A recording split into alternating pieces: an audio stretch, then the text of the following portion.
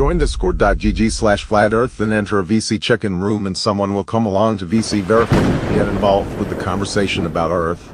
Now we have time for a meeting with the real flat earthers. The truth, for sure. But besides that, some people have these experiences and they might see Allah or Jesus or like if whatever their deity is, whatever their belief is, or they might say their grandma passed or their brother or whatever the fuck. And so like it's not 100% every time. Sometimes it differs, but is this just the mind creating this, and it's just a part of fucking, I don't know, some kind of subconscious fucking projection or something? But I mean, to me, I can still remember it like to this day, and I probably remember it till the day I die. Like if you remember being on holiday or a club night out or something, and you can remember stuff or see it in your mind's eye, that's how I can see this just now, just as vivid as what it was when it fucking happened. Right? So as far as I feel, as far as I personally feel right now, it happened. Yeah. All right. Yeah, we got somebody new in the chat, so I'm just going to announce those guys. We got Gishnoosh. Gishnoosh, I'm going to mute you. Welcome, Gishnoosh. Oh, hey, man. How's it going? Good. It's really late for me. I'm all the way from Australia. I just came to listen to like on things. That's all. Australia? Yeah, man. Yeah. Damn. G'day. Is all the blood rushing to your head? We know you're upside down. Yeah, man. Of course. So, hey, real quick, because I know it's late. All right, I just don't want to miss out on the fact to just have you introduce. Like, so, yeah, this. How did you get here, and like, what do you think about the topic of this server? You know, that kind of stuff.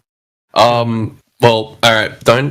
Please don't like shame me for this, but I am someone who thinks the world is a round object, of course. But I'm actually more interested in just kind of like learning. I want to know what you guys think. That's all.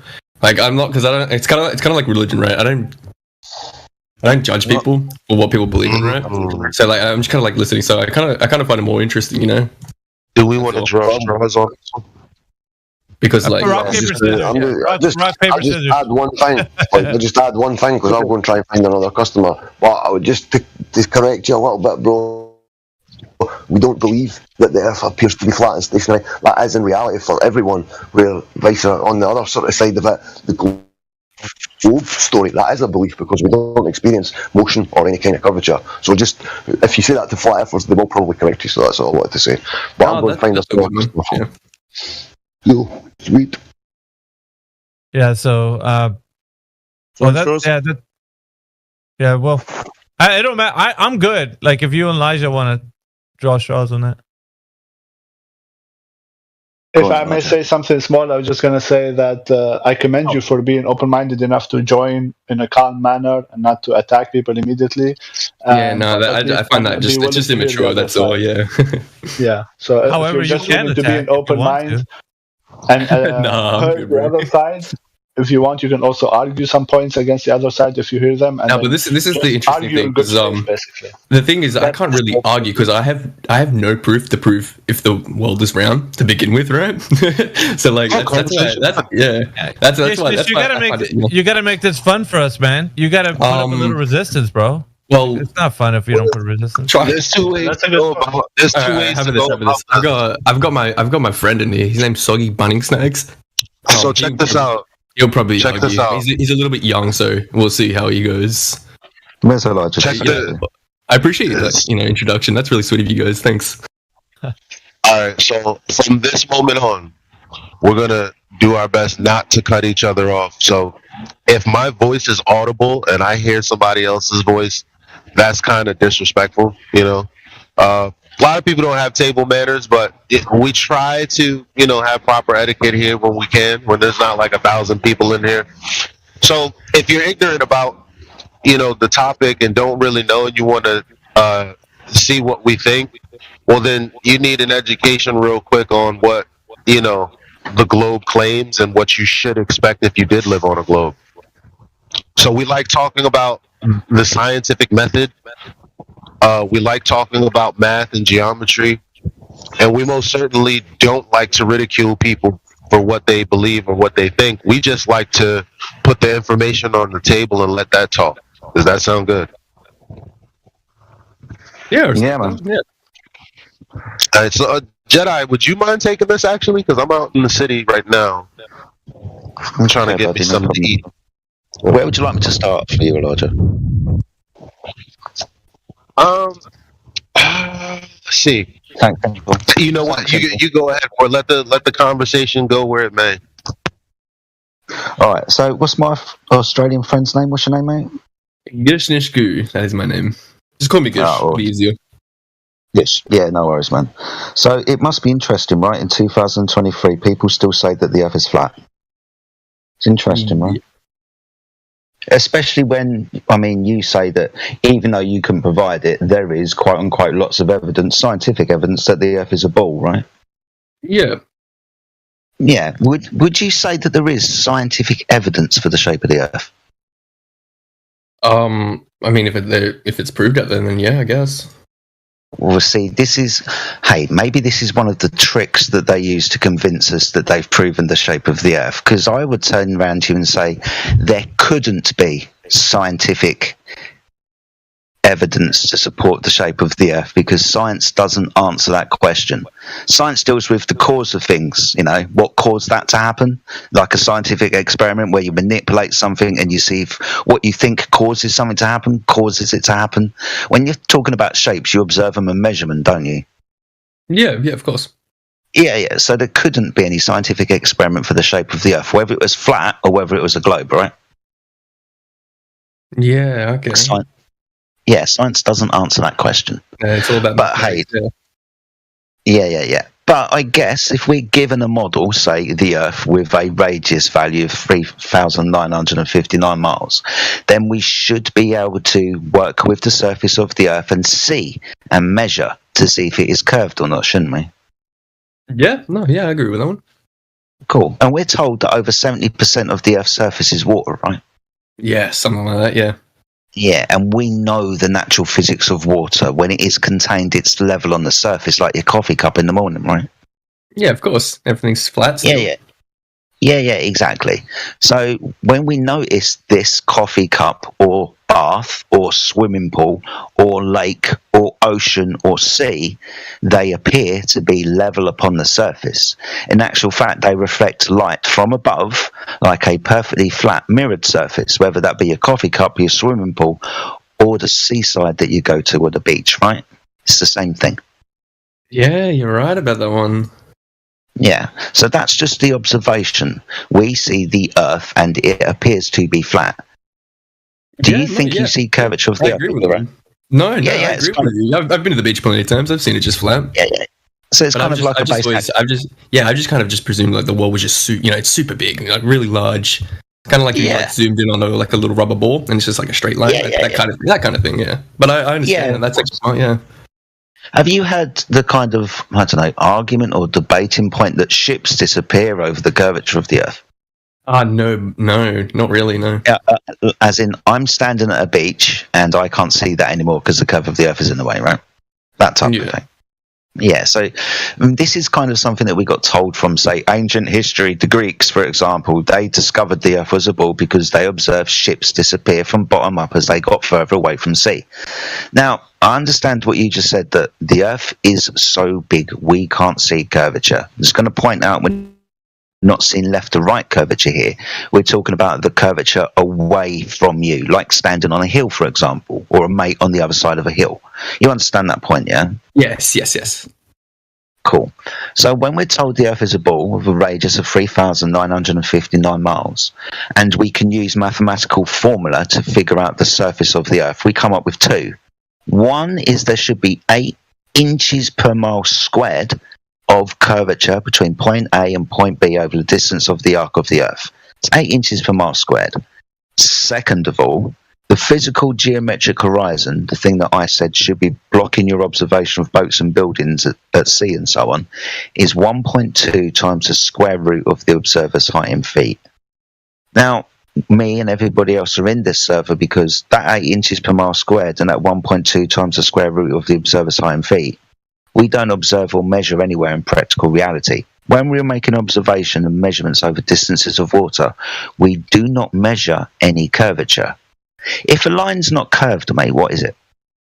Right. Yeah, it's flat, isn't it?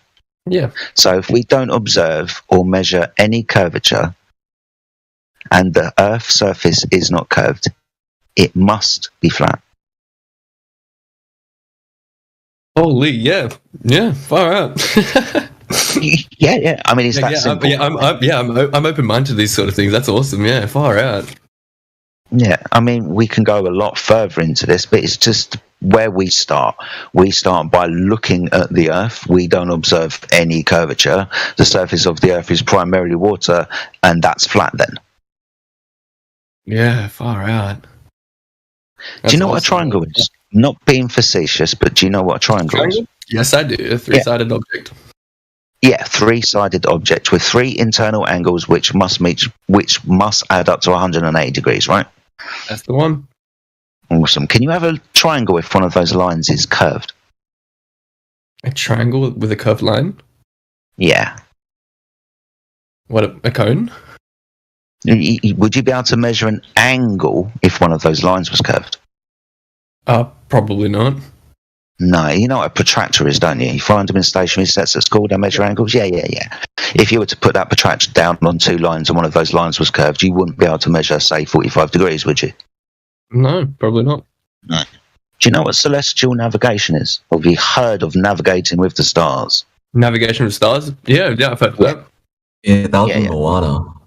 Yeah, so basically that is elevation angles. So you look up to, say, Polaris, and it is 45 degrees above the horizon using a glorified protractor known as a sextant.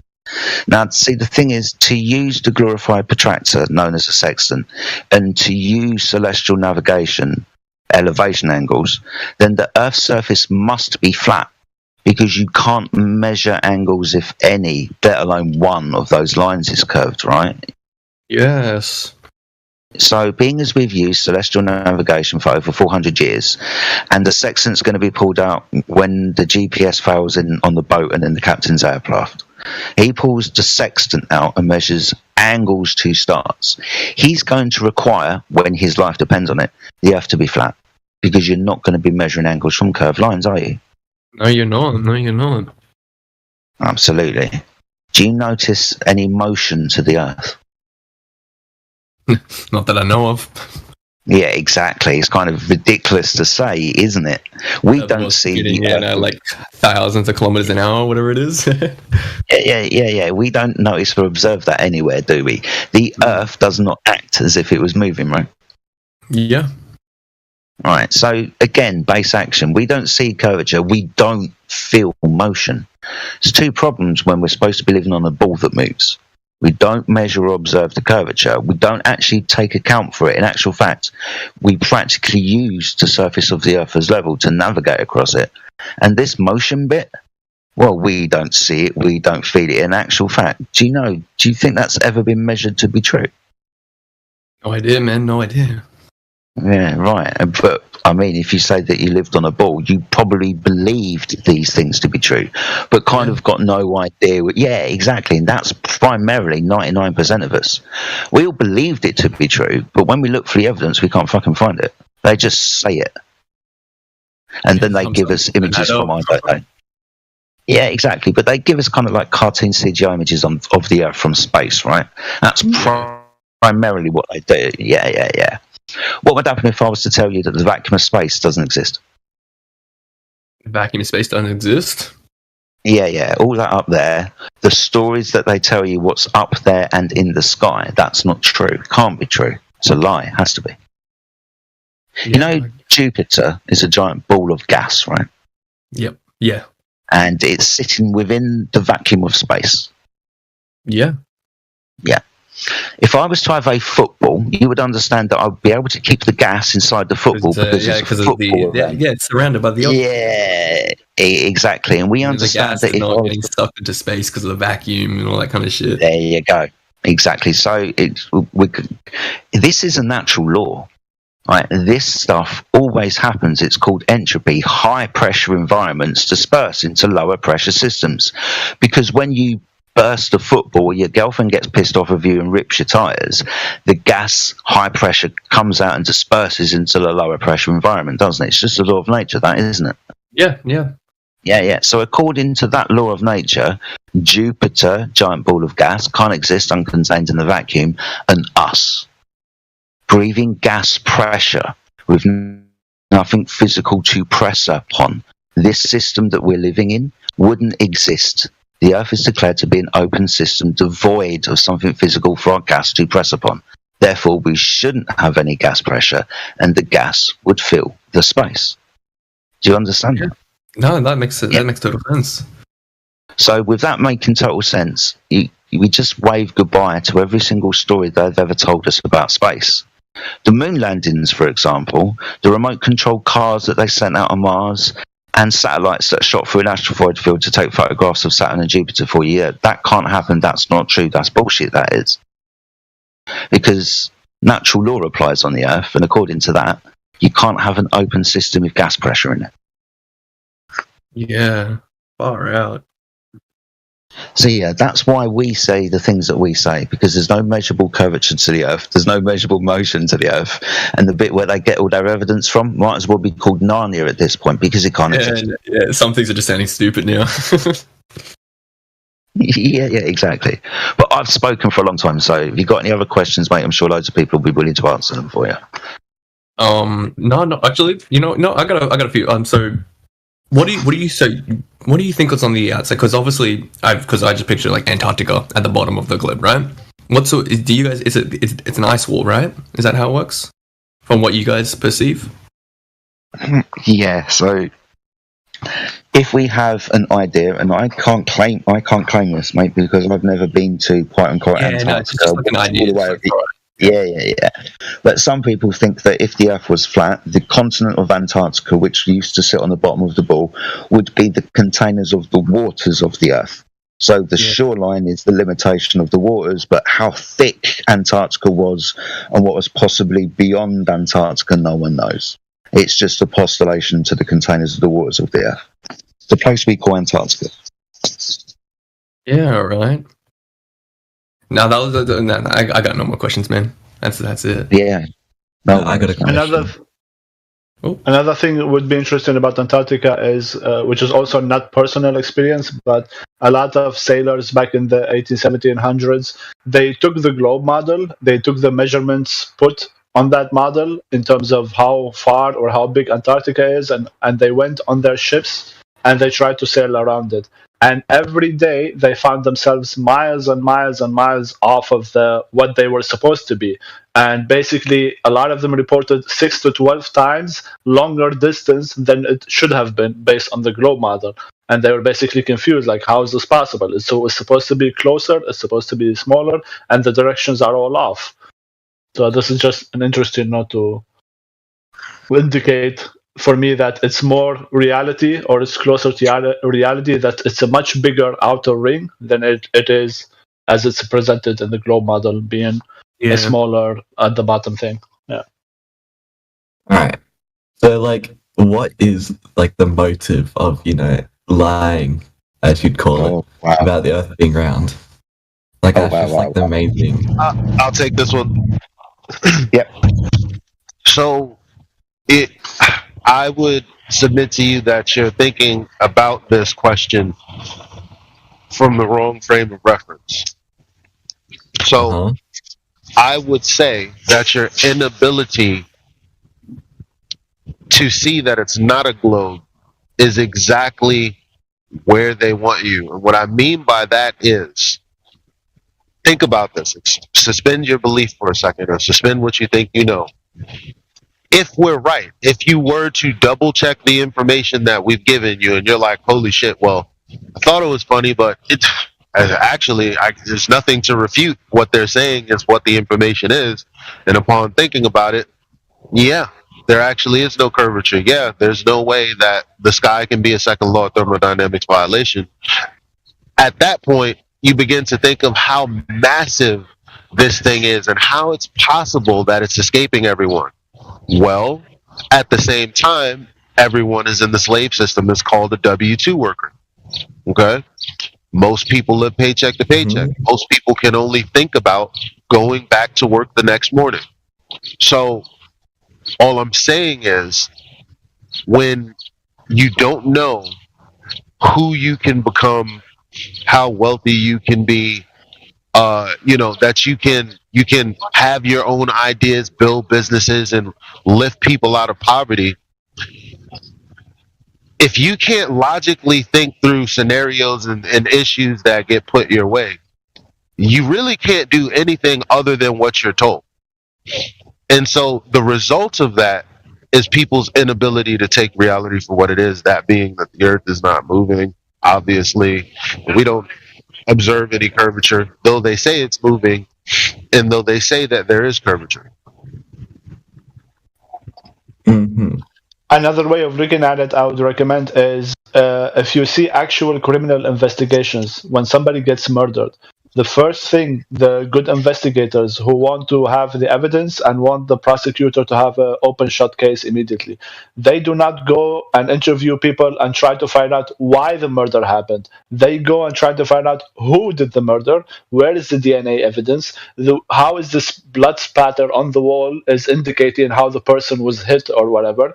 And that is like physical, actual, reality-based evidence. And once they gather that, from that, they can determine who the murderer is. And that in itself alone is sufficient to go to the prosecutor and say, this is the evidence, now you can prosecute the guy and convict him of being a murderer. The icing on the cake that may or may not come, but that is not necessary in the court of law, which is, okay, we found out this is a murderer, let us ask him why in the interview. Let's say, why did you do the murder? Why did you lie? But if he doesn't say, or if he keeps lying, or you never get the confession out of him, it doesn't matter. The evidence is there. The evidence is based on reality. So I can give you tons of answers of why, but all of them don't really matter. Only factual realities that you can measure in the real world matter. Rilo, what do you think about that? What's been told to you right now? Well, so you don't actually like have a massive clue of like why they're doing it. It's just like you have a But did you hear what Elijah and what Dev Lee was saying? Why it's important to look at it in the perspective where you're investigating the evidence first, because if you're looking into the motive, what's going to happen? Let's just scenario wise, right? If we were to say, hey, yeah, they're doing it for this reason, a person who doesn't know any evidence is not going to give the reason that we are going to give them a chance to actually resonate with themselves. You're going to be like, nah, that's not it. And so you won't see it because you haven't seen the evidence first.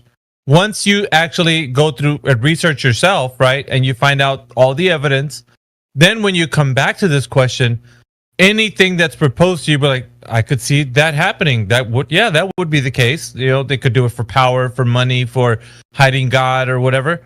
Then you could see that. But now, right now, if we say that to you and you're like, no, not for money. No, because $1 billion is not a lot of money. So right now you wouldn't see it. You have to actually investigate into the evidence. Once you build the case up and you know that there is something wrong, then it would resonate with you to tell you the motive, or at least talk about it anyway. Yeah, okay. I mean, like, I've been in the Discord for a while, so like I understand like a bit of the things of the reason why the Earth is flat in a way, but yeah, okay, I know what you're saying. Yeah, because people try to fill the void. They're trying to, but you haven't used the muscle imagination. As a matter of fact, if you read any book on wealth, the first thing they tell you is to learn how to use your imagination. Now, why the hell would a grown-ass person have to read a book that's prompting people to think about how to improve their ability to use their imagination? Because if your mind think it, your heart receive it, then it ends up in your hand. Okay? So let's go back to the whole why would they lie thing. No, before that, my bad. So the thing is, if you're trying to fill the void, you're never going to get there, because what we would have to do on a similar scale is replace the globe with some flat object that makes sense to you at least as much as all of the things that you've been told up to date about the globe. We would have to say, okay, this works like this works like this, blah, blah, blah, blah, blah. And for all you know, we could be fucking lying, but it makes perfect sense. Because regardless of what we say, where would the evidence be? Right? You're on Earth with us. You know, we're not doing, you know, deep excursions to the center of the Earth or going to the edge or going to the sky. We pretty much know just about as much as you do. The astrophysicist who came in here, who basically said that's the same position as an astronomer, he basically does the same shit we do. He has a telescope. I have Celestron binoculars for Stargate. That all we're doing is looking at the same thing, the same frame of reference. So if you're looking to fill that void, that's not going to really be anything that's possible. What you have to do is lose the imagery altogether and just accept the world for what it is. Now back to the whole why would they lie thing. I often point out when people ask why they, who is they? So the lie that I like to focus on, because people like to attribute everything that's been said about the globe to what we have now. Sure. What? Silverage is muted. He's 7 muted. Oh, he doesn't have the BC verified. Yeah, Could you unmute him? I was gonna get to that, but I just wanted Elijah to finish his point. I'm gonna mute everybody who's in here brand new. I'm gonna mute, so don't worry. I just want Elijah to finish his point before we do that. Yep. So really quick then, the why would they lie? The first thing is, who's lying? They lying about what? Well, we're talking about heliocentrism. Heliocentrism isn't 2,000 years old. Heliocentrism is 500 years old. Your concept of the universe expanding infinitely faster than the speed of light, the universe being flat, that's only 100 years old. Living on a disk in space, disk in space, that's what most people believe, because the galaxy is flat. It's a disk in space, right? So the question is, who and when was this lie propagated? So, okay, you go back 500 years ago and you understand that the people who were most powerful in the church and on the land, they are the ones that started propagating or started saying that we moved around the sun and this, that, and the third, which is why there was a lot of beef, because obviously the other religious people, they thought, well, we don't feel any movement. What the fuck is the evidence for that? Right? So here we are, fast forward 400 years from then and 100 years ago to Edwin Hubble. He says, actually, we can't disprove that the earth isn't moving. We just choose to believe that it is. Straight up. So did Einstein. So did all of these other people that you might regard as very smart people. Well, if you actually read their journals, you would see that everything is right there. There is no scientific evidence that the earth is a globe, because that's a category error. Okay? Like Jedi explained to you earlier. Therefore, when you read this stuff, they basically say, yeah, as a matter of fact, they regard Einstein as, the most amazing thought experiment person. And I mean, that just would not sit well with me if I was trying to figure out if the earth was a globe or not. What do you mean, awesome thought experiments? What about real experiments? Well, he never did any of those. He never had a hypothesis where he actually did anything other than write numbers on a board. Just saying. So, anyway. Yeah, so the answer that's embedded in that is, why would somebody lie to you about the nature of reality and the shape of the world in which you live? The answer is they want to control the way you think about reality. And as he just described, the men who were involved in shaping this paradigm had philosophical bias that they made decisions based upon, because they want the nature of reality to be a certain way. They're biased towards that way. And if you could control the way people think, right, the way people view themselves in physical and metaphysical reality, right, then you could control their behaviors, you could control their destinies, right? So it is very important for someone who wants to have control over you to control what you think about the nature of reality itself and your place in it. who you are and where you are, what you are, where you're going, all of these big questions that weigh on people's souls and minds. If you have the answers to those questions, then you have the power. All right, so let's open up some mics for these guys so they can all chime in here. I'm gonna start unmuting some mics. So Rilo, you said Silver Ridge, is that right? Yeah. All right, Silver Ridge, welcome to the chat. If you're there, you're unmuted. All right, 1 second. Let me get to everybody else. Soggy Bunning Snags. Soggy Bunning Snags, welcome to the chat. Are you there? Soggy Bunning Snags. Well, I think it's like really late where Soggy is, so I don't think he's going to talk. Okay, how about Tarina? See Tarina. Oh, Tarina's VC verified. Yeah, I am, but I need to be unmuted. Okay, so who else we got in here? Anybody else from your group?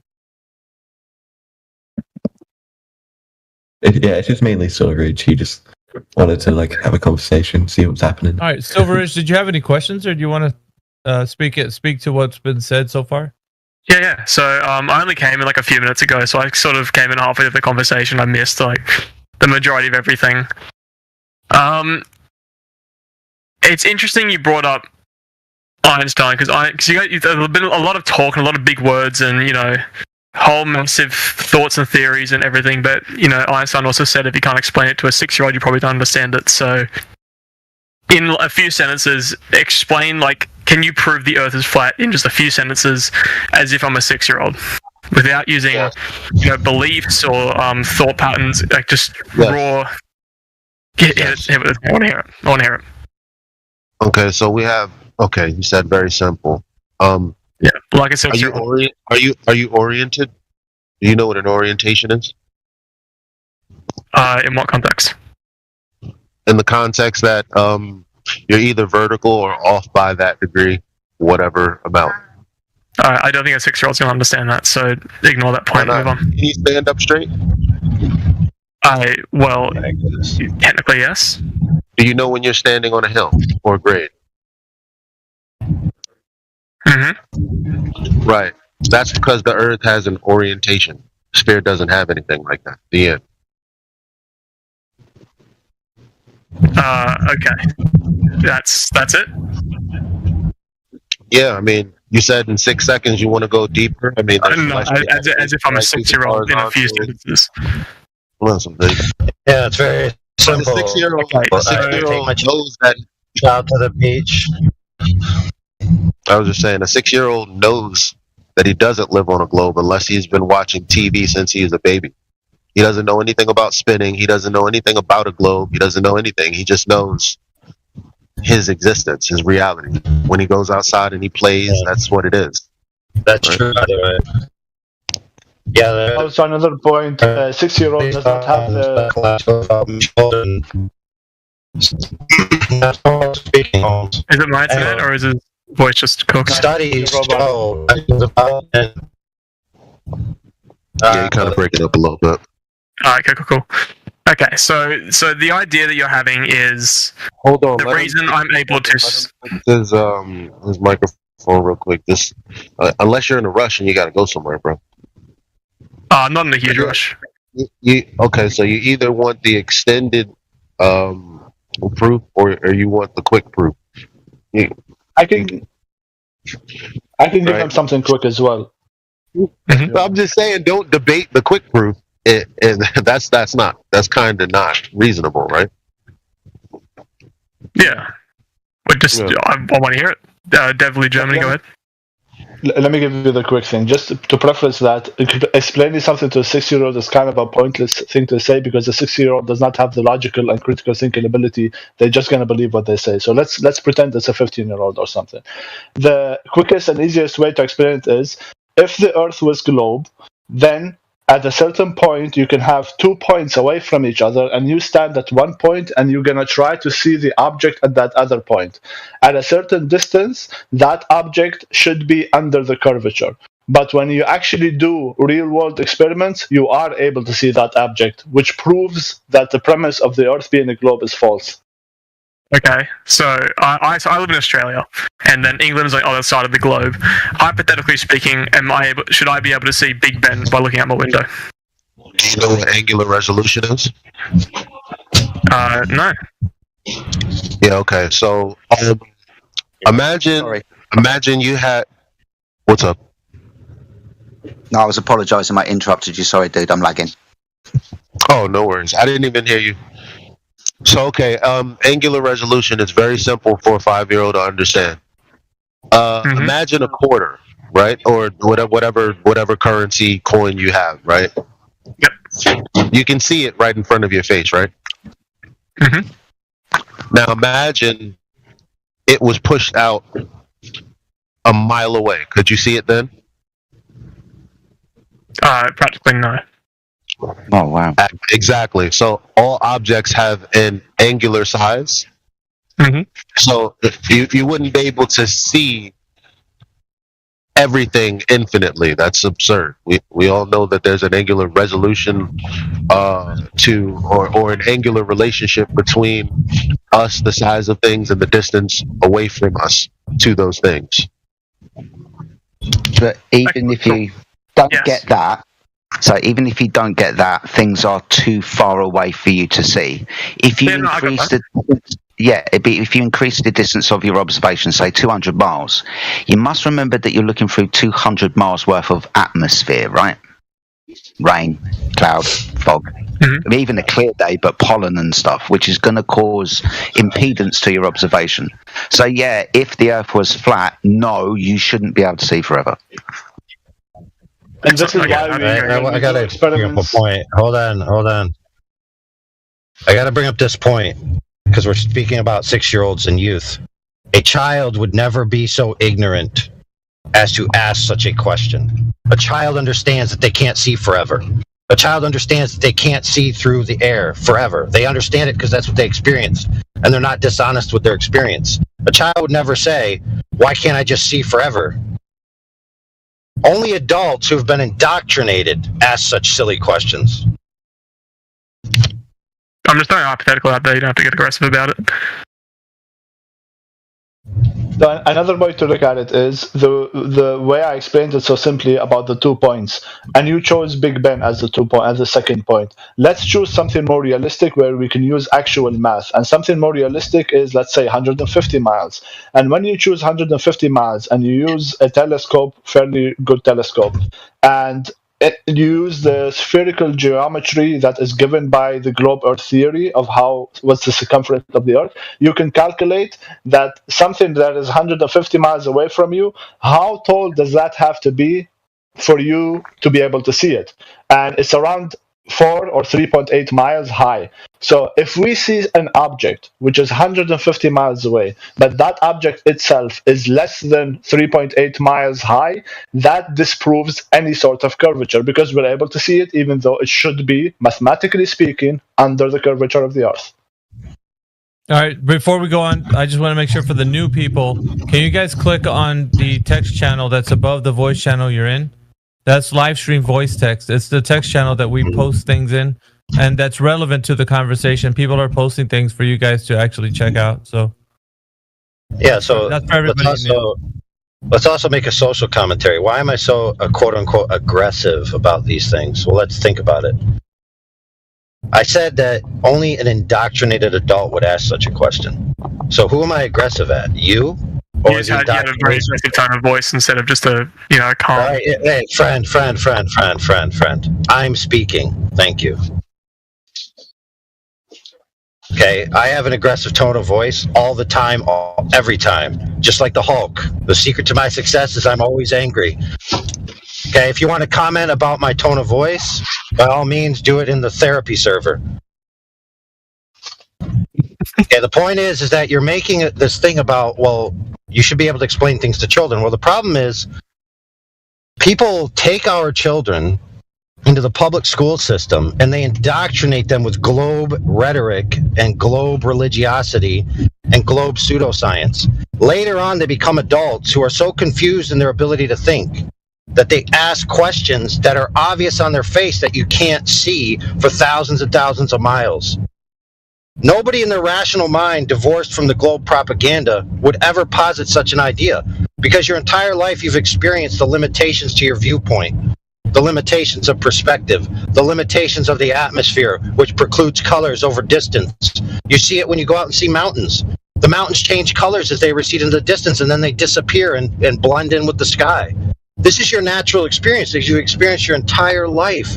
Your entire life you've experienced a limited viewpoint, that the Earth is flat and that the Earth is stationary, which, by the way, the globe side agrees to these points. They then go on to rationalize why that's not true, why your experience that you've experienced your entire life isn't true, all right? And they perpetrate this on our children, right, as if it is true and if it is proven and as if it is science when it's not.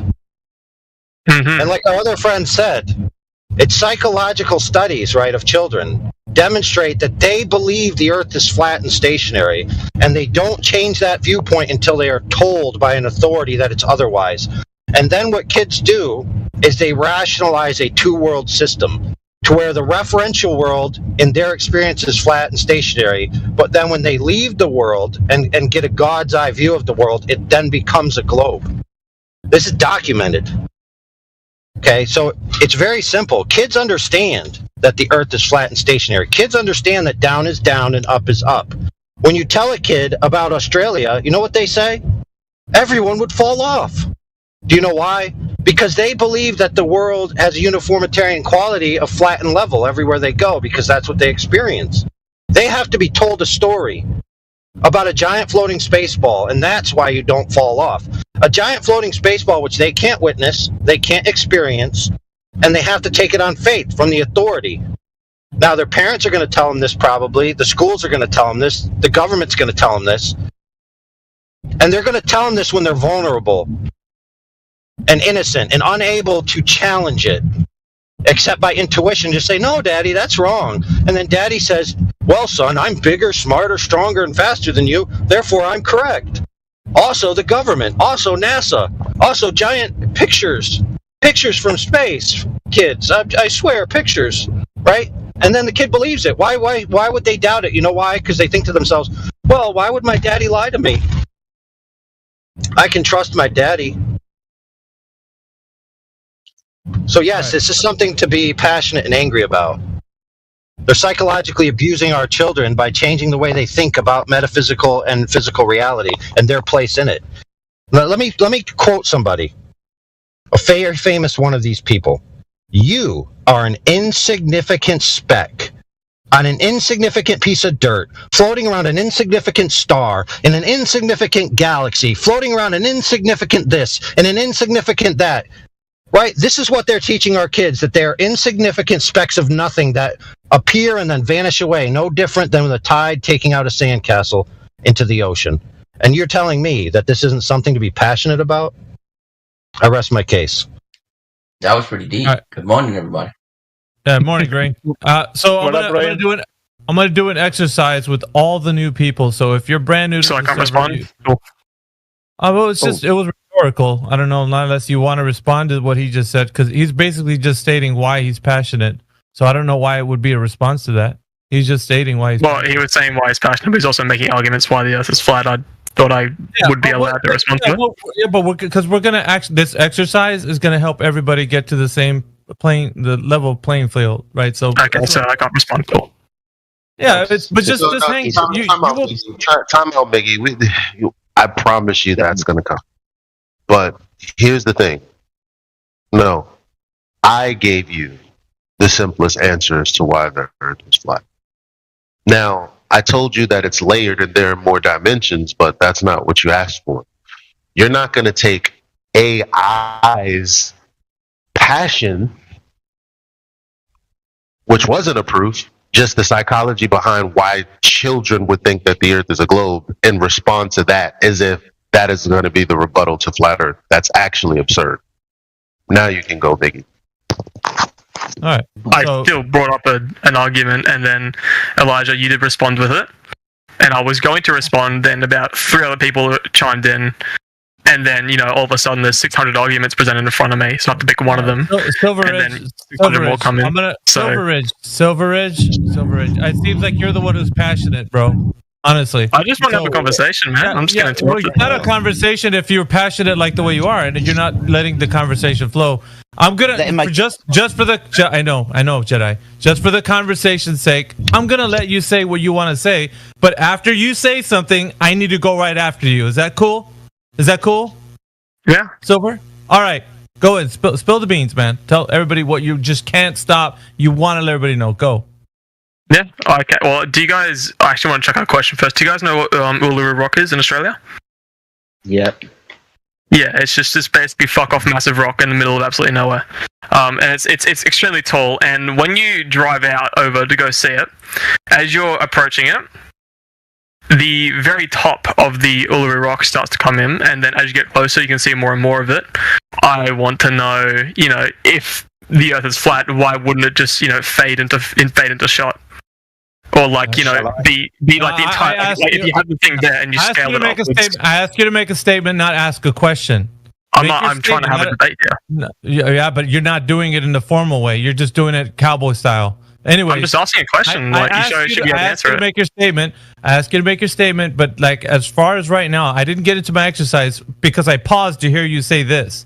So the exercise is going to get into everybody that's in here, not just you.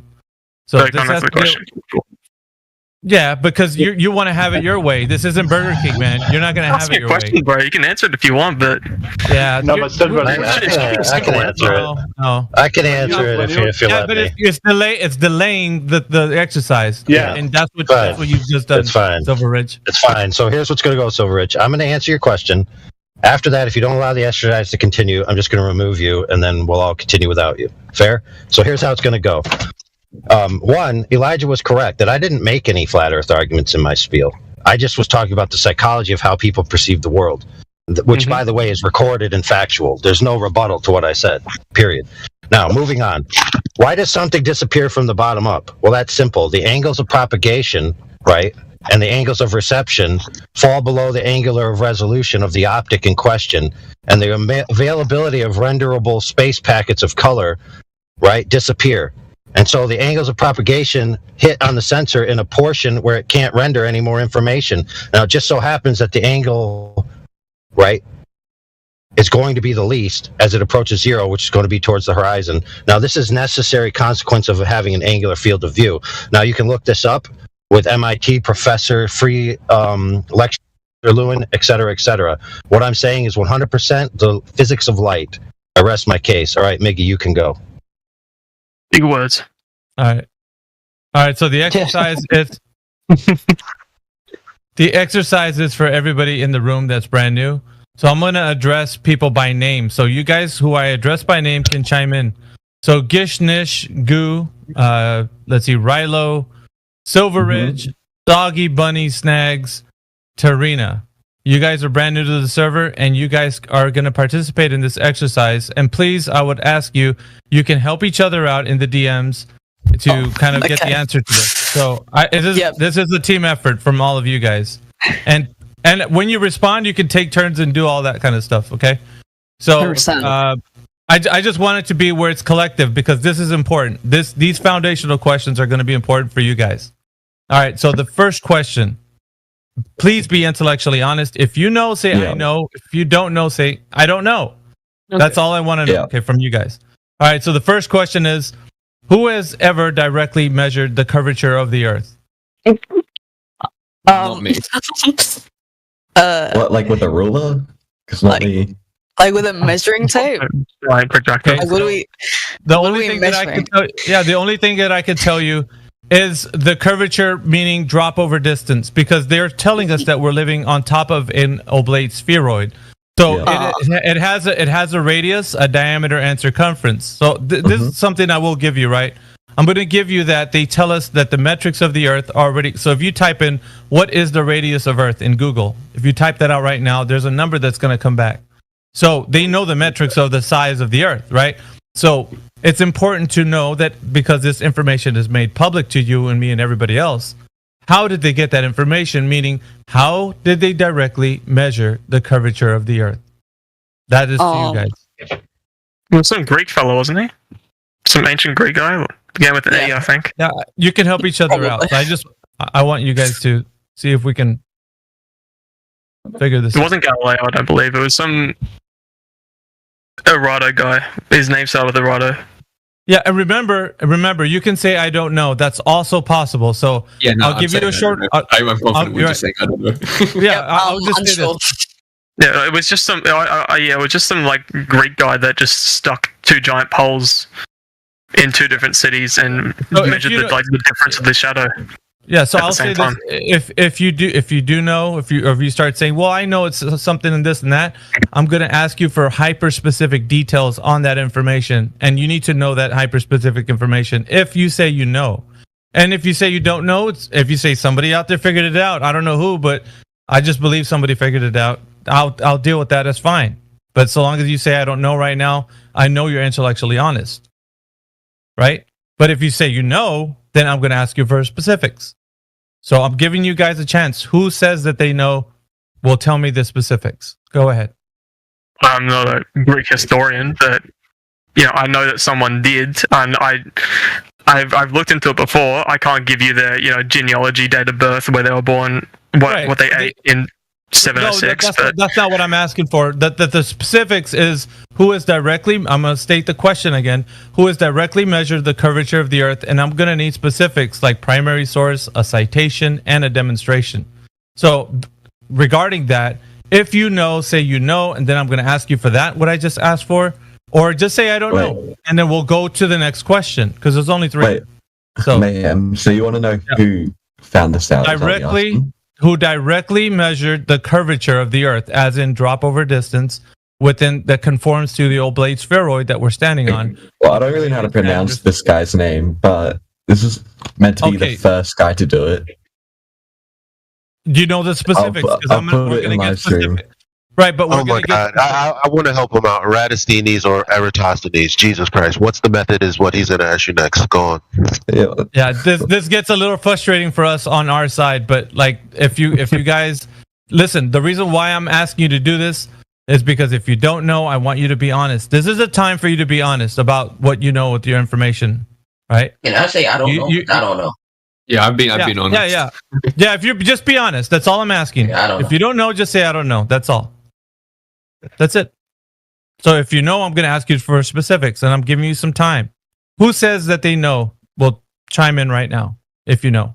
I'm gonna be getting very specific with this. Well, you're limiting I know to Greek historians at this point, so I have a solid chance all of us going to say I don't know. No, I mean if you know, then it's easy for you to just say you know, then tell me the specifics. Oh, tell us what you're going to say. So does anybody know? Nope. We'll just go to the next one, yeah. Because I don't I'm think fine with me, but I just want a consensus before I move on. That if everybody knows or they don't know, so we can go to the next question.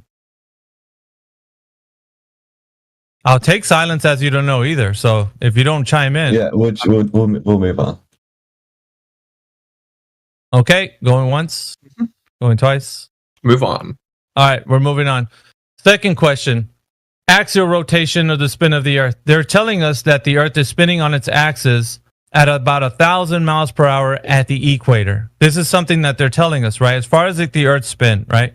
So if that is the case, that the Earth is spinning on its axis, right? Yeah. How is it possible that it's ever been measured? So same as the first question, right? We're going to want to find out who has directly measured this axial rotation. So we're going to want to either people or persons, what device has been used, and then we're going to get into your baseline knowledge of how that's been extrapolated so we know for sure that the Earth is spinning on its axis. So again, open to you guys. Please find out how this has been done and either come up together with like somebody who's going to answer for this question. You guys, I'm going to kick it to you. So we can go with the primary source, citation, and a demonstration. Just before, like, I need to understand the question better because I'm not a sciencey guy which understands terms. You're talking about the tilt of how the Earth is staying. Yeah, the tilt is well, what they're saying as far as like it being, according to the orientation facing the sun. But what I'm looking for is the actual movement that the sun is, or excuse me, that the Earth is spinning around, like it's it's spinning on its axis. That's what I'm looking for. Like, who would prove the Earth is spinning? Is that what you're asking? Correct. Primary source, citation, and a demonstration, please. Bro, I've got no idea. I'm gonna Google. Again, it's probably just some great. You're still limiting it to basically historians. Well, like, No. He's asking you for any point in history if you know who and how these things were demonstrated to be true. It's not a trick question. We're trying to figure out why you believe the things that you believe, and hopefully you've got some story or evidence or some background knowledge about it. We're just trying to find that out. It's not a trick question. No one's trying to fuck you over here, mate. Right. Exactly. Primary source, citation, demonstration. I'll take your silence as a concession that you don't know as well. But I will give you some time. I've been honestly. It's just, I don't know. It's just kind of, I'm just kind of stuck with things, It's how you like was saying before. Like, it's kind of like what they showed, children. I've just grown up like that, so that's why I can't prove anything. I was set up from the beginning. That's why I'm very open-minded. Yeah, it's all good here, but like I want to give everybody enough time to think about it and answer if they want to. So I'm not going to just move on and just say that you guys don't know. I want you to think about it, and so. Given this time to actually think about it, because you should know, like snap your fingers, one up off the dome, man. This should just be coming to you, because these are the basic fundamentals of the Earth being a globe, right? Yeah. First, we went to curvature. Second is axial rotation that's spinning on its axis. So if we don't have any answer, or nobody's going to chime in right now, I'm going to move off to the third question. Before we move on, because the thing is that none of us will know, because I don't think, well, I haven't personally done much research on the Earth at all. I've just been in the server for a while, and then I guess we just came to see what's going on. But because none of us will actually know. Rilo, it's all good. It's all good. I don't care. To me, it doesn't matter where you come from, how long you've been here. None of that matters to me. The only thing that matters is if you know the answer to this question or not. That's the only thing I care about. I don't care what your seniority is or whatever. That doesn't matter to me. If you can answer the question, then please answer it. If you cannot, then you don't know.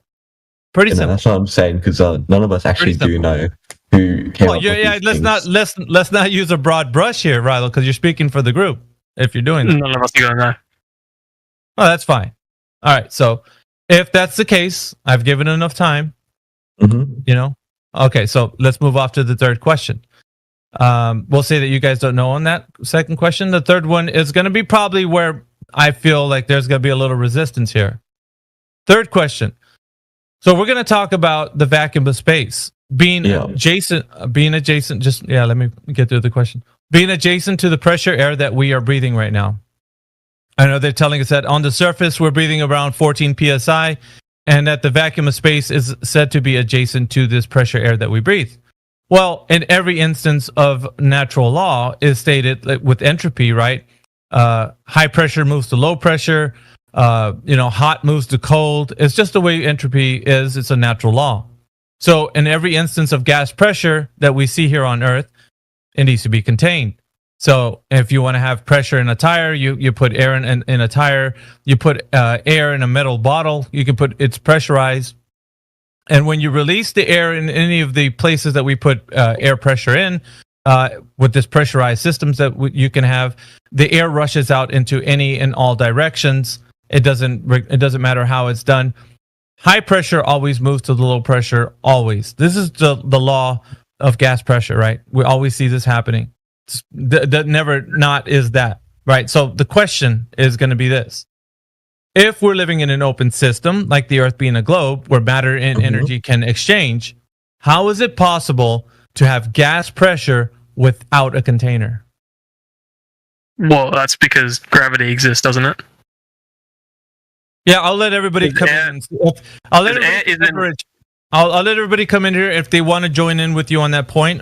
Would you guys agree with Silver Ridge, or does anybody else have another? I was going to say the only thing that I can say about like the air being concealed is from the atmosphere. That's all I can say. Yeah, the whole reason the atmosphere exists is because gravity exists. Air is like on the voice crack. Air is stuff. It's not like a lack of stuff. There's stuff in the air. The stuff that has matter is in the air. And how many That's not the question. people? He's asking not for a story. He's asking for a physical demonstration. So we get that you can say, I don't know, gravity might be, or the atmosphere, which is the gas, is containing itself. We want a demonstration of a violation of natural law. That's what we're asking for. Do you understand that?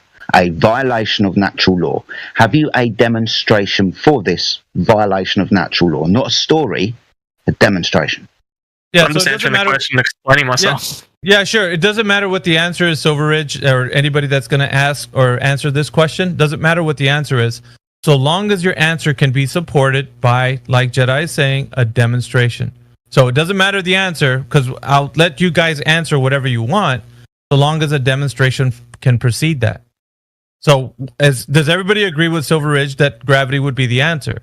I'm asking this to the group of new people. Yeah. Gish, Noosh, maybe Grain, if you want to jump in. I got no idea anymore, man. I'm twisted up and all this shit. I'll try to put my input on this. Yeah, sure. Here's how I view the air, right? Think of it like a trampoline. But if you have something heavy, like a bowling ball on a trampoline, and you have like sand is the air. Like it's all going to be sucked in where the bowling ball is. It's all going to move its way, say, around that area. This is how I'd perceive it. Two-dimensional Einstein's bending of space-time. Yeah, we get the idea of you putting a bowling ball onto a trampoline, mate. Is that your evidence for gas pressure without a container, then? Yeah. Okay. Miggy? So now we're going to follow, actually, I want to hear Silverridge. Do you agree with Rilo? Because is he talking about the same thing you're talking about, Silverridge?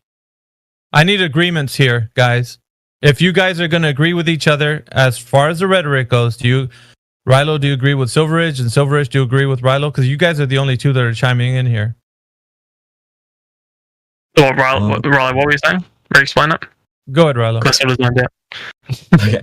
I was saying that if we talk about a trampoline and we say a bowling ball is the earth, and then we have sand and that is the air, and I'm saying that would it all sucks into the bigger mass or the heavier thing. That's kind of how gravity works with the air.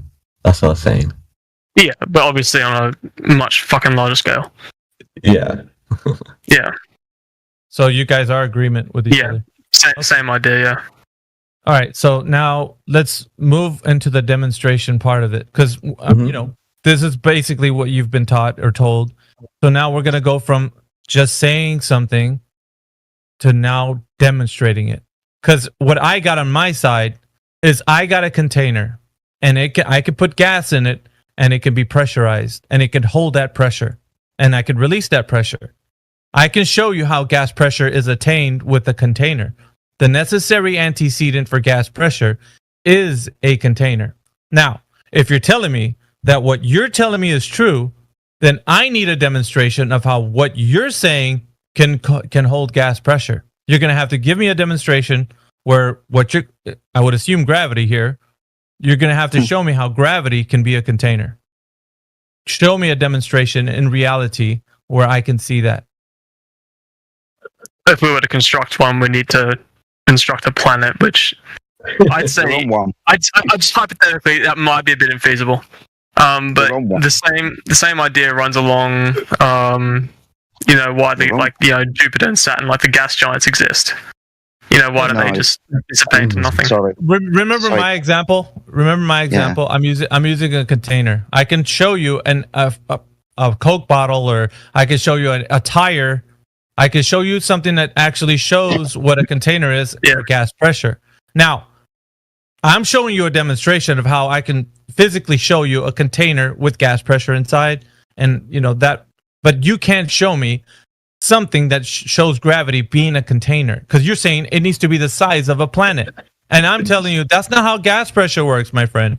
Gas pressure needs a container. And in every instance, it's something physical, and it's containing the pressure. Now, you're telling me gravity's doing that. Well, but you're thinking on such a small scale, gravity doesn't actually matter. The idea that gravity... I'm not saying that. I'm not saying that gravity doesn't matter. I'm saying show me. Don't just tell me. Show me where gravity is being a container and containing the gas pressure. Because when I'm looking out into reality, right, everywhere that I see, if I see gas pressure, it's inside of a container, my friend. And so the thing that's containing the gas here to the Earth, being an open system, well, practically what would happen was that the gas would rush off into the void. It would go into the lower pressure because that's what gas does. It moves from high pressure to low pressure with entropy. We understand this. This is a gas law.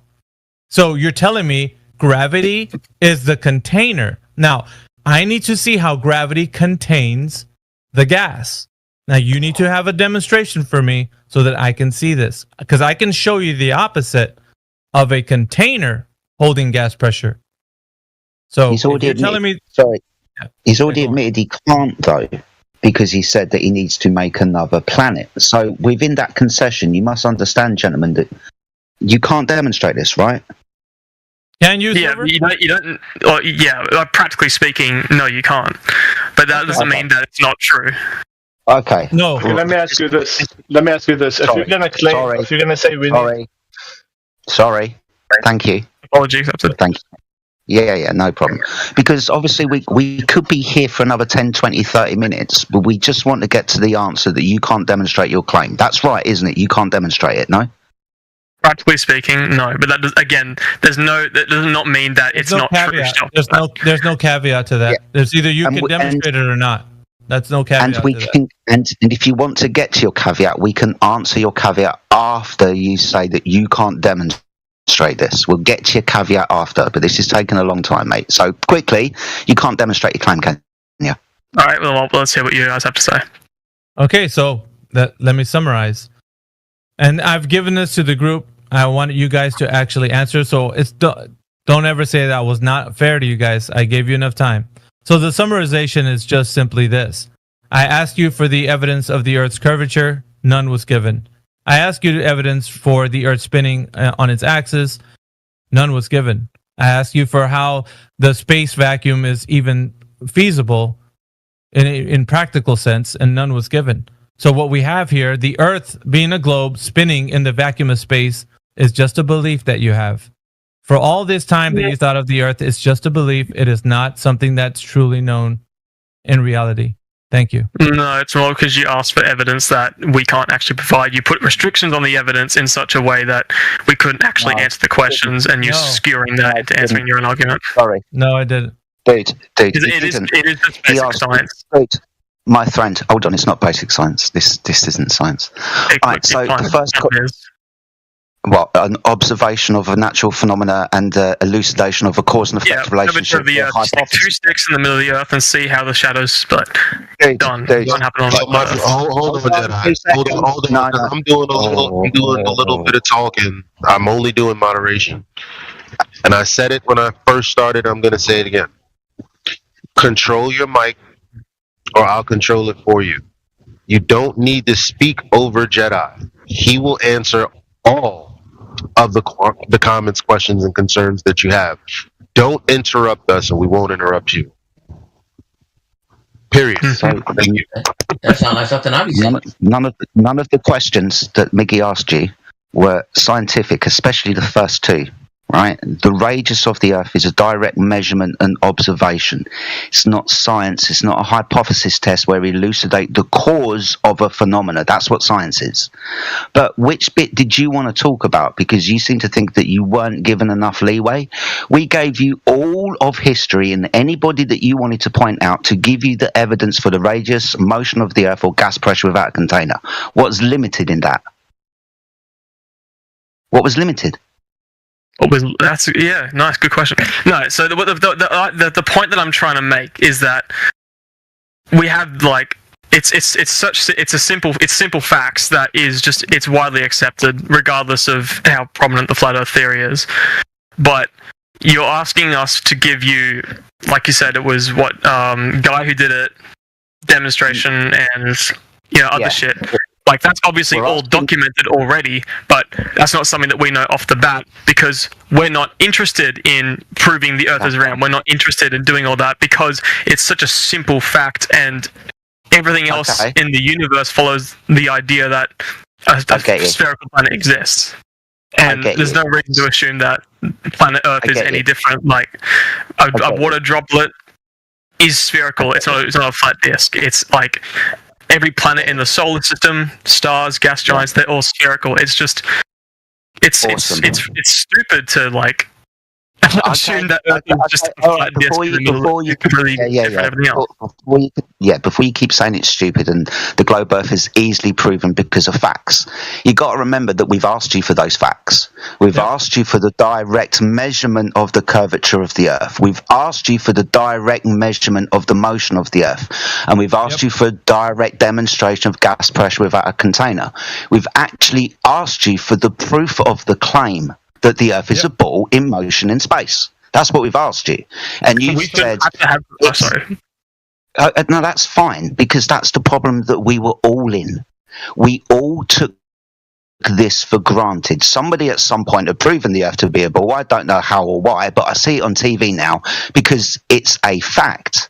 We're asking for proof of that fact. In actual fact, when we go and ask the question, where is the evidence for the Earth being a ball in motion in the vacuum of space, there isn't any apart from the images on TV. There is no direct measurement of the curvature of the Earth. There is no direct measurement of the motion of the Earth. And you can't have gas pressure without a container. That's the problem that we've got. You seem to believe in stories. Biggie Mayhem has pointed out that you, like everybody else, me included 8 years ago, just had a belief that we couldn't verify through first-hand knowledge. First-hand knowledge kind of trumps everything, right? Yeah, it should. That's all we're pointing out, Silver. You could keep continuing to think the Earth is a globe, but it's just a belief, my friend. That's all you have. You don't have physical evidence, demonstration, or a way that you can have a method to show that it actually is a globe. It's just a belief, my friend. That's all it is. Yeah, the point that I'm trying to make is that we shouldn't be the one to give you the evidence because, like, you know, we're not scientists. We're not giga geniuses. Neither are you guys as well. You guys, unless you guys have PhDs, don't be a bigot. Don't just stop right there. Everything you said up until this point is fair and reasonable. Do not begin being a bigot. You have no fucking idea who we are in here, what credentials we have. Don't do that. That's all I'm saying. It's very simple. Now, I'm willing to go back into gravity with you. So is Jedi. So is everyone in here. We're willing to allow you to go. First of all, if the tenets, if that Miggy, pointed out, if there was any truth or validation, like you said, you should know it, but the scientists know it. We can just Google it. Like, it's not. Didn't you tell me that Einstein said if you couldn't explain it to a 6-year-old, then it's not possible? Well, if it's that simple, then all three answers should be Googleable, and they should be logically sound, reasonable, and come with an example, a real-world example, not a thought experiment. Do you agree? Or they are, yes. You just got to Google it. I know. So if we do that now, and you come to find that what you thought you knew isn't what you thought you knew, are you going to accept that? If you can display me irrefutable evidence that completely disproves everything on the other side has to say, then I'll believe you. I will understand. You're asking me for evidence. I'm asking you. We're not going to disprove. Listen, you're telling us to disprove Narnia. We got to disprove the fact that Middle Earth exists. We got to disprove the fact that a made-up fictional story exists, dude. Come on, dude. Yeah, that's so, how are you telling us to disprove something that does not exist in reality? That's what we're asking. Then I'm trying to ask you to prove something that doesn't exist in reality. Okay, this Silver, does. Hang on. You're asking us to... Your entire argument is based on... Hang on. Let me finish. You're asking us to disprove something that you yourself and every scientist that you can search on Google has no proof of. Do you understand the conundrum? There is no proof for the globe that you're asking us to disprove. Yep. Yeah, but then your entire argument is built on. Slow down. Yes. If there's no evidence of curvature anywhere, then obviously it's not that. That's why I spoke about the orientation thing, but let's not get into that. Stop arguing with us, fam. We're telling you, sure, you believe it's a globe. Sure, you believe that there's information online that would totally disrupt this entire process. We are openly inviting you to do so. Why are you arguing about it instead of trying to put the cards on the table? There are two of you, goddamn. Two of you. Go do some Googling. We're here. It's 24/7 live stream. We'll be here all day.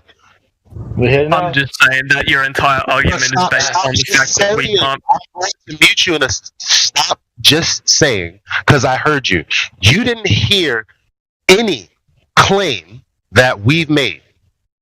So you can't talk about what our argument isn't. We didn't give you one. We asked you what your evidence for what you believe is. That is not synonymous with our argument against. We didn't even get to that point. That's what I'm fucking trying to get you to get to, right? And I'm like, okay, so let's get to it then. Get to Googling and we'll deal with it one problem at a time. So stop teetering on the edge of being a bigot and sit down with us, have a conversation, and let's figure this stuff out together. If you don't want to do that, then my friend, I don't know what else to tell you. Where do you want to begin? I'm just trying to speak my mind. I'm just getting interrupted, so I guess I just can't. Fine. No, you can. I'm not shouting for you, bruv. I asked you a question. You're not. You're actually being very polite. It's just more it's half of everyone else's. All right, well, disregard everybody else. You're kind of asking us, well, what's your proof of the flat Earth, right? Yeah, so you guys are asking, you gave me 3 questions about, proof Earth is round, and everything that I'm hearing is pretty much, we believe the Earth is flat because you can't prove the Earth is round. It's proof. Yeah. What's it called? It's proof by something. It's like, I forgot the exact word for it. That's very disingenuous. You literally asked a question to explain our proof of flat Earth in a simple sentence, and I actually gave you, and Elijah gave you, like very simple couple of sentences about the 2 points that are distance apart from each other, and where you stand at one point, and that other point is so far that the objects on it should be below the curvature, but you still can do experiments where you can see that. That is, we actually gave you proof. You ignored that. Okay, so, well, Elijah's proof is an anecdotal proof. The fucking orientation shit. That's You're just a liar. You're a liar. It's an axiom. Sorry, but go ahead. It is an axiom, though.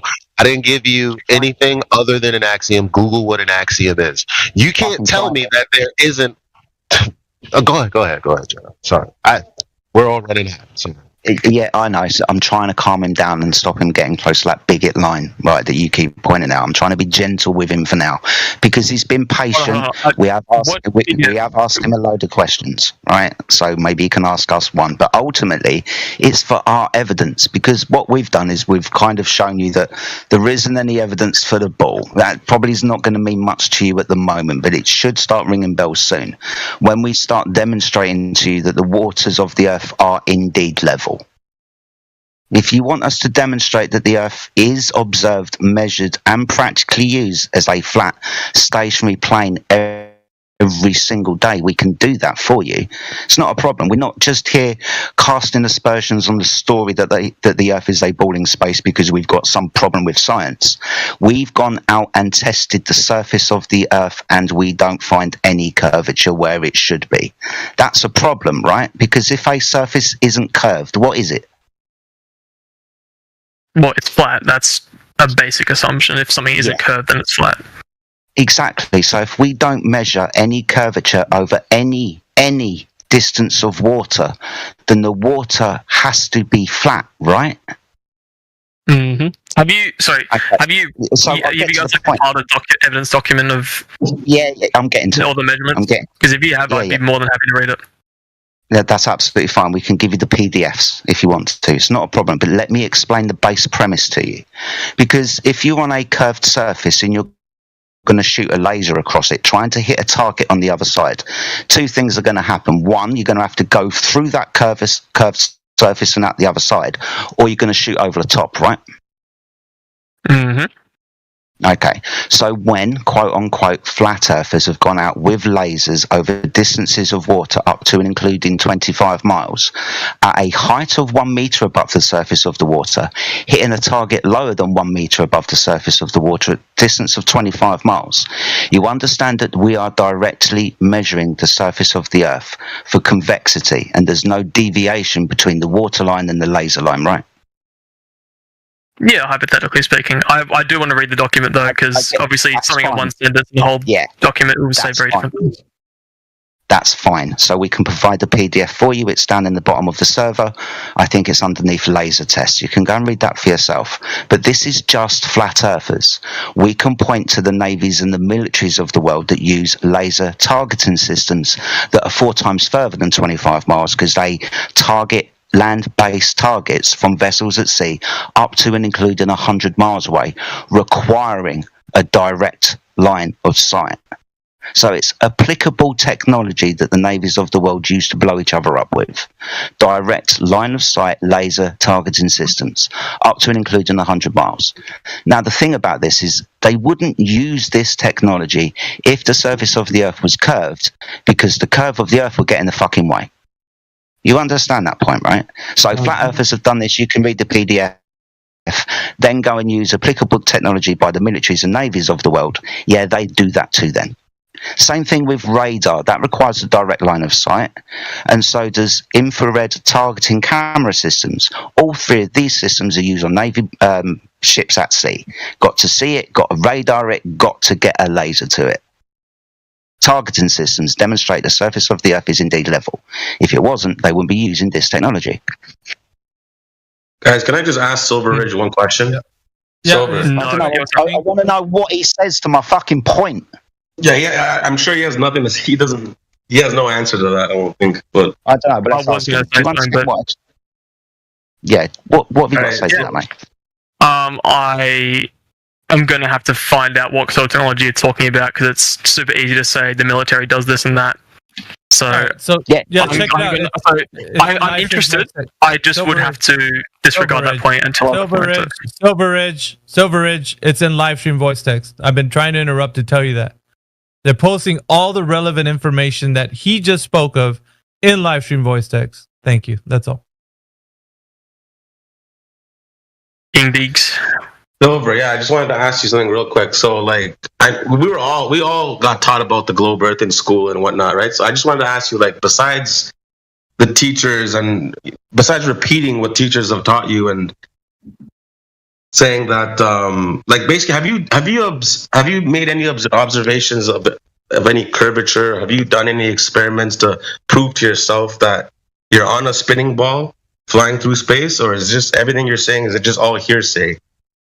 Yeah, personally, so I live in the coast, so I know you guys probably get this argument tens of trillions of times a day, but I just can't see a flat Earth explaining why all the coal ships that go out to sea go bottom first and then seem to curve all the way around the top.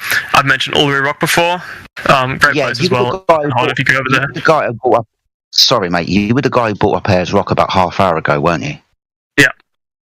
Why can't we see the bottom of Ayers Rock? Now, we get, like you said, get this all the time. Why can't we see the bottom of boats? You didn't understand what AI said to you, did you? Would you like me to explain it to you again? I heard what you said. Yeah, would you like me to explain? Just explain it. Would you like me to? Yeah. So, for example, me and you are on a flat surface and I've got a brick. I walk away from you with the brick and I put the brick on the floor and I start kicking it further away. Eventually, you're going to lose the ability to resolve the brick, right? It's going to be too small for you to see, yeah? Mm-hmm. Yep. Okay. What would happen if I built a wall? Would you eventually start to see the wall? Would you maybe see a cathedral if I built a cathedral? Now, what do you think is going to happen, mate? Well, you're going to be able to see it.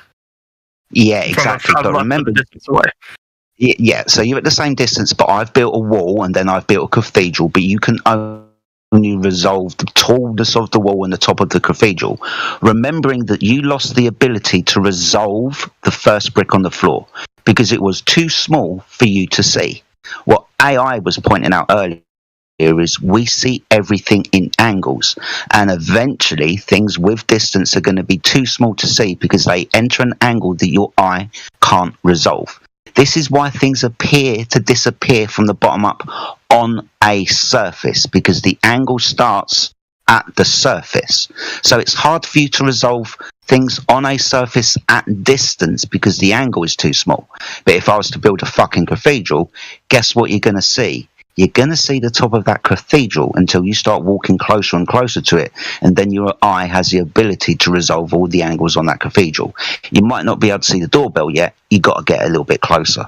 So that's why things appear to disappear from the bottom up on a surface. We can demonstrate this to you if you want.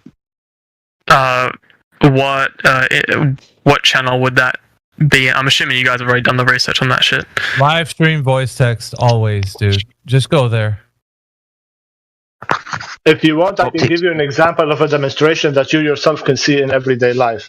Let's assume you live on a ball, and on the ball, from the globe theory, is that 2 points, if they are close enough, they might as well be unmeasured as a straight line. So let's take 500 meters of a street, a very good street which has street lights on it. And you know for a fact all the street lights are the same light, are the same height. They are just spread apart over those 500 meters at a distance. And you're standing at the front of the street. And you know for the fact that 500 meters is 100% a straight line. But when you look at the street and you start looking at the street lights, the first light, you're going to see all of it. The second light, you're going to see all of it. The light number 20 or 30, you're going to start not only seeing the top of the light, but the bottom is going to be disappearing. So that demonstrates what he just told you. You don't even have to believe him. That is a demonstration. You know it's a 100% straight line, the street. You know the lights are all of equal height, yet the laws of perspective and how your eye works is preventing you from seeing the bottom of the last street light. It's pretty simple. There's examples in live stream voice text for you. They've been posting them there. If you like, I've been saying this for like eight times now. This is good, Miggy. This is fine. No, it's good. Go in live stream voice text because I've forgotten the claim that he's making and it's interesting. Yeah. My friend, why can't you see the bottom of Ayers Rock, do you think? Why can't you see the bottom of that distant island when you're at sea, do you think? What's stopping you see it? Why don't you think I can? No, come on, mate. I'm having an honest conversation. The Earth round. You know that. But I want to hear what you have to say. Well, in your idea, you are going to turn around to me and say, I can't see the bottom of Ayers Rock because the curvature of the Earth is in the way, right? Mm-hmm. Awesome. So that's a physical geometric claim. That horizon must be 1.2 times the square root of the observer's height in feet away from you. So, for example, if we know the size of the Earth, which we are told that we do, 3,959 miles, then the geometric horizon must be a mathematical calculation away from you if you're standing on that curved surface. Would you agree to that? Mm-hmm. Awesome stuff. Can somebody post a black swan image for me in live stream voice text? So you understand that the mathematical calculation that I gave you is, I'll repeat it for you, 1.2 times the square root of the observer's height in feet. Now, can you go into live stream voice text and tell me when you see the observation or the picture of 2 oil rigs? Let me know when you see it, please, mate. Oh shit, that one, yeah. Yeah, awesome stuff. So, thank you, my friend. If the Earth is a ball with a radius of 3,959 miles, then every horizon distance must be no more than 1.2 times the square root of the observer's height in feet. Now, this observation is taken, so we can keep the math simple, at 1 foot above the surface of the water. Mm-hmm. So the square root of 1 is 1. What's 1 times 1.225, my friend? Would be 1.225. Awesome. So for this 1 foot observer, the horizon, geometric and physical, must be 1.225 miles away. Now, in the observation with the two oil rigs, can you tell me where the horizon appears?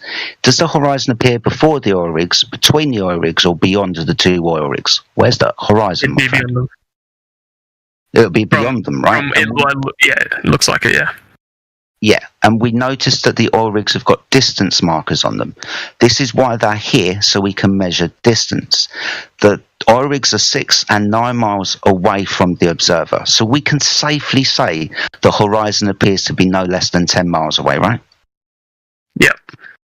Awesome. So when you say that I can't see the bottom of Ayers Rock because the physical curve of the Earth is in the way, I'm sorry to have to tell you that the horizon is a optical phenomenon. Because if it was physical, it would be at 1.25 miles away. Clearly in this image, from a 1-foot observer, as you can see for yourself, it's at least 10 miles away.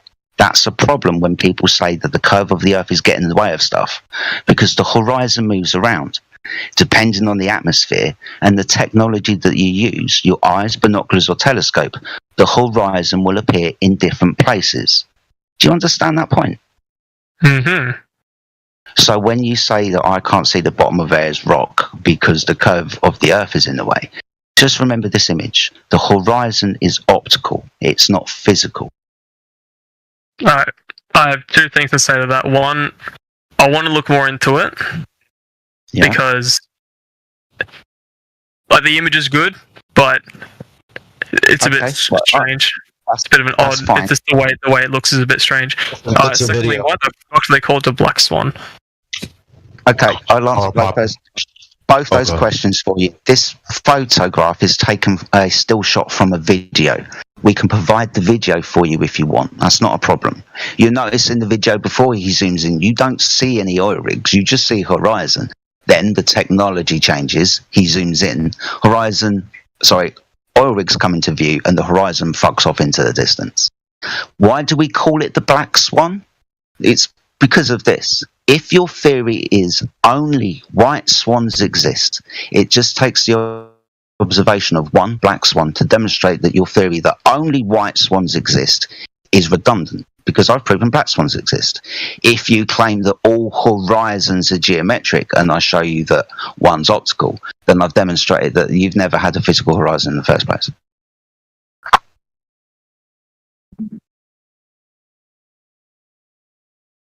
Do you understand this? Yeah, so I'm just going to go real quick. That's fine.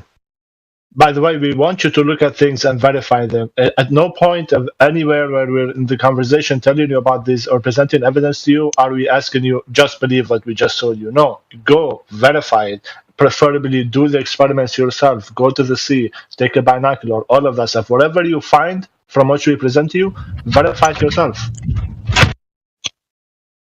So I suppose the same. That's really cool. I'm really glad my computer just had a huge forget. I suppose the same argument applies to. I can't even post the image. Like those images, the power lines that go over the edge of the Earth. The same argument would apply to those, correct? Yeah, perspective. Yeah. Here's the thing, though, man. Like what we presented are 2 things. That you can't give us the evidence that the Earth is a globe by way of looking at the curvature of the Earth or axial rotation, or that the vacuum of space exists like they tell us. And on top of that, this information that he just gave you solidifies that it's not that we can only look farther in the distance and we never see any curvature appearing to be where even they predict it to be. So the 2 things that are proven here is that there is no evidence for Earth being a globe, and there is evidence for Earth being flat and stationary. You understand? I understand. I'm not convinced, but the last 20 minutes of calm conversation has been far more productive than the last 40 minutes of yelling. So I appreciate Chris Jedi. You're a Chad. I'm a fucking legend, Jess. Yes. I was nice to you. That's all I wanted, and I'm much more happy in the last 20 minutes. So, do you understand that this is a direct measurement, right? We've got distance markers. We know our altitude above the surface of the... Yeah. So, direct measurement and observation shows that the water that we're looking across is level, right? The curve isn't seen where it should be and predicted within the mathematics of a ball, right? We don't see that. Keep going. No, remember your statement. I can't see the bottom of Ayers Rock. Would you say that you'd have to take that back now? Not yet. I can't see the bottom of Ayers Rock. I need to look into it more and understand it on a better level than I do right now. I can see your side of the argument, and I can see where you're coming from, but I also have my own idea about it. I'm happy to look into it. There's evidence for both sides of it, quote unquote evidence, depending on your perspective. But can I make a point? Yes. So what he just okay.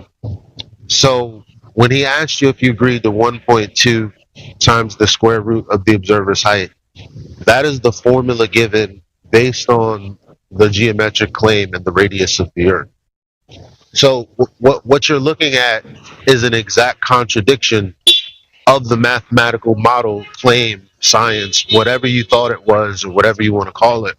So when you say you have your own idea, that's fine. But the idea that the Earth is a globe of the dimensions that they've given, and then, extrapolating that out to distances to the celestial bodies and yada, yada, yada, all are derived from the truth that the Earth is a sphere with a radius of 3,959 miles, and that's where they get that formula. So what Jedi just showed you is that can't be true. Therefore, all of the mathematical statistics based on that truth has to be false. Now, we're not asking you to accept it because, like the other gentleman said, just go out to a large body of water and test it yourself. Because we're not telling you to do a flat Earth test. We're telling you to test your knowledge on what the globe predicts. Yeah.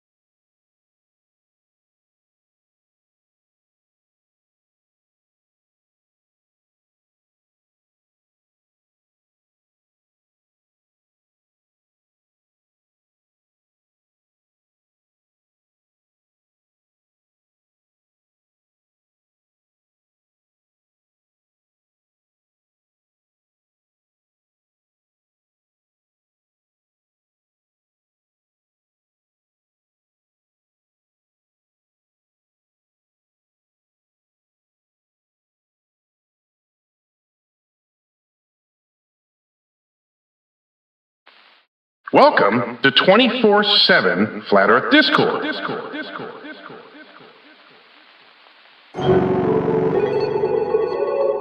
Coming for ya.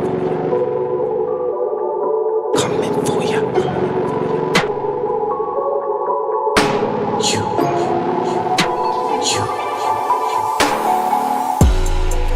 out for flat earthers, cause they're coming for ya. Watch out for flat earthers, cause they're coming for ya.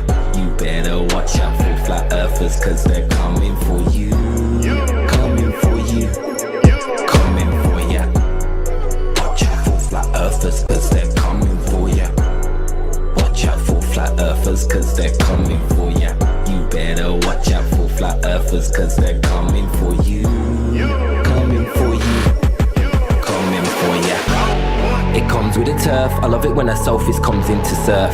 These ballers really got nerves. Since 2015 they really got served. At the Black Swans birth they really got burned. They're all taught no action, claiming refraction and all these relative words. Now they believe that level is curved. So when we're done with them, we don't run with them. We just water them and then slaughter them. Even a sextant's down in all of them. So don't fall for them. The globe is nothing but an ornament. 24/7 we're all within Discord. Enter the tournament. Watch out for flat earthers, cause they're coming for ya. Watch out for flat earthers, cause they're coming for ya. You better watch out for flat earthers, cause they're coming for you. Coming for you. Coming for ya. You know how we do. How'd you get air next to a vacuum? Can you find a picture of a satellite? Have you seen a planet that's not a cartoon?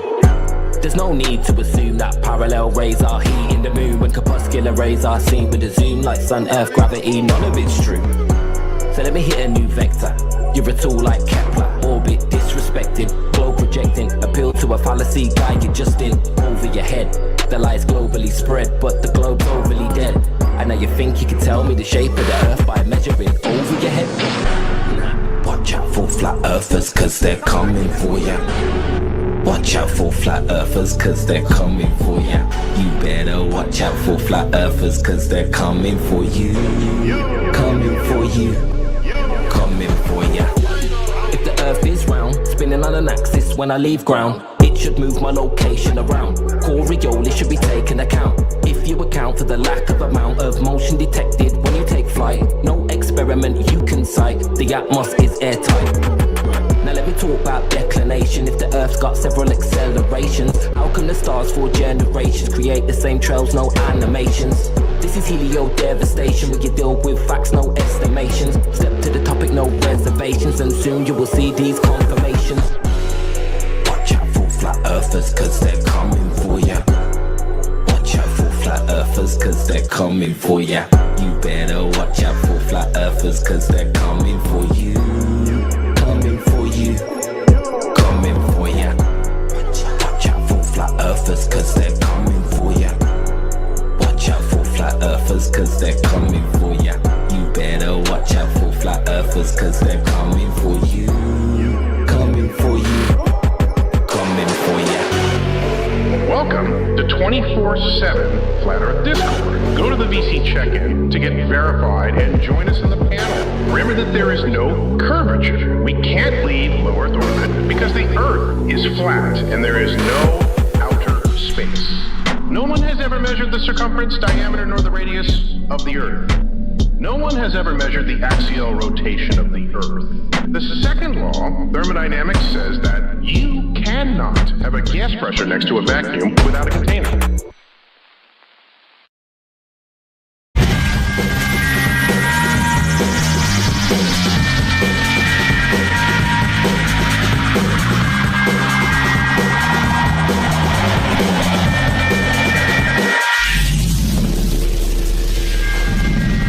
Hey, Truth Seekers, welcome to another edition of Anarchast, your home for anarchy on the internet and around the world via satellite radio on the Liberty Radio Network and on over 140 radio stations in the U.S.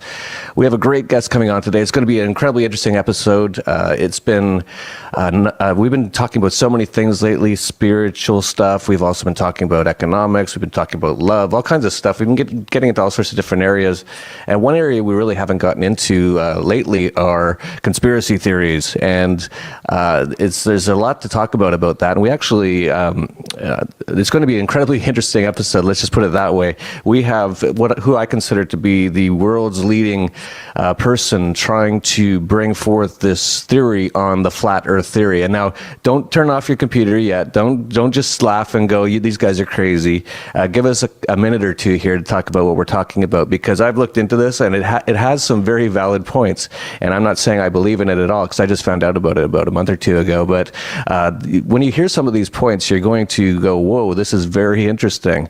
And so we're going to get into all of that.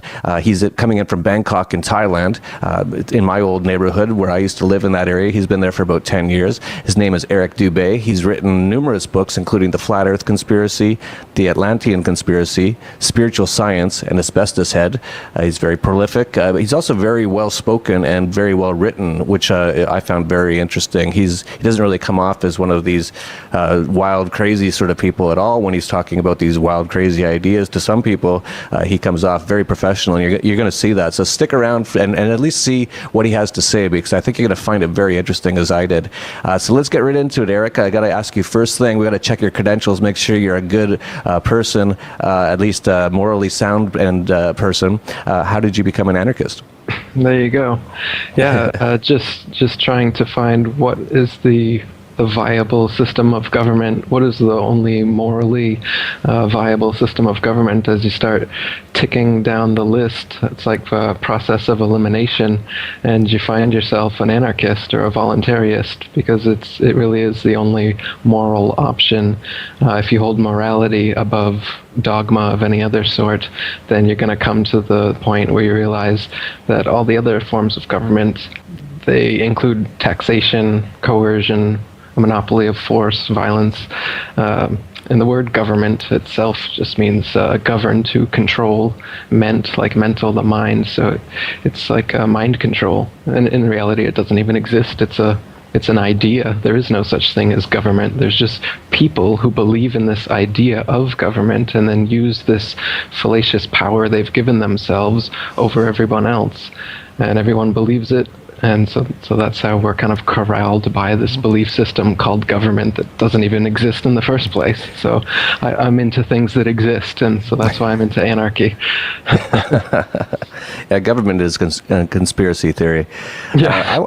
I really want to just jump right into this because I found it fascinating. Let me give you a little bit of the background about what happened here. So many people know that I've been researching many things over the years, not as heavily as you. I haven't written any books on it or anything, but I've been just looking into a lot of things. And I think the first one that just blew my mind was 9/11. And how anyone can look at what happened there and think that what the government said happened is true just goes to show the amount of mind control they have over people, because it's just physically impossible what they said happened. I'd like to see someone try to knock down 3 skyscrapers with 2 planes at free fall speeds in a laboratory experiment. Just build a model. Show me how that works. And then you go on and on. So 9/11, I'm 100%. There's not even a whisker of doubt that what the government said about it is not the truth.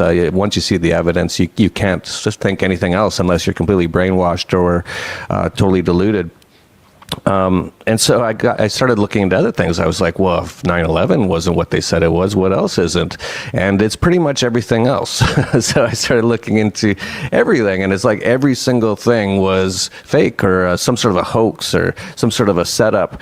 Even the Vietnam War, the Gulf of Tonkin, that's one's public, but no one talks about it, where the U.S. Army or Navy sank their own ship just to get into the Vietnam War, and that's actually been put out by them, and no one really notices. No one seems to care, as George Carlin said. They're all fairly not connected, so not paying attention.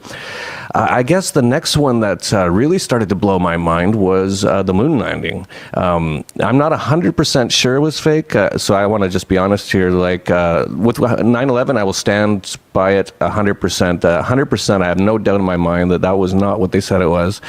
Moon landing, I'm about 98% now. I've been going up 1% per year for the last couple of years, the more I look into it.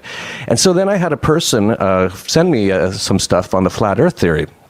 And I was like probably what the people watching right now are doing, going like, oh, come on. Like, they can't, like, that's too crazy. I I know this other stuff sounded crazy at the time, but that's too crazy. The place where we live has been a total lie, and so I ignored him actually. And this is sort of like a friend. I didn't ignore him, but I just said, yeah, I watched a bit. I don't know. I that's too much. But he kept sending it, and then I started noticing all over the internet people talking more and more about it. So I'd watch another video or read another thing and look at this evidence, and finally, after a certain period of time, I was like, is there something to this? Because what's going on here? And then I came across you, and that's where this all started with me and you, is that I saw what you were doing. I watched a couple of your videos, your interviews, and you were the most well-spoken on it and the most rational. You've written a whole book on it, and you've got so much evidence on it. So I was like, well, and I found out you were an anarchist. I'm like, oh, well, that's interesting. He's actually a morally sound and a peaceful person, which is very rare. And that's a markup in my book any day. So maybe I should talk to this guy and see what's going on. So that's where we're at. I'm going to let you talk for as long as you want on this, and I know you're going to probably be giving us some images and stuff as you talk, if you'd like. I'd first just like to preface before you talk here that Aristotle said that it's the mark of an educated mind to be able to entertain a thought without accepting it, and that's all I'm saying here. I'm not saying that I have accepted the flat Earth theory. I'm just saying I'm entertaining it. I've seen they've got a lot of good information on why this could be true, and so I'm just going to let you go with that. So Eric, take the floor a little bit here and tell us, if you want, tell us a little bit about maybe how you found out about this theory or got into this theory, and then give us your best shot at explaining to someone who's never heard this before why this theory has potential or could be true. Sure.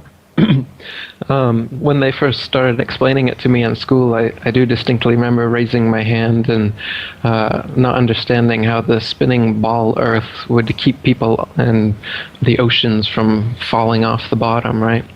And they tried to explain gravity, and, okay, I'm shaking my head and writing down the answers, and, over time you see the NASA images and you just go along to get along, but it was always a nagging doubt in my mind, so I brought that into my 20s when I got into conspiracies with 9/11 as well. That was the first kind of breakthrough, unplugging me from the Matrix kind of event that got me into the whole conspiracy scene in the first place. So I definitely learned how to suspend judgment while you look at evidence, like you were talking about, and you got to do that for this flat Earth thing, because you think you've got so much evidence and proof, and that the Earth is a spinning ball. You've seen it from NASA. You've heard some proofs that your teachers have given you. You've seen the globe on the desk for years, but in fact, the horizon, for instance, is always completely flat. And you don't feel any motion. So if you were just born today and looked out, you wouldn't assume that you're standing on a spinning ball. You'd assume that you were on a flat, motionless plane. So to assume that we are on a spinning ball is actually contrary to our common sense and our everyday experience. And there's also experiments that have been done to test whether we're on a spinning ball or not. For instance, amateur balloons have been sent up past 20 miles, amateur rockets as well, and the horizon rises all the way up with the camera up to 20 miles up, and it's flat all the way around. Now, in NASA images, they claim to be hundreds and hundreds of miles up, and then you start to see curvature. But if you notice, these images are often clearly CGI, computer graphic images, sometimes not so clearly. Sometimes the earlier ones were actually done through a round window. So they've used many different tricks throughout the years, but NASA is essentially Hollywood, and all the images that you think you've seen of a spinning ball Earth are faked. And all the amateur balloon and rocket footage that we've sent up there shows a flat horizon that rises all the way up. And that's impossible on a ball. No matter how big a ball is, as you rise up, you would have to look down to be able to see the horizon. The horizon would not rise up with you. That's a characteristic of an extended flat plane. And it's when you're in an airplane, you can see out both windows and you can see the horizon at eye level at 35,000 feet and higher, both windows. But think about it. If you're on a ball, over a ball, no matter how big that ball is, you shouldn't be able to see the horizon out your plane window. Now, some people think that they see the curvature of the ball out their plane window, but in fact they're just seeing the curvature of the glass because the windows are all slightly curved to fit with the fuselage. And when you look at the horizon through a window like that, it does give a slight effect. And GoPros and traditional cameras, wide-angle fisheye lenses, they also give this kind of effect. So a lot of footage you'll see of the horizon, it'll warp, and sometimes it'll be convex, sometimes it'll be concave, but as the camera stops moving and stops tilting, it will always pan out to completely flat and on level with the camera. Again, this is just impossible on a ball. It doesn't matter how big the ball is.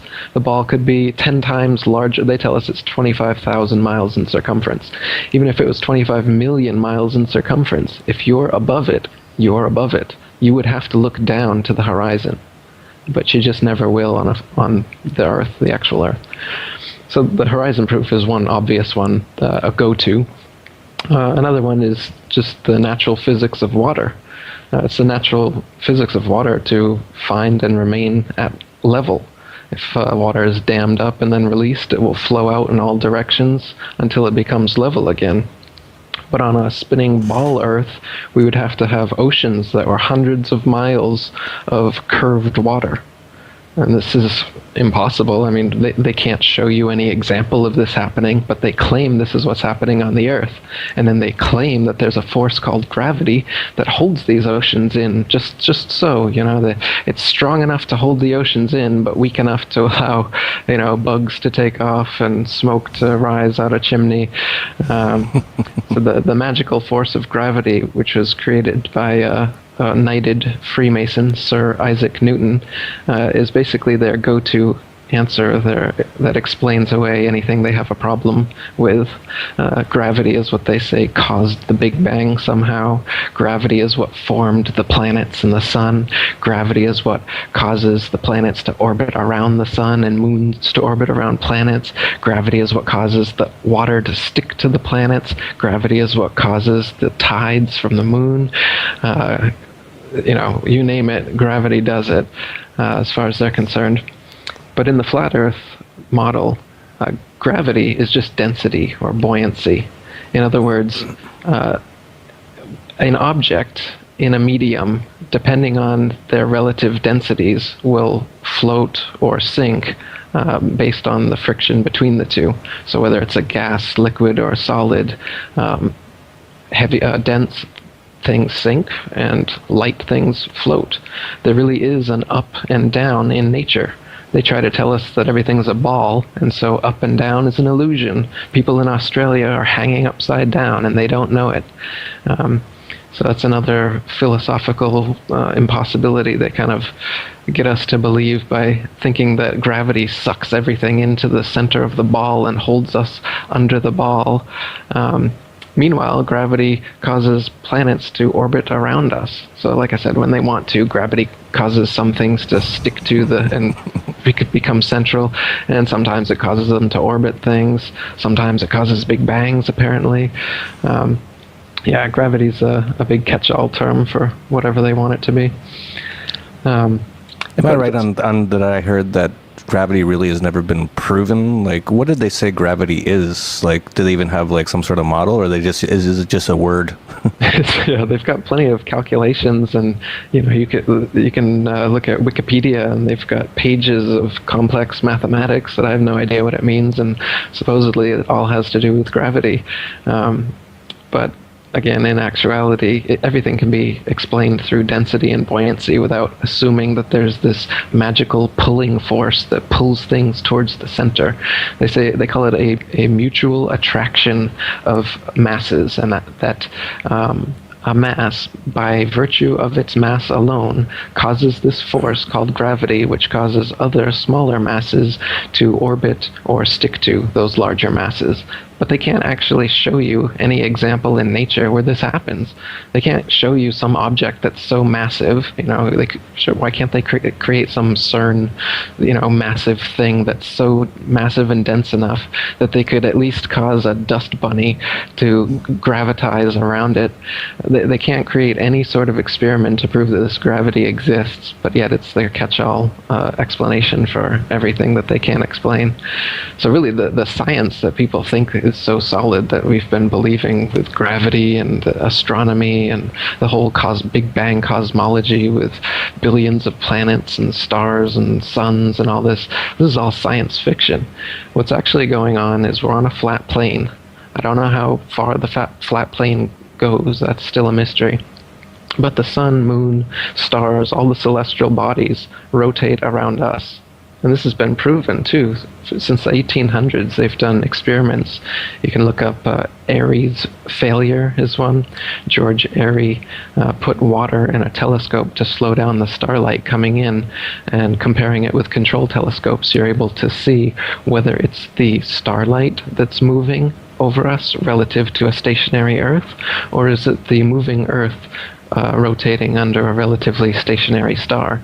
And this and many other experiments by Michelson, Morley, Gale, Sagnac, and some others in that time proved that the celestial objects in the sky are all revolving around us, and we're completely still.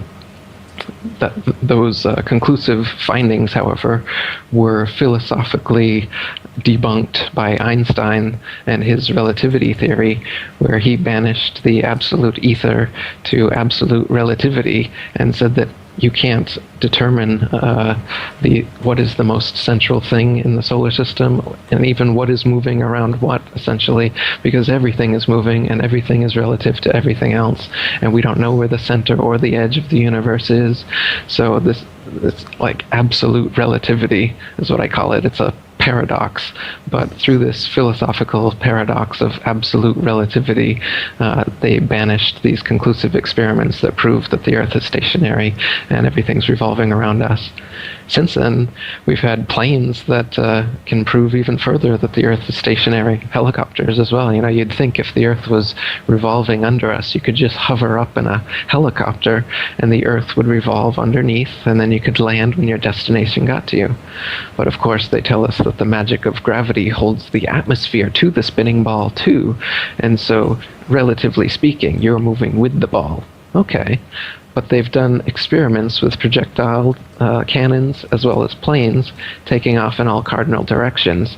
And if the Earth was spinning 1,000 miles per hour eastward, as they say, and the average commercial airliner goes about 500 miles per hour, your eastward destinations should come up behind you long before you ever reach them. That's just a fact of this. But it's not the case that going in any direction changes the resistance or speed of a airplane. So, and you can imagine how difficult it would be to try to land on a runway that was going at 1,000 miles per hour. Pilots land at all 360 degrees. If the Earth was actually spinning tilted 23 degrees on its axis like that, the only way it would be able to come in on the runway would have to be on very specific angles, otherwise it would be totally off. But again, they just tell you the magic of gravity and the Velcro of the atmosphere somehow makes it so that that's all negligible. Another thing they say is negligible is that, if the Earth was a ball and you're flying over it, you'd have to descend gradually to stay at the same altitude. But it's not the case. Whenever pilots are flying, they go up to their desired altitude, they level off, and their artificial horizon remains level, and they just keep on going until they're ready at their destination, ready to come down. At 500 miles per hour, they would actually have to descend approximately a half a mile every minute just to stay at the same altitude. And this just doesn't happen. If the Earth was a ball and they didn't descend, after a half hour you'd be out into outer space just from going straight, right? I can go on. Like I said, Yeah. I've written a book about it. Maybe what I should ask you instead, which is more fun, is why do you think you're on a spinning ball, Jeff? Well, I don't. I'm glad you asked me a question on that because I have a lot of thoughts on that. I was just thinking as you were writing or talking. Sorry, I was writing, trying to take some notes. That what I've found in my life is that, okay, I'm going to give you an example. I started off more the economic side of things when I started to wake up. So my first introduction to, hey, maybe we don't need government, maybe government is evil, was after the tech bubble burst in 2000, and there would seem to be no explanation for it. So I started looking into how the money system worked, and the very first book I read was The Creature from Jekyll Island, and I was like, whoa, this is not what you're told. And then I just kept looking into it, and the further I looked into it in Austrian economics and stuff, and, back then, especially, I was like, hey, I've got to learn this economics because, I have to understand how this system works. I'm quite involved in the financial monetary systems, investing, things like that. If I don't understand economics, that's crazy. And I looked at what they teach you in school, and it's all these formulas and craziness and Keynesian sort of craziness. We add up all these numbers and then that tells you what the economy will do. It's like, okay, so I was like, well, I'm not smart enough for that kind of stuff. But then I found the Austrian School of Economics, and they're like, no, you just look at everything from first principles. You just say, this is the way it is, and you go from there. You don't need all these formulas and stuff. And so what I've discovered over time is that in the economics profession, there's a ton of garbage they just teach you in school, and it actually makes it look really confusing. And like you have to be like this super genius in math to even think about becoming a really serious economist. But what I found out is most of that stuff, or quite a bit at least, is totally just BS. It has nothing to do with anything. It's useless at the very best. And so when you ask me, why do I believe that I am on a spinning ball or whatever, what came to mind is that, a few years ago, I looked into it's called the Thunderbolt of the Gods, the electric universe theory. We'll put a link to that video down below. And the same thing with astronomy. I was like, oh, I don't know. They've got all these computer models, and I'm not very good at math. That's my thing. And I was like, how could I ever even understand any of this stuff? And then I watched the Thunderbolt of the Gods, the Electric Universe theory, and it just made sense. They just asked questions like, why does a comet have a trail of stuff coming off of it, ice or whatever it is, if it's, they've got all these things. And I was like, that makes total sense. If you watch the Thunderbolt from the Gods, you'll understand what I'm saying. And so basically I've come to the conclusion that I just have to use my own brain and my own senses and my own ability to perceive information and go from there. I can't listen to these professors and PhDs because I think they're mostly just spinning garbage. And so that's why I'm so open to what you're talking about, because you're right. I don't feel like I'm on a spinning ball. I might be. I don't know. This is a very new idea, by the way, started by the Masons, 500 years ago or whatever. And before that, it was fairly understood you were on the flat Earth. Then something happened. Some people took over and started killing you if you said you weren't. And then, so yeah, it is definitely all the perceptions that I have go with your theory, and that's why I'm attracted to it. Maybe it's that physical law of attraction or whatever.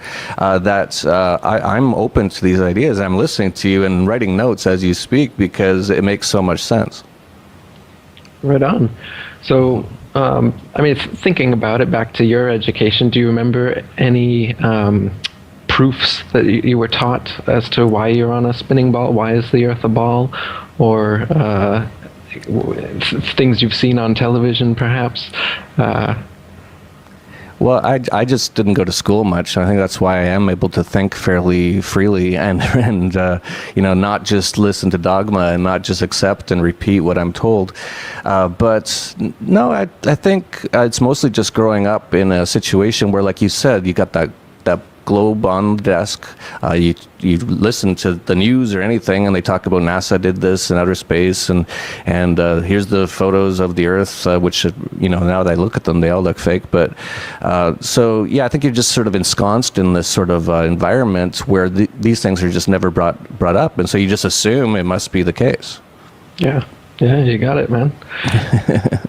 And yeah, like you're saying, the people that are are the most indoctrinated are the professors and the people who've looked into this so much. They've just been buying what is being told to them by authority, and so they're arguing from authority, and you can see it in the comment sections of everything I make. The argument is always from authority. When you argue from evidence, experience, and experiments, you're going to come to a flat, motionless Earth every single time. Yeah, I'm sure we're gonna have a million comments down below, and I have this one. There's a few people every now and then that say this. They say, you're hurting the liberty movement by talking about things like this, because a lot of people think this is crazy, including myself. They say, and it's usually some little loser, and I've had this happen even just in the last few weeks. Just some loser who's never done anything, and he's like watching you because he's never done anything, so he's got to watch everything you're doing, and they'll say, you can't talk about this stuff because you're hurting the liberty movement. It's like, fuck off. You're not doing anything for the liberty movement. I'm working like morning to night on it. I've probably brought in more people than most people into the liberty movement in the last few years. So yeah, go, take a walk. Just think on the space station, every time somebody farts or burps, you got to smell it for the next 20 days. Imagine getting that scissor. Oh, now there's a cut again. Imagine getting that scissor in your eye. Imagine you being a child and your mom puts that stuff in front of your face. Cut. Everything is full of cuts. Watch, cut. And now cut. Ooh. And why does the camera change? Look at this. Why between these two little cuts? Why does the camera position change? What do you mean? It's because they stopped recording and started again. Hello? Yeah, obviously. The camera didn't change? Yeah, they paused the recording while they were still moving. Another cut. Why do you need so many cuts, man? Because we have the servers are being utilized for real information. And this is like a special TV show. They can't give you the raw footage. They can't give you like 100% of what they recorded. It will take too much time, and advertisement costs a lot of money.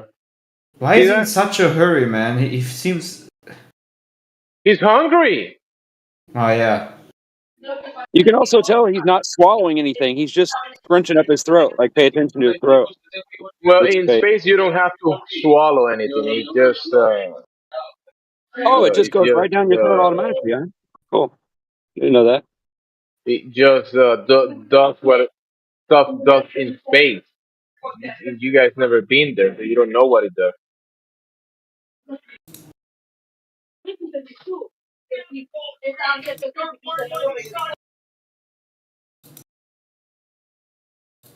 Well, I do know what it doesn't do. And it doesn't do that.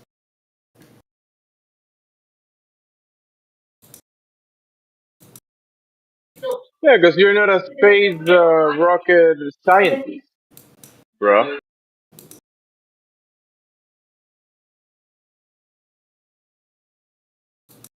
This makes no sense at all, man.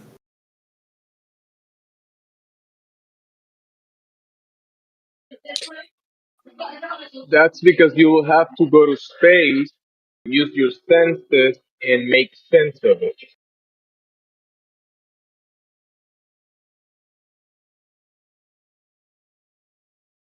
Man, Asparagus just wants to get back to the Earth, man. That's I think what is going on. The Asparagus just wants to go back to Earth. Why did it went into his mouth if he wanted to go back to Earth? I don't know. It just goes all over the place. Yeah, because that wasn't the asparagus. That was the bag doing that for the asparagus. But once he opened the bag and the asparagus was free to do what it pleases, it went to his mouth. Didn't you see that? Ah, yeah. Now where you say, just as you say, it makes sense. Yeah, you got it. You see, you gotta think about it step by step. I think I need to make a new complication of weird anomalies on the ISS, man. Definitely gonna look more at the food review videos on the ISS. I mean, this is the best Monkback videos, man. I mean, I think everything you have presented here, the chances of converting people out of the globe religion, it's about 0.00.1. This one is the best, man.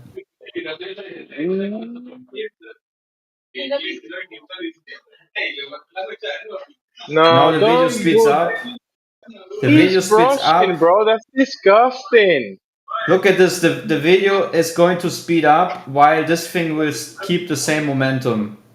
Look, the video is speeding up, and this will keep the same momentum. He be spreading saliva in zero gravity. Look, he's even looking. Floating.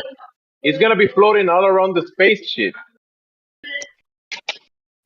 This is proof of 2 layers being used. The momentum of this thing is just floating the same speed while he is going to speed up in a time lapse. Nah, concentrate on the real problem. Have you ever brushed in front of a mirror and you brush in front of it and you see the saliva going on the mirror? Have you ever seen that? No, because I don't spit all over myself when I brush my teeth. No, dude, he's talking about just naturally when you're talking or anything, your mouth is open, there's stuff squirting out of it. You just don't realize it until you see it in really bright light. That's what he's talking about. Yeah, and if you brush back and forward when your mouth is open, naturally the brush is gonna push like saliva and whatever else you have in your mouth. They're gonna sling this stuff everywhere. Yes, it's gonna sling everywhere. Unless you have a magic actually. Sorry, I just got here. Are we debating whether this video is fake or not? Do you have a magic brush that doesn't do that? I'm just I showing. think it's very obvious. No country. What type of brush do you use?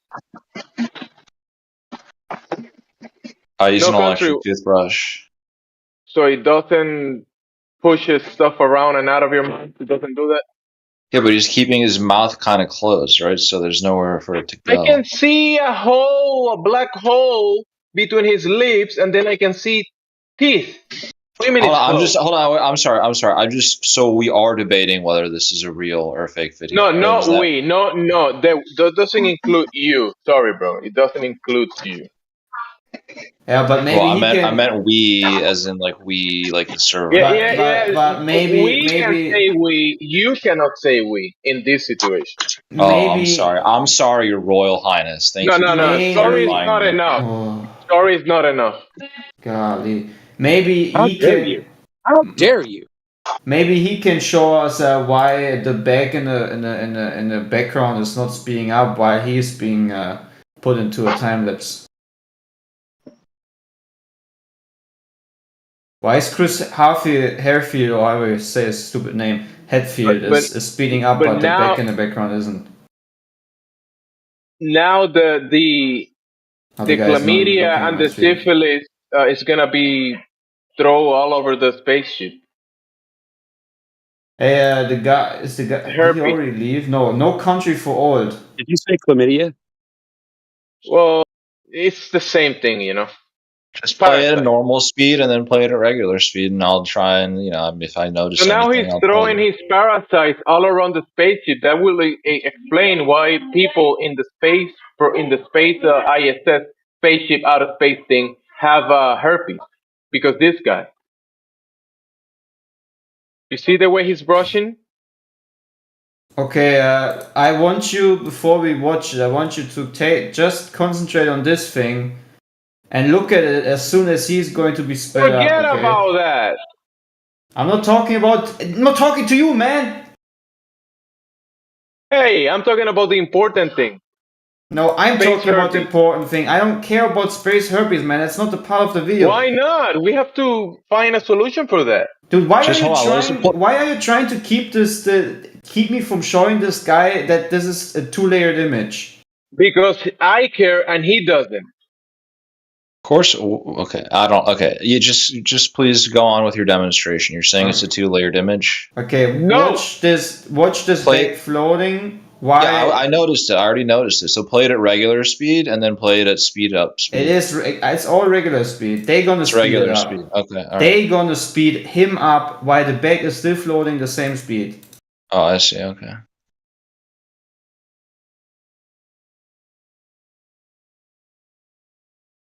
Okay, so far it's one speed. Everyone's moving. Okay. You can see it. Okay, yeah, it's sped up and Yeah, set he up. is sped up, but the thingy in the background is still flying in the same speed as before. No, it's not. Hold on. We go back to where, because you're okay. Go to where it's regular speed. Where's the regular speed? The regular speed is that's sped up. here. This is regular Bro, speed. it's definitely a green screen. Come on, if you don't see the green screen, then you're crazy. Calm down. Hold on. I see some green on the screen. I see the screen that is on has like green squares. I don't see it speeding up when he's speeding up, right? Like it's not. I don't see. Okay, any, if you can't see it, then we already finished. That's all I needed to know. Okay. Hey, Clay, I can't help you if you can't see it. I can only say maybe watch the video. I saw that it was not. I saw that the discrepancy you're describing was not obvious, right? I didn't notice the discrepancy. Okay, maybe you can explain me that's this. a lot of words to just say. I'm gonna have to agree with No Country on this one. I didn't see any discrepancies there. How is this changing trajectory all of a sudden? Entropy. Oh wait, I have a better one. No, I think this is even better. 1 second. Where's the better version of this? Oh, this is also pretty good. He just lets it go. But no, this 1 second. Where's the other hilarious one? There's so many cuts in this video.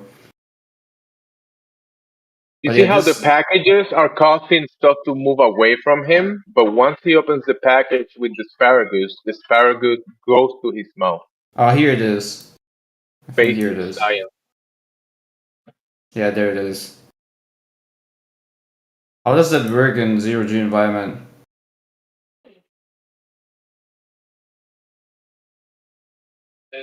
I mean, the Earth has like magnetic fields, and it's a little higher on one side, a little less on the other one, and he might be on this pocket of gravity, passing by that area. Yeah. He's not on a zero-G plane or anything like that, right? That's why it's so many cuts needed in the video. That's a claim. That's a claim. It's kind of weird how it all flows like in a zero-G flight. You don't know this, bro. How do you know he's not in the ISS up there and this is actually happening? I don't know. I'm asking the Global, No Country for Old. Maybe he knows. Maybe he can enlighten us. I don't know. Why would I know? I don't fucking know. I'm not a physicist. Would you say it's weird? I have no basis to say whether it's weird or not weird, right? How don't you... Dude, how? That doesn't even make sense. Hey, listen, you see how he was holding everything with both hands, and then he kind of like swing one thing, and that thing went faster than the other ones? When you're swinging a thing, and then one finger hits another thing, but the other finger don't hit the other two things, those things that weren't hit or swing faster, they're gonna look slower, and then the other stuff is gonna look moving faster. It's pretty simple. Yeah, this is also there is air. There is air in this chamber, right? So it's possible that there's like fans going, or there's some sort of like ventilation. Yeah. Right. And the ventilation for some reason is not visible on any crinkle on his t-shirt. Like his t-shirt is like much easier to be blown, but you don't see any blowing on his t-shirt if there's such ventilation going on. What do you mean? It's a tight t-shirt. It's tight. Depends which angle the ventilation is. I mean, I don't know, dude. You're like, there's so many factors. Like, I would have to, like, how would I know the answer? Right? I can't just determine whether this is fake or not based on the information that's being presented. Right? It would one thing would be interesting is if it happens in different kind of positions. For example, it also happens right here where he would cover up the airflow. 1 second. You will see it. One second. Because I've already had this in mind. You see, when the food is inside the bag is causing it to move away from him. Look. You see? And now, you're going to see after that, he's going to open the package. And also that it has so many cuts, you know. He moved towards him, toward his mouth. You saw that? You know, wait a second. Now the cut is going to come. 1 second. The spoon is a medium that doesn't have any bias, so it's going to just stay in the middle. He's already chewing. Another cut. The camera changed its position. Another cut. There you go. You saw the spoon moving, kind of like getting in level to his mouth. The spoon is designed perfectly to be near his mouth, at mouth level. Another cut, obviously. Another cut.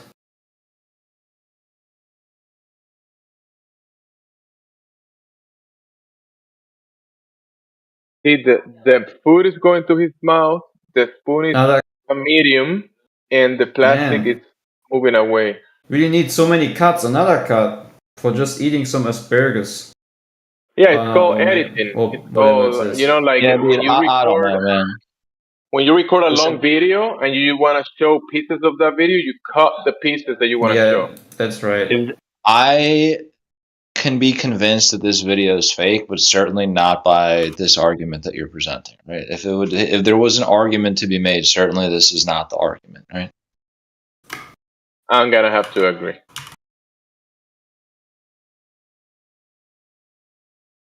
You know, honestly, sometimes you make sense even if there is no sense about it. I like that. Okay, thank you. Yeah, I don't know. I mean, it just seems like a waste of time. Like, if this is the way you're analyzing data, right, it's a very imprecise way of measurement, right? Like, you would need, right, because the claim that this is fake, I mean, that is a... I didn't claim it's fake. When did I claim it's fake? Oh, never mind then. Okay, I don't know. I mean, someone said it was a green screen. The only thing I say is I think it's very weird. And I personally think, from the way it's behaved, this is made in a 0G environment, but in an aircraft mock-up of the ISS. That's why you need all these cuts. And if you look at the cuts and the sequences, they all match the time patch you would have per sequence of freefall in a 0G plane. That's why you don't have a continuous shot that goes over that certain time. I mean, if that's true, then we got bigger problems, right? Yeah. But yeah, we don't have a surface measurement of a spinning wobbling tilted spaceball, so yeah, that's the bigger problem. Anyways, I think I gotta go to sleep. It's very late. It's 3:30 a.m. Time for a nap. I don't have that's true, but I think it's better for my health. Yeah, definitely. Just turn off the YouTube, turn off the computer, take a deep breath. The best thing for your health is to believe the Earth is round, right? That's the best thing for your health. Yeah, that's true. Then I can just go back to watching Star Wars and be a normie and. You know, the Earth can be listen to my government, and the government is always right, and I can take all the shots. No, I didn't say any of that. I didn't say any of those things, right? You notice how you added all that. You added all that. I didn't say that.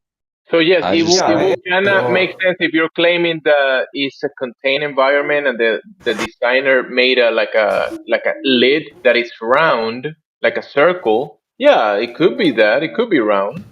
Maybe you're the key to it, man. Maybe you're the key figure here that can provide a surface measurement, proof. I'm definitely not that guy. Right? I can only provide you with college level physics and mathematics, right? I failed to go beyond that point because that's the point that I went to, right? Which is a lot further than you went. right? You didn't study. You didn't that's study electromagnetism in college. You didn't study calculus and How do you know? linear algebra. But like, Do you actually know what I do or who I am? That's dude. Why would you make such assumptions about me? well, so you're saying you did study mathematics and physics in college? No, I'm not saying that. Oh, okay. Right. So I'm just saying that I did, right? And maybe I'm not saying that's sufficient. That's wonderful. That's yeah, but you're making a claim. You're making a claim that creation is a certain shape, and you don't have the titles to make such a claim. If he's gonna want to go by titles, maybe you want to talk to our universe professor or something. I'm no, not sure. he made a claim that it's round, so he's making a shape claim, but he doesn't have the titles to make such a claim. At least we have someone in here who's a flat earther who actually works at the university and teaches people in class. So maybe you want to go away from titles because that says nothing about a person.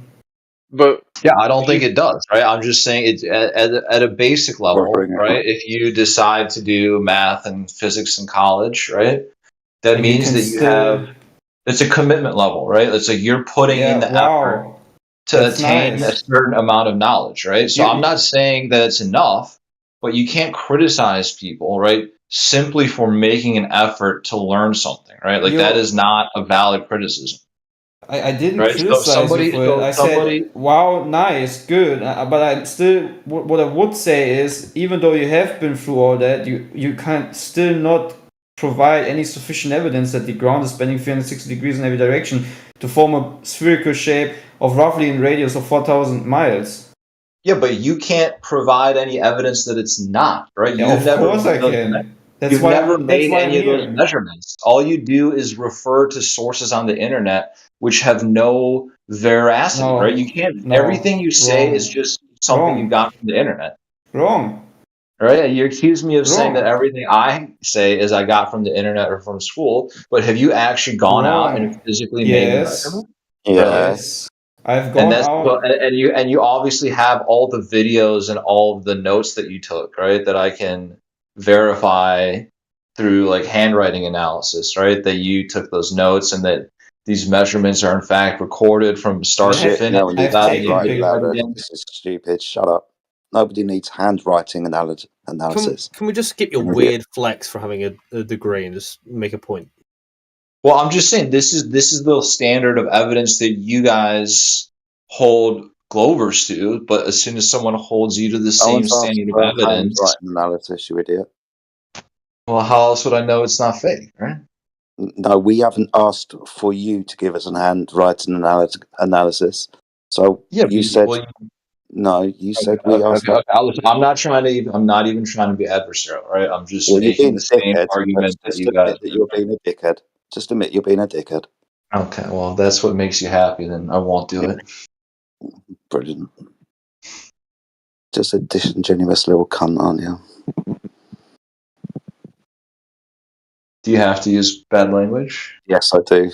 Does that strengthen your position, your scientific position? No. So you're going to stop with all of this yibba yabba and shit and actually provide something? Or are you just going to cast aspersions on people's educational standard and build straw men on the evidence that apparently we do or do not give? Are you just going to do that? Is that all you've got? Yeah, you've got nothing sharp.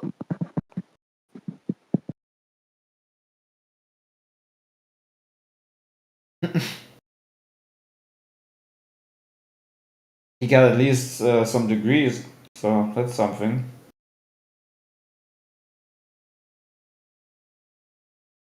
Man wouldn't know physics if it jumped up and bit him in the arse. Do you know physics, old country?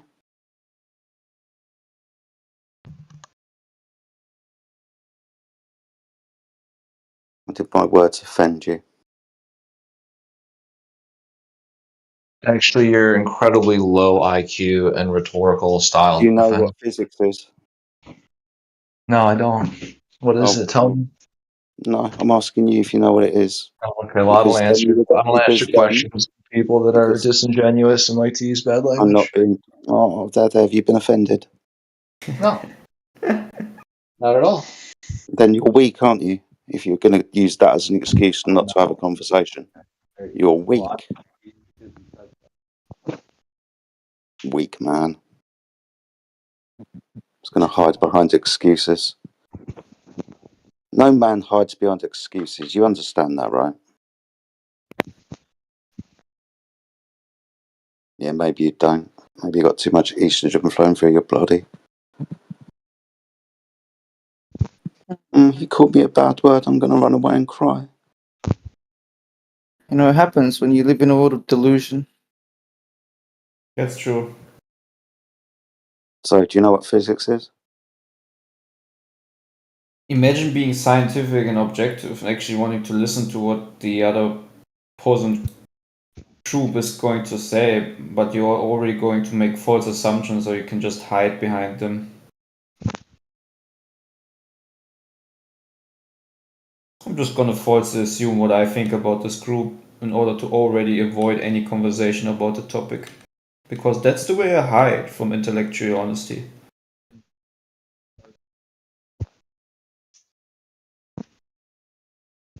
Maybe he's talking to his handlers. He hasn't got handlers. I'm just The only thing he handles is himself. That's another way for calling you a wanker, by the way. So, do you know what physics is, No Country? I've asked you multiple times. I don't know why you can't answer. I asked you. Okay, well, you asked it in such a way as if you were expecting an answer. Well, if you're offended by gonna answer. Jedi, can I ask you, what's your degree? Just computer science, nothing special. So not physics and...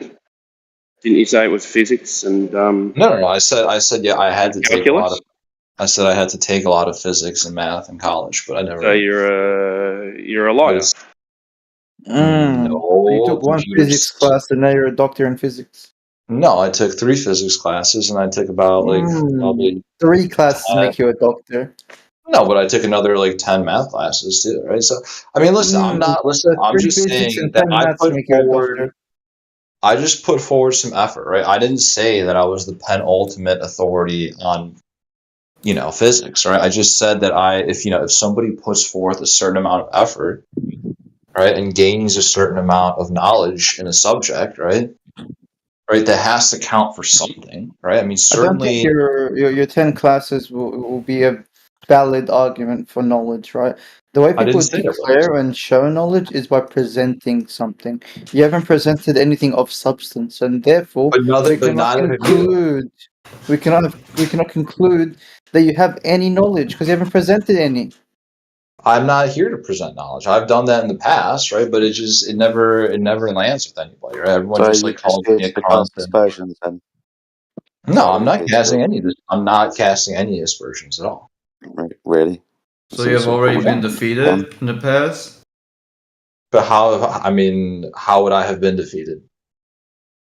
Well, it seems kind of like you're kind of hostile towards the whole topic. Not at all. Okay. Then how about you push all your assumptions about us away and actually be intellectually honest? Oh, you had a lot of assumptions to begin with. Such as? What we think, what we do, how we act. Did I say any of that? Yes. Yes? Really? Yes. The whole room can Standard of evidence that we have is all got from the internet, for one. Well, I mean, isn't it? No. I mean, you're using videos from YouTube. Is that not? No. This is kind of first-hand experience, right?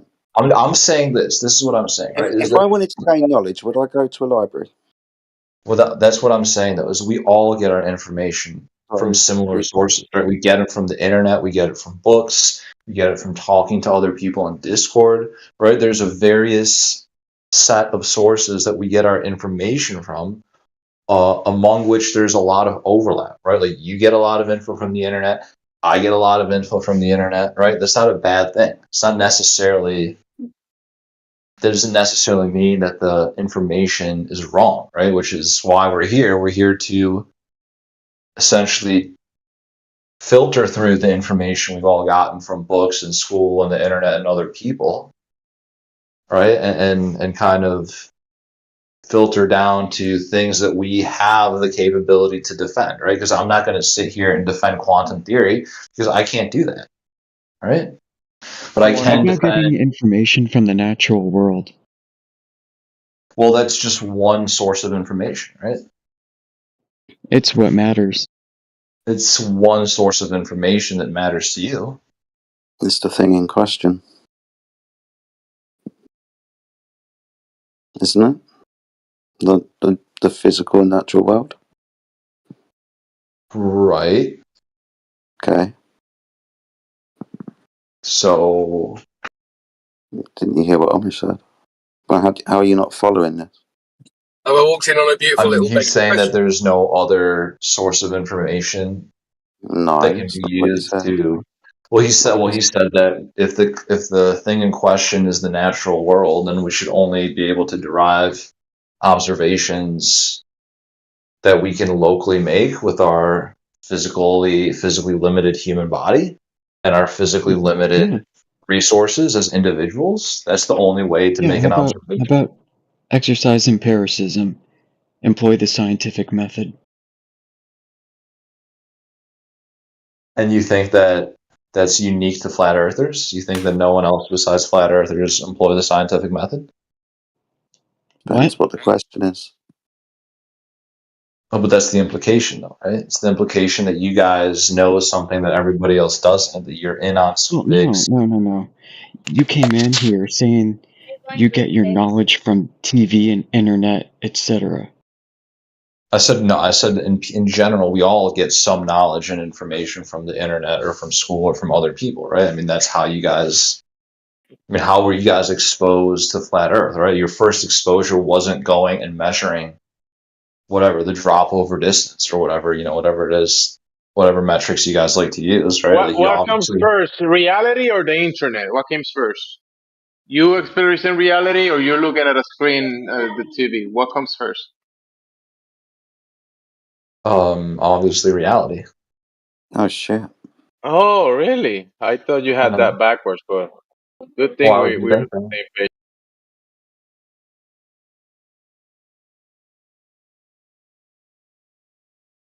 You observe reality and then you go on the internet and write about reality, right? But just because you write it in the www.com web pages, that stuff is not the real thing, right? You're not gonna make eggs with the recipe of how to make scrambled eggs, right? You need the eggs, you need the real thing to make the scrambled egg. You're not gonna use the thing on the internet. Reality.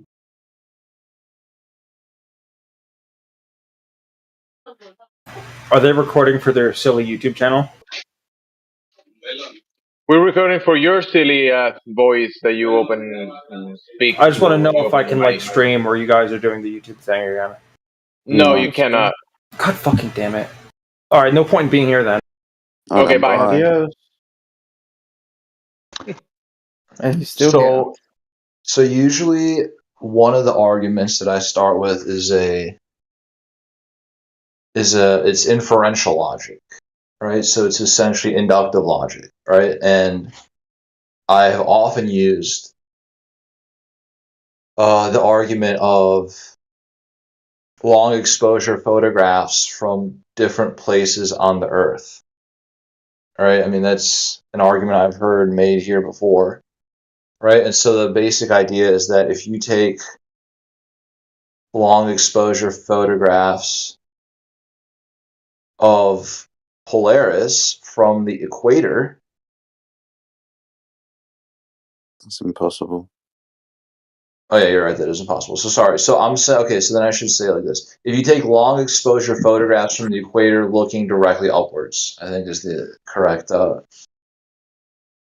I think that's the correct setup for the experiment. So if you look directly upwards, depending on where you are on the Earth, thank you, that's what it is, right? So depending on where you are on the planet, right, if you look directly upwards and take long exposure photographs, well, whatever this thing we're on, this mass of matter that we are is, perceivably standing.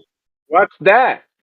Okay, I'm not going to do that. So, so basically the star... Can you speak to us from reality instead of projecting yourself in a cartoon and talking to us like you're a character in an anime or something? Can you talk about real things? So long... Okay. When you look up. Right, so when you do the long exposure photograph, right, the stars as they move, right, I mean, will leave trails, right, and when you take those pictures, depending on where you're on the Earth, right, like those trails will differ in shape, right, like on the equator, they will be basically straight lines, right, it'll look like it'll look like an elongating line. Whereas the closer you move to the North Pole, right, they'll start to become like little circles, right? Like if you look at the North Star, right, it'll essentially be a circle, right? Which would indicate, right, the arc would indicate that basically the relative movement has to be circular. So you've got two choices, haven't you? It's either the floor's moving or the sky's moving. Well, they could both be moving, right? As long as they're moving in a relative plane, right? Then then that wouldn't really affect the trails themselves, right? It's the relative movement that is important. Okay. So how are you determining which option to take? Or you're just saying, look, we'll look up at the sky. We've got divergent and convergent star trails, which is a problem, by the way. But we've got motion that appears in the sky over a time-lapse photography. And we've got a choice. It could either be the Earth spinning on its axis when I beg the question that it's a ball, or it could be the sky itself moving, or like you said, we could all be moving. Right, or the third option is they could both be moving. That's what I said. Oh, okay. So I didn't hear you. I'm trying to figure out how you came to the conclusion it was one of those choices. Instead of just pointing up to the sky and going, well, it must be this then. Well, it can't be that. Okay, so we agree that there are three options, right? We both agree that it has to be one of the three. Something's got to be moving, yeah. Sorry, if what? Something's got to be moving, yes. Okay, right. So we acknowledge that it could be. Obviously. It has to be one of the three.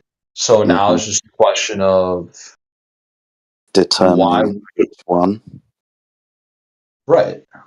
Okay. And so Einstein will tell us, and I hate to do this, but Einstein will tell us that there's no optical experiment that we can do from the face of the Earth which can determine either one of these options. Right, but why with the optical? But there's all types of other sensors you can use, right? You don't need to so why don't you talk about those then instead of this, which isn't going to go anywhere? Well, it establishes. So what I'm saying is that at the very least, we only have three possibilities, right? So the optical experiment can essentially can constrain. Sorry? Show us that we've got three choices. Okay. Well, you just acknowledge that we have, right? That either the Earth is... Yeah, so we've got three choices. Okay. Right, so that's one. So optical gives us one point of reference, right? It narrows the range of possibilities down, right? Through our use of observation, right? Optical observation. Now we have a narrow. So now we know what our three options are. Now, like, what other experiments can we do to eliminate the other two? Oh, over to you. You tell me. Right?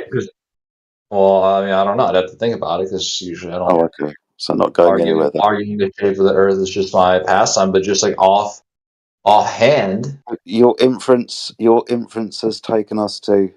Well, we've got three choices then.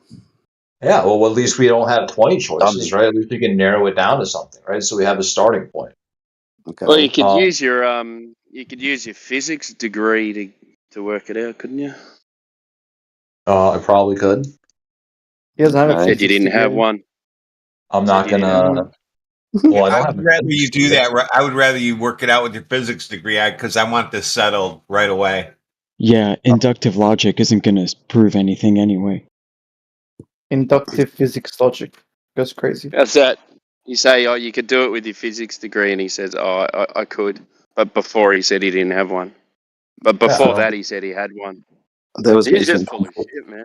I never said I had a physics degree. You guys are just like, I don't know. You're so intent on parsing like every word. I said I had physics in college. His words mean shit. This is still happening. Yeah. Wow. Leave and come back. My goodness. Well, hold on. So, I mean, we've gained some ground, right? At least we have constrained the Earth's motion to 3 possibilities, right? There aren't 20, there aren't 30, there aren't 100. No, there's only 3. Zero possibilities. There was only 3 to begin with. There wasn't 20 before. You didn't do shit. Okay, we don't have to use bad language, right? Listen, I'm engaging in good faith, right? I don't know why you guys really Okay, cool. So, how have we determined which one of the 3 options to take? Well, I don't know. That's a good question. I have to think. I don't know that off the top of my head. Okay. Yeah, the answer Think about it, right? I just don't like. I don't know. The answer's philosophy. You just decided that there were 3 options. You know, we could refer to Kepler's laws of planetary motion. I don't know if you can hear you, Crypto. You're quiet. Just I don't know. Just moderate. But yeah, you're too quiet, I think. Oh yeah, no worries. I'll say again. The answer is that you just decided there are 3 options. So it's philosophy. It's got nothing to do with science or logic.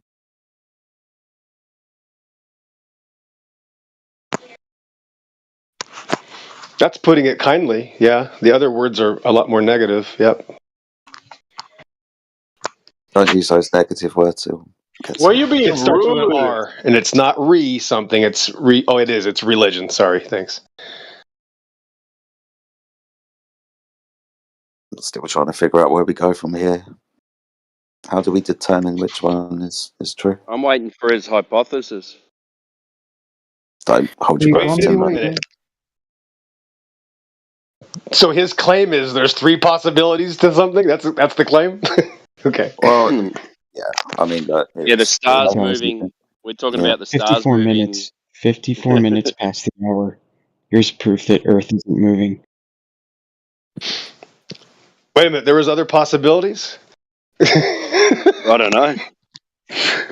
I mean, everybody admits they see the stars moving. So what are the other possibilities? Yeah, I know.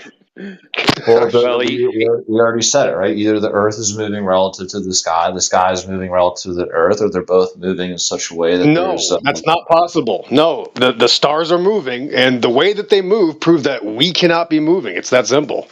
It's called physics. Remember the word that you guys were talking about for 10 minutes without a definition? Physics, yeah. It's real. Okay, thank you for. I mean, it's not a very. Are you going to back up what you just said, or are you just going to throw physics Yeah, it's around called convergent and divergent star trails, like gears turning into each other. And with the time-lapse photography, if they're making perfect circles, that means the camera is not moving, nor the ground underneath it. It's real simple, just basic physics.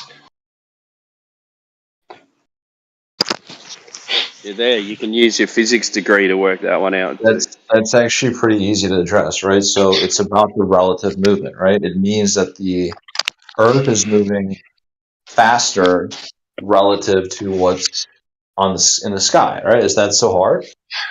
No, that's not reality. That's your imagination again. Yeah, the sky is moving, the Earth is not. That's the point. That's reality. No. Hold on. Just 1 second. That's just reality. You don't have to believe in reality. That's what everybody depends on. You can have your own religion. That's fine. Okay. Well, so if the prevailing theory is that Earth obviously moves around its axis of rotation, right? It's like there's a slight tilt. But in general, it's aside Why are from you going to fantasy land again, bro? Can you stick to reality? Can you just stay here with us instead of going again into the prevailing idea that the Earth is moving because someone watched it in a cartoon, bro. Stick to reality, bro. Yeah, Gemsy, you guys did tell him that he can have a religion if he wants. You guys aren't trying to take his religion away, are you? Okay, he has a right to believe in that. I am trying to root what I'm saying into some common logic that we can all use, right? And then if you want to disprove that logic, that's fine, right? But what you guys are engaging right now, there's nothing to disprove. This is just your fantasy about. Yeah, you have a Star Wars Santa Claus fantasy, and that's okay, bro. No. You can believe in That's that. not it's not what's happening, right? What's happening is you said that the sky is moving and that the Earth isn't moving. If you don't believe in physics, I'm sorry. Yes, exactly. Yes, everybody depends on that fact. Yes, everybody agrees. They see the stars moving. It's that simple. Yeah. Yeah, if you're running away from reality, there's not much we can do. But at least try to call you back into it. You're not engaging in argument, right? You're just being, whatever. You're the one ignoring what is being said here and saying, "Hey, these other people are saying that the Earth is moving." That's not what's happening. That's not. You see, you're just wrong. You're misunderstanding what's happening. All right, so I'm just going to try. He doesn't understand. He just has to believe what he's been taught to believe, Gemsy. He can't think outside of the cartoon. He has to believe the cartoon. You see, that's not what's happening, right? What's happening is that one of your own. I swear it on my life. I put my life on it. Yeah, one of your own real know for a fact it is on it. Yep. One of your there's own nothing you can do about it, and you can't. You're stuck with repeating the fantasy. You're just repeating over and over again. Repeating actually your own argument, right?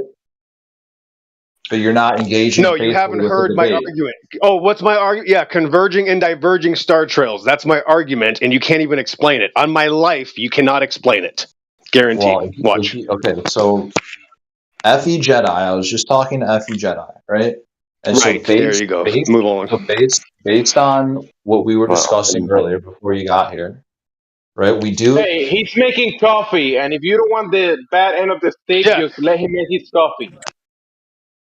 Hey, what's this guy talking about? All right, at the moment, we're talking about stars moving in the sky and how we've got some choices to make, or choices that we're left with. 1, the Earth is moving. 2, the sky's moving. 3, everything's moving.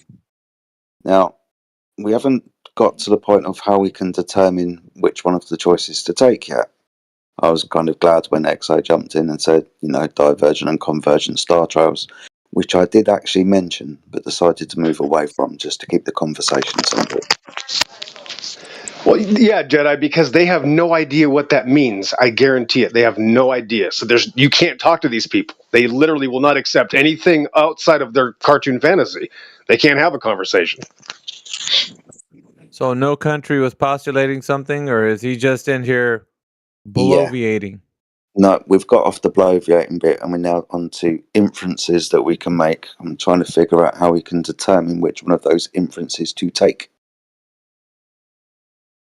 Okay, is he gonna give us one? I don't know, mate. I don't know. He did say measurements and equipment at some point, I think. He said the prevailing theory, and then continued to give us the religious claim. Yeah. Yeah, no, I did. Oh, No Country, I did. I muted you because every time you come in here, I left and I still came back and you're not talking about anything. So I want the conversation to progress. Do you have anything to contribute? I'm unmuting you now. Go ahead. You're a fucking retard. Okay, so really nothing to contribute. Right, guys. I'll give you a chance. You can contribute, but I need to hear some real good stuff coming out of you. Don't want to hear you just yammering about nothing. Go ahead. Let's give us some good stuff. Don't you find it funny how that soy rage is just under the surface all the time? With all of these. Yeah. Oh well. C'est la vie. So we can either go back to divergent and convergent star trails, or we can go back to No Country. Jedi. He's already gone. Ask them. All you gotta do is ask them to explain converging and diverging star trails and get your popcorn ready. That's it. You'll never get anything. Yeah. It's actually one of the best flat earth proofs you can have. And they dress it up as a globe proof. Not sure how. Oh, they don't even know what it means, though. I'm telling you guys, this is big. They cannot address it. It's ending. It's a world ender. It's over. A world ender. I like that. Yeah, literally. Right. I guess we have to move on, being as no country gave us no carbon. Well, we have two options. No movement, Either yeah. reality is real, or we No can go world. to fantasy land and explain Nope. things like characters in a cartoon. Oh, he could just present the information that substantiates the claim that he's making. If not, he's just spinning wheels in here, just wasting time and really not progressing the discussion. Nah, he had to come out with that soy rage. It was bubbling. It was bubbling for a while. I could tell, but until you like muted him, I don't know. It's like he didn't have an excuse to let out all of his, inner low testosterone. Wasn't you offended after he called you a spaz? Yeah, he did. Well, actually, he tries to restrain himself because he knows he gets muted straight away. So he's been doing a little bit better and better, like with the rest of the crowd. But every time I come in here, I know how to like step on his tail so he can start to holler like that cat. You step on their tail, like, meow. So I do that often. That's how he sounds. He thinks he sounds like a lion roaring, but he actually just sounds like that.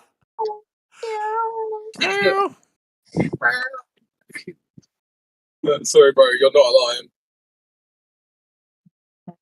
Well, but I mean, we're waiting for the guys to come in here with that evidence, that tangible, sweet evidence, right, Britt? Britt has it. Oh no, Britt gave up on that ages ago. Nah, Britt's got it. Does he? Yeah, he's got it. Britt, where's your curve?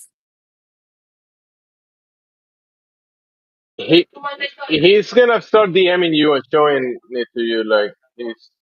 Don't no, start you don't want DMing. Yeah, don't show him your curve. Sing it at me again. There once was a tale of curvature.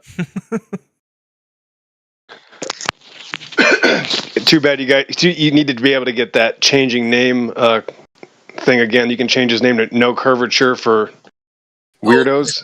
I guess you can change it. It'd be nice. No curvature for Sonny Globus. No curvature for old balls.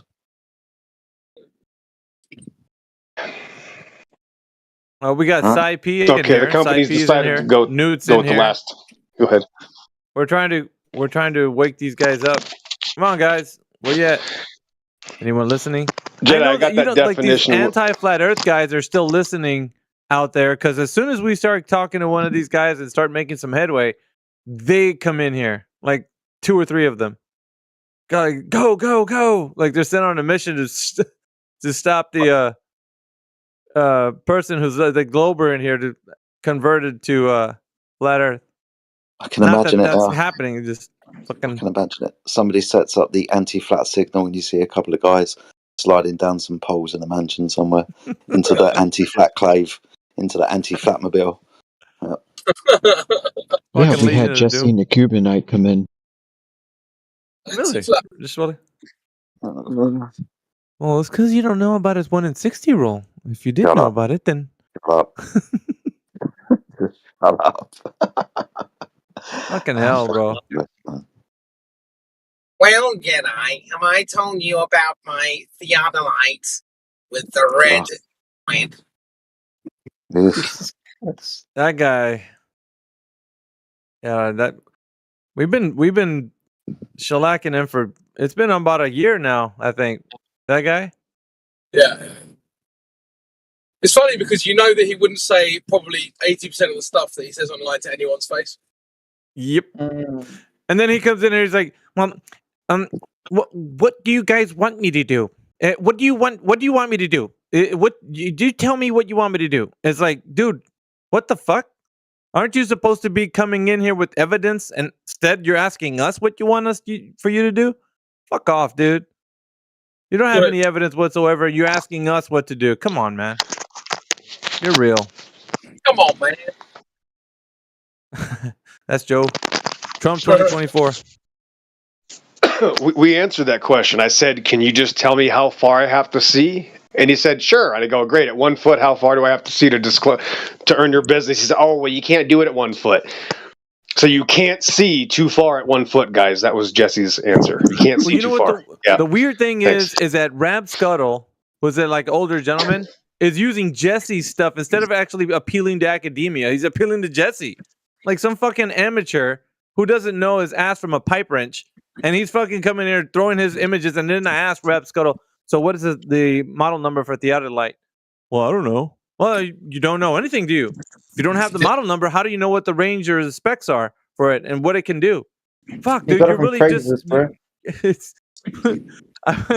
every time I ask them that, there's the same question. Like, you think by now they would have asked Jesse, "Hey, dude, man, we're looking really bad in there, man. Give us the model, give us some data, give us something, man." Fuck, we're struggling out here. I'm serious, dude. It's like every time. I'm like, just present the information, man. Just go ahead and tell us how it works. Lay it out to us. They don't do it. You're just like, "Well, look at this photo. Wow, that photo's convincing, isn't it? Or it's a globe." Like, dude, that's not fucking shit. Man. Fuck. Would you think that would go for any place that you'd probably present evidence for it? Like, this is garbage, bro. Come on, man.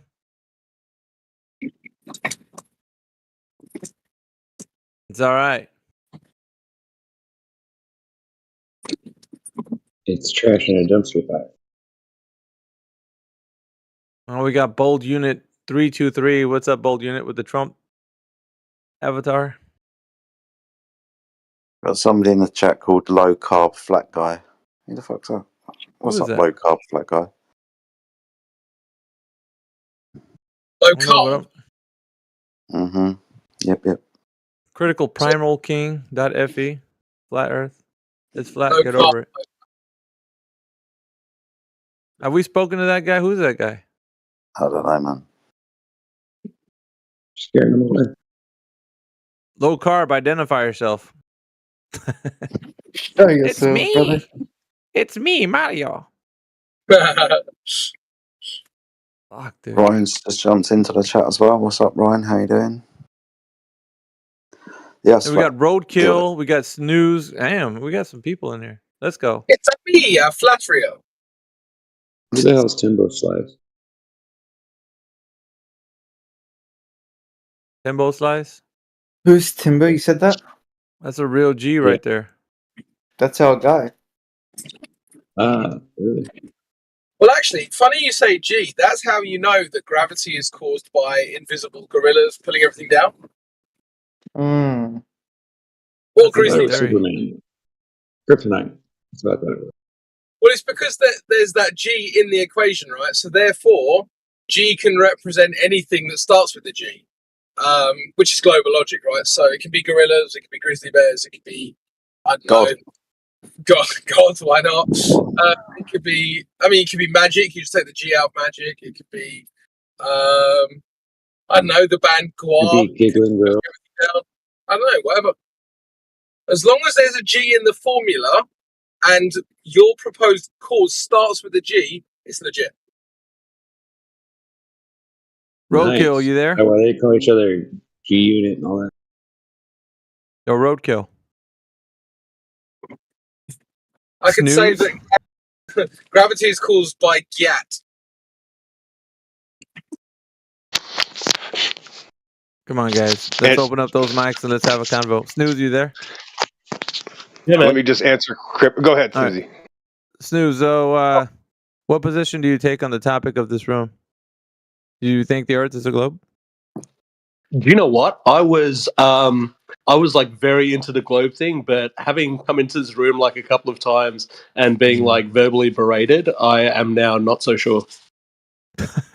All right. Well, that'll change anybody's mind. Not really. But check this out. Wait. What you is change your mind about wanting to say that you believe it, or now you change your mind about what? I don't get it. Well, you know what it is? I guess like the position is that not, and maybe you can clarify it here, it's not that it's 100% flat, but it's just that it's not provably round. Well, okay. Basically. Well, Yeah, at least I that's think what we'll nail am. it down eventually, but we have to work together. Well, let's Yeah. not. Let's not. Hold on. I think we're getting to putting the cart before the horse. Let's not do that. So what we're doing right now is figuring out what it's not first, because we're being told ever since we were kids, right, children, that the Earth is a globe. You agree, Snooze? Mm-hmm. All right. So we got to identify what it's not, and then we can find out what it is, right? For the most part, I would say, from what we can understand, from our worldview, from our perspective, what we can know, and then from there we can say what it's not and what it is. But don't get it confused. We're not telling you that the entire Earth will be discovered as something. What we will say is whatever place we can go to, we can know what those places are. Does that sound cool? Okay. So anywhere you can travel, anywhere people can travel, we can investigate. Anywhere we cannot travel, we cannot investigate. What do you think about that? Yep. Yeah, no, Okay. that's true. But there's even limits to like the places that we can go to and what we can know about it. Right? Like we can go to the ocean, but that doesn't mean we know everything about it. Okay. Sounds like well, the places that we can go and check, right? That would be for everything. Do you know right? one thing? One thing that is still like a hang up that I have is how the sun is not constantly visible. Like I really, I've seen like GIFs and I guess, models of it. But, like the other day I was there and like the street light was outside.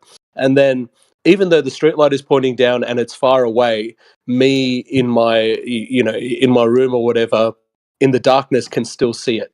So in all of the sort of models that I've seen, they've kind of shown, look, this side is lit up and then the other side is not lit up, therefore that side is in darkness. But like I was in darkness, but I could still see that street light.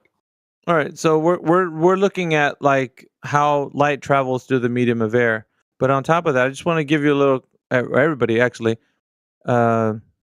Alaska is just going through, there's a certain portion of Alaska that's going to be not seeing sunlight until January 23rd from today. You can look it up right now if you want to on the internet. I think this was some city in Alaska is not going to see sunlight for a long time, or until January, right? So if that's possible, then what you're saying is going to be kind of like for you to understand how light attenuates through the medium of air. Now, would you say that air is a medium, Snooze? Yep. Okay, so there's different, or it's made up of a gas. It's a fluid. So the gas itself it works as a fluid, medium. Would you say that's true or false? Fair enough. It's got its own dynamics that are similar to fluids, I guess. Okay. So knowing this, do you think that light could attenuate through it to a certain extent, a limit? It's got a limit, or would you say that's not correct? That light could there is travel definitely a infinitely. limit. Okay. Yep. So how about if we change the medium and say water, just for example? Would that be more or less attenuation with light? Let's say That you would have. be. Oh, go ahead. Go ahead. Yeah, so I guess it would be less attenuation because it is a denser Correct. medium. Correct. So, and that would work out to be on a clear sunny day. You and your friends go diving. The further down in depth you go, the less light you're going to see, and light will not penetrate the furthest depths. You do understand that you get total pitch black darkness even on the clear sunny days. All right. So with that understanding, then we could safely say that light doesn't travel forever in a medium of air or water, because we can understand one simple fact that air and water and any other medium, light would have some work to do to penetrate through that medium, and it could only attenuate to a certain limit. So that being said, that could answer the question, how far can we see? And depends on the proximity of the sun to your geographical location to say how much sunlight you get. So, it just depends what season you're in. So in this specific season, I don't know, are you in the north or south? I'm in Australia. Australia. So right now, the sun to your proximity geographically would be a lot closer because it's closer to the Capricorn, versus the Tropic of Cancer, where Cancer's where we're at in the north and Capricorn's where you guys are at. So Yep, it's it is closer to the summer. Tropic of Capricorn. So where you guys are going to be receiving a lot more sun. Proximity geographically, it'd be closer to you guys and further away from us. Thus, we're having winter, you're having summer, and light also will attenuate closer and be hotter for you guys, be colder for us, because it's not the warmth of the sun is leaving us. So that all works. So that's the big question of like people ask, well, how do seasons work? How does that? So as the sun moves from the tropics in between the tropics, it's gonna cause the seasons. So the proximity to your geographical location is going to cause it, and also attenuation of how much light you're going to receive throughout the day. It's going to matter. So you're going to have depends, right, on the season. You're going to have more or less light. So, and that's pretty much, I would say, the basic way to look at it, right? Because Earth itself would be in the flat stationary understanding pretty big, right? So the sun isn't as big as the Earth because it's not covering the whole Earth. Because if it was, it would cover the whole Earth, and it's not doing that. So because of that, we understand that it can't cover the whole Earth at one time because it has to attenuate through the medium of air, which is a fluid, and of course it has a specific extinction limit. So it couldn't. So let's say. I guess, in the models that I've seen, and maybe I'm looking at the wrong things here, but it kind of explains the day-night, but not really the seasons. Like, if both of us are getting around the same amount of daylight, why is my sun, I guess in the conventional model, closer, and therefore, yeah. It's because What of do you the mean? tilt. What you asked? No. What you We're gonna have to put you on You mute. were talking about like the Tropic of Cancer and yes, corn. How that Earth? We lost you, Snooze. Repeat what you just said. You cut out. Yeah, so you're talking about the tropics and the seasons. How would that work? Like, because I almost need to see it, right? Like, what it would look like on a model. Well, here's the thing. I want you to wrap your mind around something that's kind of important in the sense of the sun, right? Have you ever heard of the solar analemma? I have not. What I need you to check it out really quick while Jedi is going to jump in here. I'm going to take a back seat and I'll let Jedi kind of polish up this point. But while he's doing that, please type in solar analemma. I'm just reading, sorry. Do you notice in your summertime, you're in Australia, I think I heard you say, yeah? Yep. Do you notice that, well, throughout the year, the sun rises and sun sets in different places on the horizon? And when it's your summertime, the sun rises more south on the horizon. Yeah? So it's like the sun's coming towards you. So when I'm experiencing winter, I'm in the UK, the sun is setting more south, lower down on the horizon for me. I get less sunlight during the winter. You get more sunlight during the winter because the sun is at a higher apex in the sky. I have a lower apex in my sky. When I experience summer and you experience winter, you don't have the sun as much in the sky, do you? It sets lower and rises lower on the horizon. Whereas in England, UK, Northern Europe and Northern America, it rises at a different location on the horizon. Now, what this would show us is between me and the UK and you and Australia, throughout the year, the sun is kind of going to and fro between our locations. So summer in the north and winter in the south is because the sun is closer to the north and further away from the south. This is why Alpha Veritas brought up the two tropics, for example. So the Tropic of Cancer being the northernmost limit that the sun appears to go, and the Tropic of Capricorn, the southernmost limit where the sun appears to go. Throughout the year, it goes between these 2 points. So that's just seasons. It's kind of easy to understand. It's what we observe. The sun appears to be higher in your sky in the summer and lower in the winter. Okay. So I guess, like, in terms of how this would look, so there is still like a fixed sun that is sort of going in a circle, but then that itself is moving in like a a pattern as well, like an oval shape. Yeah, whatever the sun appears to be. I don't want to start derailing the conversation and talking about the definite article of the sun, but for No. terms, yeah. Thank you for that. Yeah, no worries. It's kind of the same thing between. It's kind of the same thing with the globe Earth and the flat Earth. Globe Earth just says angular tilt, which is, say, if in the north it's summer, then the Tropic of Cancer is the thing that is closest to the sun. Tropic of Capricorn is furthest away, and it's obviously not over the equator. In the spring and the fall or autumn time, that's the equator that's the closest area to the sun. And then because of the angular tilt in your summertime, Tropic of Capricorn is the closest thing to the sun. Same kind of conception on the flat Earth, apart from it's not the Earth that is rotating and tilting. It's just the sun's movement between these two areas. And the bigger part of that figure eight is when it's at closer to you, then the smaller part of that figure eight is when it's close. It's pointing like to where we're at. So if you see the smaller part of the figure eight in the sky of the solar analemma, that's actually the north. If it's flipped upside down and you're seeing the bigger part of the figure eight and the lower part of the smaller part of the figure eight is like pointing away from you, that means you're in the south. Then you're in like Australia, which is very curious. It's just a figure of eight pattern, but for everybody, that figure of eight pattern is going to look differently. And whatever sky you're witnessing that throughout the whole year, it's very cool. I think nobody's paid too much attention to the solar analemma a lot, but depending on where the figure of eight is actually pointing, you're going to notice where you're at.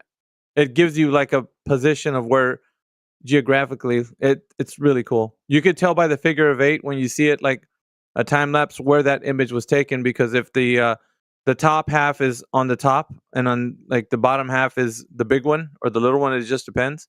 You can tell whether you're in the north or the south. It also shows very cool. That, when it's pretty much at the crossing point on any hemisphere of the Earth, it signifies it's the equinox or the equinox. The solstices are the extremes of the hoops, and that's kind of the idea, really. Yep.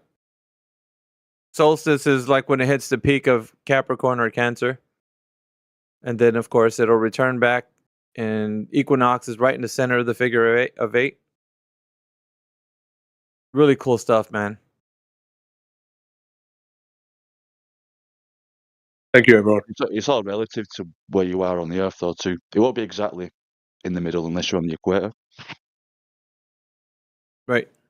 But essentially, it's almost like it was designed to be that way. It's like the North Pole. Not North Pole, the North Star. It depends on your angle, depends on where you are on Earth. Just This is, sorry to interrupt, this is also an interesting point that Flatsy pointed out. It's not just the sun that does this, the moon does it also.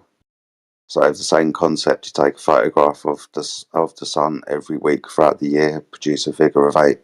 You take a photograph every day of the moon, it will produce a figure of eight in the sky over that 28-day period. And but we're told, go on, carry on. Yeah, to add to that, the Big Dipper does it as well. Every season, the Big Dipper is in a specific arrangement in the sky.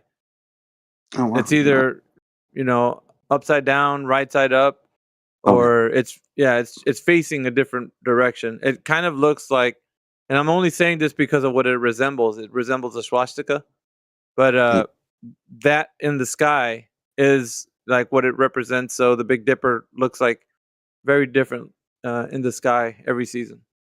I think it's interesting to draw the comparison of the sun, the solar and lunar analemma, because if we're to look at the globe Earth model, well, it's the Earth's angular tilt in its orbit around the sun that produces a solar analemma. But with regards to the moon, that's the moon orbiting around the Earth that produces the solar analemma. Wouldn't it just be more simple to think that the Earth is flat and this is just a pattern that these two rotating bodies above the surface of the Earth appearing as they give us both a figure eight are just doing exactly the same thing? Makes it much more interesting. Yeah, very interesting. Yeah, Fusilli Jerry posted what I was talking about. And in your night sky, you're gonna see the position of the Big Dipper in a specific location. So, yeah, you gotta remove it as soon as you put it up there, Fusilli. You can get banned off of here for that.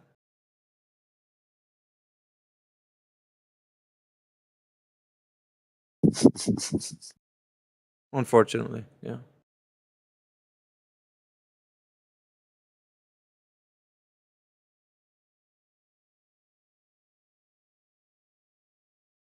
It's been a minute since we've talked about the analemma. Well, it really hasn't been brought up, but Yeah, we don't talk about it too much, but now that I'm thinking about it, maybe we should. This is just, in my mind, of the description I just gave of the two comparisons of the two ideas, globe Earth and flat Earth. Then, yeah, it's just something maybe we should talk about a little bit more. doesn't get brought up often. I think. Yeah, I've never heard that before. Now I'm looking up the analemma, and that's it's really fascinating. It's crazy. It's amazing. But like with that, like what I was telling you, notice that wherever you are geographically, that figure of 8 will be in a different orientation in the sky. Just like the like that image that you saw really quick of the Big Dipper, that figure of 8 in your sky. Once you see like, if you take a picture of the sun, I don't know, like at 12 noon every day throughout the year, you'd get a figure of 8 in your sky. And if you were to map that out, then you would see what it looks like from like you'd probably be on the bigger hoop of that figure of 8 would probably be right side up to you, and the little part would be down to you, which means that we would see the opposite. We would see the little hoop look like it's right side up in our sky, and the big part of it, facing facing the south. So that is amazing. That's the part that I find out. Nobody's ever talked about that, like the orientation of the analemma. You also see them on old globes and maps and such. Mm-hmm. And you can see the bigger figure of 8 it crosses the boundary to the south, and the bigger figure of 8 is like always in the south, and the smaller hoop in the figure of 8 is on the north. Like that picture I've put, it shows you that'd be the northern hemisphere times, but it basically shows the months that it'd occupy its location. Like it's just loading. Yeah, that bigger hoop in the south compared to the smaller hoop in the north. Yep, there it is. Turquoise dragon. Yep. I mean, that's it's interesting almost like enough, the right? symbology of the Ankh as well, where the crossing point is. Symbol of the Ankh and the equinox, which was like the whole point of like Egypt's orientation and this and that. Worship. Do you know that if you were to be like somewhere in Ecuador, when you would take the figure of 8, it would look directly like laid out like the way it looks on that globe right there, like in the sky. In the sky, it would look perfect. Like it would be just straight, like a straight perfect up and down. I don't know if you guys knew that or not. No. Yep. It would look perfect just like that, laid out in the sky. Like, but you would be looking up at it, not down on a globe. Because like the celestial sphere, right? So that's what I mean. It depends on what orientation you are geographically. You would see that analemma looking like in a different and all you got to do is type in solar analemma, and then you'd see like where the picture was taken, and then look at the figure of 8, because I've done this already. It's been some time since I've looked into this, but you could see where the picture was taken and the analemma that was represented in that photo, and then you'll see like where the picture geographically was and how it looks in the sky, and then it'll start making sense to you that the bigger hoop is what they see in the south, right side up. Yeah, if the Earth was a ball, this was producible on a ball, then those hoops would be exactly the same size. Mm-hmm. Is there any correlation to the place where the sun or the analemma is, and where people are able to see eclipses? Well, yeah, everything ties into like a cyclical nature, because this in and of itself is showing like that is it's a cycle. It makes a complete circuit from Maybe the that's how analemma. maybe that's how they're able to know when eclipses are, is because of that analemma. Right. Well, I think it has more to do with like the times when they happen. They just record them. It would be just a matter of recording something. So putting it down. So Isa, yeah, if you're streaming something, man, I would ask you if you can stop streaming. It lowers the bandwidth in the room. If you don't mind, go ahead and cut your stream off. Thank you, sir. Yeah, but the analemma, I think, is one of the bigger talking points. Like, we used to have that discussion. And it's not really flat Earth or globe Earth because of the fact that we've already discussed that the sky itself is not the ground. So for us, it's easy to see. Like, things in the sky don't represent that. Like, some people say, well, what would we do with the 24-hour sun in Antarctica? They're like, well, that's good. Have 24 hours of sunlight there. That doesn't mean that Earth is a globe. So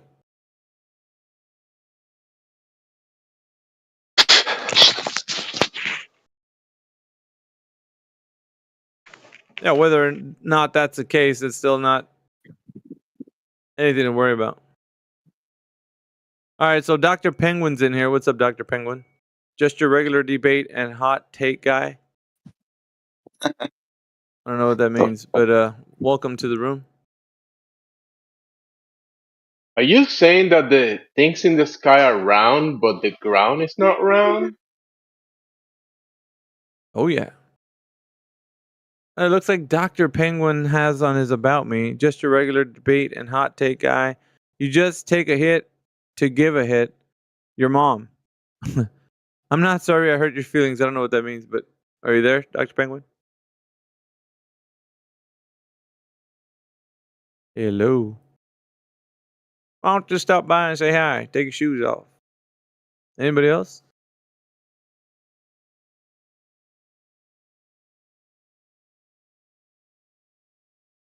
Yeah, I don't think so. Talon's rejoined us again. It's going to start talking about triangles for the 50th time. He fucked off. Yay. Nothing doing.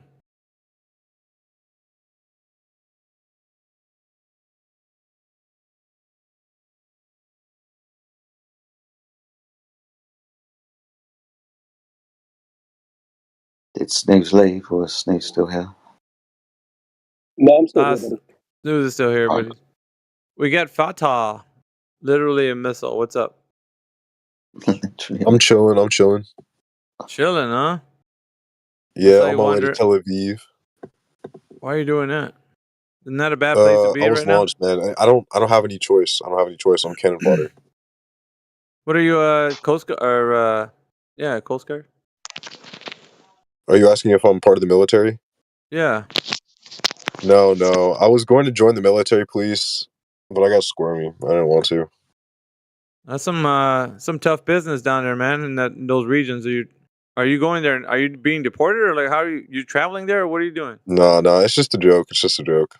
Oh, okay, man. I don't know you from Adam, so I don't know if you're joking. So. Of course. Yeah. I'm not literally a missile, no. Well, not that you're a missile, but I mean, I don't know if you're leaving to go over there. Well, the joke is that like the Iranians made the missile, and the key marketing thing about it, I guess, to make it popular, is it's 400 seconds to Tel Aviv, and it's a pretty fast missile. The only way that can happen is if the Earth is flat. So 400 seconds, dude. That thing's booking. Yeah. What's its Mach travel 15. speed? Top speed is Mach 15. Crazy stuff. Those Iranians, man, they got some crazy rocket scientists, madmen. That would be fiction. Then there's no such device. That's not reality. Mach 15, dude. It's real. It's okay. It's okay, bro. It's okay. It's not real. It's a cool troll though, bro. It's fine, but it's not real. Sorry, no. Look, it's a magnificent missile. You can accept it or you can deny it. It's a feat of We have modern it modern real engineering. quick. I Oh, mean, it's just so like sad. for you know, like, where did you get this information, and how do you even know that? That's what I need to know. Like, Well, I've seen the missile test. really Yeah. live or like video? Video. Why don't you can you post some stuff like that? I'm just curious, man. That's all I am. Like, fucking. Yeah, It one sounds sec. weird.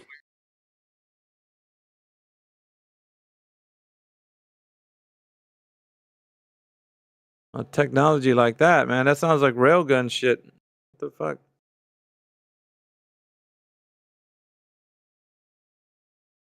Trust How me, do I you know won't what go on speed about it's this. going? How do you know what speed it's going?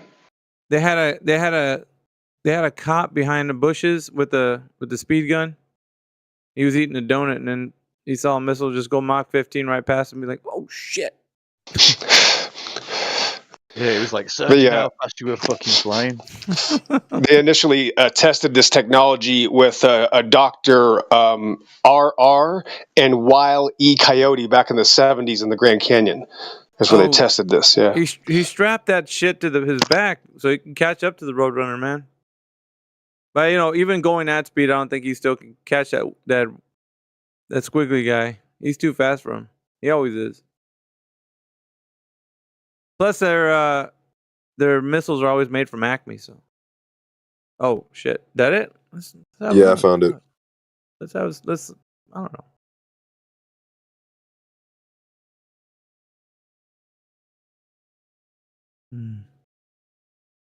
What's its these are tests, right? They're not actually they're not going to a target or what is Well, it's just released. Like it's just finished. Like this is 5 months ago. really? Yeah. I mean, I have faith in the Iranians, man. They got some crazy scientists. Like Well, it all their says it women right there. study like rocket science. Boy. The launch of an upgraded version of Iran's I can't even pronounce that name. Komashire, whatever the fuck. Oh, that might be the wrong missile. They got a really important guy dressed up in his all his medals in it. Oh, that was the wrong missile. That's Defense Hold on. Minister General Mohammed. Low radar signature. I don't know, man. Okay, this is the right one.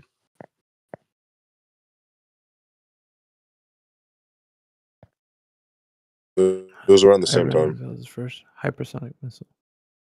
Is that why you named yourself Fatah? Yeah, I'm literally a hypersonic missile. And well, actually, it means conqueror, and I like that. That's cool. So that's why I named myself that. I was originally tank lover a long time ago.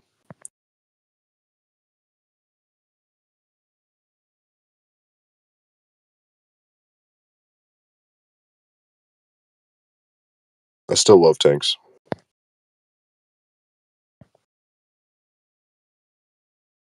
Yeah, it is going Mach 15, according to these guys. Now, I'm not saying it's they're calculating that from the from its trajectory, I guess. No, I think it's just top speed, like because it does like reach the upper atmosphere, if I'm not mistaken. From what it looks like, it's doing like a parabolic, and then it has like 2 stages of even. Yeah.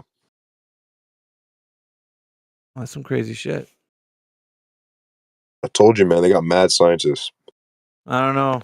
That's some scary shit, though, man. I heard it was the Russians who actually gave them the hypersonic missile. You think so? Those guys? I don't know. I think it was the Koreans, man. They've been working on a lot of stuff No, too. no, it was the Russians. They gave him that missile. They're really tight. I mean, yeah. So so are the Russians and Koreans, man. You know, Iran's got a mosque in Korea because they have you know, they're diplomats that stay there and they need to pray. So yeah. This Real is tight. scary, though, man. I mean, that's where they get all their money from. The damn crypto robbers, crypto thieves. that's crazy, bro. All for the sake of what? Because when this thing gets deployed and it finds its target, there's going to be collateral damage, man. The power of this, allegedly. Well, I Who mean, I'm knows? sure they can, Fucking you who know, knows? be civilized, give a warning. I don't know about that, man. Traveling that speed, how much more do Well, you it's think only you like get? 5 minutes, so you get like 24 hours or 48 hours advance here. City's gonna be deserted easily because it's Tel Aviv, man. That's the intended target. Obviously, that's what it's marketed as designed for. It's full of cars and full of ways to get out. So it's not like Gaza where you're trapped.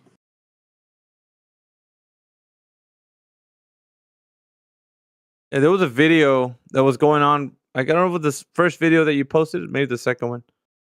They were showing like how it goes into the upper atmosphere and loses its second stage, and then that's where it actually finds its target. Yeah, because it has like, I think it's like false.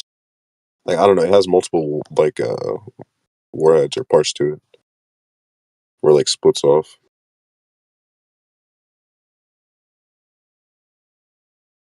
Do I have you muted? No, I'm hearing you. Oh no, I was talking about Jesus was black, but he's just typing. Wait, what are you asking, or what are you saying? Nothing. I thought you were talking, and I had you muted. Oh, okay. Because I was looking at chat, but. All right, we got who else we got in here? Not too many new people, except for It'd be you. funny. Oh, Alpha, would you? Oh, okay. Go ahead, Jesus. Yeah, back? would you ever? Do you know who Planet Peterson is? Is he prolific in the arena, or what's this guy? He's like a semi-famous YouTuber and TikToker. He's got like over 300k or something. He just talks about flat Earth debunks and stuff like that. Really? Yeah. No, I don't know. I would like to get him in here if we could. Well, I don't know if I could do that, but like I know that he's got quite a few okay amount of viewers right now, and only has like a few requests. I was just asking the other guy if he wanted to join his live because he got me up just now. Really? Yeah. He'd mute me straight away. He couldn't handle what I got from him. No. I feel like he's honestly like debating every single person. He hasn't muted once. It's too tempting for me to. It's too tempting for me to go on his channel, man, because I'd make him look like a fool. I asked him that your normal critiques of the Cavendish are you cannot remove the potential magnetism of any object. You cannot observe this as a natural phenomenon. What is it? You target Texas target shooter fallacy. Yeah. And he Sharpshooter addressed fallacy. Yeah. It causes mass, which is a concept. There's so many fucking things wrong with it, man. To be honest with you. But yeah, I asked him on this. He didn't mute me. I asked him for like the methodology in measuring curvature. He said the dumbest argument is the gas pressure argument. Why? Because he doesn't have a rebuttal for it. What was his rebuttal for it? Well, he says that the argument is self-defeating. Something about how can you explain if gases cannot exist next to a vacuum without equal distribution, using like entropy, blah, blah, blah, blah. Could you explain how like the gases like closer to the Earth are not just equally distributed across the atmosphere? And he would just say that you guys would either say it's either buoyancy or density explaining this. No, he's a fucking wanker. No, we wouldn't say that. Or the electrodes of the gas particles. Then he said he would just, if you guys did say that, he would just say, what is the electrodes of this gas and this gas? And how would you be able to explain what we visualize, what we observe in our atmosphere? Blah, So blah, blah. he's basically like I would akin him to maybe a Professor Dave, like Dave Farina. They like to say their talking points and then speak for us like a fucking dumbass. So they'll say like, well, this is what they would say, and it looks to me like they're fucking idiots. It's like we wouldn't fucking say that shit. Maybe somebody who just came into the topic and fell off the turnip truck, but me or Jedi would fucking have you for lunch. You dumbass. Like fucking there's no way. You couldn't escape. Fucking mute me, maybe, but that's it. That's the only the reason why I don't get on these fucking clown shows is because they couldn't handle it once. Because I would put so much heat on them that their audience would be like, "Dude, this is fucked up, man. What do you mean? Like, I thought this guy is fucking doing this to you, or you're not gonna mute him? Like, what? You know what? They would start getting that way. It's like, no way, because yeah, go ahead. Yeah, so would anyone be willing to join? It's like I got up in like 2 minutes. He's going. There's not many requests, so it's very easy to get in. But if you don't want to, then fair enough. But like, there's no way I'm gonna get him in here because it's like you're gonna have to end your TikTok live just to join a random server that he doesn't know of. Yeah, no, that's fine. I appreciate that, but he's caught You could just tell him that this is the place that the Globe Earth comes to die. There is nobody that has ever beat the team. Like the 24/7 Flat Earth Discord is very it still is undefeated. There's nobody that's come in here to take the team down, any one of us. So these guys that are out there, these bigger guys like Dave McKeegan, are just gathering steam right now, and this new character. I mean, he's trying to. Okay, so they're basically just catching in on the hype, but really the big arguments were done like a few years ago. The ones that we took care of. We established this foundation that you now see. 24/7 as a brand was created by the team, all of us in here. We were the foundation of it. And also, like, you got your Nathan Oakley, and some people they dislike him. That's fine. I mean, he's got his own thing, but these things were already like we've moved past like the Brendas and the co-shows and all that. Like we're already now where this isn't a debate anymore. Obviously, this character probably thinks it's still a debate, but it isn't. He's probably debating strawman, man.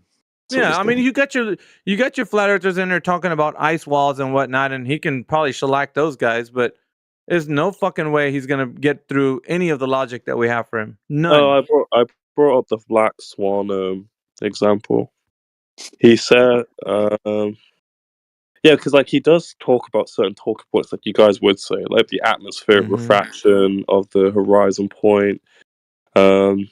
I mean, it was just his response was like, well, in common conditions, you wouldn't see this. But regarding these current conditions that you would see in the photo of it being extreme temperatures. I've got it. Brilliant. He's given me an answer that I've been looking for one of his Globers in his channel to give me. So cold temperature means that we won't be able to see that far. So if I gave you a laser test over a frozen lake that was over 10 miles, what would you say to that then? Because you haven't got the conditions now, apparently. But hey. Sorry to interrupt you. Yeah, because he like with seeing the lights, like the top of the oil rig, like bending or whatever you want to call it. He's light bending over the curve. Yeah, he can. These characters can beat up strawman in their forums like there's no tomorrow, and they can beat up like low grade. And I'd say it this way: no, not saying it's bad, but low grade flat earthers like all day. You can punch them around and beat up the strawman and do whatever you want, but the moment he sets foot in this ring, he's fucking done. Dude, there's nothing left. I will eviscerate him, and I will make sure that I will, keep him on point. Because what they like, these characters, what they like to do is chunk a bunch of shit at you, like 10 fucking thousand things. That, like, well, what about this? And tell me about seasons, and tell me about how this works, and tell me about that. And it's like, dude, shut the fuck up. Focus on one point and see if you can get through that one point. And then after that one point, let's see if you can handle it. But they can't. There's no way. When it comes to top tier flat earth discussions, there's no fucking way he'll get through it. I 100% guarantee it. You can take it to the bank, bro. He will never get through. None of these guys will. They never do. Like, and it's astonishing to me that they don't take they don't bite the bullet and come in here because they know what's going to happen. Every single one of them knows exactly what's going to happen because we don't let them get away. I mean, the ones that come in here, they struggle and they start claiming, well, you guys don't let us speak. No. It's not that we don't let you speak. It's that if you're coming in here, you better have your shit together. You better fucking have all your fucking T's crossed and your I's dotted. Because when you step foot in here, you better bring everything you got at me. Everything. All your data. Everything. And if there's something amiss, if you say one suggestive term, I'm gonna be on your fucking ass the moment you say, "Well, it could be." Nah, fuck that. You're saying that the Earth is a globe. Now, where's your fucking evidence? I don't want to hear any suggestive terms. If, maybe, possibly, could be, all that other shit. And we have this shit so fucking airtight, man, that like I know that every time they come in here, these guys they claim to be intellects, they're fucking on pins and needles because they know exactly what's coming the moment they like give up any ground. I don't give them any quarter, bro. None. Yeah, but when you say like you're kind of like I haven't asked him obviously, but I feel like he would say no to join the call. No, you can just ask him live. Yeah, but like anyone can could say what you said necessarily about each other. So I'm just thinking like, where is the crossover here? Like, who should actually be end this thing they're doing right now? I'm gonna tell you, man. We already the people that have built the team. We have our stripes. I've been to different servers. I've been to debates. I've been through all this shit. The rigmarole of having to do this for the years that I've been doing it. I fucking have all of that to back up what I've debated astrophysicists, PhDs, cosmologists, like fucking you name it. Every Tom, Dick, and Harry that comes in here. And I've fucking eviscerated all of them. And so now I don't need to go prove myself in a fucking debate anywhere. I'm here. If anybody wants to come step into the ring, let's see what you got. I'm going to test your mettle and you better fucking stand up for what you... But other than that, like, we're not going to go, okay, man, modern day debate, let's do it. Like, fuck that, dude. Nope. I mean, we're not going to go into their controlled forums. Go ahead, Jedi. I just had a very quick look on his TikTok channel. I mean, look, it's like 10 to 4 in the morning and I'm falling asleep. But if it was around tomorrow or a day after, more reasonable time, I might see what was going on. Not saying that I would jump in, but I would definitely have a look and do some research on the guy and see what he says. And, mate, I might do it. Not he has a video Just make some coffee, Jedi. Just make some coffee. He has a video on YouTube that goes through quote unquote all debunking of flat Earth arguments. Obviously, it might bring up some fucking ice wall models and stuff. But I was watching some other things like what's the channel called? Let me go get it. Hello, guys. Planet Patterson. I just want to say hello to everyone in here, especially the fellow. Hang on, I'm trying to get some information. What? Go ahead. What's the channel called? Sorry, mate. Okay, I just wanted to follow up on what Maggie said. Well, actually, if people are humble enough and honest enough when they come about this topic about flat Earth, and they, instead of arguing ignorantly and starting to spread some nonsense about it, or maybe have some preloaded concepts about it, and then they are rebuttaling those where no one in here maybe claimed those ever. Instead, they just can come in here, be friends, and ask for to know actually and to get educated about it, and maybe they can actually start understanding what is it about, and maybe from there they can start doing their homework about maybe comparing the information from the flat Earth or flat earthers or maybe truthers in here and against what they got to learn all their lives from somebody. Jimbo, were you going to say something?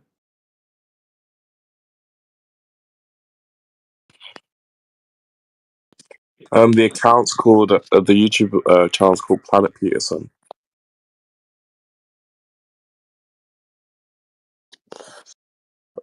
Cool. Well, thank you for that. Anyways, though, Jesus was black. Oh yeah, no problem. Either way, somebody feels inclined, they'll go over there and visit his forum. I'm half tempted, but that might be because I'm tired. No, I don't. None of these guys entice me. I don't. It's because I don't see it the way they do. Some of these, like I said, some of these new guys that are coming into the scene, like Rob Noxious, they still want to think that there's some debate, some fight going on. There's nothing left. Like I said before, we were still doing our thing, 5-on-5, 3-on-3. We would go into other servers. We debated Fight the Flat Earth. We did all of that shit. Yeah, that's true. We have all that. True. Been there, done that. I get the point. There is no debate.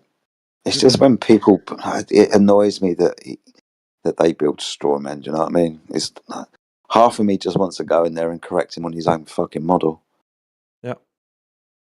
Because that's all day long. Probably he the gentleman was saying, he's beating up a straw man. You know, he's built a flat Earth model with ice walls, and he's like, "Look, it doesn't work like this. Fuck!" And everybody's like, "Yeah, man, get him, get those flat Earthers." It's just like, you have no fucking idea, bro, whatsoever. He's beating his own. He's beating a cartoon in his imagination. Good job. Yeah, essentially. Yeah, like in a real court, like in a justice court, shouldn't be like there is evidence for someone to file a case, right? And then once there is evidence and someone review those evidence, they start like calling on the other side, the other party, like, hey, you are like being investigated, and someone accusing you of this, and now what's your defense? But like sadly, when the globe earthers come, they don't even have evidence on their own to start a case. And they think they do, but they don't actually. And they don't know even about flat Earth, but yet they want to like argue against it, which is like very weird. You know, I have been even like those like YouTubers like saying like over and over multiple of times like they debunked flat Earth. Even they claim some like silly things.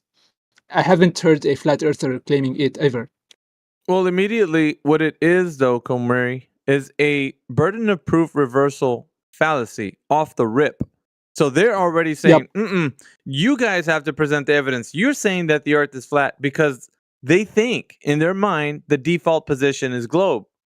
But they forget that you have to be told that the Earth is a globe in school, or your parents or somebody. By proxy of some other information secondhand, you're getting it to your mind. You don't go and witness the Earth this way. So they have the burden of proof. They don't realize that, and they don't think that way, because immediately when you step into their forum, they're like, okay, you flat earthers, go ahead and present your evidence. Well, let's have it. What do you have? A flat Earth map? Well, it's funny. They think in their head, we got the burden of proof. So off the rip, they're already fucking wrong. And that's the thing with that. Like you can't start a discussion with their side already thinking you have to bring all the evidence. And I guarantee you, when a flat earther goes over there, they're going to be on the opposite end of providing evidence, because it's like, no, this is my forum. You're going to bring your evidence to me. Where's your evidence of flat Earth? Go ahead and bring it to me. And so they're already thinking, we already know, the whole world knows it's a globe. You got to bring your flat Earth evidence to me. That's why you don't go to these forums, because they already have a built up burden of proof reversal fallacy off the rip. It's off the jump. The moment you get in there, it's going to be asking. It's like, okay, imagine when the Globers come in here, and remember that one day they had Clay up against the wall? Some guy was in here like, dude, no, you got to tell me how it's flat. And Clay was fucking sweating bullets, bro. He was like, well, I don't know what to tell you, because I've been trying to give you information. And he was like a little bit panicky, you know? So I was like, Clay, just, dude, relax, chill. And I stopped the guy because I'm like, hold up a minute. Like, and so people don't realize this, because it's like, it's optics. So if somebody's really good and cunning, they can already start off with the position that it's your evidence that you have to provide to them that the Earth is flat. So if you fall for that, immediately you're going to be defending. And that I already said before, and I said it many times, if you're defending flat Earth, you're doing it incorrectly. You are. If they got you up against a wall and searching you and all that, look, where's your evidence? You don't have any. Like, you're doing it wrong. Yep. You're doing it wrong, my friends. Exactly. I agree. You know, like even like since, you know, cognitive dissonance, you know, like it's always the case. Like even when I remember myself being like maybe 10 years old or something about the, like when I learned about like globe Earth and stuff in school, globe Earth and space, and you know, Earth has pressure, and it didn't make sense. Like how is like ever Earth having this pressure against vacuum? It doesn't make any sense in my head, you know, never made any sense. Like, and even like after I learned about like flat Earth, and you know how it's like actually the case, and how like physics actually doesn't work on a globe Earth, and it defies all laws and like even common sense. it's just now it all connects, and but sadly people are always like super deep in cognitive dissonance. They don't even realize that what they are seeing and experiencing and where they are living is actually flat earth all along. It's just like they need to get rid of those biases like enforced on them or indoctrinated on them by schools. Well, I was telling the people too is that like there is the false dichotomy that the earth is a globe and flat argument is already there. But we have to just make people realize that that everybody who's a globe earth person right now that thinks that earth's a globe is actually a flat earth person. Cuz it not as in a like who they identify with, but as that they think that the earth is like they know that it's already flat. Like everybody knows this. The thing is you've been told that it's a globe. So the indoctrination has taken a hold of your mind. So once you make them realize the truth, then they can see that okay, maybe I'm wrong or something like, and that can only occur when they realize it in their own mind. You can't like you're not gonna win them over in an argument. It's not gonna happen. Like they're gonna be like, oh shit, really? The earth is flat. Like and it's not how it's gonna happen. Usually they have to go away, they think about it, they're maybe come back in a week or whatever, however it happens. But it's not gonna happen because you do a tug of war on Discord and then they're like, oh shit, you're right. The earth is flat. Like that's not so mostly it's because they already think it's a globe. But your job is just to present the truth and that's it. But they will come to the realization or not that it's not a globe like they've been told. And then all along the earth is flat and stationary. So there's no dichotomy. It's false. There is no globe earth that ever was there. It's all imagination. It always has been that they've been living on a flat and stationary earth. Always, always.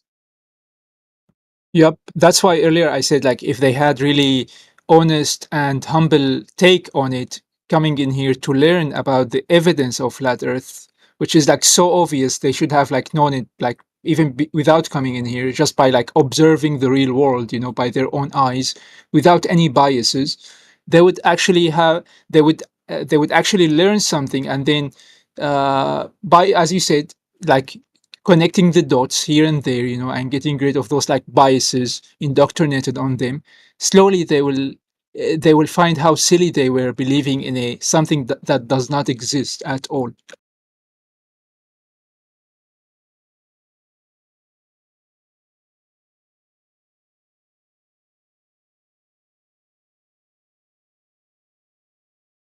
And what's weird about it, like when people have like those like very heated discussions or maybe so-called debates, about against flat Earth, like what's in it for them? I don't get it.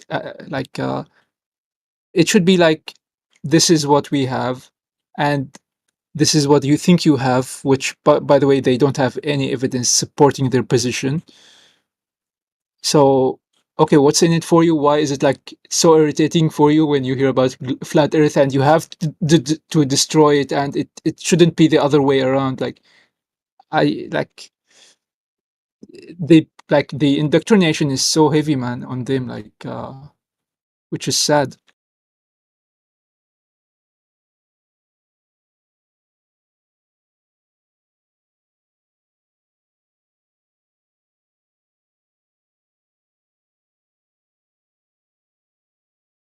Fucking Brett, you're a clown, dude.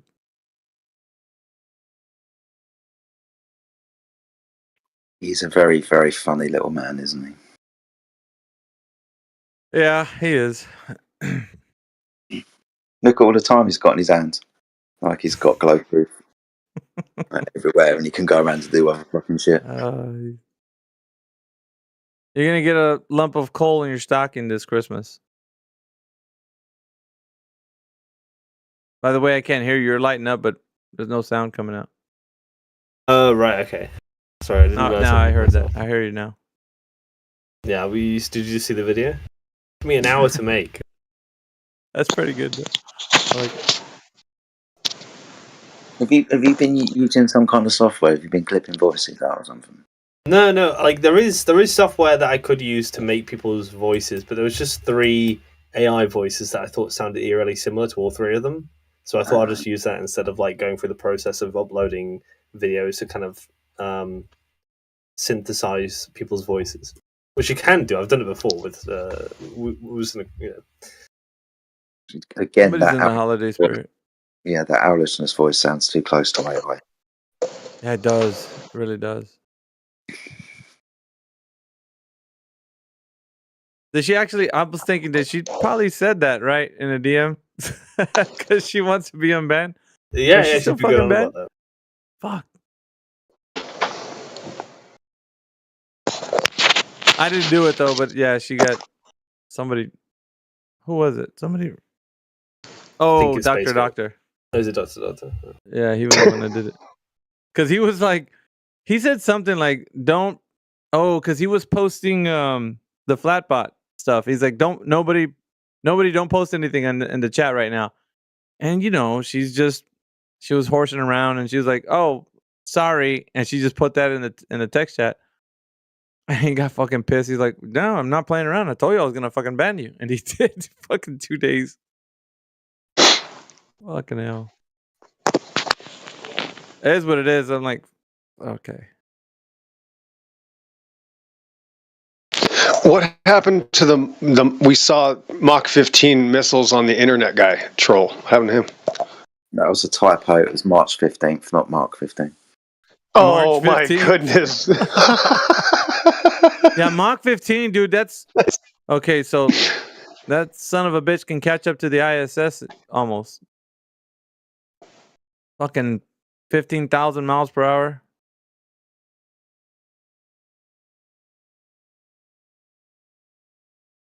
I don't know, man. I don't know. Seems a little bit too fast for me, but hey.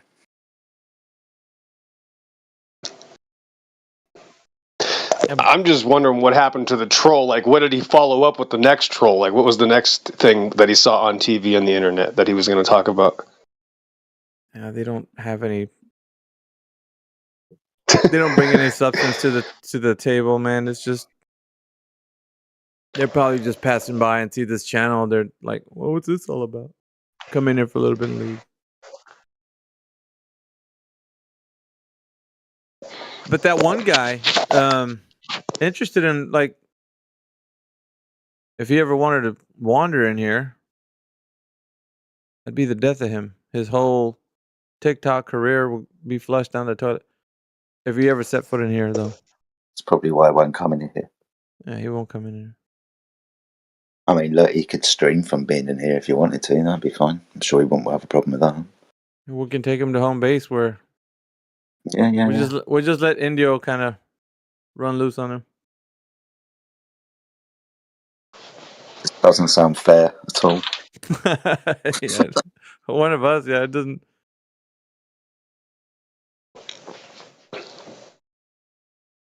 It's more of these like anti-flat Earth types that got like No Country or like fucking like these other guys, man. They come in here like Talon and Jesse. Like, fuck, dude. At some point, you get tired of those guys. You're like, dude, fuck. Yeah, we heard your argument like 1,000 times over. Let's get some new people in here. I don't know if I'd put Talon and No Country in the category of anti-flat earther. Maybe egotistical earther. They think this is some kind of ego thing that they've got to come in here day after day after day and try their hardest. I don't think they're. I mean, it might be incorrect. I don't think they're in the same category as like Jesse. Yeah, you'd say like wanker. Like that would be the category you put him in. That guy's just a fucking wanker. Yeah.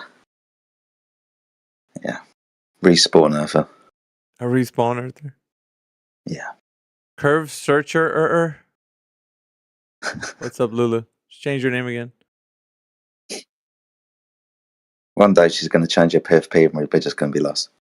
Yeah, that day is going to be.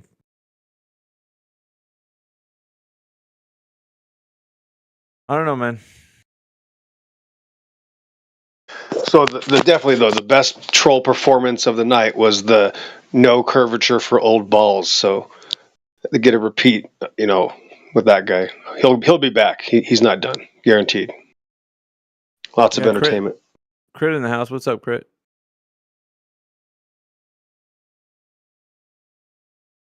Somebody called Voodoo down the bottom. Hey, yo, Voodoo. What's up? Voodoo child.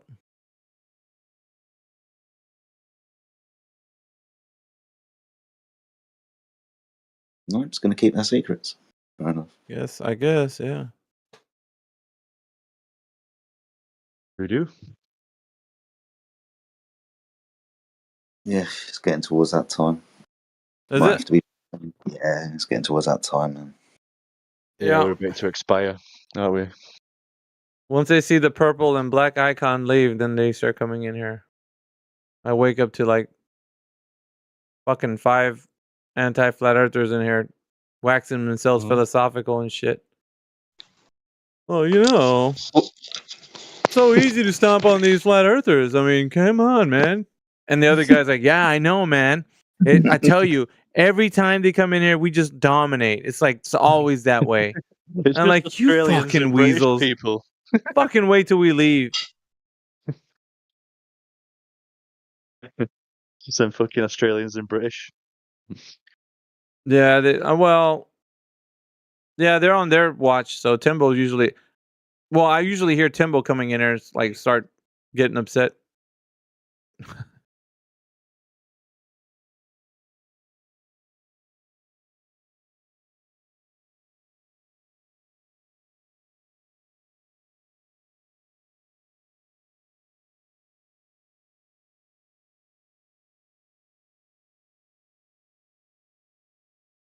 I'm gonna go visit Indio. He's over there in the home base real quick before I take off. All right then, brother. I'll catch you tomorrow. Take care. Later, bro.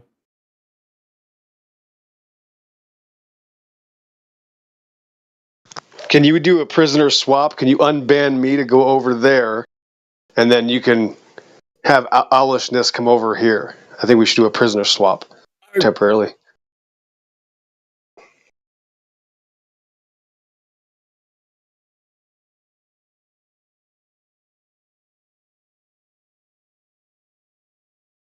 I agree to that swap.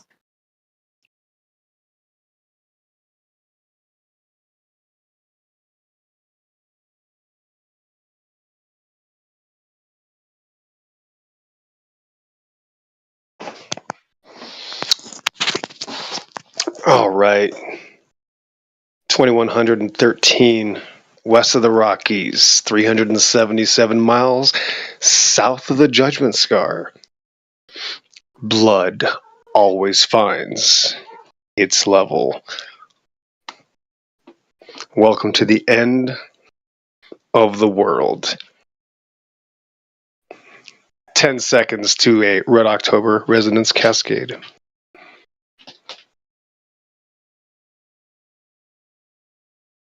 Just jump back in with someone trying to you can get a hold of me, or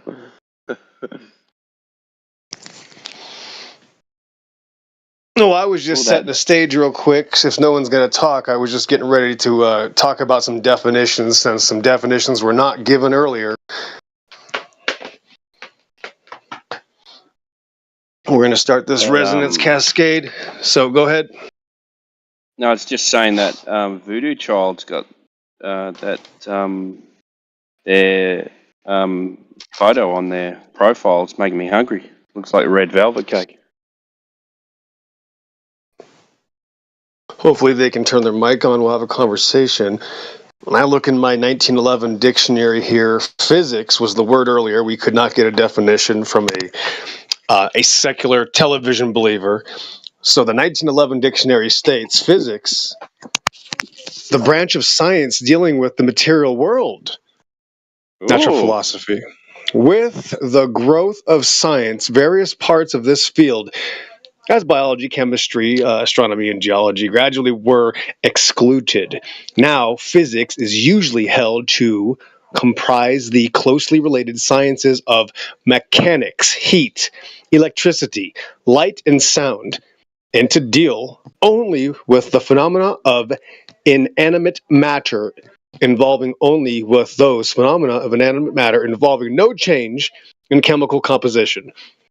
Motion in the most general and fundamental of all such phenomenon. And physics is sometimes defined as the science of matter and motion. I don't know if I cut out. No, we heard you. Okay. My screen does things. Anyway, yeah, that's a mouthful. And physics is literally those two last words. It's matter and motion, but what's matter? So really, it's work. If you think about it, the real definition, I'm sorry, you're just going to get the Excel explanation here. That's work. Physics is work. Make it work. What's it going to do? Try to get out of that definition. My definition is work. Physics is work. That's why they extrapolate and they say, where is it? Of mechanics, heat, electricity, light, and sound. Bro, that's work. So physics, very simple. It'll work. And then again, work.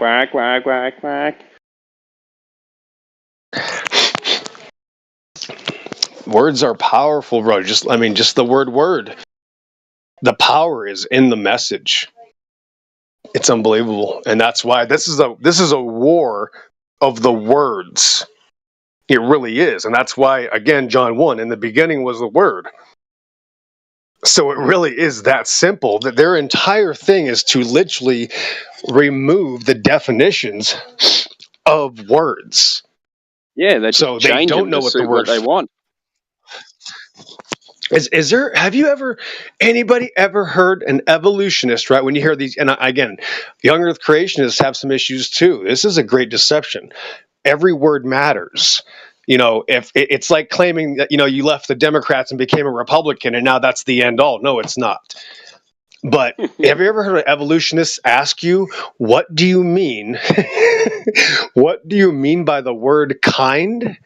Have you ever heard this question? What do you mean by kind? I've heard this hundreds of times, thousands probably. Has anybody ever heard this question? Maybe I'm just the crazy one talking to atheists. But if you talk to atheists about evolution and you say kind, because they want to say kingdom, phylum, class, order, genus, species, okay, and you say, or me, I'll just use me, I'll say kind. Do you know they don't know what the definition of the word kind means? What, as in humankind? No, kind. No, just kind, and human is not a real word either, so you got to be careful. See, right, there's another example. I'm not a human, I'm a man. So, no, I am mankind, right? Mankind, just like there's woman. Right, so woman is part of mankind, so there's mankind, and I don't have to do that. All I have to do is say kind, not necessarily man, because I'm not even talking about, remember, man is the end game anyway. So if I want to discuss evolution, we have to talk about the steps to get to men. We don't talk about men. No, we need to talk about the steps to get to men. That would be evolution. Yes, going from a non-man, something that's not a man. This is not complicated. Something that's not a man, going to eventually change to a man. That would be discussing evolutionism as my bunny ear fingers go up and down. Did you want to say something? What were you talking about? I mean, it sounds like you're rambling. I know, because you're... yeah, that's the thing. If you believe in evolution, this is going to sound like rambling because you can't understand any logic at all. You don't even believe in biology. So yes, I guarantee on my life, if you believe in evolution, you'll deny basic biology. It's that simple. On my life. Watch what happens. And when you say kind, you're not talking about the kind as in nice kind. You're talking about when they use kind as in a species, yeah, as in some kind of. Well, wait a minute. A kind of species. I know. What species. What is that? Now we got to find out. See, now that's another problem. See what I did? Now, wait a minute.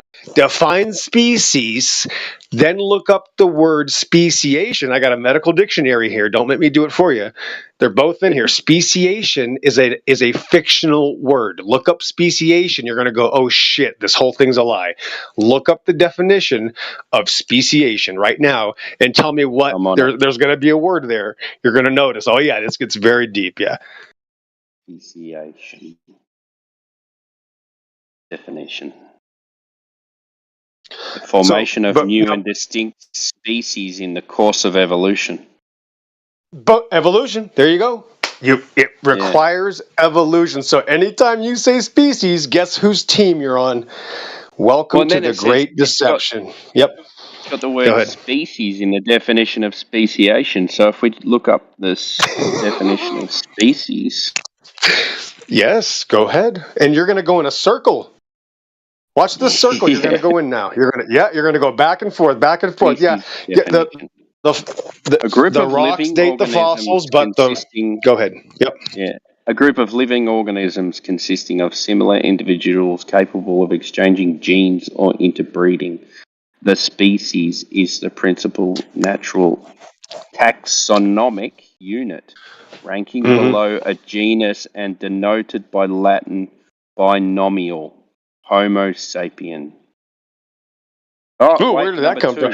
A kind. Go ahead. A kind or sort. Uh-oh, kind.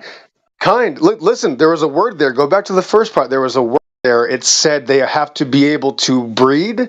Look what it says right before breed. Yes, that means that means you are part of a family. That means that you came from your mom, so you're the same kind. They want to use the word species. That means you're the same everything that comes from its mother, guys. This is not complicated. Okay, I'm gonna make this very simple.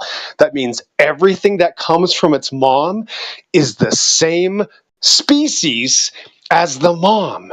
It's not complicated. Therefore, a million times, right? So again, a billion times a billion coming from the same, it's always going to stay the same. Stays the same is what it means. Doesn't evolve, it means it stays the same. So the word species doesn't exist because it stays the same kind. Have a nice day. It's that easy. There's no such thing as speciation. It's a catch 66. It's a billion times impossible. It's literally like saying I can get something out of thin air. If it comes from its mommy and daddy, it's the same. There's no way around it. So that's a fictional word. Species is fiction. So when you go to the definition kind, 1911 dictionary, you're going to be shocked. Not only does it take the class of kingdom, it takes the class of phylum, order, genus, and species, all of them. It means kind. Like there's a kangaroo kind, and there's a mankind, and there's a cat kind. It's that simple. It'll never go outside of that. Like there's a turtle or a specific Russian tortoise. It'll never get out of the tortoise or the turtle. You know what tortoises? Hold on, watch this. Tortoises and turtles are not the same kind. That is a tortoise kind, and that's it. It never becomes a turtle, and a turtle never becomes a tortoise. That's it. It's that simple. Get this one, XO. I just did kind versus species. And it goes, quite simply, species are kinds or types of organisms. For example, humans all belong to one species. The scientific name of our species is Homo sapien, and we differ from other species such as gorillas or dogs or dandelions. That means we differ from other kinds as dandelions, gorillas, whales, cats, tigers, dragons, lions. Yeah, everything is a kind. It's a word game, and the word game perverts the minds of people that think they're smart, and they turn into do-nothing retards. It turns them into literal criminals because they think they have special magical words, like the people that say gravity, because nobody ever knew shit fell until Isaac Newton got hit in the head with an apple. Apparently, that's the same mindset. That's how crazy these fucking people are. So when you're arguing about shapes, it could be a waste of time if they don't know the basics of biology. If something comes from its mommy, it's the same, little Billy. Pat him on the head and let him go. It's that simple. That's funny. So the word species and phylum and those other terminologies are just man-made. In fact, the man's name was Linnaeus. Carolus? Sounds like Saint Nick. Sounds like Santa Claus. Chris Kringle? Who was this guy? I don't care. Apparently he was a Christian. Yeah, right. I'll know you by your fruit, bro. What are you talking about? Do you know that a Christian came up with the animal classification? Oh, really? He was a Christian? And but you can tell me that I'm not a Christian, but this guy was a Christian, right? You know, bro, it's a mind game. It's a religious zealot. They're going to tell you They're going to tell you what their religion is, but tell you that it's your religion, even though it's theirs, right? They're going to say this Christian, just like it's George Lamet. They'll say George Lamet came up with the Big Bang, so isn't the Big Bang part of Christianity? Like, they'll say that's the same. Like, that's the mindset of these people. You have to break them free. Like, no, bro, first of all, I don't know if this person was real. What does it have to do with me? And that's a man. So they're going to end up admitting to you that they believe the ideas of men, and usually they're priests. Isn't that weird? That's really weird, bro. That's the weirdest part about this. All these atheists believe in priests. You can't fucking make this up.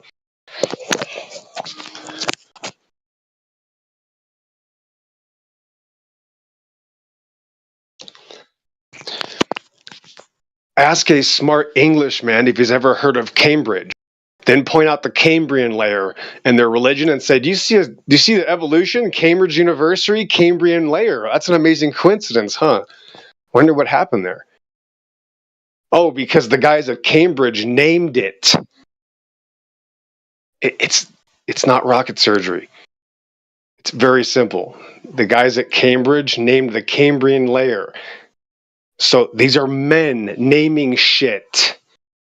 Men, a couple hundred, 300, at max 200 years ago, named something, and now you understand billions of years. You're a brain-dead religious zealot, and there's no hope for you guys. If you believe in that evolutionary timeline because of some priest a couple hundred years ago, you're already brain-dead. There's 1 out of 1 million might come out of it.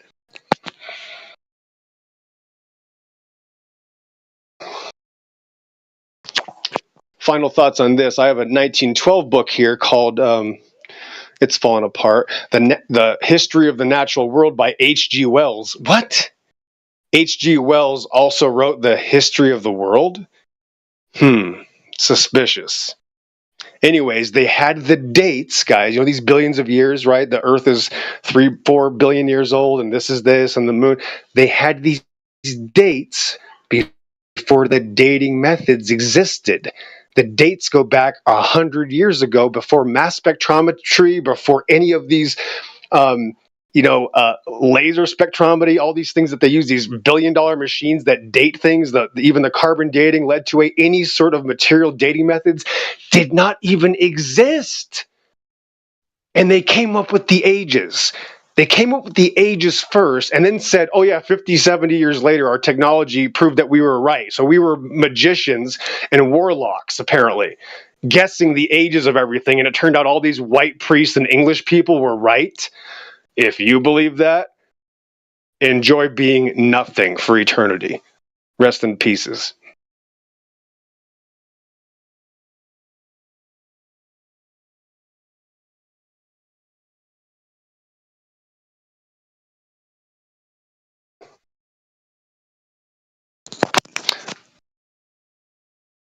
Station identification 2129, West of the Rockies. You're listening to 24/7 Flat Earth Discord in the politics section at the end of the internet and the farthest reaches of the abyssal plains of your mind.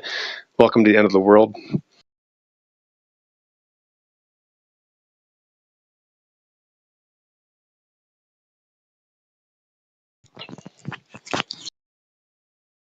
Can't find any atheists to talk to. Can't find any people to back a claim at all. The next guy's going to come in here and tell me why he's mad at God. So who's ever come in and needs to talk, use your mic right now, because the moderators want you to speak. If you just came in, they're sick of hearing me. So go ahead and tell us how you came to the realization that your television cartoon religion is not real. Unless you still believe it, tell us why you still believe it. We're dying to know.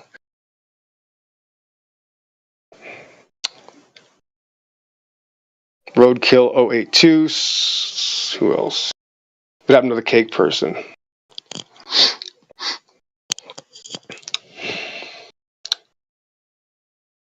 Bet. Crit.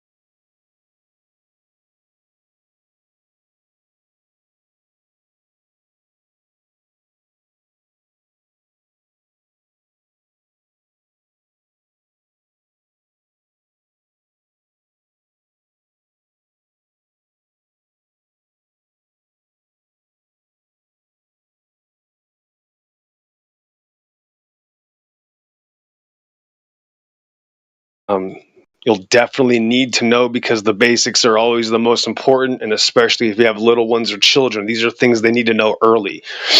The most basic principles of this creation. So the problem is that the deception is so great, people that are arguing against these things are still doing it wrong. I'm not talking about these complicated things. I'm talking about the basics, like evolution versus creation. The topic is still the same. But when you when you have the creationists, these terms are fictitious, by the way. Like, if you've ever heard QE say this, I'm not. I know QE, God bless him. We're very different people. One thing he says that he's right about is that everybody is a creationist. Duh. So these terms don't make any sense. So good on you, QE. So I'm not going to try to say that because he has said this before. There's no such thing as a creationist. So when young earth creationists, that's also a fallacy. We just don't have time, guys, to go into every single fallacy. The deception is so great. Gosh dang it, man. This is tough. The point is that the young earth creationists are still teaching evolution, guys. Did you know that? Some of you might. That's how embarrassing it is. When you have people saying, I believe in adaptation, but not evolution, that's like saying, I don't believe in metal, but I believe in iron. So you're actually worse. You see, adaptation is the finite foundation of evolution. This is embarrassing because Christians, half the Christians I'll even talk to, I'll just call them Christians. Oh, goodness gracious. Get a credit app is what you need to get when somebody says they're a Christian. Get a credit app. How much do you make a month? You still paying alimony? My goodness. Okay. There's no such thing as adaptation, guys. This is literally one of the biggest deceptions, because even people like Kent Hovind, he has spent 50 years being a professional debater against evolutionists, and he gets this wrong. Do you understand what level of deception this is? I don't. I hope you guys do. Hope you guys are smart, because I'm not. I know the very tiny basics, like 1 + 1 is 2. 2 + 1 is 3. That's it. I don't need to go past that to find out these things. It's very simple. When you're advocating for adaptation, that's the same thing, if not more than evolution. That's the finite principle foundation of evolution that's absolutely necessary for the religion of evolution. And that's not understood by literally the majority of young earth creationists, because they all use that term. I've heard them a million times say, I believe in adaptation, but not evolution. Then you are literally completely confused and are part of the great deception. And God bless them, because sometimes they'll still do a good job of helping people and they're still deceived. So even when people are right about something, it doesn't mean they're not also deceived. And you got to pick the meat off the bones, and you're dealing with a corpse. That's what all these teachers are. These teachers are still talking out of the world, right? Because a lot of you people realize there's levels to this. So when you go to the Christian or the Bible people, they don't realize that outer space is fake. And you have to talk them out of their own treehouse and then show them, listen, bro, you're still advocating for evolution. Adaptation is also evolution. It's literally the foundation of evolution. They don't know it. I'm just pointing out, if you have one person give you an example of evolution, not only will they be making something up, guaranteed, they'll be advocating for, adaptation is evolution. It's the same exact thing. Is this going to be a troll? Oh, Guy, if you want to use your mic, go ahead and talk for a minute. If you need to say something, go ahead. This is kind of a diatribe because there's not a conversation right now. So we're going over some absolutes and the fact that adaptation is the same thing as evolution in biology. It's that simple.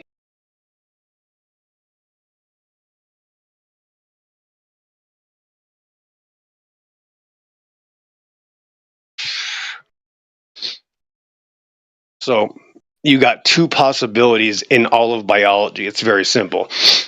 The first possibility is that the organism already has the ability to survive. And the second possibility is that it doesn't and it dies.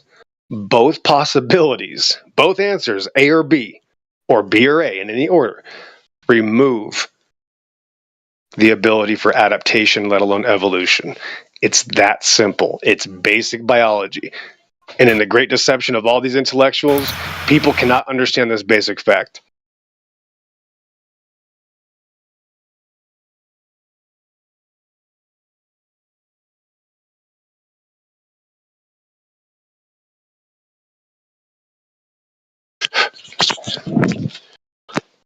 If anybody thinks they have an example of adaptation, just talk to yourself about it and go, okay, here's the animal. It needed to adapt. So either you have A, already had the ability to survive, or B, it died. Which was it? Then you can go, oh, both options eliminate adaptation, because either it already has the ability to survive or it doesn't. And the smartest young earth creationists can't figure this out. So the deception is much worse than you think. It's a great deception, but it gives you a chance to stand out. Now you get a chance to go, okay, we were really wrong. And now you can go, wow, you can't turn to men. You have to turn to God. Don't verify it with me. Go ask God. See what happens. Go read your Bible. Do what it says.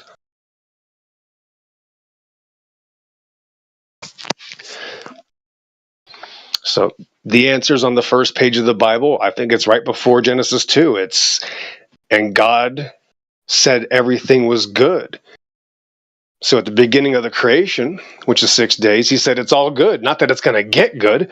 It's going to adapt. No, things start off beautiful. They start off good and they get worse over time. So there's no such thing as adaptation. Oh, but XO, I moved from Washington to Arizona and now I deal with the heat. Yes, you already had the ability, sir. Right? Or did you die and then gain the ability?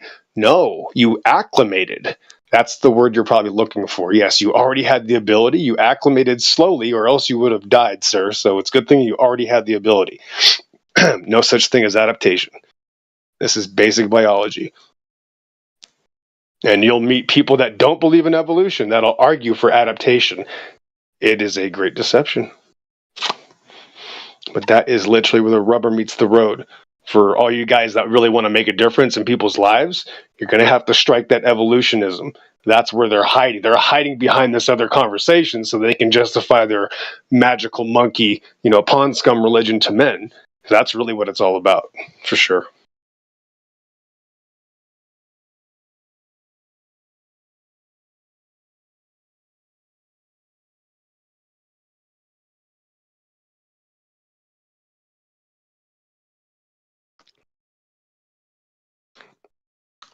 Natural selection, I'm glad you brought that up. A natural selection is another great topic because you can give people natural selection. It's hypothetical, it's not real. But if you give them natural selection also disproves adaptation and evolution. Watch, it's the same thing. So naturally, something is going to be selected out of the gene pool. That was my claim. Yeah. If something already doesn't have the ability to survive, it's going to be selected to be removed. So even natural selection disproves the entire premise of evolution. It's just a card game. They're telling you one thing and they're showing you another. That's all it is. It's just a carny trick, but it's much easier because this is playing with your mind and your imagination. It's very easy for one to imagine a morphing creature, as we've seen in artwork, going from a salamander to a reptilian-like creature to a mammal on 4 limbs to a bipedal, maybe primate. This is what we are shown. We don't have to imagine it. So that's why we imagine it as ignorant, soylent green puppies, I guess. Or sheep, soylent green sheeple, because you're going to wake up. Not everybody's going to wake up, but you have a chance to wake up. I mean, it's, again, this is a biblical thing, so it's not for everybody. Because you got to be meek and you have to admit that you might have been fooled. And I guess it's just that simple. So it all spawns on this. It's not about evidence. It's about your heart and where your intent is. Yeah. It's a great mind game. So yeah, Christians still teaching adaptation.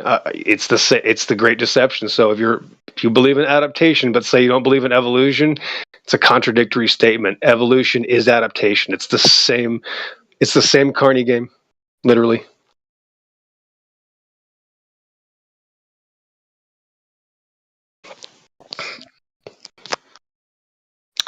Right. Every time I'll ask for an example, the most common one is giraffes getting longer necks so that they could eat the leaves off the top of the trees. That's the best one I usually get is giraffes, right? So all you got to do is go, okay, well, that's the point, is that there's no such thing as giraffes with short necks.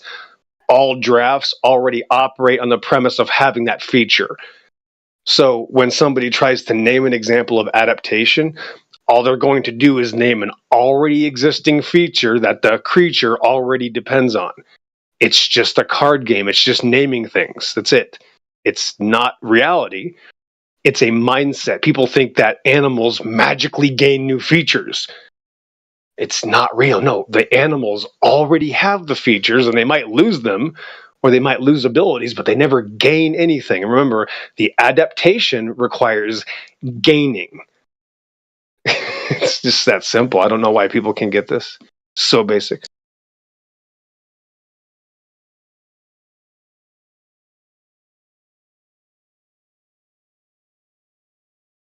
And the other example, let's see, what's another example? Oh, well, I watched lions on National Geographic survive, and that means the strongest lions survive. And actually, no, that's not true either.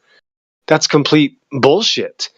Sometimes the weaker ones survive. The strongest ones go out to battle and die first, more than not. The whole thing is a joke, guys. There's people living in hospitals for a reason.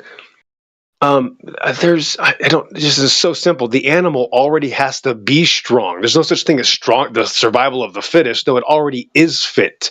It's going to get worse. This is just not math. There's just no equation here.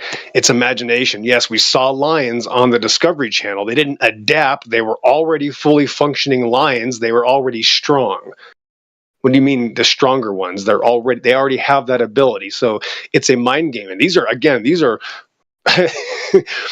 flat earthers say these things too. So no one is safe. I mean, all these titles they're just titles. And if you group yourself in with any group, unless it's the only one that matters, it's going to be secular, and no one is safe.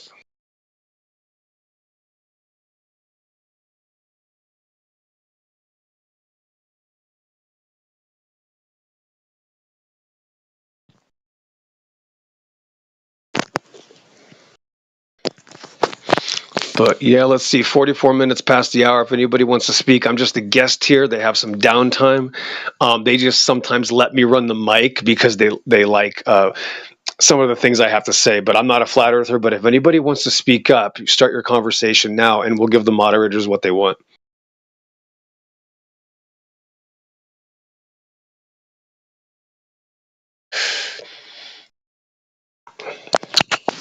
Don't be quiet. Don't be shy and quiet. You got all the time in the water world. So we're going to start talking about this. Go ahead, man. I just said nice. Nice touch.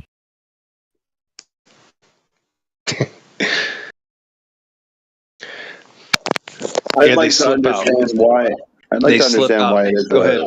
I'd like to understand why it is a Foucault's pendulum rotates throughout the day. Oh, the pendulum? You had this discussion earlier, so I'm not going to go through that again. Oh, yeah, sorry, let me just talk about this real quick. Why it is that it rotates throughout the day.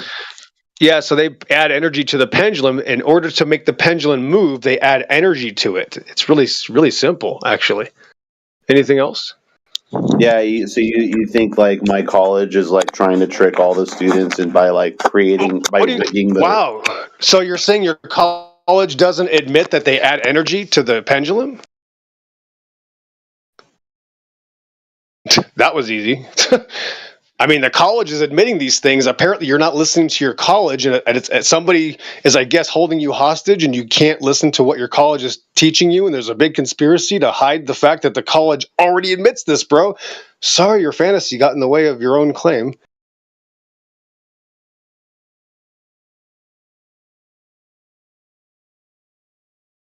Yeah, why does my Dodge Ram start up when I turn the key and it goes to the battery and sends a signal to the starter and starts, and the gasoline comes through the injectors, the fuel pump has to turn on first, and the fire. Why does that happen, guys, when I start my truck? This is crazy, bro. It's like magic, I guess.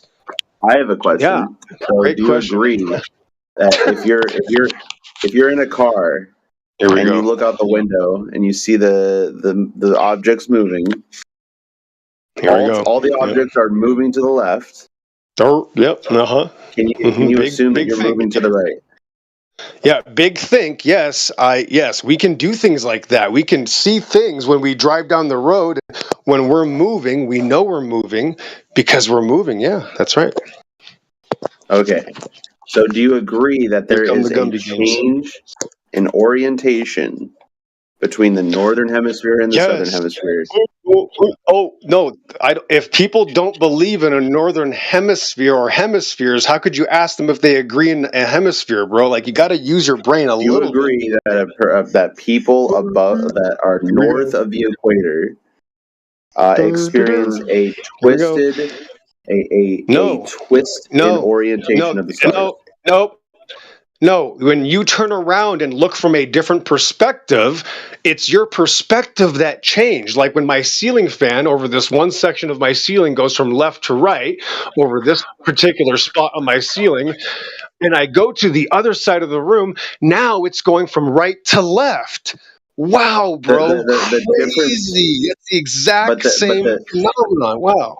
Amazing. So it's not so if you there's no difference. I take a just clock- explained it, but you don't care about the explanation. You want to just continue to hide from everything, like all evolutionists.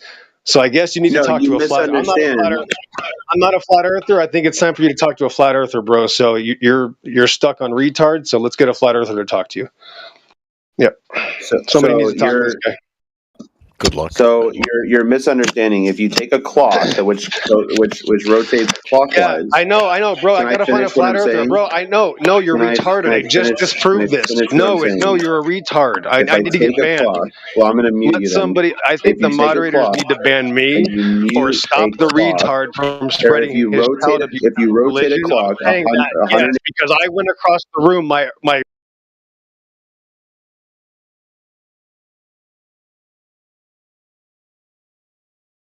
no. Thank God. Yeah, that fixes that easy. Not to be mean, but man, that's getting old. So if you take a clock and you rotate it.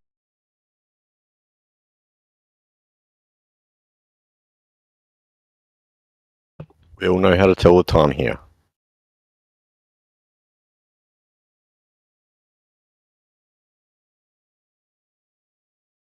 Welcome back. Because I went to the other side of the room, and now the fan is moving in a different direction. Okay. So my floor is a ball. That's not real. Sorry. No, my floor is not a ball That's because amazing. the fan does not go right to left when I changed my perspective. No, that's just actually everything works on a linear system. That's how it works. The stars still go in all the same direction.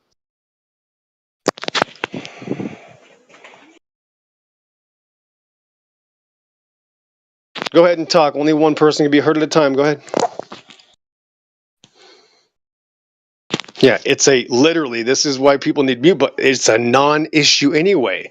If we disprove that it works on a linear surface, what's the next excuse going to be anyway? The guy can't even concede to the fact that that's how everything works. If something is moving from left to right and I go to the other side, now it's moving from right to left. Most people, by the age of 4 or 5 can figure this out. It's not that complicated. There's no point here to any of this. And that's why you'll ask him, what's the goal here? What's the goalpost? What can I do to earn your business? What do I have to disprove? There's not going to be an answer. Bro, if you guys want to live in a cartoon, live in a cartoon. It's okay for you to live in a cartoon fantasy, but can you keep your religion to yourself? No, I don't. And thank God somebody muted you. Yeah. Okay, so let's get a real conversation here, man, and we can just talk about what we can observe and test in reality. Let's use our gnosis.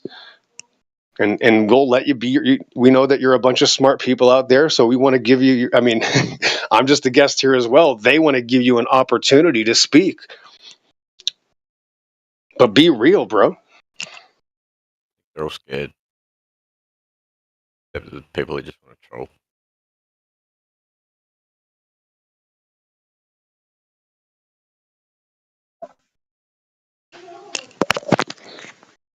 I mean, the moderators got to do what they got to do, and if I need to be muted, I'll be muted also. They'll mute me, and I'll leave, and we'll come back later. It's all good. But if we can agree, go ahead. All right. Yeah, no, it's fine. I'm not asking for anything. The moderators do a good job usually, and I'm not going to complain other than when I complain. But if I disprove something that, yes, when I move to the other side of my room and now my fan blade over that specific, just mark an X on your ceiling. Mark an X on your ceiling that's close to your fan and look at the blades. When you're on one side of that X, they go from one direction to the other. And when you change direction, when I cross the street, guys, I cross the street, now the cars are... The cars never change direction. Guaranteed. It is me. I cross the street. So when people cross the equatorial point, I guess, or that line, the equatorial circle, great, you can call it that, and they go past that, and now they're in Cape Horn, South America.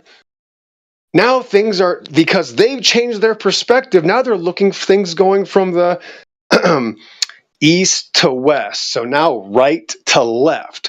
When I go on the other side of the street, Phoenix, Arizona, several thousand or a couple thousand miles north, now the objects go from left to right. This is kindergarten level understanding, guys. This is not that. If somebody is stuck on this, put a fork in them and tell them to get a life. And get some breath mints, because it's disgusting that people would act like this and try to breathe down you about, are you saying that the star's going from this direction? What are you talking about? That can happen anywhere. What, does that change the shape of the floor? No, it never does. You got to ask these people, is there something that the heavens above can do that can't work if I'm not moving? Are you saying? It's like saying I have to be in certain moving positions to watch certain things happen. No, there's no such thing.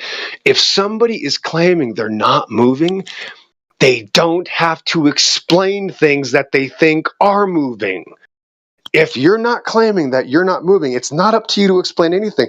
If the weirdo thinks he's moving, he needs to prove it, not you. If you're not claiming, no, I'm sitting down on the ground, bro. See, I'm stationary. See, I can stack rocks. I can play Jenga. See, because we're not moving. If you think you're moving, bro, cool story. Can you let me have my belief and you can keep your religion to yourself? Is that okay? I don't have to explain to you why you can't claim for your belief system that you're the one moving, bro. I'm not moving. So it's not your responsibility, guys. There's nothing that you can watch in the sky that can't happen if you're not moving. I don't know how much more simple I can make this. The sky can do anything at once. The heavens above, there can be shooting stars. The sun could speed up, slow down, Joshua 10, 12 through 13, and that doesn't change your surface. Why is that complicated? What does the sun, moon, and stars, doesn't matter what they do. We could see 17,000 merry-go-rounds in the sky. That has nothing to do with the surface in which you're standing upon or the oceans surrounding the earth. They're completely irrelevant. Jesus tells you, how can I tell you of earthly things if you can't comprehend? Obviously, if you can't comprehend earthly things, you can't be told about the heavenly things, which means there's levels. My goodness. Wow, levels. Think of that, like up and down. Cool, that might be important later. So when somebody has removed there's... Go ahead. Sorry. Go ahead. In the chat. Have you seen that video? No, I'm going to check it out now. From a guy in this channel with a P900. Ocean in the cloud. I have seen. I did see this video about a year ago. Is this where it looks like there's an ocean coming in this neighborhood? Yep.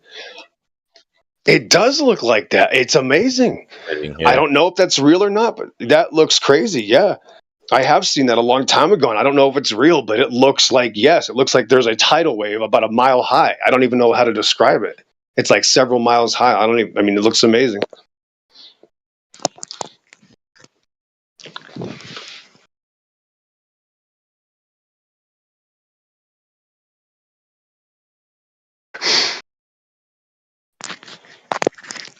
It's like, when you go to the drive-in theater, well, it's about 30 years since we've done this, right? When I used to go to the drive-in theater, because my dad was a baby boomer, I remember that I could watch the movie from inside the car, or I could get in on top of the roof of the car, and I could still watch the movie. So I just want to point that out. Your surface has nothing to do. If you're not moving, then what you can watch, you can still watch whatever the sky is doing. I don't even understand how this is a conversation. Somebody said this about these star trails things. I honestly don't even want to explain it anymore. How can you think the star trails are going to change anything else? I once asked this person, I go, okay, great. What if there's 3 celestial poles? They don't like that. Okay, you believe in 2 celestial poles? Great. What if there was 3? Foxtrot, uniform, Charlie, Kilo. You can't get an answer. You can't get an answer because obviously that ruins everything. 2, what if there's 3? What if there's 4? What if we start going out and we find another celestial pole that you didn't know about? Like, what are you talking about? Bro, it doesn't matter. So the person that's moving, that thinks he's moving, he's the one that has to explain a lot of things. There is no such thing as I have to explain something because I can't watch Godzilla versus King Kong unless I'm running around my neighborhood. No. It's fine. You can watch that movie and you won't have to move. Yes, it's fine. God.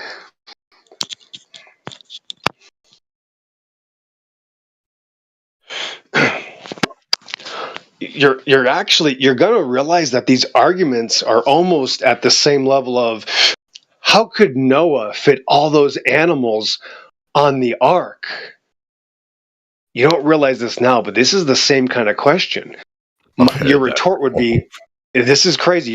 My retort would be, how many animals did he have to fit on the ark? And then they'll say something really stupid like, there's 150 million species of animals. 99% of those live, guess where, kids, in the water.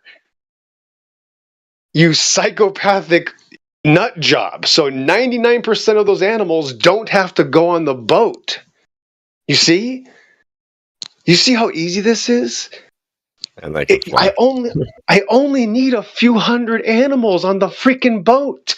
I'll have enough room for all the animals and the food and a lounge and a pool in the middle.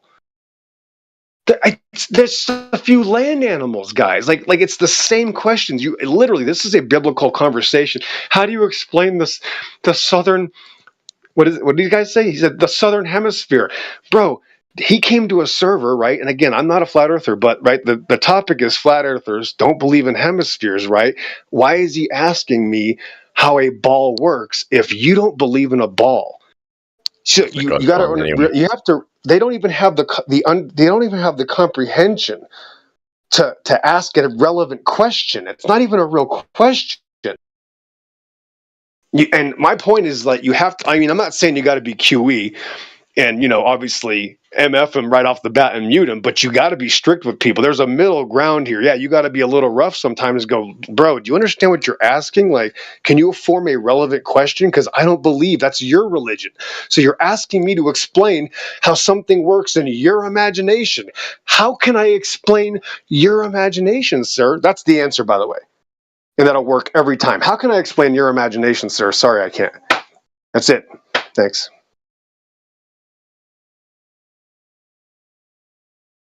They won't go that far. They don't say, sorry, I can't. They just go, blah.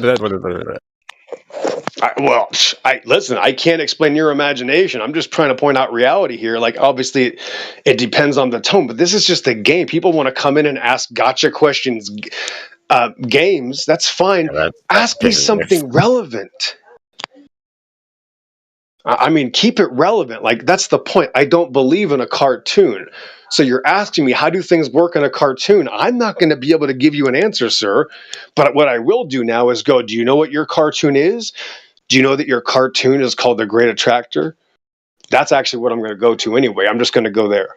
So, but again, if you're an evolutionist, I won't. Why bother? Let's go back to biology. Do you think cats making kittens is evolution? Are you sure? That's it. So if that, I mean, I'll just save a lot of time and go, okay, well, you think cats making kittens is evolution? There's no point in talking anymore, sir. I think you would save us a lot of time if you spoke to everyone in here first.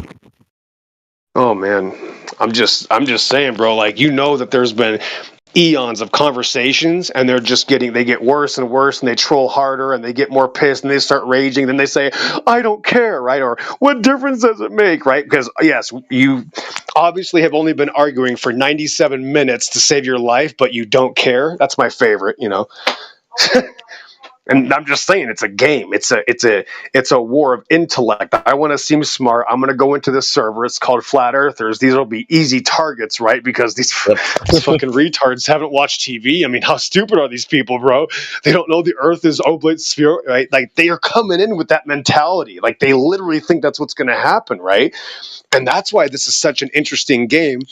And that probably is the bloodlust on why so many flat earthers do get caught up in the fun of watching, what do you say, like new age, just religious government zealots falling on their face, not being ready for the fact that, they're not ready for the conversation. It's just that simple, right? You get caught off guard. So it's just an intellectual contest. So if it's going to start off that quiet.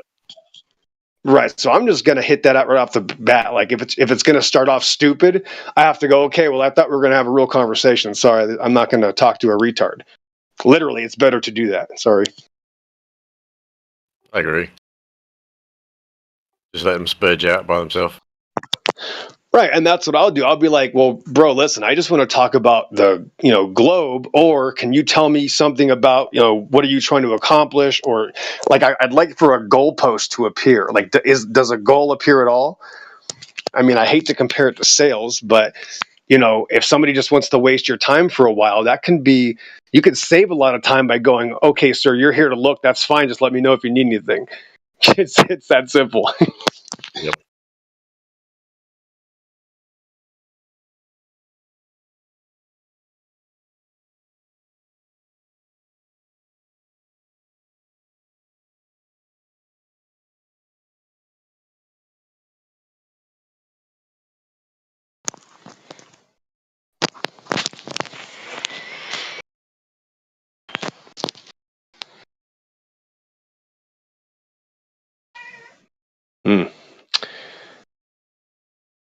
It's going down.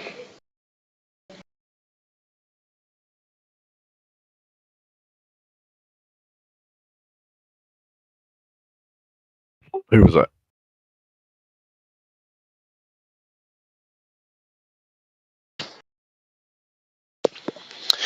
Nope, it's still me, just the boring XO waiting for someone to come in here. Trying to fill some airtime right now. Like the other day, this was weeks ago, but the guy was like, and again, I'm trying to stay out of these like if the Earth is flat conversations. I don't want to do that. But if somebody makes an offer, don't do it around me, because I'm going to say, okay, if I can get you that, are we good? It's like, there are certain people you don't want to dare. In this conversation, you'll notice that people are so scared to commit to a claim. They can't tell you how far they would have to see to change their mind, that's eggshells to question their paradigm, right? Once they commit, oh yeah, he can't, whatever. These people cannot, they basically can't answer anything at all, including and what's his name, Jesse? Oh yeah, I'll answer you. What did you want to know? No, he will not answer anything. He will turn into a snail and go back in his shell. Bro, he will. Yeah, he turned into a snail. He went in his shell. The guy said, no, you can't do it at 1 foot. I go, how far can I see? How far do I have to see at 1 foot elevation to disprove you? And he said, you can't do it at 1 foot. I'm like, there's no freaking claim, bro. There's no claim. So why bother engaging in the discussion with people that are scared to fucking death to make a claim? Excuse my language. That's insanity. I won't do it. I think that's when I asked him. Mm-hmm. Bro, they'll spend 2 hours saying, "I'm trying to answer you," literally for 2 hours. That's what he said. We got some dog millionaire came in. This is an open platform right now, but it is moderated. I'm just a guest here, but they're letting me on the mic. They let me on the mic sometimes. But if you'd like to speak up and talk about your belief system that you have gathered in life, please do so at your leisure. Well, thank you. I appreciate that.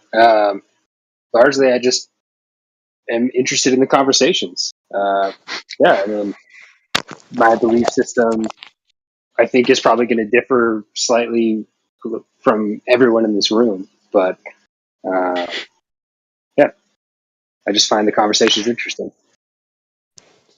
Well, as does mine, and it is the Great Deception, and it's basically a game of Clue, and there's a lot of NPCs. So you got two options. You can be a real person, or you can be an NPC, and that's really the way I look at this. And eventually people are going to find the truth, which is their creator. They're going to develop a relationship with God, either his way or the hard way. And there's just no way around it. So yeah, I'm a very different person. Then obviously we are all very different. And the only thing I think I can agree on with everybody is that it's good that we're all different. But they have been lying to people for a very long time, the governments, right? And a lot of people have been finding this out for many years now. For me, I woke up about 10 years ago in uniform at Fort Hood. So this journey through waking up to the deception is very different. Again, I'm not a flat earther. So there's very different, I guess, jobs to understanding this deception. So there could be different levels. So yeah, it depends on what you're looking for. Well, thanks for your service, man. I appreciate it. Yeah, I was also in the military for 6 years, and I'm also not a flat earther, but I'm curious, why do you feel like a belief or a faith in God is the kind of most integral aspect of living?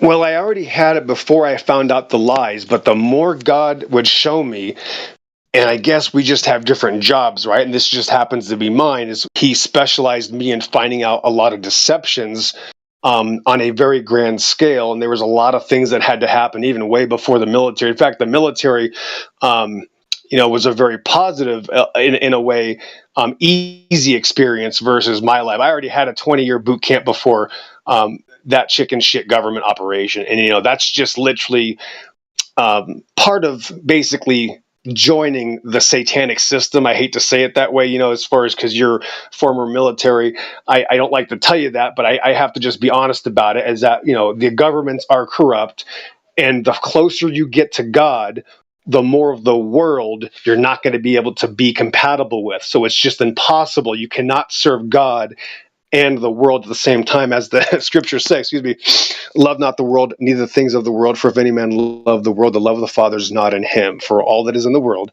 the lust of the flesh, lust of the eyes, and the pride of this life is not of the Father, but is of this world. And the world passeth away, and the lust thereof. And he that doeth the will of God abideth forever. So it's literally that big of a deal, that there is such a great deception that the people that want the truth are going to have to make a lot of sacrifices. So, and when you make sacrifices, what's the one thing that would be matter? What's the one thing that would make it all worthwhile is having that relationship, a very special, close relationship with the Creator. Yeah.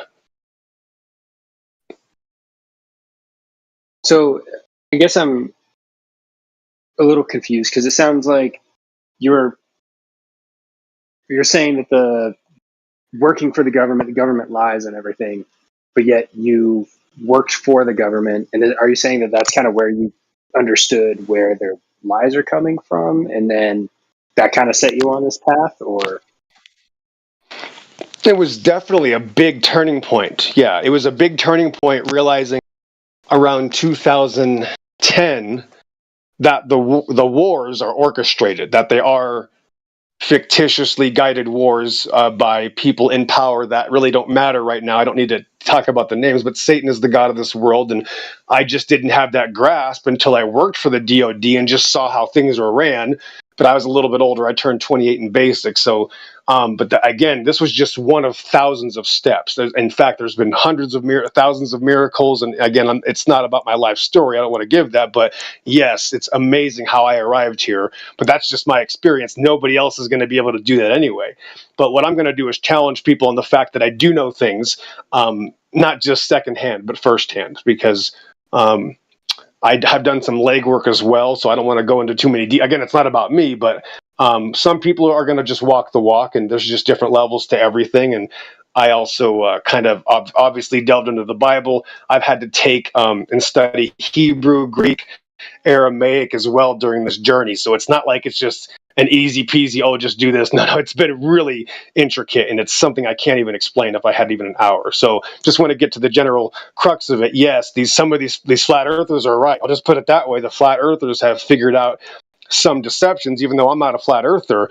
They're right, such as the outer space deception. They're 100% right. There is no outer space travel.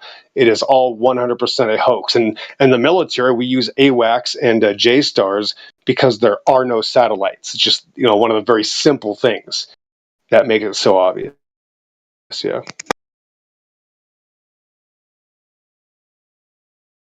So I am kind of curious. You mentioned the government; it's all satanic. Like, it seems like there are some people that do work for the government that do believe in God, or even some of the elected officials. At least, granted, I don't know for certain, but it seems pretty earnest in what the faith that they claim to have. So, is everyone in the government inherently satanic, or is it just more of like the system that they work within is satanic and was built to be satanic?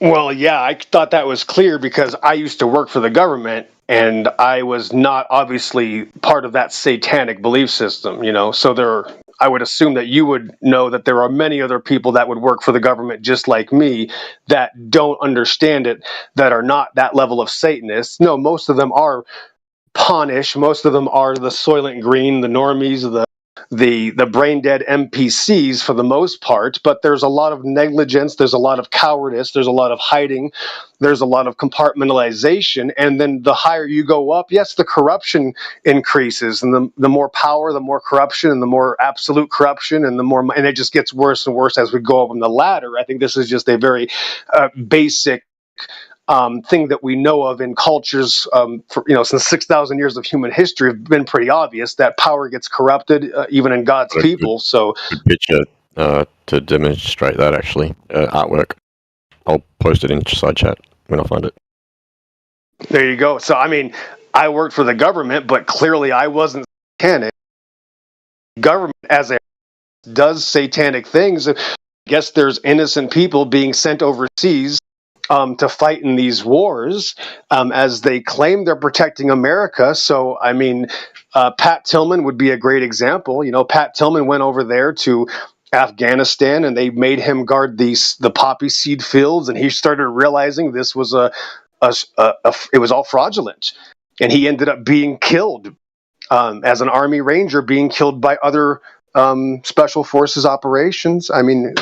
So I don't know what to tell you, bro. This is just kind of how the system works. The system's always been corrupted, and these people have just found out it gets worse and worse as it goes up and up, and that's just how I think it's pretty obvious, Well, I guess what I was trying to sort of allude to is so I agree that I think the system is inherently bad. Like, there's bad aspects to the system in which the government exists within, and that everyone who exists underneath that government also exists within.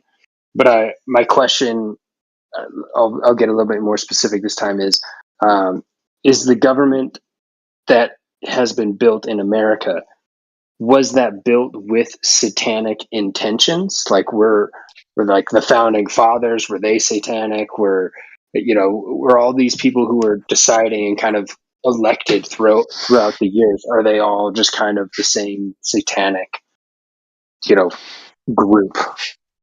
Well, I would say that no, they're not all the same, but when you enslave hundreds of thousands of people to build a country and kill millions of people, I think most children can understand that that's evil.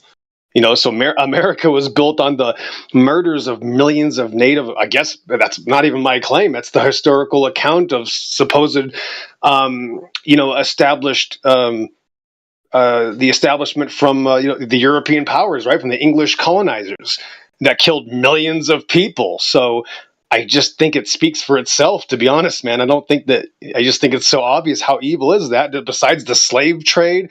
And then they made the Constitution, which is very fraudulent. Yeah, it's not credible. It doesn't hold water. I mean, this country's still killing, innocent people. I mean, in America, 3,000 unborn babies are murdered every day. I mean, I just think that it's kind of obvious, in my opinion. Yeah, at this rate, I mean, yeah, 2023, 24 coming up. But I mean, isn't it possible that a lot of the people who did these horrible things in the government believed that they were doing them for not Satan, maybe something else?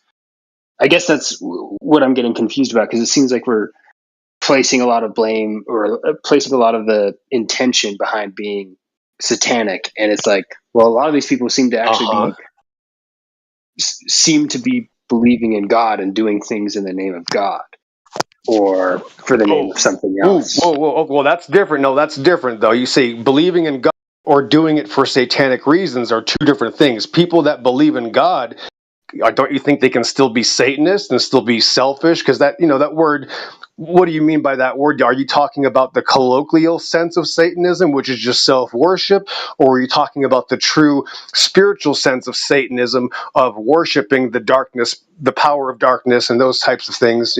So just on that spectrum, though, the person that has the abortion might think that, him and her are doing something that's good as well, right? So people that, do things like that sometimes think they're doing good, and they're killing an unborn child. So clearly people are just greatly deceived. But yes, even though they thought they were doing something good, I don't buy it. I think they know they were doing something wrong. I just, I guess that's just it. Yeah. Morality. I do agree that I think that things have been done in the past in the name of things that people feel is greater than them were objectively bad, right? Like, there have been atrocities that have been committed by people who believe very much about the greater good from their perspective, as far as like why they're committing these atrocities. But it always seems to me that like it's for something that they believe to be a greater good, such as a great leader that they believe in, or religion that they are adhering to. And so it seems like all of these people have the intention of doing something that they think is actually good but is bad. And so I guess what I'm wondering is, how much blame can we place on these governments where they're made up of people who maybe do feel like they're trying to do good but are actually doing bad? Like, is it fair to call them satanic at that point? Yeah, I think I would point out history and say that, in the 1930s, the people of Germany started getting together and they started operating in a very weird manner. And by 1945, the World War had ended, and millions upon millions of people were murdered. And there's all sorts of different ways they were murdered. And I'm not going to get into details or numbers, but a lot of evil, perverted atrocities happened because of the greed of men. And a lot of them claimed that they were doing it for a better, greater good, and including Adolf Hitler. So that's exactly what this guy, Adolf Hitler, that's exactly what all these terrorist mass murderers in history say, but none of them get a pass except for America. It's kind of sus, bro. I gotta be honest with you. So, yeah, it's just, there's different, it's morality. Yeah.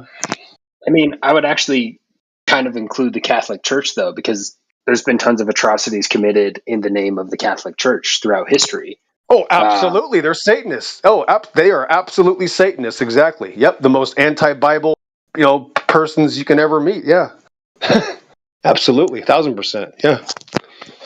Okay. So they believe. Oh, I'm sorry. They believe in evolution.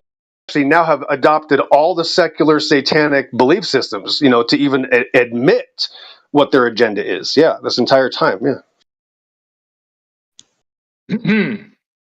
So it sounds like kind of anything that. Guy? Sorry. Yeah, no, you guys keep talking. You guys been going on forever. Yo, XO, what's up? I just want to say hi. Hey, good to hear you, Vlad. What's up, Trey? Hey, Vlad. Yeah, man, we're just going down the line right now. Oh, I know. I listen. I've been listening for like 10 minutes. It's the exact same spiel you always do. I know. I already know everything. Hey, listen. Exactly. My question to you, I always do. Hey, listen. You can keep going for hours. I know. Listen. One thing. Hey, you guys see what Israel's doing? Hey, that's number one. And number two, did you hear my song, guy? You must have heard my song. I did. I like it. I was asking XO. I haven't heard it yet. You gotta get, my goodness, bro. I knew you were gonna ask me that. I haven't heard it yet. I haven't heard it yet. But I'm going to. Yes, you sent me a link, and now I'm going to have to eat my words and listen to your song and get back to you. And I have to talk to you about it in public, apparently. My goodness, bro. Great. Okay, then I will. Then I will do that. Fine. Bro, I love you so much. I love you so much for this.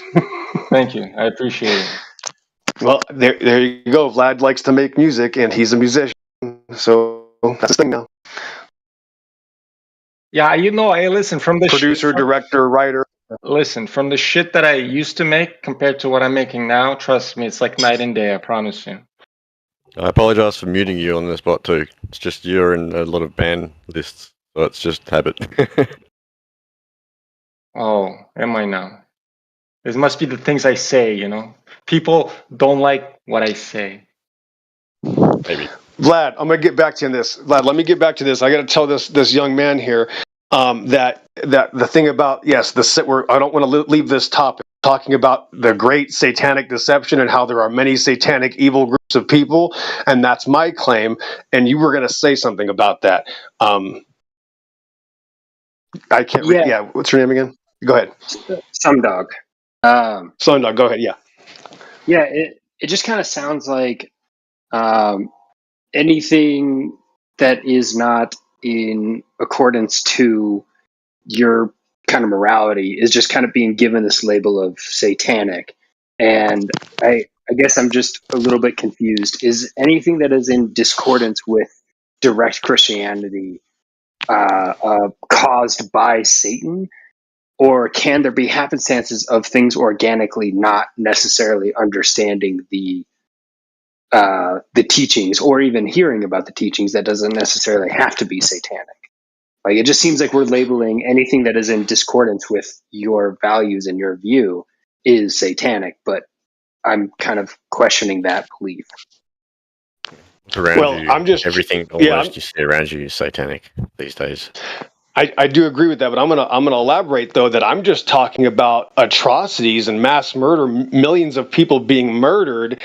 And I think that that has nothing to do with Christianity anyway, because that's not a term I use. I believe in Christ, not Christianity. So we would you'd have to understand my belief system in the first place to even compare it. But most importantly, I'm talking about the worst atrocities in history, like the mass murder of millions of, again, Native Americans, Africans, and people all sorts of people all over Europe in World War II, caused by these satanic, evil, perverted criminals, again, with the help of the Catholic Church. And since they're all doing really evil things and killing millions of people, I don't think it's a stretch to call them satanic when that's one of the most obvious satanic things in all of history. I think it's a very remedial, very base thing that, children can even understand. Yeah. Well, I guess I would then kind of question, there are horrible atrocities that are not necessarily man-made, but I would consider to be on the same kind of level of evilness as far as like human despair and destruction. Like, there have been natural disasters that are horrible to live through. And What does that have to do with people, though? Right. What does that have to do with people, though? But I guess what I'm wondering then is like, okay, you're talking about these atrocities. You've already escaped. Well, you've already escaped. The entire point of this was to expose what evil people are doing, and now you're saying that doesn't matter. Well, my question is, well, it's kind of sad. Hold on. Sorry, let me try and clarify. So my question is, so these are evil acts done by humans, right? Or terrible, horrible acts. These atrocities, they're bad. They happen to humans. There are also horrible tragedies and atrocities that happen not because of humans. Are they both satanic?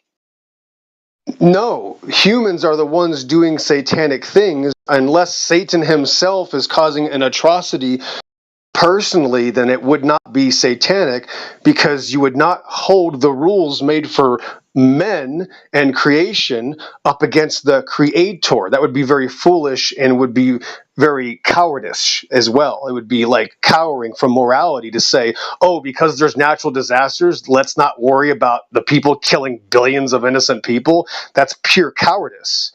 Yeah, that'd be literally just pointing out the fact that, yes, that shows that the only truth is Jesus Christ. And if people don't accept the Bible, they literally start just trying to justify mass murder, rape, torture, and all the worst crimes in history because natural disasters happen. That's exactly what Satanism is now we're going to compare man's atrocities to the creator's creation that also makes atrocities supposedly happen.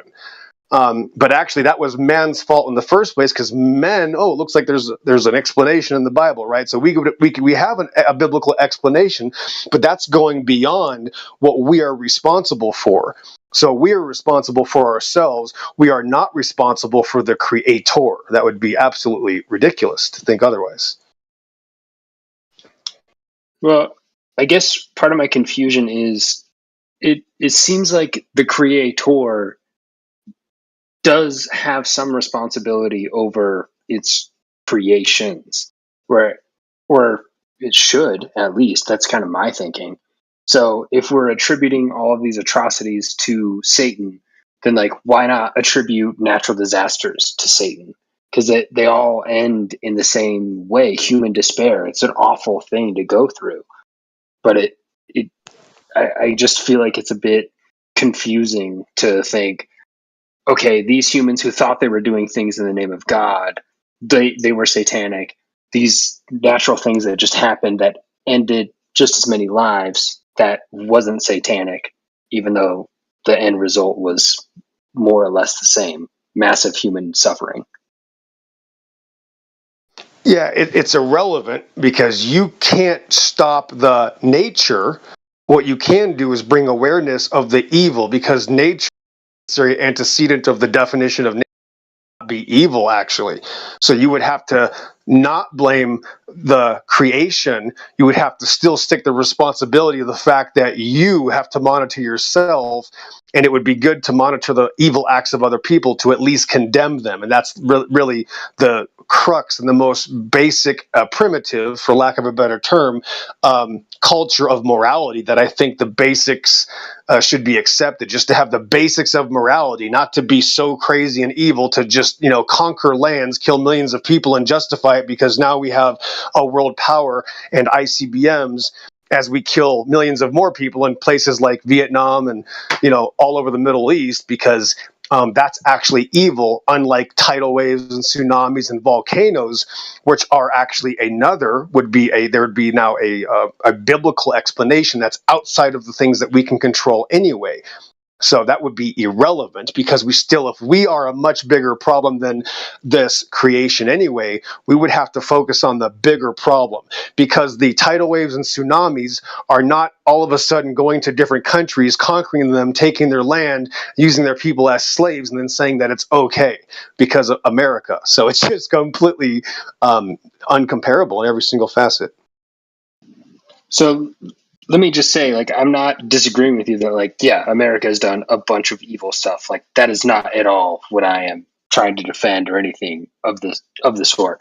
I'm just trying to get a better understanding, because I'm just a little bit confused, because we've already established that people in these positions that do commit horrible atrocities, they may think themselves, and they may have the perception that they are doing things in the name of God, whether that's, America, or, guys like Henry Kissinger, or that's, the Holy Roman Empire with all these crusades, whether that's Germany, Nazi Germany, whatever. They think they're doing it in the name of God, and they commit these horrible atrocities, and that's satanic. But then there's also these other horrible things that isn't done in the name of anything. It's just a natural cause that also cause horrible atrocities. And what I'm hearing is the people that claim to do it in the name of God are satanic, and the things that don't claim to do it in the name of anything, those are not satanic. And that's ultimately what I'm a little bit confused about, is like, why are the people who are claiming to do things in the name of a God or a higher power satanic, but the other things aren't necessarily, even though similar atrocities occur?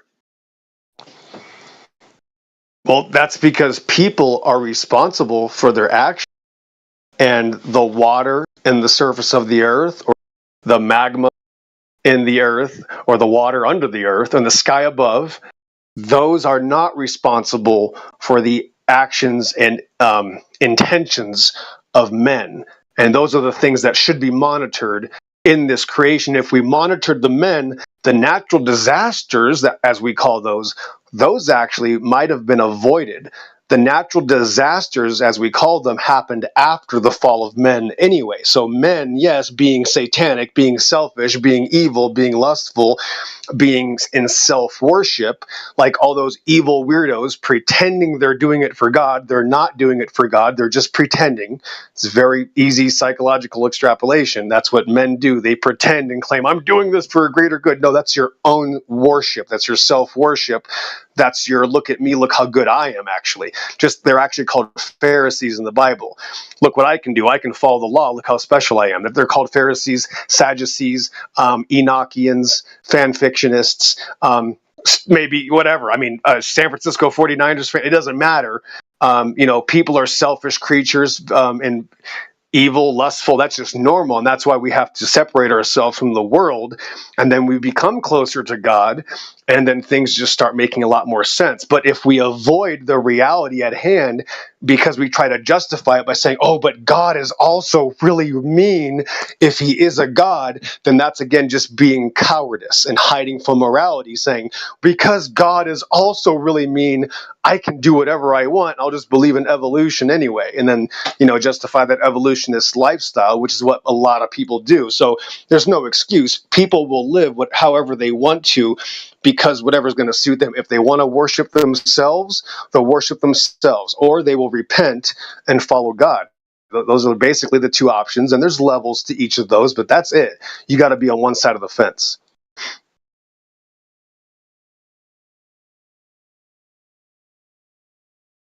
Well, I guess it just seems like we're essentially saying anyone who's done anything bad in the name of God is satanic. But what we're defining as good and or bad gets a little bit gray, because in the Bible, God himself created natural disasters. The flood, all these other things. Right, So, and that would be right. But we already talked about that. I talked about that early on, that you could the standard that God gave to his creation to the creator. That's why we said that word like that. That would already be foolishness. And you'd have to, if you were a perfect person or a superhero, maybe you could talk like that. But if you're still living in the lust of the world and, having these issues by saying that morality doesn't matter because there's natural disasters, and then the last person you should be critiquing you anyway is God. And that's that simple. And that's why, we know people by their fruits,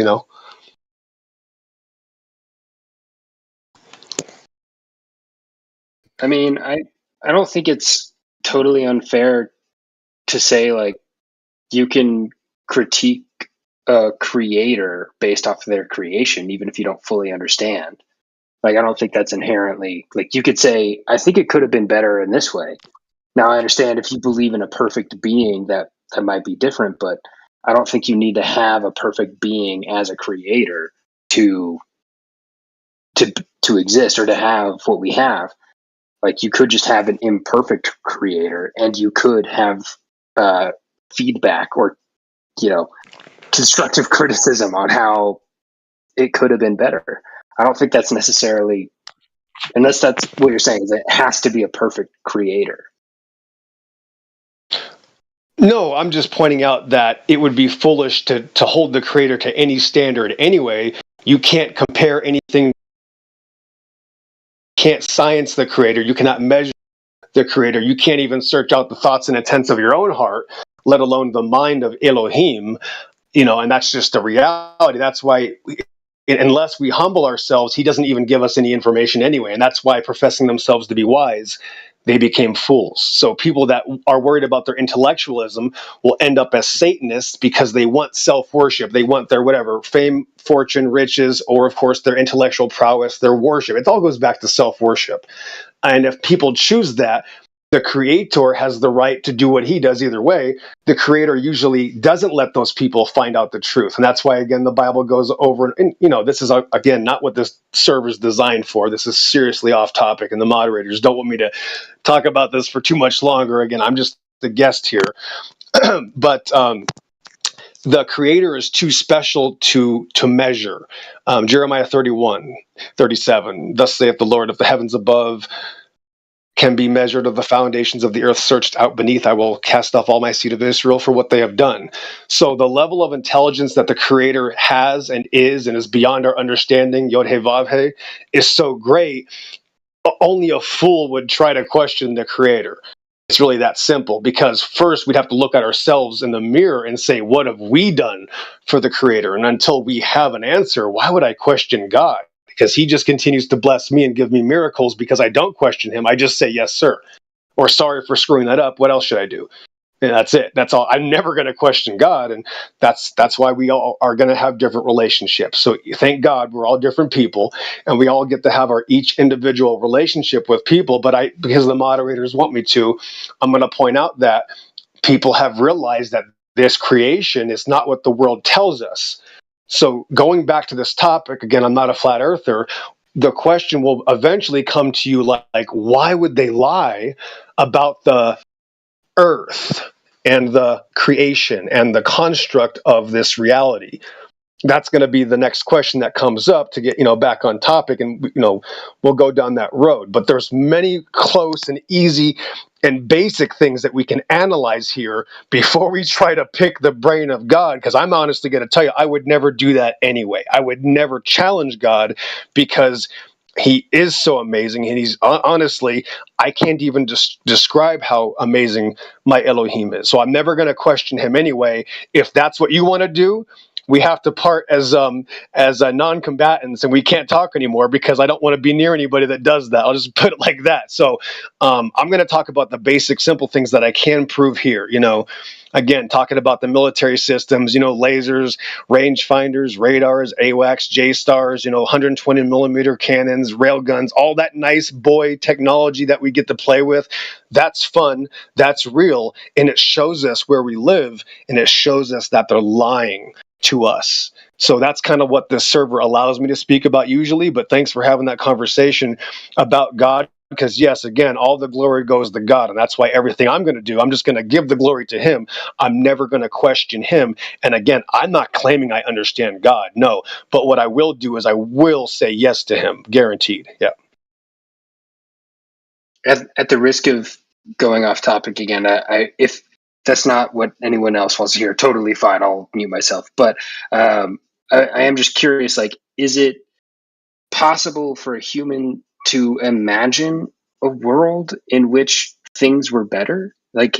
It seems as though the world that we live in isn't perfect, but it's created by a perfect creator. And so ultimately what my point was with saying, no, a creator can receive feedback from a not creator, then that's totally valid. That's fine, because there can be things that as someone who is experiencing this existence and experiencing this, I feel like I could imagine things that would be better. Mm-hmm. No nuclear bombs. That's a good one. That's funny that you said that. That's funny that you said that because I'm not going to get into that. They see, but I will say that the question I want to kind of recap at the beginning of the question was, can we imagine a better world? And my answer is absolutely not. And I want to point out the greatest movies, the greatest stories, the greatest tales, books, and things that people love that are fiction are the worst case scenario, apocalyptic, most destroyed, Earth scenarios, RoboCop, Terminator. Those are the most, loved stories in history. And those most loved stories in history are about a world that is on the brink of extinction. Isn't it amazing? Like, these extinction stories are the most loved. Everybody wants to have a zombie apocalypse movie or TV show. They've been overdone 10,000 times. Back when it was 28 Days Later, it was cool. Now it's terrible because people love and lust over disaster. Why is that good? Because men have caused. That doesn't say Men anything have about caused the the ability disaster. to imagine something better. Right, I'm almost there. I haven't finished it. Okay, sorry. Go ahead. Right. The reason I can't imagine it better is because I thank God that He put me in this destroyed world that was actually caused by men, so that I can now be light, so that He can actually use me to fight this evil, to expose things, to be who I am, to be this relationship, that my one single person that I am with God, to have this relationship. That's why this story is so amazing, because things are so bad. Now we have a chance to do good. Without the evil of the world, there is no chance for us to shine. So I would never try to imagine the world anywhere else, because I know for the fact that there's going to be a new heaven and a new earth, as the Bible states anyway, because this earth and this heaven above is going to pass away, but His words will never I can pass do that away. right So now. yeah. I can imagine a better reality right now. Like, past Marvel movies or whatever, it doesn't matter. Like, I could just say, I could imagine a world where everyone has How is it better? How is it better? this little invisible force field around them that allows them to never be harmed, never be sick, never have cancer. That's better. Oh my gosh, bro! Listen, I don't want to live. I'm literally That's pathetic. imagining I want to be a world man. that's better. How is No, it better? bro, I want to be a man. That's satanic. That's pathetic. People just want to live in a bubble and hide from reality, bro. No, I'm glad that God put me in a cesspool, and now I get to shine, and I get to man up. I get to stand out. I get to learn. I get to suffer. I get to feel pain. As you are right now. No, there's levels. No, there's levels to this, bro. I don't want a bubble. Let me say this. A world without cancer is inherently better. So let's take away the force field. Let's just say there's no cancer. No. Cancer's a byproduct of men. It's okay. It happened. It's okay. It happened. No. Other things get cancer. That's the point. You have a religious view where you don't believe the Bible. You have your own naturalistic religious view, so you can't understand reality, bro. That's the point. Men have caused these things. Yes. It's in nature. Like, it's not man-made. Yeah, nature's yes. Everything in nature that's been destroyed is because of men. Yes, there was a fall of the earth from heaven in Genesis 1. Yes, Cancer that's the hasn't point. been destroyed. Cancer is getting worse. Yes, cancer is a byproduct of the fall of man that never used to exist. Creation was made perfect, and now it's no longer perfect because of men. Cancer is a byproduct of the poisoning of this creation by men. Cancer is actually cancer is actually a good thing in a way, because it's the body's natural created systems for detecting not only poisons and environmental toxins, but deep stressors and dissatisfactions with your life. That's why the people who have beat cancer and cured it have radical not only diet changes but lifestyle changes as far as pursuing their passion and getting out of toxic dynamics. So that cancer exists isn't like a blight or even a representation of the fallen state, though I do believe we are in a fallen state. I think that it's like your car.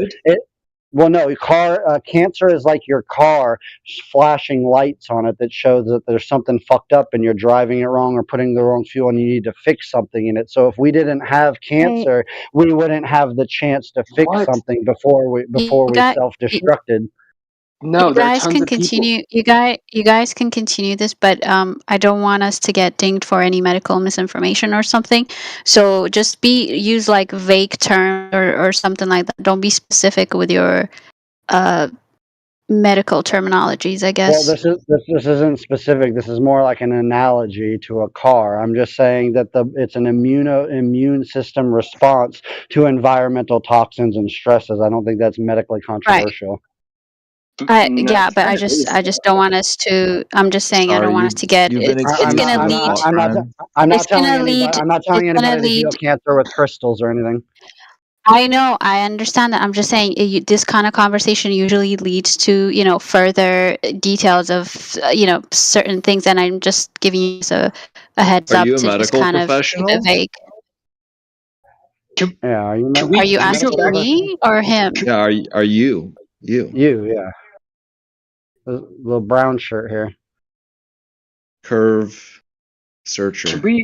Can we go back to the Oh, question? me?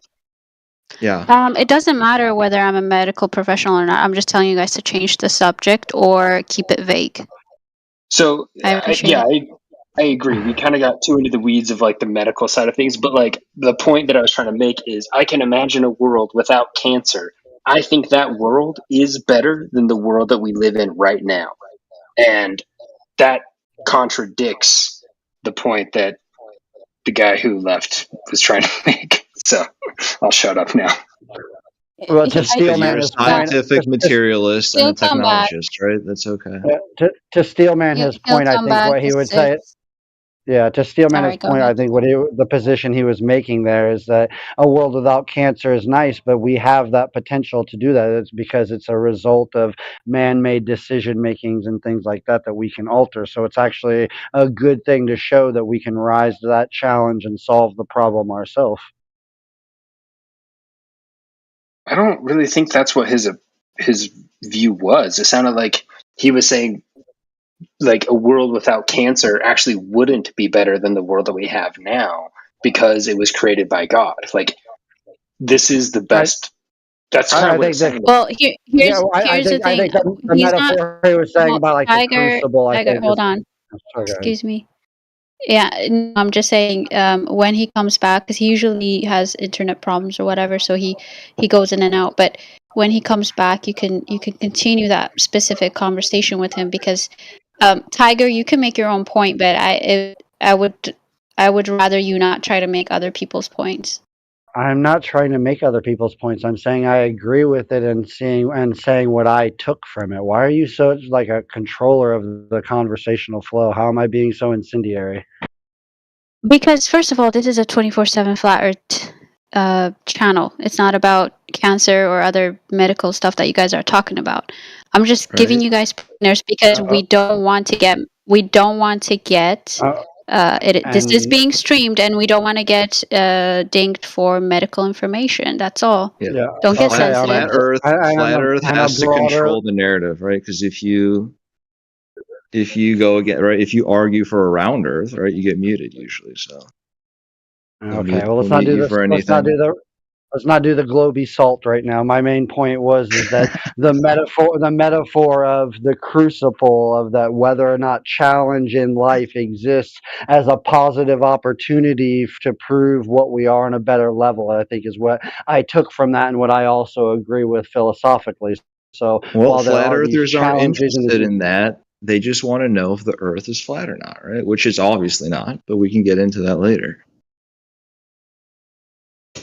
If God or exists, now, we can get into that now, right? I'm happy to get into that with anybody here. If God exists, the Earth would be flat.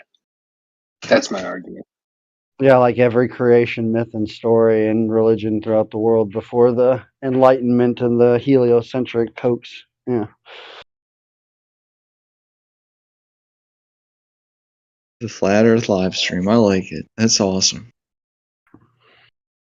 Hopefully people will watch that and they'll be motivated to finish their degrees, right? All those people who didn't finish their college degrees and dropped out, maybe listening to this will be like, you know what? I don't want to be like these guys. I better finish school and start doing something with my life, right? Right. Great. Thanks a lot for your input. Now, do you have globe proof or not?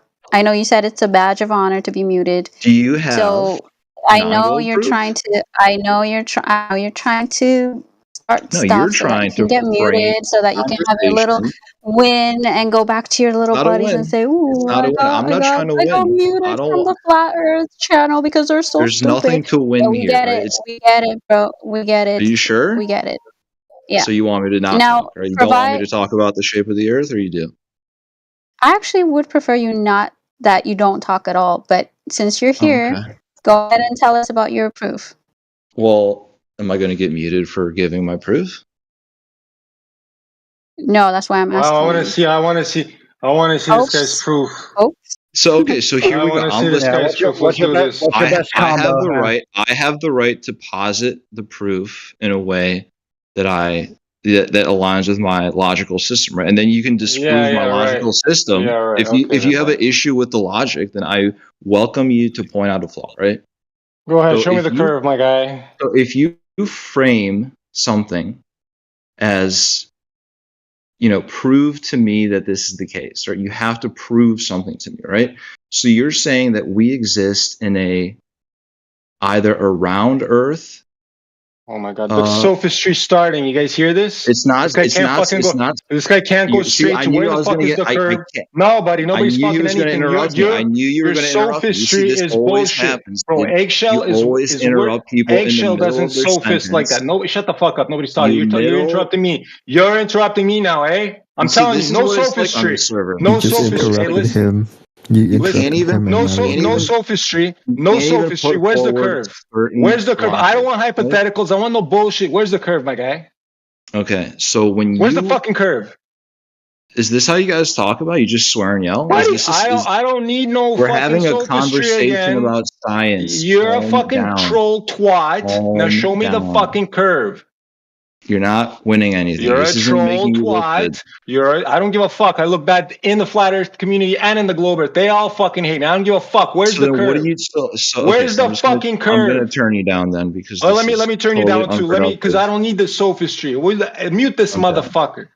Okay, hold on, guys. You This can't mute cocksucker, each bro. other because I'm not muting him. I'm just turning him down because he's yelling at me, right? It- Like a yeah, but you can turn him down. That's fine, but don't mute you're the because mod. You should if be both of moderating you, this, right? that's why I'm telling you. Can you shut up for a second? Damn. Oh, girl. You can't mute each other because then if both of you are talking and you guys are not listening to each other, it's gonna be a freaking chaos in here. Exactly. So if you don't want to participate in the conversation, you can leave. Okay, but you Thank can't you. mute each other. You can't bring down the freaking. You can bring down the volume as much as you want. I don't care. Just don't mute each other. Okay, right. I So bet we this guy's have been doing this for fucking years too. That's why there's he's coming two with the sophistry. Because possibilities. if it was actual proof of a fucking curve, Not he'd give it. sophistry. But so You, far, you, there's no if proof. you He's weren't going to start afraid, sophistry right now. Look you at would him. just He's let me still speak, doing right? it. He's If still I'm so fucking doing dumb, it. I can't if believe I it. was dumb, you let me say my Okay, part, hold and then on, you disprove it. hold on. No country. In less than a minute, can you tell us the proof of the Earth? We don't want like a freaking hour-long lecture, okay? It's not an hour-long Nonsense. lecture, right? It's you guys are Okay, just operating on the keep it less premise. than a minute. Keep it less than Okay, a minute, all right, please, no so that we can problem. have a conversation. All right, as Okay, long as thank I you. don't Go get ahead. interrupted, right? No problem. Yeah. Go ahead. Right? Okay, go If ahead. you guys are automatically operating under the assumption that the Earth is not round, right? You're saying it's an impossible task for someone to prove that the Earth is round, right? That doesn't meet your standard or your criteria. Doesn't that? What the fuck do Hold you know on. about meanings? You see, I knew he wouldn't let me This guy's finish. retarded. 60 seconds is still running, right? Buddy, you're fucking Okay, hold on. strawmanning. You're trying to build Vlad. strawmans right away. No, He's this guy's interrupting me. I read him. knew he would do it. Let him make. Listen. Let him make. I'd rather he listen has to 30 EXO seconds. talk about God and shit. You're not gonna. Are you He has 30 seconds. 30 seconds. Go ahead. Go ahead. Let him finish Right, his 30 so- seconds, and so then we can. I have him so low. He's just buzzing my ear. I don't even care what he's saying. You guys can listen to him. If you just automatically assume what you guys assume, that the Earth is not round, right? That changes the burden of proof.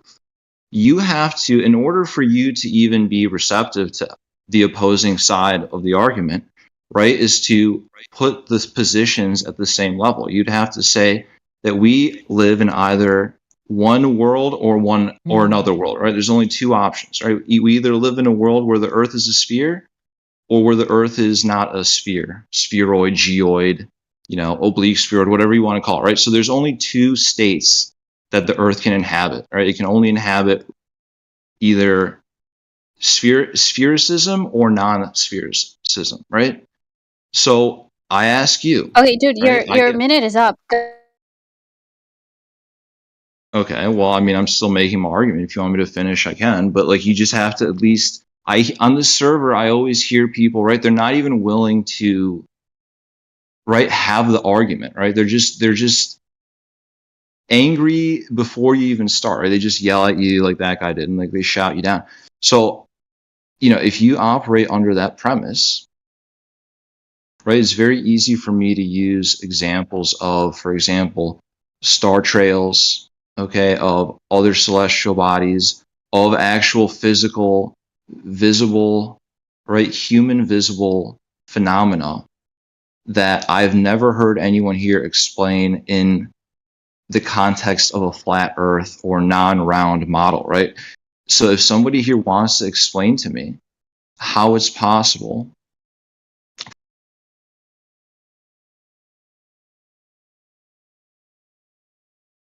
Can you guys hear me?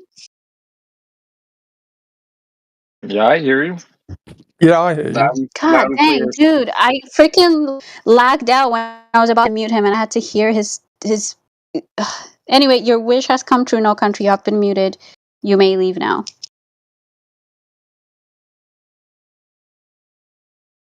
He talked about flat earthers for the past freaking minute of what things we don't do, what we need to do, this and that, instead of actually providing what we asked for. Congratulations. Building strawmans. I'm telling you, he's just sitting there trying to fucking I build a know. strawman. It's easy. I get that, and you know what? As annoying as a Glober is, I always try to give them a fair platform, right, to present their stupid arguments, because then they don't cry about how we never let them talk, we never do this and we never do that. So I always try to be as fair as possible, but freaking. Okay, look at this guy. Listen. Don't drink alcohol. First of all, alcohol's bad. Number two. This guy, somebody sent him the FE core document so that he can go fucking do laser experiments himself, right? So that's it. This guy clearly doesn't know math. Clearly he's not an engineer. Clearly strawmanning, saying all flat earthers don't finish high school. Oh, stupid motherfucker, bro. Most fucking flat earthers are high level engineers, you idiot. Most flat earthers I know have fucking not just their own businesses that fucking do things that rely on the fucking shape of the earth, my guy. And they all know it's flat, so fuck off. Oh, do the math. Yeah, what's the curvature rate? If your radius is 4,000 miles, what's the curvature rate? Hey, yeah, I don't see the math from you, my guy. I'm asking you, what's the curvature rate right now? At what point does it drop?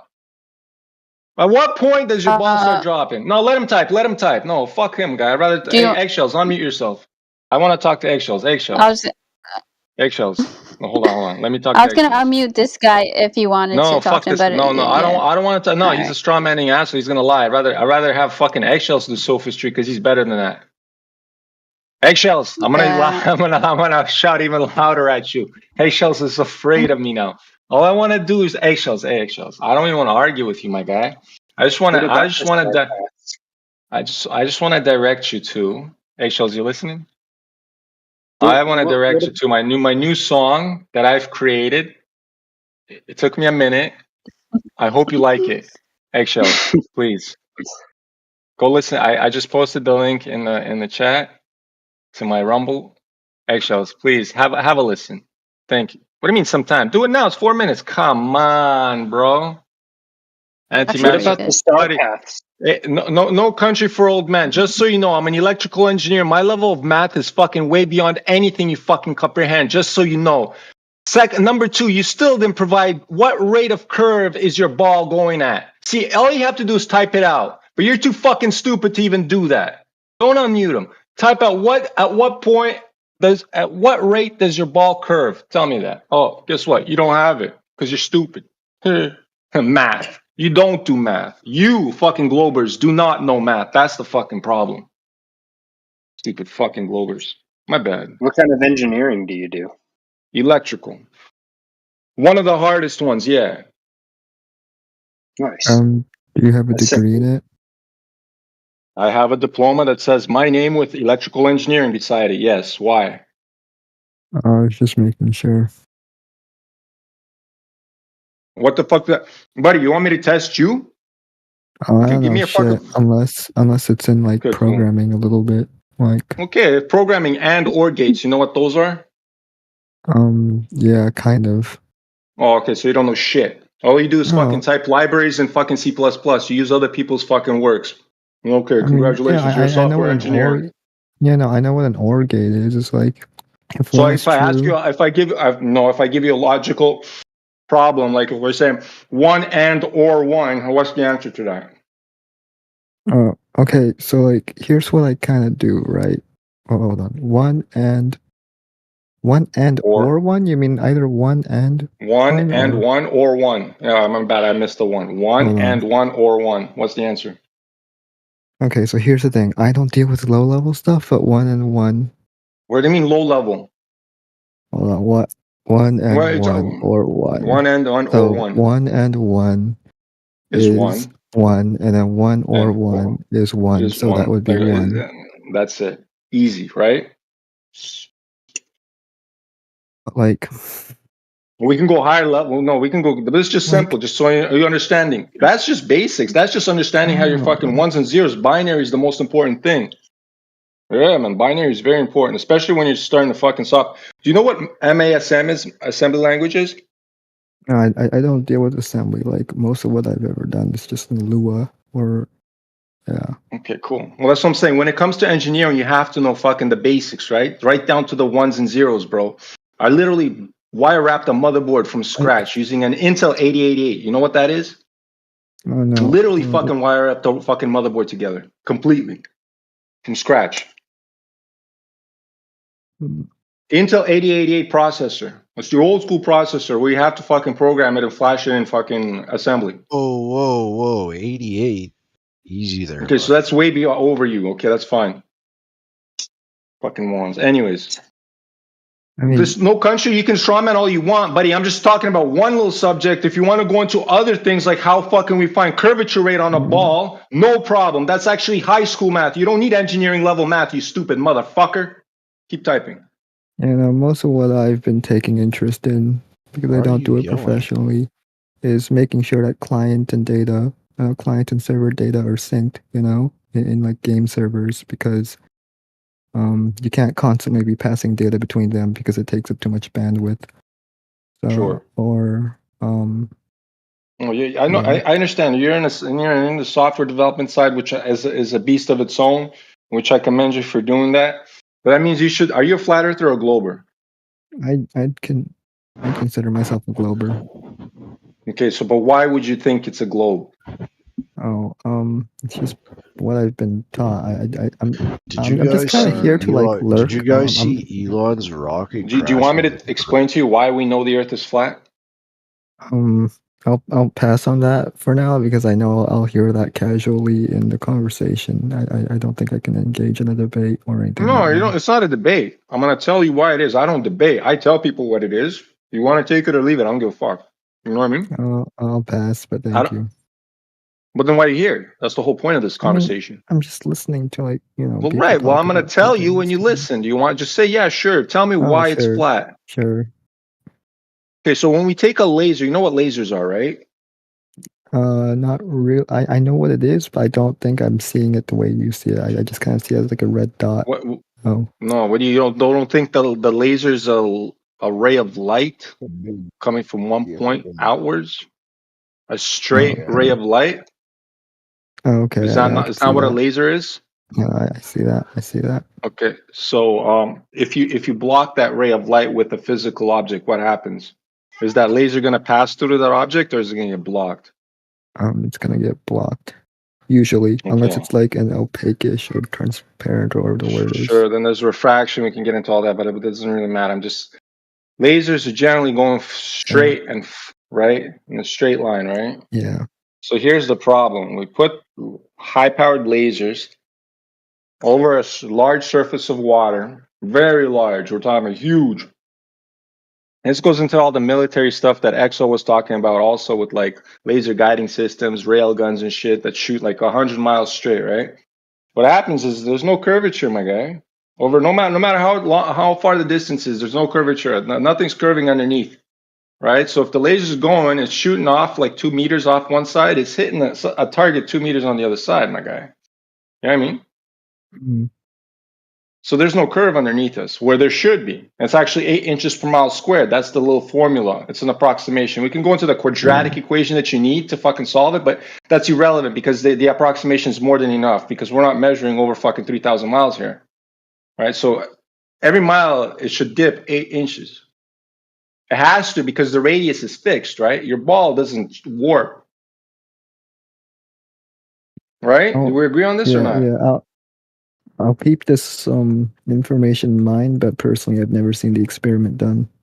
Sure, we can post it. We can give you the PDFs. It's all been notarized by a fucking government, my guy. This has been done, bro. We have all the information here. All you got to do is ask, and thou shalt receive. You know, are you willing to actually look at this information, or you just want to listen?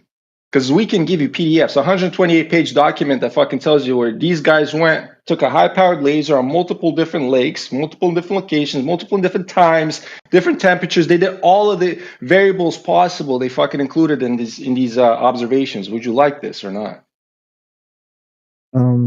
Right now I'm a little bit swamped with programming, so I'll pass. Okay, you're a little too busy for that. Okay, no problem. No, because But here's the thing, right? If I do look at if that, you want I'd have to like actually go and then compare that information with like to what?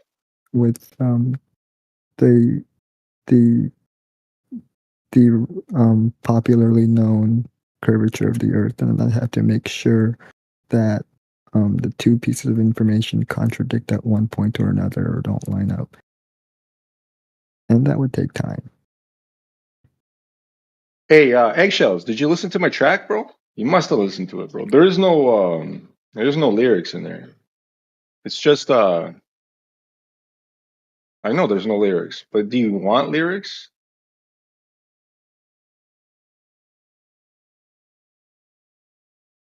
Eggshells, I made the song, man, from scratch. We're talking about the kick, the snare, everything is designed by me, my guy, down to the fucking synths.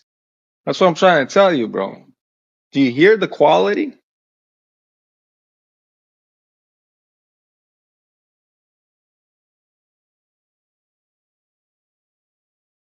If anybody else wants to hear my track, it's posted in the what do you call it? In the chat. Man, Eggshells, I thought you'd be into electronic music since you're an Aussie and everything. Bella, what you doing? Pace had something to say. Pace, go ahead and you had like glow proof or something. Well, no, I said, did you see Elon's rocket crash into the firmament? Right, Eggshells, you could call it a rave song. Who's I Pace? didn't watch Where's the video, Pace? but I heard about him. He's over here, down here somewhere. What, you didn't watch my video? What are you saying? You didn't watch my video? You said, what No, happened to Elon not Musk? your video.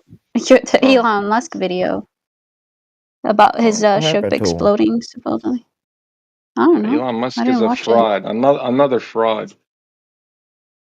What do you do? He's lying to you guys What about happened? space and taking government money, man. Imagine that. He doing it.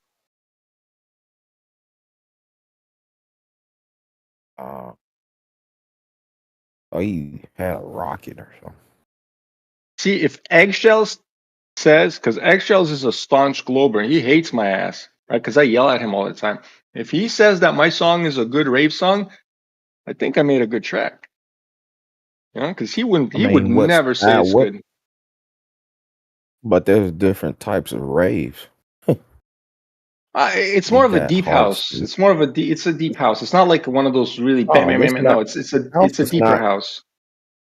House is, I know. house I is deep know. house definitely is not. Yeah, Larry You Bird want created Deep House. drugstore? You want to listen to it? Here, I posted in the chat. Here, I'll post it again, Yeah, just so you can hear it. I'm actually a Give it. DJ. I create house. Actually. Oh, Yeah. okay. Well, then your opinion matters the most here. Please have a listen. Please, I just Yeah. finished it like 3 days ago in Yeah, I love Ableton. Deep House. Buddy, please In Ableton? give it. Okay. Yeah. Do you see it? I just posted it in the chat. Okay. Yeah, and it's my Call of Duty Warzone gameplay too. I like made a music video to the gameplay. Yeah.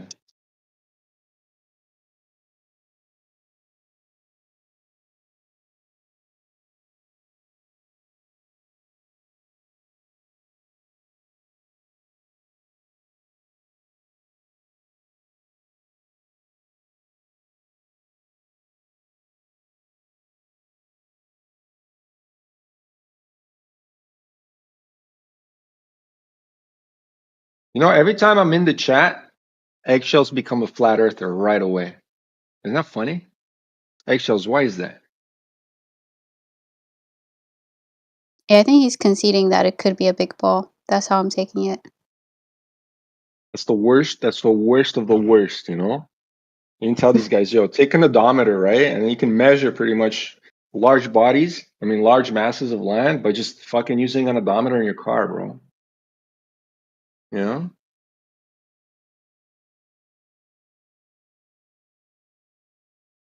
Eggshells. Talk. What's up? So you're conceding that it's not the ball that they tell us it is, at the size that they tell us. No. I'm taking your concession. Thank you. Oh. The thing I said no Egg. to. Eggshells, I guess your that's voice one is. way. Oh my god, look at that. Eggshells. Hey, happy birthday, Eggshells. My Scorpio buddy. Thanks, mate. You too? How do I remember that, eh? Dunno. Oh, remember, Eggshells, who the fuck you're talking to. I remember everything. I told you this before. That's why I am a fucking guy that is. I'm the guy, my guy. Oh, my guy. Woo, I scare the fuck out of people sometimes.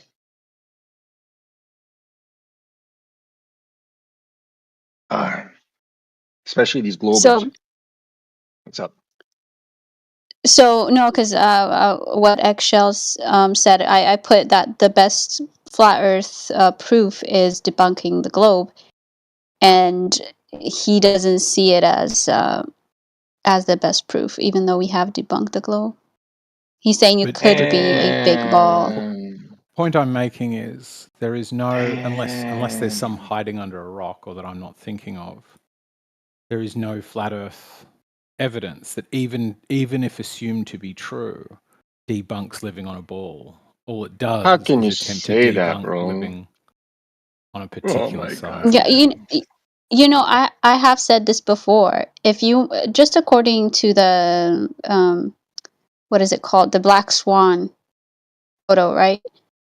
You can you'd have to have a ball that is probably 100 times bigger than what they tell us it is. So I will give you that. It could be a ginormous ball that we're living on, right? No, it It can't. could be a ginormous No, ball. it can't. It cannot. I know it can't. I'm just trying to Hang on, you just said it could. freaking Why can it appeal not? to him. Why can't it? Can it or can't it? And it cannot. Why not? She's just trying to fuck with you a bit. It cannot. She's Hey, I just could call messing with myself you. a ginormous glower, a ginormous ball earther. Sure.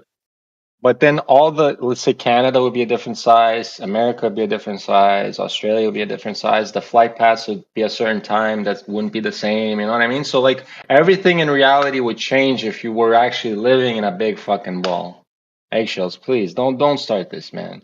That ball would have to be like 100 times bigger just so that the curvature rate would disappear. You know what I'm saying? Your ball it cannot be that fucking big. It's one size that you guys say it is. The problem is it's not, because there's no curvature rate to fucking coincide with your fucking the size of it. So boom, shebang, it's flat. My guy, it's that easy. And you're still here. You know why it proves? You know why we know that the Earth is flat? Is because staunch globers like you still keep coming here year after year, saying the same shit. Bang, another one. Well, I think Bloody it's hell. might be as indicative of the globers as it might be indicative of flat Earth not making a whole lot of progress. Maybe we're wrong. Maybe it's What not are you global talking about? You don't need or progress. flat. Maybe it's porous. Porous. I believe Almost the Porous. the Earth is porous. What does that Hey, even mean? drugstore. He means that there's Got like holes in it. caves and stuff in it. Okay, listen. When we say flat, we're not literally flatting it, man. We know there's like mountains, hills, valleys, all that shit exists, right? But when we measure over large distances of water, right? Water is flat and level. That water is not curving, okay? So is the water part of the Earth, or we gonna Well, count? is it now you tell me, is the water part of the earth or not? I technically say no. No, it is. What the fuck do you mean? The water is touching the earth, right? It's using the earth as a container, right? So it's part of it, my guy. What are you talking about? Okay, did you listen to my track though? Yeah, it's nice. Nice, eh? Buddy, Yeah. I'm gonna start blasting like it takes a lot out of you when you create a song. We listen to it. right? We shut up about it. Go listen to it, man. Tell me if it's good or not, man. Oh, Shit. Cookie's coming in with the heat. Ooh, Cookie? Well, Jesus It's Christ, true. bro. Come on, man. Look, We've heard enough. Come on, bro. So Bro, what came how about first, you the make a chicken fucking or song the and I'll egg? listen to yours? But you know something? A lot of people always ask where do humans come from, but what about where do God. plants come from? God, everything is God. The creator created everything, my guy. That's the answer. I think Yeah, there my was guy. like Didn't a you hear that? mixture between a biological animal and a plant that Wait, was here. where do what come from? What was your More question? plants. Where do Everything comes plants from come God, my from? guy. Yeah. Everything comes from God, man. It's a simple answer. Everything comes from God. You don't need to go any further than Yeah. that. But I want to know what that thing was that did that. Well, then you go find God, okay? You find God and then you tell me what happened, God please. does not care to comprehend my thoughts. Well, how do you know that? Oh, How do you know that? How do you know are that? your thoughts that complex, drugstore? I mean, I just think honestly, I think Honestly, how much mushrooms did you do, my guy? I didn't do mushrooms, man. That's not cool. Oh, you should have, man. Then why you call yourself the drugstore if you Hey. haven't done any drugs? Hey, What I man. mean, mushrooms are the best, bro. You listen to the music better, man. Nah. Got the Wait, something Vlad, you better, told bro. me not to drink, and now you're Alcohol is you're different from everything. mushrooms, my guy. Mushrooms are fine. Mushrooms come from nature. Okay, it's just like picking a mushroom and eating it. I made. Listen, Same I thing with made some honey marijuana. Same wine at thing with home. marijuana. You can It's listen. Wine, honey wine. It's alcohol. honey wine. I think I made it at marijuana is home. poison. I think marijuana is poison. No, marijuana is Is not that poison. Marijuana is the natural? best. Poison is Yes. natural. Poison is Nah. natural. It's grown. Yeah. Yeah. Technically, yeah. Poison Yeah. ivy is natural, but Oh yeah. you don't It want to sure smoke is. that Yeah. though. Bad idea. Poison kills you. Marijuana makes you better. That's all I gotta say. I don't think so. I think True, it's but they're both natural, right? I think people abuse things that they find I'm just pleasure. messing with you. Oh my! All right, let's getting guys. back to I flat like Earth. cookies. I know. We have Branch in the house, my guys. I haven't heard from Branch in like forever, guys. What do we owe the? Why do we owe the pleasure? Freaking Branch. Branch, they said you sound like you drink lotion. 100% he does. He kind of does, yeah. Something like 100%. Branch drinks everything and anything. Dude, lotion is fucking delicious. See, you heard that? See, here's Hey, Branch. I would Branch, my expect buddy. his voice to be a lot smoother though. No, wait. Branch is just starting to drink, guys. He still didn't drink yet. He's still sober, my guys. Can hear it. Oh. Right, Branch? Yeah, I haven't had enough lotion yet. Okay. I'm Branch. expecting his voice to have some bark. I know you like house music, water Branch. softener. Branch. My homie from a long time ago, Branch. I know I yelled at you a lot of times. I know. Do you remember who I am, Branch? I hope you do. Honestly, man, I can't put a name to the voice. You don't remember Vlad? You don't remember Vlad, bro? Oh, Come Vlad. on, man. Yeah, for 24/7. Yeah. Okay, Branch, listen, they Branch. said they said that you sound like you had sex with a transmission. Oh, whoa. I don't never said that, Branch. I don't know who said that, but I never said that. I'm sorry, Branch. If anybody said that, that's All fucked right. I mean, they're right. That's why I started drinking lotion. up. Okay, Branch. I posted my new song in the chat. Please have a listen and tell me how you like it. I would appreciate it if you gave me a good critique.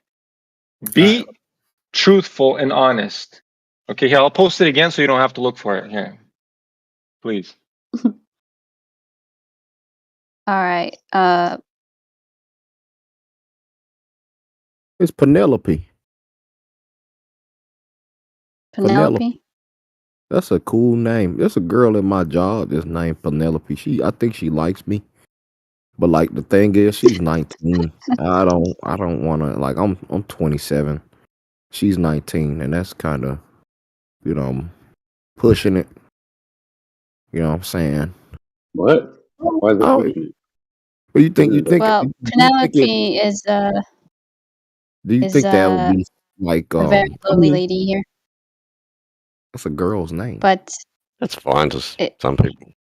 But do you think that's kind of weird though? Like a girl that's 19 years old that likes a 27-year-old guy?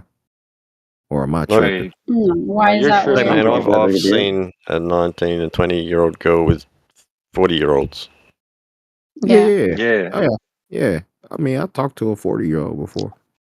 I'm 27. Listen, as long as she's not 18 or below. Well, I guess 18 is an adult. Yeah, exactly. 18 is fine. 18 As long and as over she's is not a fine. minor.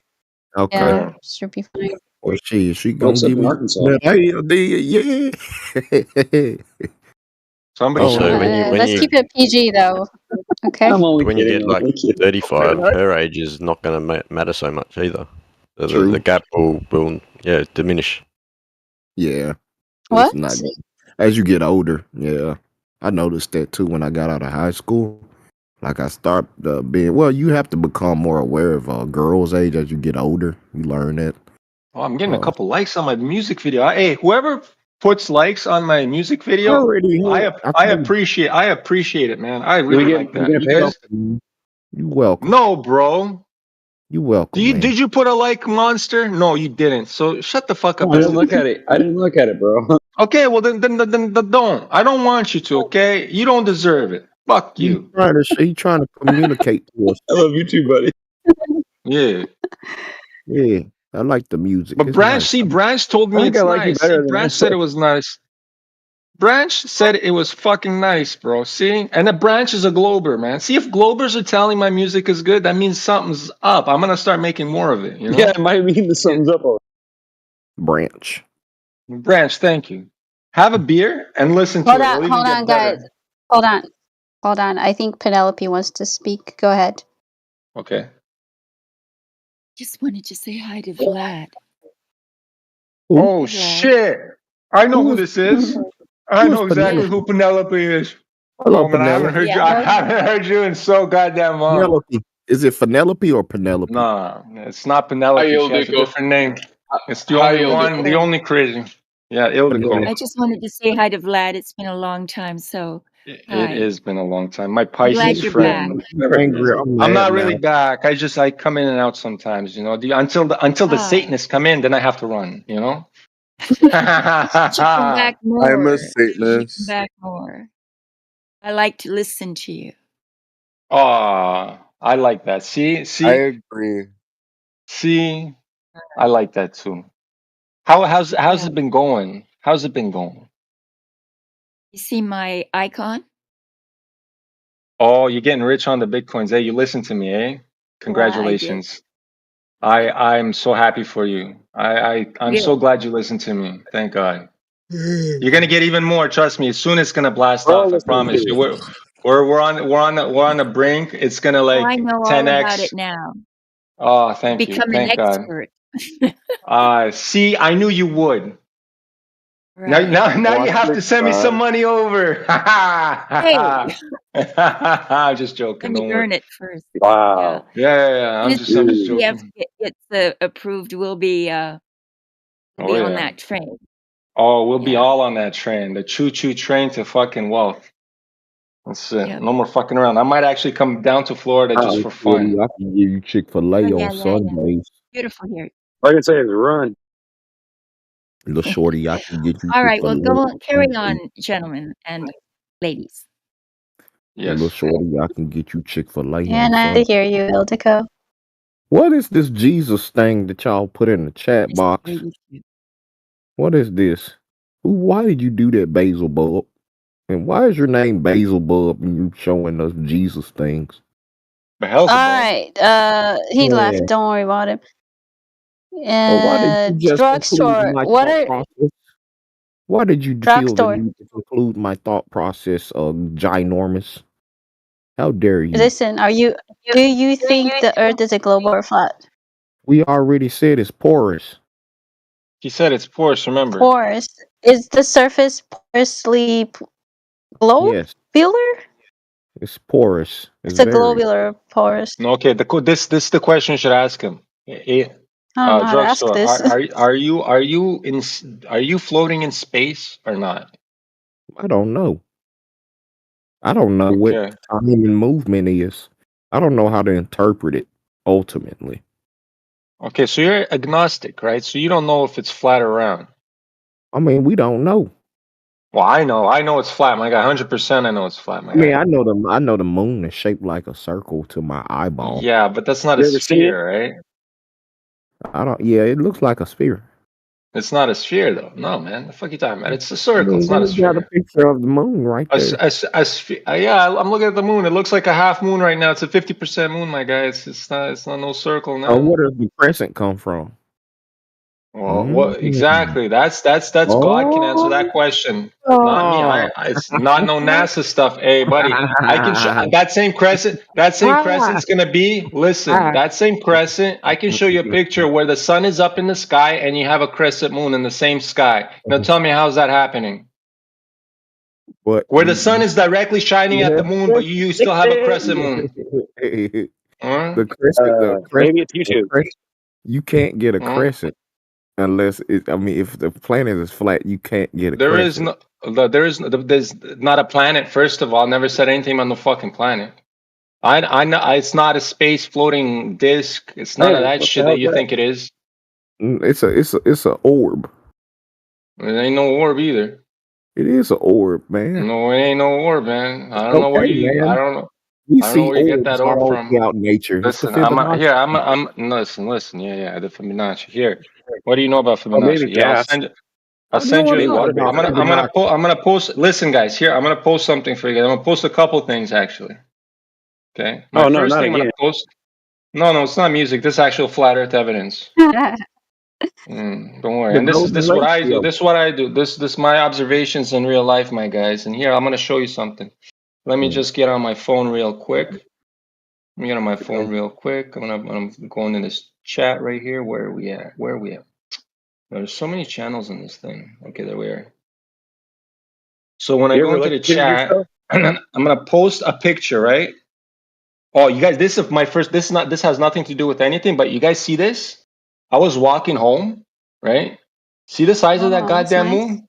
No. But that moon was huge. Look at the size compared to the buildings. And that's the skyline of Toronto, right? Mm. See how that's a moon. That was the moon that day. I couldn't fucking believe it. It was huge, massive, huge. It changes in angular size. How does that work? The god. Well, there you tell me that. Okay, here's the one. See, the sun is directly above me, and guess what? The moon is also there. Ah, now why is there a shadow being cast on it? Please explain that. Here's another one for you guys. This is what do you call it? I live in Toronto, one of the Great Lakes, right? It's really hard to get these sometimes, but there, because I walk every night, every fucking night. I walk like 14 kilometers a day. But anyways, you'll sometimes get this. What is this? See, I'm on one side of Toronto. Right? I'm in Toronto, right? That lake is over 30 miles long, right? And I'm on the, you see the shadow on the floor? That's me taking the picture. Across that lake is another city. And that's awesome. That's St. Catharines, my guys. And it's 100. First of all, the horizon's flat, obviously. And then number two, no curvature is fucking obstructing the lights coming in. Oh no, guess what? We're living on a flat plane. Sorry to say, my guys. Because how over far 30 away is miles, that's over 30 miles. You guys Oh. can look on the map. Yeah, go look on the map. It's even the distance Lake you're looking Ontario. forward is irrelevant There's a because map? the distance from left to right is far greater. Exactly, and that's Yeah, my that's point true. all the time. Your peripheral distances are always bigger. Yeah. So that's what the crazy part. If the Earth That's ball what was she said. curving, your peripherals would be dipping too. But guess what? There ain't no dip. It's 100% flat. Plus, you can see the whole city. It's crazy. With it, and I see with my bare naked eyes. So that zoom is like 1x zoom. The camera I'm using is just a 1x zoom camera. But you guys like the quality though? It's good quality, yeah. Well, for what it is. For Samsung S22 Ultra. Yeah. I have lots of photos now with my camera. I love this camera, but like here, I'll show you some other stuff that's like kind of not relevant, but look at this. See, I'm all about the flower of life, right? And I've been walking, and I see this tulip. See this tulip? That's a nice tulip, right? And then the flower of life growing inside the Ooh, tulip. Yeah, it's pretty sick what I caught. beautiful. Yeah, here's another one. Here is what do you call? Now you guys tell me, what is this? Is that the moon or the sun? That has to be the moon. It is the moon. But it's taken with my S22 Ultra, right? So the Oh quality is pretty. wow. I mean, it's transfers wrong, but it's better on my phone. The quality is way better on the phone, but it's sick. I love this camera. Yeah, I've seen some pictures of the moon, especially one space goat. Maybe you can post. It looks like it's so bright, like it's emitting lights from its its own And source. I this guess. is even crazier. The last picture right here. You know what this guy's is? You know what that is? That's a full moon next, and you know what the star beside it is? Is that Venus? Not Venus. Nope. Jupiter or something. That's Jupiter. Yeah. Now imagine you can see Jupiter on a full moon sky. That's crazy. I couldn't believe I saw that. Those ones. Oh yeah. This one. Yeah, this is what your picture looks like, Vlad. The one that Space Goat did, the right one. Like it's so bright that it looks like how could that be a reflection? Well, 100%, right? Exactly. No, there's no reflection. It has its own light source, right? It's already half charged in that photo. It's so bright. What? Hmm?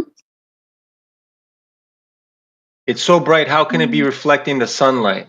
It can't. It's not. That's all bullshit. We all know that the moon is shaped like a sphere. No, it's not. You can't get that shape on the sphere. A circle? It's a circle. It's a lit Actually, circle. it's shaped like an M&M. Have you ever seen an M&M? No, you literally can't get that to happen on a Well, flat. Yes, looking at in your head. at an M&M. You can't do it. In your head. Maybe in your head, No, but in you reality can't, it man. is. We're No, looking you at it can right see, now. you can see the dimension through the Buddy. light. The No, you light can't. reveals all. Buddy, when it's a new moon, when the moon is completely black, you can't even pick it up with fucking infrared, my guy. What are you talking So about? why does the There is side There Why is no does that even only happen? infrared does not pick it up on a new moon because the Why does moon completely disappears away from the sky. We're supposed to be in position. Anybody can you can do it on the new no? moon. It's coming up. Yes. Don't say No. no Also, because if it's you been if it was done. I see it with my listen, own Oh, eyes. if it It does was reflecting oh my light, god. if it was reflecting light, it will have a specular Globe highlight, and it Globers with the doesn't. fucking defense. You know the See, there's Globers Vlad, no can you still hear have me? that. Vlad, Yeah, Vlad, yeah, Vlad, yeah, can yeah, you hear yeah, me or James. no? Yes, yes, James. I hear you. My bad. I overtalk you. I'm sorry. Specular highlight, if it's reflecting light from another How dare source. you? You know what that is, Anyways, Vlad? specular Specular highlights? highlight? Probably Yeah. not. You know I'm when you're stupid. reflecting, when a light reflects on a sphere and you see like a dot of the light reflected? Yeah. Let me post it. Kind of Because like they're a saying, hotspot. yeah, like a hotspot. Yeah. Yeah, I know. I understand. Like what is it? Specular reflection. It's a specular highlight. Let's see. Really, the specular reflection would be that flat water, right? And then everything looks exactly the same, like a mirror. Oh, that is Oh yeah, yeah. that is different. There is A specular reflection. specular reflection, yeah. And then you're talking about specular highlight, which you're talking about a hot spot. Yeah, if something was shining on an object, there's always a hot spot. I guarantee, I 100% agree with you. Just like there's a hot spot on the water when the sun is over the lake or the sun is over the moon. For example, I have a photo of this, my guys. Oh my god, I love my photography. I'm gonna post it right now. No, I'm serious. I literally a lot of this shit I've been just on the lake. It's amazing. I love it. I love my new camera.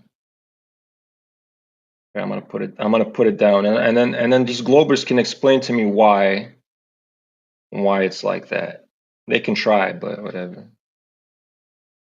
Staunch Glober, Globers forever. Here, I'm posting for you right now. Staunch Globers, may you Vlad, do you feast do your eyes on jazz this. beats? I can do them. They're not hard. Jazz is easy. It's very soft. Yeah. Here I posted. See, that's the moon reflecting off the water of the lake. You guys see that shit? Amazing. I love it. Here's another one. That's beautiful. Yeah, because it cannot happen if the thing was so far away. But guess what? It's not only just the moon that does that. It's also the sun. Wait, do I have a picture of the sun? No, I don't think I have because that's obvious. The moon one's much better.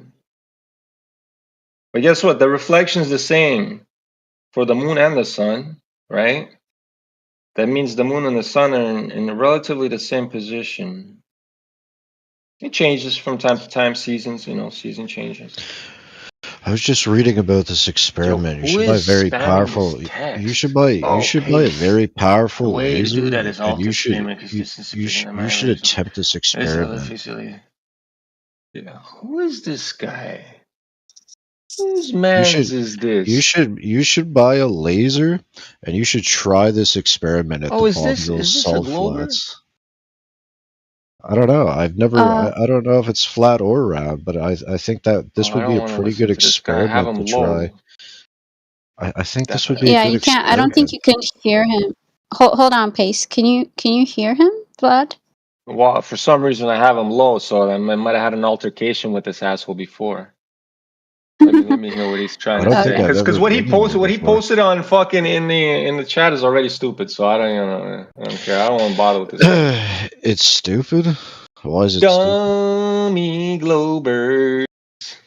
Why is that experiment stupid? Well, I don't know. Doesn't I don't make know why sense you to came me. in here telling us we should do some stupid experiment. Well, I'm just saying, I think that all flat earthers should go to the Bonneville Salt Flats and replicate. Oh yeah, we should all just that catch a plane and experiment. go to this one spot. All of you should just Okay. all go there to those salt flats and try to replicate that See, Globers experiment. have that. Wait. Pace. Why do you I've think we should all actually hold on, been Pace? there. Hold on. Pace, hold on. I have a question for you. Why do you think we should all, as flat earthers, all flat earthers should go there and do this experiment? I think one of you, just one of you, should go there and do it. Just one. choose your greatest flat earther and There send have them to been. the Bonneville There flats. have Go there. been. There Go have there. been done already. Have They've they been done done it already. over large bodies of water? You just said the salt The flats, right? Bonneville Isn't salt that what you said? flats. Do you have a video of Yeah, this? the salt flats. Do you have a video of this? Hold on.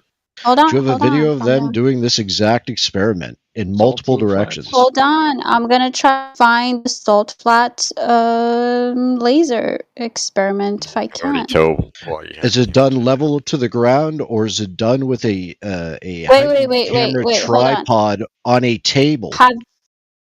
Because it has to Have be you done done it over before? 6 miles. Yeah, I have. Have you I've done it done it in before? multiple directions. Yes. When it gets about At the 6 salt feet, flats? at the salt flats, when it gets about 6 feet, you lose sight of the laser. Do you know why? Because it hits the horizon at about 3 miles. I've done it in about 30 different directions. Why are you here? I don't know, because I want you guys to try that experiment and see what the results that you get. Hold on. Because if I'm you gonna guys try to have find. different results than I have, I think that'd be very interesting. Because this is a simple Okay, show us. experiment that any flat Hold on. earther could go Pace, through this. pace, calm down, dude. Jeez, why are you all excited about? You know? You see, he's scared. Can you Told him to post post his your? results and he ran. Yeah, post. He left. Yeah. Mother flicker. Yeah, see, you're so bad Trolls at it, can't get man. past my intuition. Huh. Wait, See, how am I That's pretty bad good at this? too. I'm trying to get I'm such just a joking. douche, Vlad. Terrible flat earther. You've been doing this for years now, and you still can't manage to do it right. God damn. Dang it. I know, eh? You got to learn from me, I was man. hoping You got to you learn from could the post best. it. You just want me to yell at them? That's the only way to do it, I think. Because they like the abuse. I don't know. They're all masochists or something. Yeah, it's not, that's why they keep coming back, right? Right. That They is love the true. abuse. It's 100% masochism. Oh, crazy fucking globers. I can't yell at people. I try to be well, and unless they piss me off, then yeah. But Well, you're I in try to be Aries. nice. You should be like a fucking complete yelling person. You should be able the loudest one in the channel. I do get to that way when you push my buttons, but I'm I try to be a mediator. So I Yeah, don't know, that's your dude. female side. See the difference between males and females is exactly that. You try to please everybody. Yeah. When there's no point of pleasing everybody, you can't do that. It's impossible. Yeah. Huh? I don't know what you said, Cookie. I said, how do you know she's a female? Oh, buddy. If you can't tell by her voice, I don't know what else Dude, to that tell can you, be man. fake. Trust me. I've heard better fakes. I'm just I kidding. know Lulu for a long time. Trust me. There ain't no I know her penis too. there. I'm giving you a hard time. Damn it. Oh. Yeah, I was about to say, I- Cookie. Like, do I not sound feminine? Because I do identify as a A she, her. ball Oh, you identify as a ball? Jesus Christ. You know for what? I think today. Yeah. I should go downtown Toronto and have like a big poster and says my pronouns are flat earth. Hey, that'll fucking trigger some people right there. My Hey, pronouns but are flat and earth. they can go against you, or else No, they Canada's are, worse with this yes. stuff. They could get arrested or something, right? They're gonna get arrested if they don't call me flat earth, yes. Fuckers. Trying to twist it on them. Yeah, that would be interesting. Well, I was hoping that guy could show us his Salt Lake data, but whatever. When do they ever bring the data, please? They never do. Oh, there he is. He's owing in the channel. Look at him. Oh, what the my God. heck? Where'd he? What?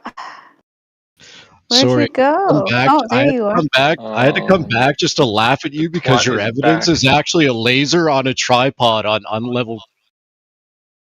Bro, can you post your results? Post your results so that we could shut this place down. You'll get unmuted when you post your results. Shut it down. He's gonna post the results. Yeah, we'll shut it down. Pack it up. Bro, why am I having a hard time here? Mm. Ugh. Internet urologist. Interesting. Yeah, what's up? Oh, I it's have a you. bees. It's me. What do you mean it's me?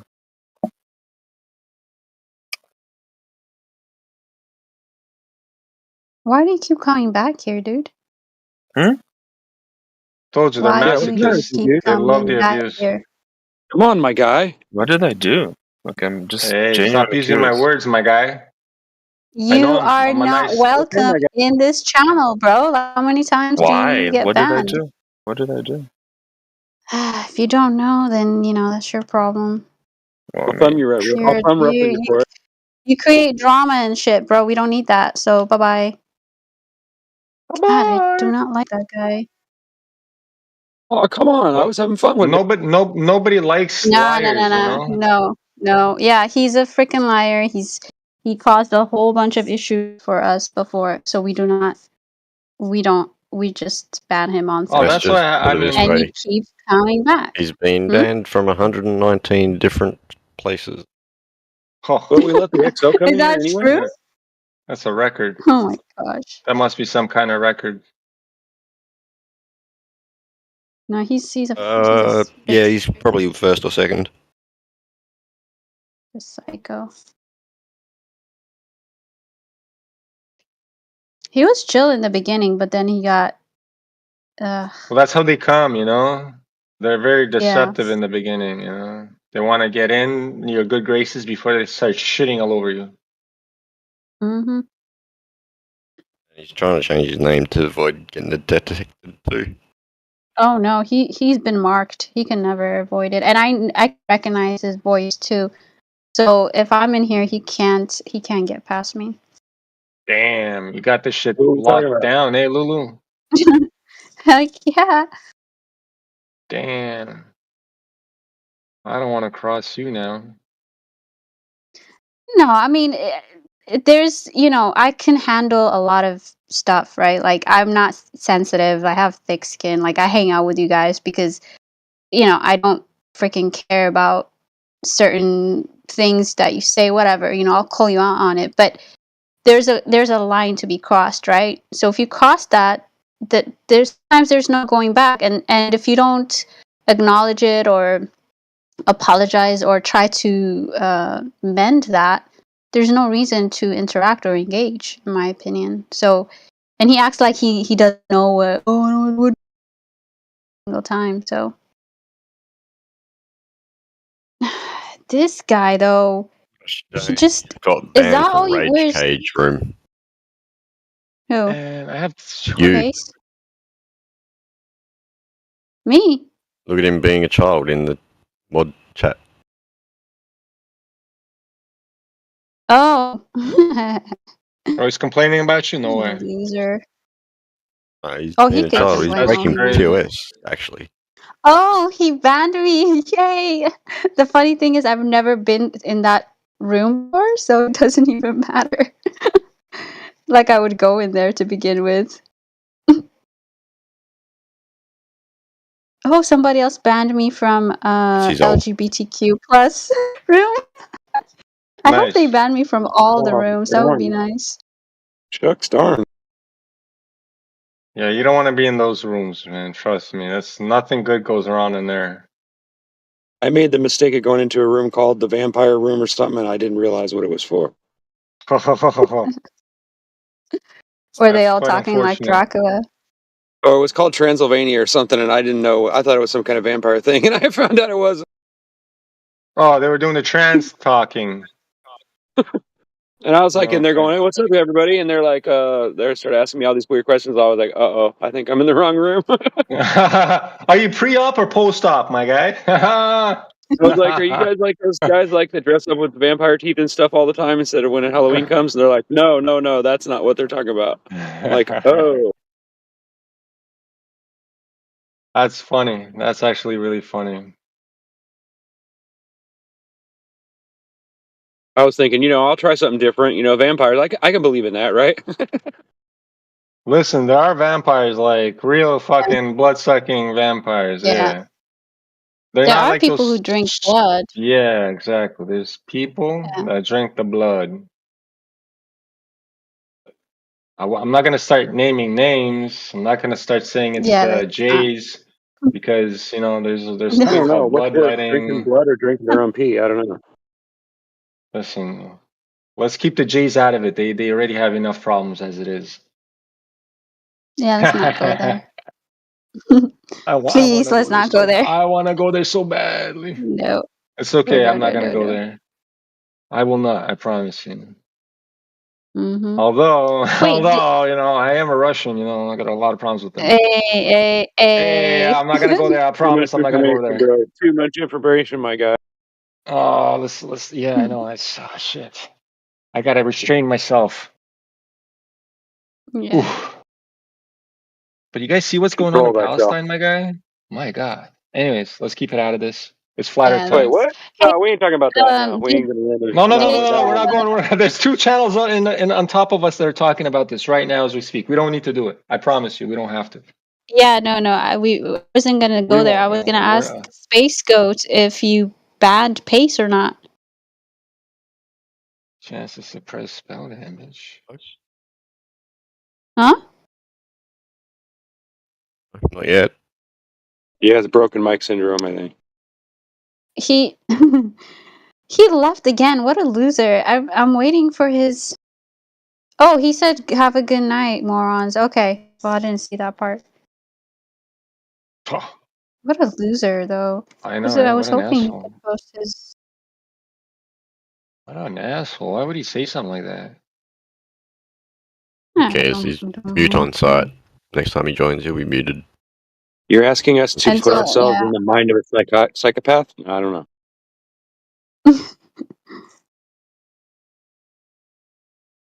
Yeah, if he doesn't post his salt flat results, then mute him right away. God damn it. Are you guys playing Path of Exile with me or no? Playing? What do you mean? Well, I mean, You're playing. Ancestral League is so crazy. I don't know. I have to. They're gonna end it soon, so I have to do this. How old are you again? Me? No, I'm an old guy. Why? I play games all my life, man. I'll be dying. I'll be with a computer beside me dying. I don't care. I love games. That's my shit. He's a boomer. You can call me a boomer, I guess. I'm a pretty old guy. What is the age You know, for boomers now? Like 60? How old is old, though? I mean, I think old is like 90. Are you 90? no, I'm almost 40 though. Like I'm almost in the 40s. You're funny. Although I look like I'm still 20, which is like genetics, my beautiful, beautiful genetics. I think it's Right, not just genetic. No, my sister it's not genetics. You know what it is? It's I take care of myself, that's what I do. You're not I really supposed to take ask care your of sister myself. that. No, my sister's the same age as me, but she looks horrible and old. Are you twins? She smokes. She was Wow, born bro. 1 year before me. She's an Aries. She's 1 year But I'm before not me. your Yeah, sister. but Oh. my sister's horrible. Yeah, no, she's evil. You see, I got the good side. She got the evil side. Whoa. There's a dynamic. Well, she's pure evil. Dang, dude. Hey, listen, Wow, she's a Freudian staunch slip there, Glober. buddy. Whoa. Trust me, she's a staunch Glober. You wouldn't want to meet my sister. She's evil. Oh my God. Whoa. Oh my God, trust me. I didn't speak to her for like maybe 10 years now. Dang, that sucks. Yeah, dude. it happened. All right, buddy. I try to teach him about the Earth is flat, and it's like, no, it's not. What the fuck are you talking about? No, Yeah, it's but not. that's not a reason to get. There's bigger reasons. Yeah. This is that. That's nothing. I was Okay. still talking to her. There's bigger reasons.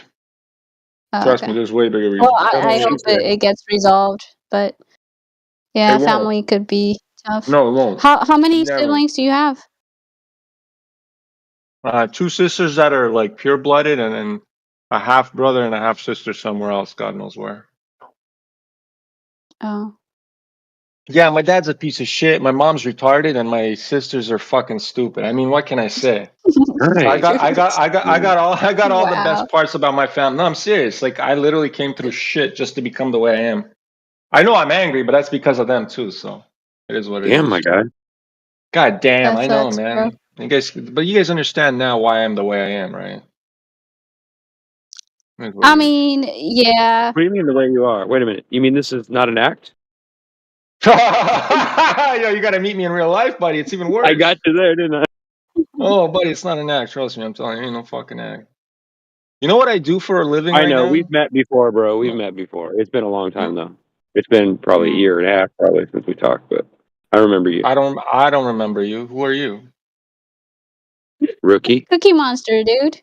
Oh, Rookie Monster. Rookie I don't remember Monster. rookie. Wait, were Mm-hmm. you going by rookie before? Yeah, Rookie 1973. I remember the username. I don't know if I've ever heard you talk Well, here. it got deleted by Discord. That's the reason why I don't have it anymore. But I just decided to change it when I came back. So Rookie. Did Welcome back. Something is clicking though. we spoke. I don't know. Like I said, it wasn't like we spoke for like a whole day or anything. But we've had conversations before. It's just been a while.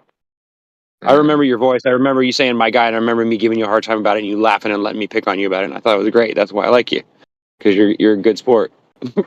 Most of the people on here can't handle it. Like when you mess with them about something like that, they get all pissed off and angry, and they can't. They don't let it. They won't let you know what I mean. Yeah, I Don't only feel get angry frustrated. when it's stupid. Yeah, no, I'm only angry at stupid shit. I don't angry if it's funny and whatever, it's fine. I only get angry with Globers mostly, anyways. No, I think that's the only people that get me really, really upset is Globers, because they're just fucking stupid. All right, guys. We got a glower in the house. Elliot. He has glow proof. I think. I can feel it. What? Don't put me on the What's spot up, like Elliot? that. I just want to listen to you guys talk. I don't want to debate. No. Listen, Elliot. I have this feeling that you're the one who's gonna finally make us shut down this channel. Yeah, So- rolling the shit out of it right now. Yeah, she's literally trolling the shit out of you right now, bro. No, what? Glad. 100%. that? She is destroying you with the troll right now. I feel very trolled. I'm dominated. I'm serious. I bet like you- you I have bet you glow like it. proofs. I bet you like that. I gotta be Glad, honest with you, I wouldn't even know like where to start on like this on this general topic. I don't know shit Okay, about let me guide you. What are your thoughts of the about the shape of the Earth? What do you think it is? I think it's a round ball. It's a round ball. Okay, that's a good Don't kill start. me. That's where everybody started. No, we Nobody's don't kill killing you. here. Yeah. So why do you think it's a globe or a ball?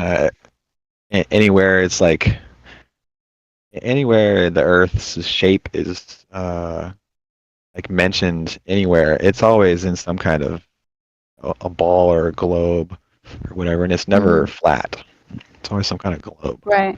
So I would say that. So it's because like everybody else is what saying you've been it. presented. You're talking I about couldn't hear you. consensus. It's because it's consensus, right? That's what you're saying? In like a very broad sense, yeah, I guess you're right. Well, that's what you're saying, though. It's like because everybody is showing me that it's a ball on these pretty pictures, and then I believe it's a ball. What's the problem with that? Am I allowed to Well, I believe mean, NASA? Or well, no, I mean that's what I'm about to get to. Is like if I give you like pictures of dinosaurs and stuff, you're gonna believe them too, like they're alive and shit. no? There would Okay, be so why do you believe conflicting- it's a ball?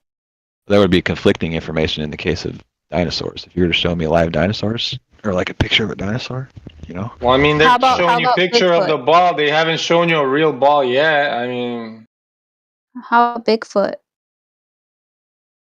No, I don't think Bigfoot. But you know there videos are of pictures that. of him out there. Yeah, Yeah. even a video, man. Sorry, I'm sick. My voice is messed up. But Bigfoot. No worries. No, I don't. I mean, it could be real. I don't know. Oh my god.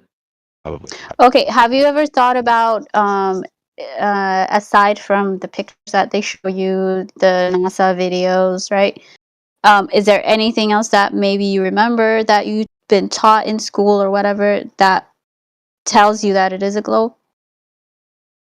There'll be like little things, like in my textbooks, or there'll be like a globe just sitting in a classroom, you know, Yeah, stuff like that. but aside from that, though, like something in reality that you can think of. Let me think about it for a second. All right, all right. Because the government would never lie to you, right? Is that what you're getting at? No, I'm not talking about the government. But I mean, where do you get all this information? Like, who do you think funds the school systems, right? Like, buddy, who set these systems up? You want me to answer that or the other question? As I say, it's the same. It's anyways. You got to understand where I'm coming with this right now, right? Where's all this information coming from, bro? That's the question. Well, you want me to answer that or you want me to answer the other? Doesn't matter. Answer this, answer the other one. Answer whichever one you please. I guess the first one. I've been in planes before, and I've watched as, like, you know, things You disappear. seen curvature on a plane? I didn't say curvature. I said things get distant and smaller, and they disappear for what looks like a horizon to me. So I have at Right. least that much from a plane. So why would that equate to a ball Earth? I mean, things could disappear because they're getting smaller and you're going away further from them, right? It's just perspective. It's consistent with the ball. Right. And it could be right. with the flat Earth too. Yeah, not discounting that. Okay, so that's inconclusive. So is there anything that you can think of that could for sure 100% prove that it's a globe, at least in reality, that you can think of? I could probably look up like experiments that I could try, but I haven't like actually investigated it myself. Okay, that's fair. That's fair. Okay. Well, basically this is what we have people thinking about when they come to this channel. We're not here to, berate you or say you're, stupid because you don't know this stuff or anything. It's just to have people thinking about why they think the Earth is a globe, basically. And I really hope you do the research. You'll find that it's the evidence is very non-existent. So yeah. Well, I Vlad, think that- anything you want to add to this? Oh, go ahead. Oh, go ahead. Yeah. No, well, you got to answer the second question. Is like, you think the government would lie to you or not? Well, obviously, yeah, the government. All right. So all the information that's coming to you is from the government, from the feds. Everything about the space program, whatever they're the only people that've been there, right? So you got to believe them, right? Well, I You have to admitted believe that in the NASA government to think that can- the Earth is round. the government can lie. I didn't say that. We, I we thought literally it have always lied. pre-Socratic mathematicians who measured the Earth.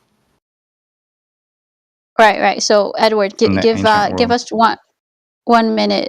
We just want Elliot to answer what Vlad asked him, and then we can come to you for sure. Oh, I'll destroy you, Mr. Staunch Glober. Go ahead, Elliot. So you think? Smart with it. Okay. Yeah. Oh, like, why should I doubt what they? What if I give you a video compilation, hour-and-a-half video compilation of all the NASA CGI fakery fuck-ups where they were caught on strings, caught on the glitches, caught everything? Live streaming. A YouTube video? No, it's not a YouTube. It's a compilation of all the NASA provided video. You know when NASA goes quote unquote into the space station and they give you like this thing on CNN, right? And Yeah. They start Right. I have a compilation of all the fuck ups. Where like their hair, you know how the hair is supposed to be free floating in space, whether or not they actually gel their hair upwards so it stays like a fucking troll. You know what I mean? Okay, I'll say that's true. What else? What else is there? So that's what I'm saying. NASA, if you're gonna believe NASA when they're clearly lying about everything. That's the whole point here. Well, that's kind of when you say clearly lying. That's obviously Clearly they're lying. I'm telling you, I have a video. You want me to? If I can put on, hold on, my webcam. This has nothing here, to do really with whether quick. or not the Earth Here, is I put the round. webcam on. Wait. You guys watching my camera hold on, right now? hold on. Give me a sec. No. Give me a sec. In the I'm camera, gonna ugly go ass here. Russian. Go here. Oh, Vlad. Oh, yeah, ugly Russian we boy. can't Come off have. the camera. We can't I know, have no, just for a cams, second, it's gonna be turned off in a second. I just want to show Turn off him that now, I do Russian. have these videos, my guy. No one Lots of cares, fucking videos. Russian. Oh. You don't even start with me, my guy. I know you're trying to interrupt. Turn off the camera, big man. Okay, listen. I can First, listen to you that. gotta Look go at your listen. fat You gotta hand. listen to my new track that I made. Listen, I'm gonna post I'm it not in the listening to chat. it, bro. Control V You here. already DM me and I ignored it. I'm gonna ignore it every time you send them, bro. Oliver, why'd you come in right now? Jeez, Vlad, Because Oliver, he's you guys an never. asshole. This guy. You keep I sending know me he is, stupid bro. ass Don't listen to videos. You're him. too old. I didn't You're too send you old to shit. be I making only music. sent one, and I sent one to everybody Vlad, that's on my turn off fucking your chat. camera. Yeah, but I'm not on your Motherfucker. chat or friend list, nigga. Stop sending me shit. Hey. Listen. All right, back to the Go Globers, listen to my track. Go fuck yourself. guys. No one's listening to your Hater. stupid ass music. Fucking hater. Just a hater. Yeah, the only Okay, thing, so the Elliot. only thing that's You're just a circular fucking is your hater. head.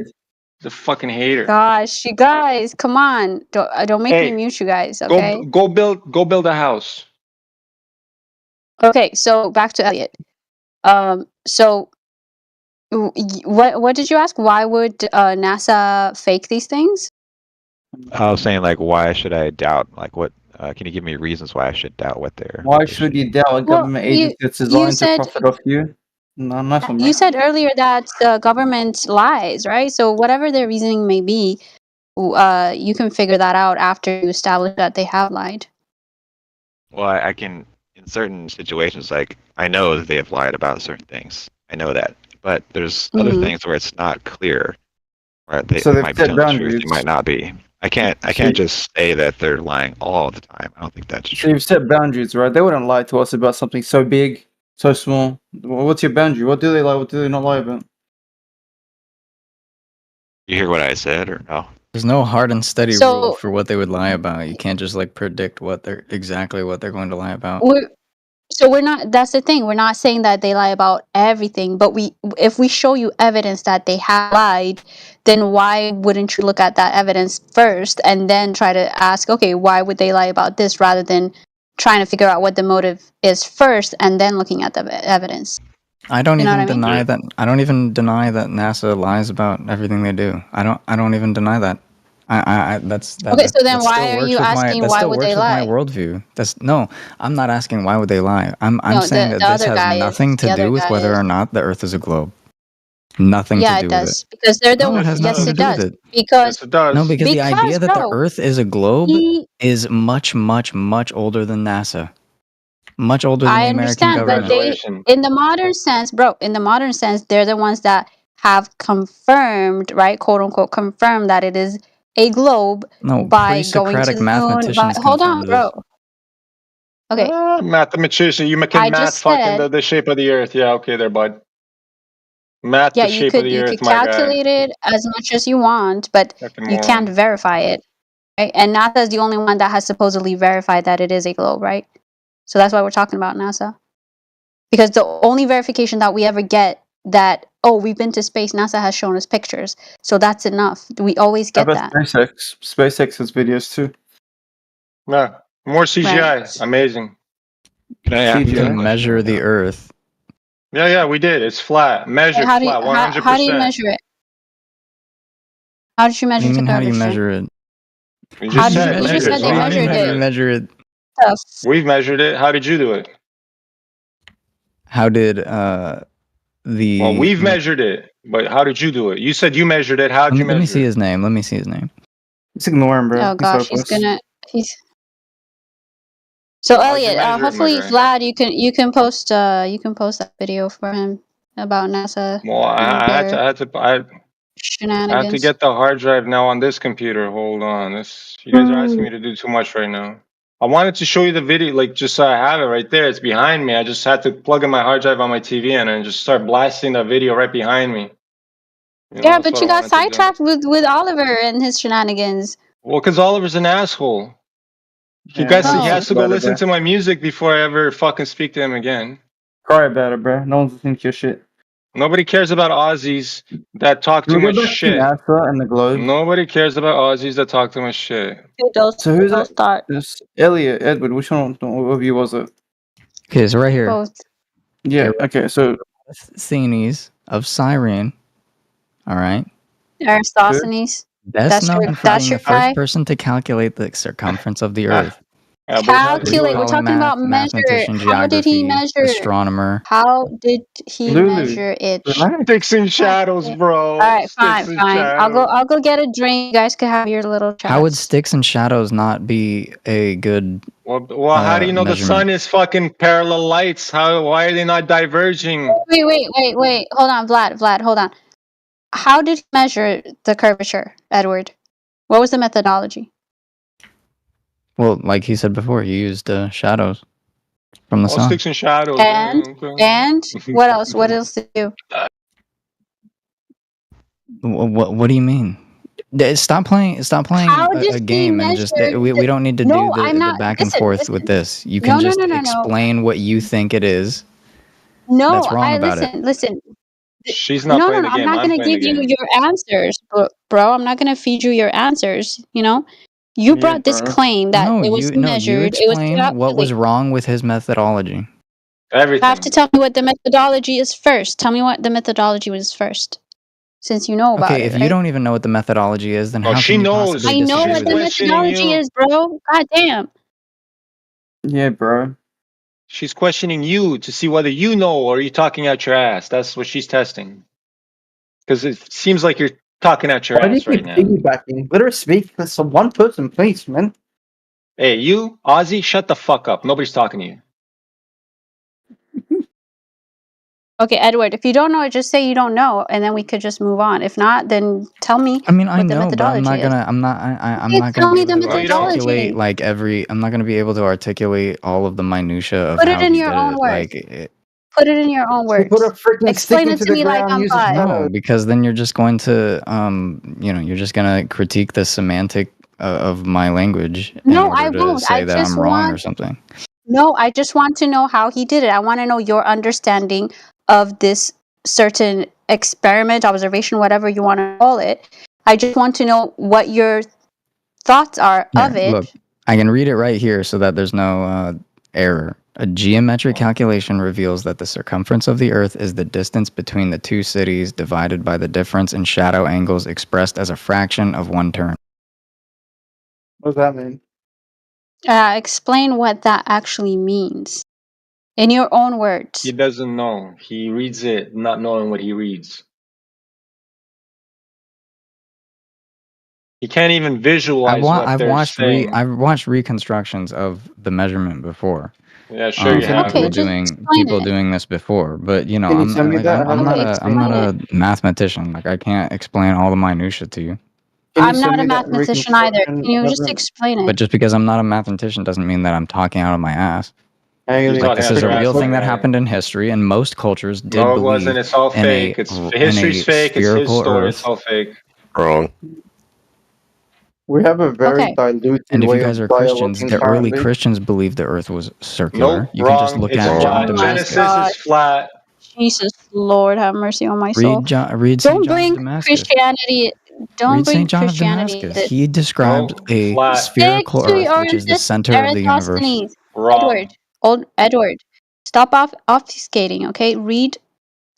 Tell us the methodology of Eratosthenes. Just simply explain it to me like I'm a 5-year-old, please.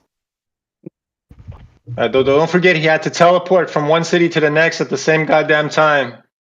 He had to be in two places at Vlad, once to make sure he stop measured the fucking helping two him. shadow angles. Well, I'm just helping him out because he's reading what he doesn't fucking understand. So I have to give my hand.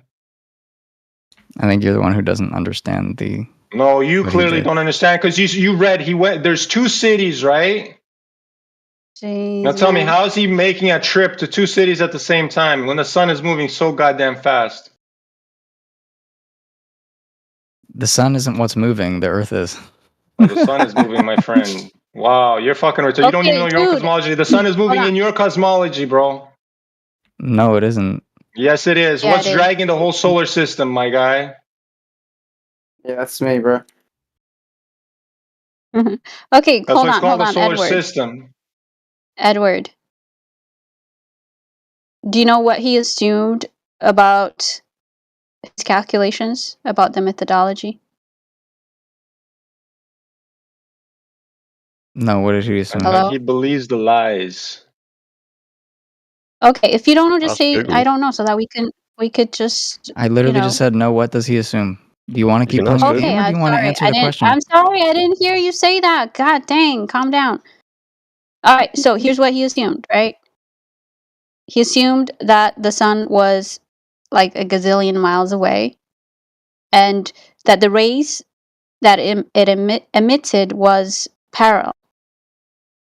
Okay, so Parallel. he made Do you mean parallel. parallel? Yeah. Yes, parallel. Blah. All right. So based on those 2 assumptions, he came up with a globe Earth. Now, the Chinese, using the same methodology that Eratosthenes did, came to the conclusion that the Earth was a plane, that it was flat. So, who is right, Eratosthenes or the Chinese in that time which period? right? Since you brought up that time period, How would the Chinese conduct the exact same measurement and get a completely different Exactly, conclusion? because good question. That's because they assumed a local sun with divergent rays. So based on your assumptions, right, you can come up to What are with divergent different rays? conclusions. Oh my god. Go look Rays that Google that. converge. Divergent. That diverge Like from what? when The sun? from the sun, yeah, when they come through the sky or whatever, the by the way, we don't observe parallel rays. We observe divergent rays. So that was a false assumption Who that says that we observe divergent that rays? Eratosthenes. Go look outside right now. Go look outside right now in the sun. When the sun is out, go see them diverging, my guy. Literally. That you see them. There's no fucking, oh my god, there's certain special effects. No, literally every noon, it doesn't matter where you are, as the sun's up in the sky, the rays are always diverging. Doesn't matter where the fuck you are. And So parallel this would is be why Parallel will be something that parallel, we but they're don't not. They're observe. never Yeah. parallel. Yeah. You know parallel what to parallel what? means? To themselves. Parallel to what? To themselves. The The light rays rays are parallel. parallel. Yeah. Do you know what that means? How There's does how many? how does his measurement assume that the rays are parallel? That's what he says. He just Which is wrong. assumed it without any proof. That he just made a false assumption. That's why he got the results he got, and that's why I wanted to ask you if you knew what his methodology was, because all of his pre-assumptions matter in the results that he got. So if you change your assumptions like the Chinese did, you're going to get a different answer. That's the whole point about this Eratosthenes. He never really calculated the globe. He just assumed it, and that's what he got. What happens when you assume? You make an ass of you and me. Get that? That was funny, bro. You put that in one of your songs. Definitely not. But listen, you don't listen to my music, so why the fuck would you care? There's a reason no one listens to it. Oh, buddy. My music's better than anything you've ever built in your life. Promise you that. Yeah. I'm gonna build your mother a house for you, Logan. Oh, I don't need my mother doesn't need a house, trust me. Let her fucking live in the hood that she loves. She loves the hood she lives in. Oh, does anyone want to talk about specular highlights? Because I have 3D software open. Specular highlights. What about him? Wait, hold on. I'm sorry. Are we done with this Edward guy? Are you good? Edward seems pretty quiet now. Yeah, no. You know, Put in it's his all mouth. good. Like, just don't come all on your high horse, and just come genuine and have a honest conversation, like Elliot was. We don't mind, but if you're gonna try to say, we're we don't know this and that, we've heard. Let me ask you, Edward. Do you think you're the first guy that ever brought the Aristosthenes to us? Do you think like we just never looked No. into it before? Of course not. He's So always how gonna get how us. are you gonna convince us then? How's that gonna So convince then- anybody? You convinced me. Dang, I was ready to shut this place down. No, but like you gotta understand, buddy. Like I don't know, I don't come here often, but this place has been here, and there's just people still keep coming here, so there must be something, right? If it was just a bunch of unicorn fucking fairy tale people that believed in unicorns, you think there'd be a huge community? Obviously not, my guy. Trust me. That's a good This There's is a not huge this. community of people who just jack off to My Little Pony. So Well, you go join them. Then. You go join them. You go join them. Then. Yo, Edward, I'm He we're goes supposed to to be on the Mac same side. Russian. What are you doing, Edward? Oh my god. You guys go Edward, talk go. about My Little Pony somewhere else. That was the Let's most go. valid argument, Edward. Russian, you got pumped. Don't speak ever again. Hey, Ozzy. Nobody's talking to you. Yeah, bro. Yeah. Nobody needs your 2 cents All in right, do here. you see that, Edward, in the chat? Just gonna to put visuals to the explanation of what Aristosthenes did. By the way, he went 500 miles or kilometers between those two cities that he supposedly measured the shadows in, which is how did they what's the English word? How did they What is this? He You don't speak teleported. anything but English. What are you talking about? what Do you speak about any other the language? word for it? She's Yeah, I English is speak her another second language. language. What's your first language? Don't. Oh my god, you How don't even did know. they Yo, Ozzy, Yes. you've known How Lulu did they for so long and correlate? you Not don't know correlate. this? How did they My connect god, the timing? disrespectful. Get off my cock, man. Hey, buddy, don't be a fucking asshole then. Go listen to my song and then I'll be okay with I'm not you. listening to your Fucking song, asshole. bro. Go fucking listen to it or else I'll be Alright, fucking Edward, do on you your see ass the that whole in the chat? time. isn't like all Brother. of ancient astrology also basically Do dependent you see on that in the chat? the Earth being spherical No, too? it's all Yeah, that's flat. why No, The astrology compass is a was flat. freaking. The astrolabe is flat. Everything in the world in the past, the navigation, they use the stars, it's all based on flat. My guy. They knew it was flat. The only people that The fucking started degrees of the saying it was a movement of ball, constellations. the degrees of the movement of the constellations, yes, my How does guy. that Because work on a everything flat surface? because when you have two fucking when you're looking down a corridor, does it look like the ceiling's fucking converging with the floor? Oh yes it does. It works exactly the same in a fucking flat plane, my guy. Why are you so rude, Everything Russian? fucking goes down towards the horizon the further it moves away from you. Not that fucking hard, my guy. It's all laws of perspective. And then it Just disappears go look at them. over the And horizon. because and it doesn't disappear over the horizon, it just What, do you becomes think that we have like a angularly render small. distance like Listen to Minecraft? me, angular distance exists. Oh no, shit looks big, the same size when it's right next to you, and when it's fucking 100 miles away from you, it's the exact same size, right? It looks the exact same, right? That's It what does you're not fucking look the telling me right exact now. same size. Well, It no, looks smaller obviously when it's because it's farther gonna be away from smaller, you. right? And then the more further it goes away, it becomes a fucking dot to the point it doesn't. You can't even see it. Your No, eyes it cannot literally resolve. moves Your down. eyes, no, it doesn't No, a literally move ship down. literally, dude, It I literally live disappears. I don't I give a live fuck where you live. 15 minutes I don't give away a from the fuck ocean, where you and I live. can watch the ships Hold go on, hold on, down. hold They on. don't Oh become my a dot, god. they Oh go my god. What a down. dumbass. No, they Wait, don't. wait, wait. Hold Shut on. up, shut up, They Russian. do. Relax. That's your Yeah, question, Edward. Hold on. What? Edward, Oh, can I ask okay, you a Everybody, so question, big man? show him those videos, okay, please, before he go ahead. fucking starts Ask talking me. more Hey, lies. freaking Russian, bro. Shut up for a second. All you do is yap. Edward, can I ask you a question? I guess. Tell me. So you told me you watch ships disappear bottom up? What do you mean? Like Yeah, like the bottom You goes see, away first. yeah, you see ships disappearing into the horizon, right? Yeah, like the bottom it Have you ever becomes tried to zoom? invisible Have you, first. have you ever tried to zoom in on them with a camera? The No, same you thing didn't. happens. Have you ever tried to? You're gonna eat I your don't own want words here, to. bud. I don't want to hear hypotheticals. I'm like, this is genuine between man to man.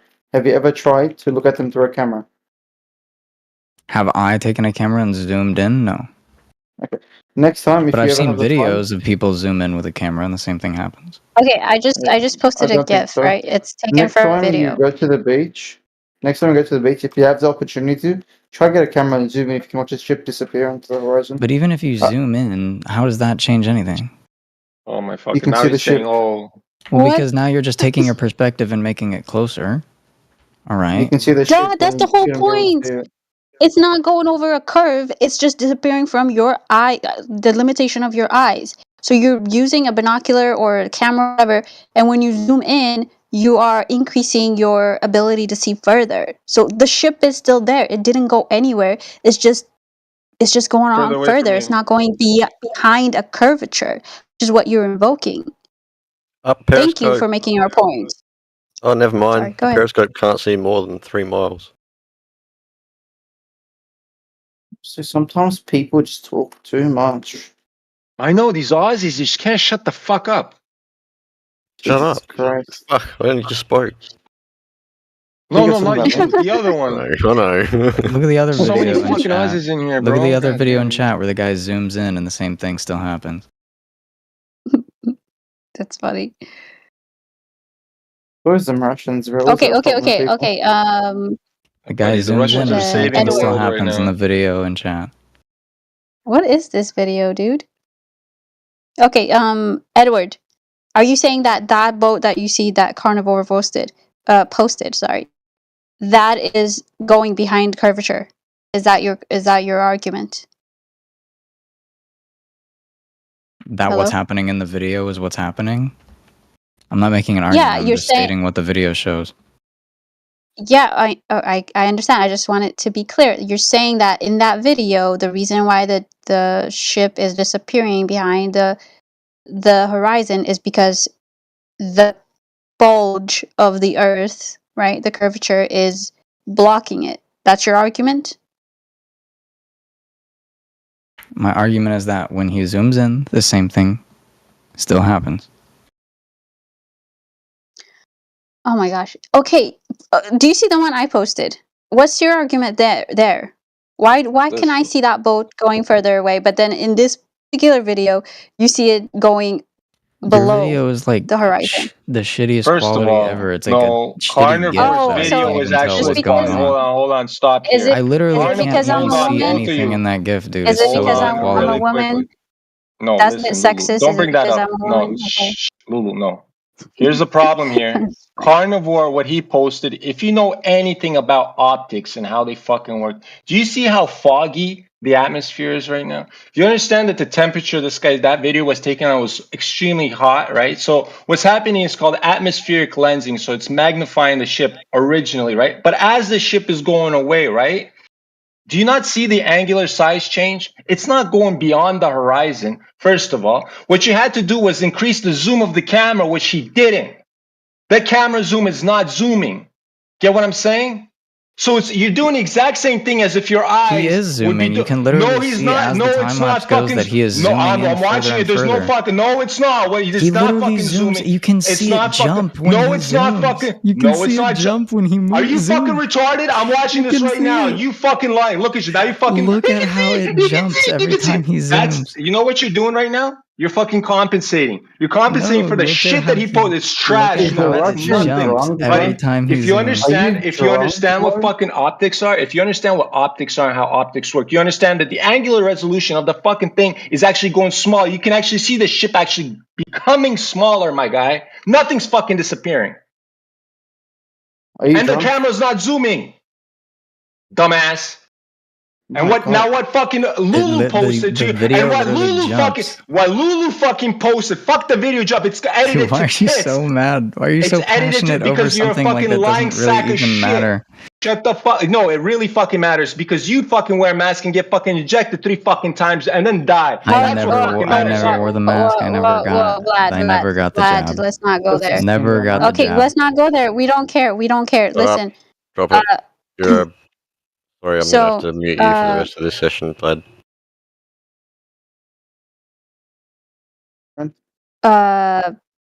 freaking lost my train of thought here. So, yeah, we can't talk about certain things here. Edward, for the video that Carnivore posted, again, my question, I'm gonna ask you the same thing. Are you saying that it is disappearing behind a bulging physical horizon, like a curvature? That's what it appears to do to me, yeah. And the guy does zoom Okay, so in. Even Carnivore just said right there. He zooms in several times. Like, you can literally see the video jump as he zooms. Okay, that's all I wanted you to say, is that you think it's disappearing from the freaking bulge of the earth. Why is that so hard for you to say? God dang. So, Because you're just asking questions of things that, like, are already, like, just move on. I hate the whole, like, oh, do you believe this, even though I just stated something that implies as such. No, we don't want to hear about implying. I want a clear answer so that I'm not misrepresenting you or trying to strawman you or anything like that. That's why I'm asking these questions so that we can get clear answers. Because the one I posted above, supposedly it's such a bad video that because I'm the one who posted it. Right, whatever. It Anyway, feels more patronizing than anything. I'm asking you so that we can have a clear conversation. That's all.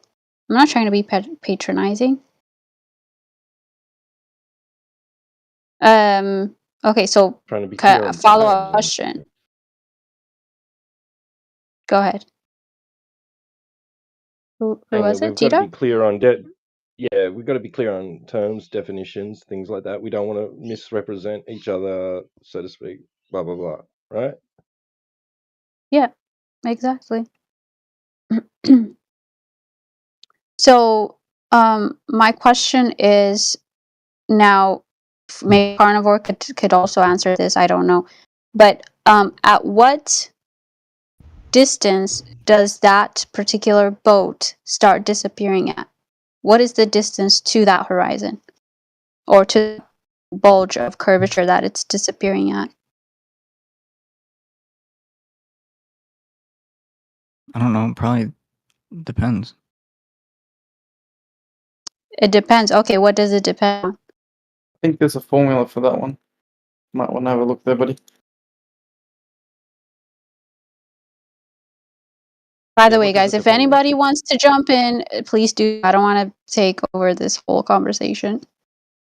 Well, good. Well, he's being ambiguous when he says curve. Like, what is that? Did you agree to a bulge, like a hump? Yeah, he did. Yep. So it curves up from your position. No, I don't think it does that. No. All right. So I mean, unless you have like a mountain or a hill or some shit, or like an increase in the surface level. Right. So is it curving down? Or ground level, or whatever the term would be. Down from your position?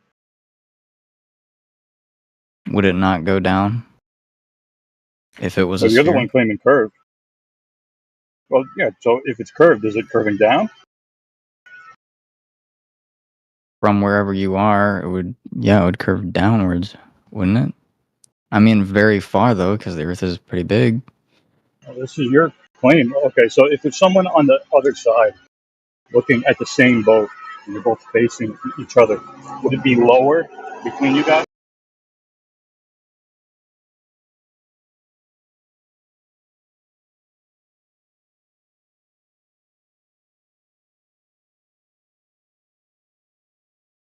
Like in a I valley? mean, you wouldn't see it. It wouldn't be within your.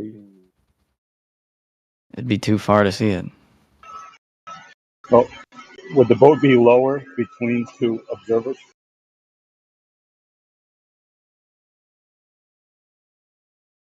In your perception, it might be lower. To No, both. it's just perspective, right? It's not actually low, it's just perspective.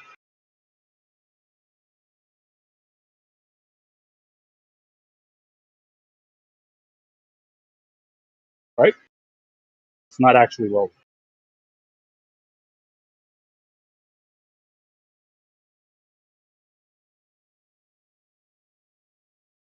It's definitely not higher, right? So it's not higher or lower. I think everyone in the room would agree. It's not going higher or lower. And what you I mean, see that's is not caused how we by would like. This is still assuming like a flat model. I feel like because well, it's yeah, you're not the that one it's saying that lower it's when it's not that it appears to go lower. Okay, but that right. doesn't mean that like that doesn't mean that because it's far away it's gone lower. Like that's not how we measure things, even on a Exactly. spherical model. Right. Exactly. It's not actually lower. It just looks that way, right?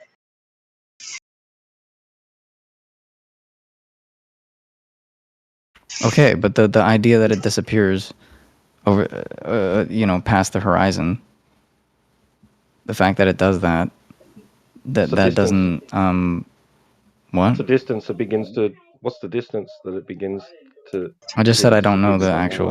I don't know the exact number. Yeah, That's important information that you should learn. well, it doesn't even sound like he has a claim. I mean, if it's not curving up or down, then what do we even talk about? I think everyone in the room would agree.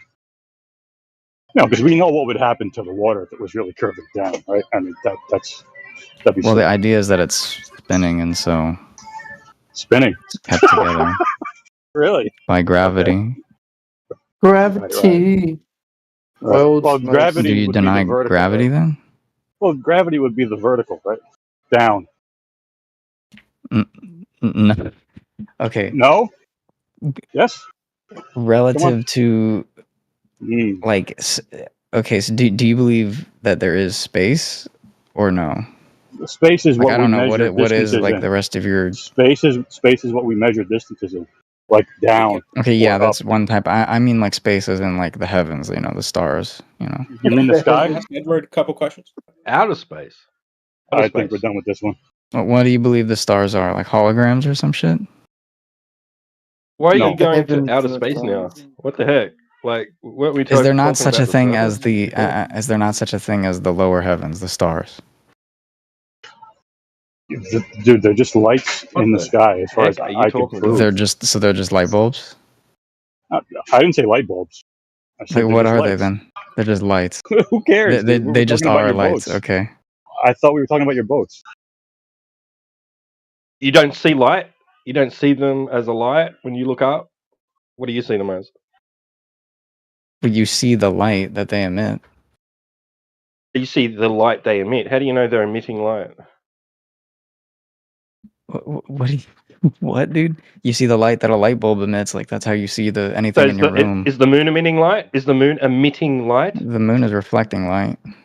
Oh, okay. So how do you know that the stars are emitting light and not reflecting light, or Because they're some much other form brighter of than the effect? moon. Because they're much brighter than the moon, even though the moon is closer to us. Brighter than the moon, mate. When there's no moon out, when there's a new moon, right? The stars are not illuminating my backyard. See shit. They're not brighter than the fucking moon. They are brighter than the moon. They're just really far away, dude. And they shine the way they do That's your because story. they're That's your emitting so much story. light. That's your story. How do you know that? How do you know any of that? Game called guessing. Can I ask a few questions? It's the same thing that the sun is, only it's much farther away. You know that? How do you know that? Dude, you can literally use a telescope to look at them. And you see a sun when you look at them through a telescope? You can do the same thing with planets too, and you can look. You can No, see you Jupiter, don't. and You Jupiter don't, do shines you? in a You similar way don't. too. You don't. You're just talking out You your do, ass. dude. You just can literally telling, look. Dude, I've literally no, looked in you're a just telescope telling a and looked at narrative Jupiter. you've been told. You're just spouting a narrative, repeating a narrative you've Have been you never told. looked through a telescope and looked at Jupiter? It's amazing. Have you Jesus. never looked through a telescope and seen Jupiter? Yeah. Yeah, bro. I've also seen Santa Claus. I like how we're completely off the boat thing now. It's just that's Yeah, so who else far wanted to gone ask a now. question? Yeah, let's go to the other guy that had a question. I just want to say, like, there's a hexagon on Saturn, but I also wanted to ask, like, how do you know which way down is? You know, on a ball. If you're standing Excellent up. question. Go ahead. Answer the question, ball man. Which direction down is? Yeah, like, because the people on the other Like side towards just the gonna center say of the it's. Earth would be down, but like relative to us. So I can't even tell which way down is, like, you know, all the time. I just have to guess that it's the center. But if I'm on a different, so if I'm on a different planet, then the center is that It'd be center this. instead of this No, center. it'd be So the how's center of gravity? that. It's a different. So gravity is just different all over the place. Well, yeah, gravity is different in different places theoretically. So what's It's always a Okay, straight line. so Because but there's water different still seeks level, gravitational though, right? poles dependent on how much mass there is on the planet. Like how you know how massive the planet is changes the gravity. He's still just spouting I theoretical have one nonsense. question though. One major question though. How do you have a vacuum with no chamber?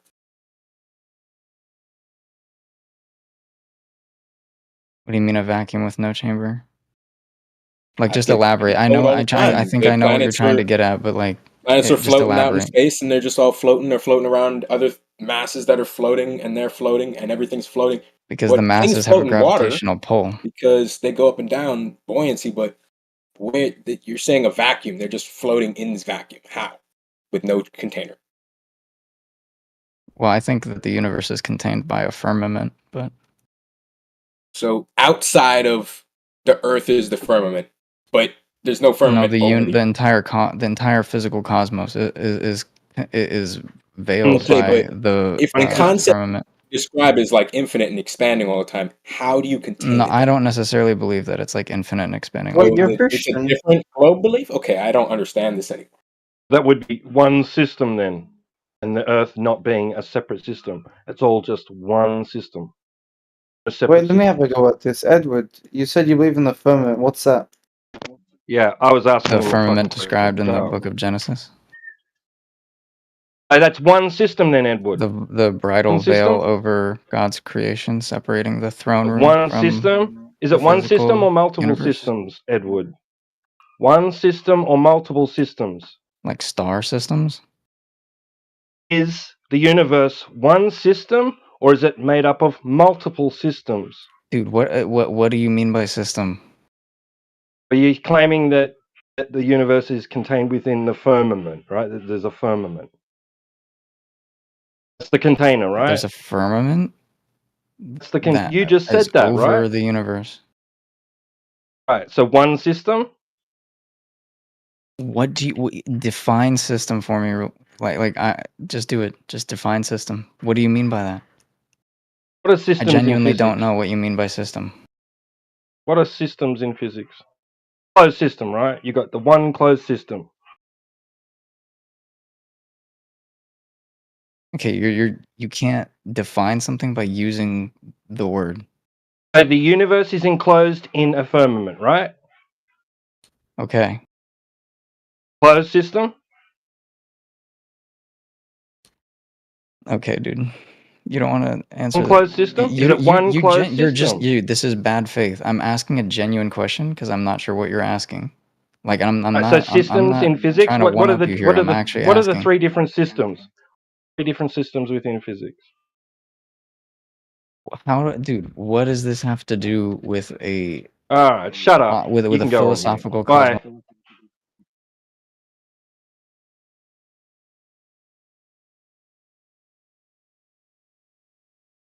Next, who else had a question? Someone had a question? I got a question. The other guy, I think he asked his question already. Or maybe I was wrong about that.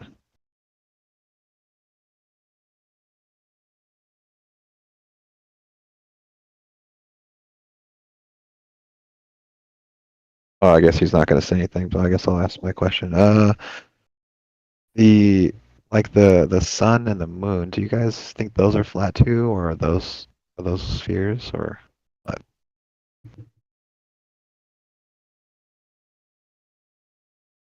The cosmological view of heliocentrism is that Earth is an object independent, right, of other objects, that it assumes that the planets in the sky are other objects similar to Earth, are independent of each other, yet part of separate systems, right?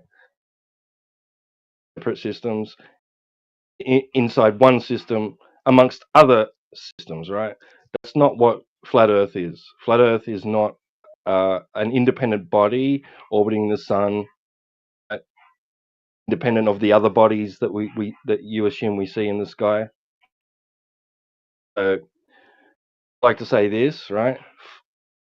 Planets, not what you've been taught, and Earth is not a planet. Universe, as you've been taught, books and school and on TV, does not exist. Completely I guess separate I see what you're saying. cosmological view. So planets aren't these bodies in space orbiting the sun, made of gas, some made of dirt, with rock, ice, etc. They're not those things. So so I guess would it be fair to say that you mean that you think the sun and the moon and stuff, like the other planets or whatever, those are like a globe, but the Earth is not like them. It's a different kind of object. They are. I can look That's at what you some of mean? them and they appear circular. Okay. I don't know. I can't verify their exact shape, whether they appear circular, but I can't verify. Nobody can verify if they're actually spherical or not, or what they are made of, their size, or the medium that they exist within. Okay. I guess next question based on that is like, how'd you how'd you figure out that the Earth is like a separate object apart from these other ones?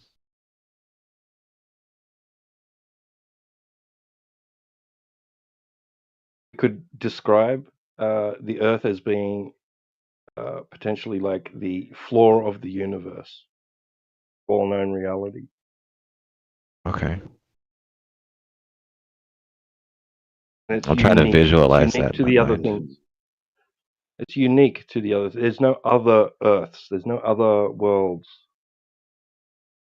Go to and walk on. Nothing in the sky that appears even remotely similar to what we experience here on Earth. I have this like picture or this like scene in my mind, like the stuff that everybody always talks about. Like the idea I have is like there's the Earth is a ball. It's like floating in space, and then it's just surrounded on all sides by all kinds of different stuff. Is that the same? Like if I just replace the globe with a flat Earth and keep everything else the same, or do you see it that way too, or do you see it differently than that? Not as an object floating in space. No, not like a disk in space. No, that's what I'm trying to tell you. Okay. Like flat Earth is not the acceptance of heliocentrism, with exception to the Earth being flat. Instead of thinking of rather than thinking of Earth being in a place, think of it as the place from which all all reality is observed and experienced. Okay. Okay. Right now, the picture I have is I'm thinking about like maybe a rectangular or like maybe a universe that's in the shape of like a 2x4 with the Earth at the bottom with 4 corners and then everything above it. Or is that still like a bad picture? So we're not making a shape. So we're not making a shape claim. We're just describing what we can observe and experience and test in reality. The surface quality, particularly of large bodies of water at rest, measure horizontal level and flat. Okay, if I'm like in a spaceship or something, like and I'm past the moon, I'm looking at the Earth. What do I see? What do I see? Can you repeat the question? So you If yeah, like if I'm in a spaceship and my spaceship is past the moon, like really far past the moon, I'm looking back at Earth. What do I see? Know that your question is, well, your hypothetical is even possible. Right? So as I said before, we discard justifiably all assumptions of heliocentrism. The idea that the moon is this physical spherical object embedded in a larger space, encompassed on all sides by a vacuum, discarded. That it's a place that we could travel to and walk on is discarded. Hey, This can I present say something real moment, quick? it is an unknown, it is a mystery. Don't know what the moon is, how far away it is, what size it is, its composition, or what medium it exists within, if it is even a physical object. Okay, what was the other guy gonna say? Just wanted to say I posted a video in chat. It's 2 minutes. Just explains how you can't use, like rocket propulsion in a vacuum at all. Okay. Okay. I was okay, so I have to like discard the idea of space, right? I can't use that. That's the wrong way to think about it, right? Like the Yeah, space because between we two live in a objects. pressurized system. Pressurized system. We live in a pressurized gas system. We're breathing air. And gas pressure requires a container. There's no other way to demonstrate or replicate gas pressure other than with a container. We are Then contained. There is no, okay, so then outer like the space, the sky. The idea yeah. that the sky is this vast, immense vacuum, right, violates known natural laws, entropy, and the second law of thermodynamics, would insist that the air we breathe, if the sky was a vacuum, expand into the available volume. We would not have air to breathe. Okay. If maybe the planets in our and the sun in our solar system, they're also included inside of this? Or are they like outside of it? No, don't know. I'm asking these questions because I'm trying to like paint a visual picture in my mind of how you are seeing it, because I've been trying to do it from my own point of view, but like it doesn't seem to be working Been because trained since birth. yeah, I Been think you trained said since helio. birth right, we've been trained since birth to visualize certain things beyond that which we experience, right? Beyond, so we're given diagrams of the Earth orbiting the Sun with the other planets and things like that, right? And so we've been trained and become accustomed to wanting visualization and conceptualization, how things might look aside of a scenario that we cannot experience, that we don't experience. We're not saying we're not going to give you that. We're just going to say, go outside, experience reality, test what you can test.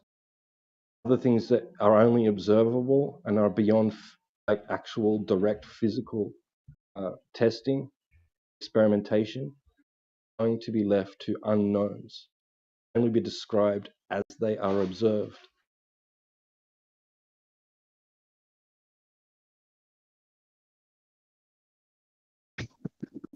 How So if would I go you? to Okay. I go for it. I go for it. How would you like describe to me how the universe works without circular reasoning?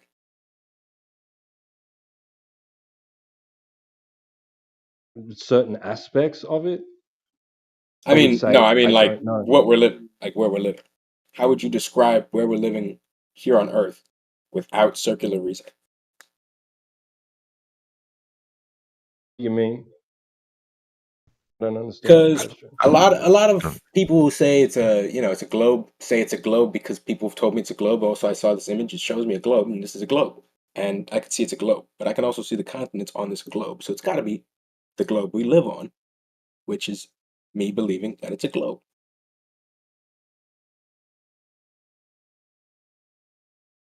I'm not sure I understand that question. Are you asking him like how does he justify that it's a flat? How would you tell me that it's a globe or whatever you believe? How would you tell me that without circular reasoning, without telling me it is because it is? I see what you're saying. King Elliot? I see what you're saying. Who are you asking, Smoke? Are you asking Elliot. Elliot or me? Yeah, Yeah, that's right. Elliot. Oh, you are asking me. I thought you were asking him. How do I answer that without using circular reasoning?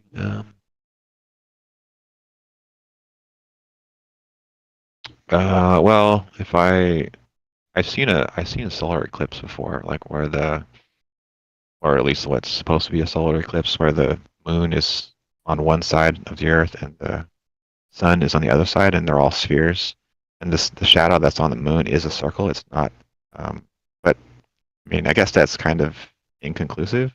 That would show that I don't know. I mean, it's just like what's her name said earlier. It's just inconclusive, but it is consistent with the globe, at least.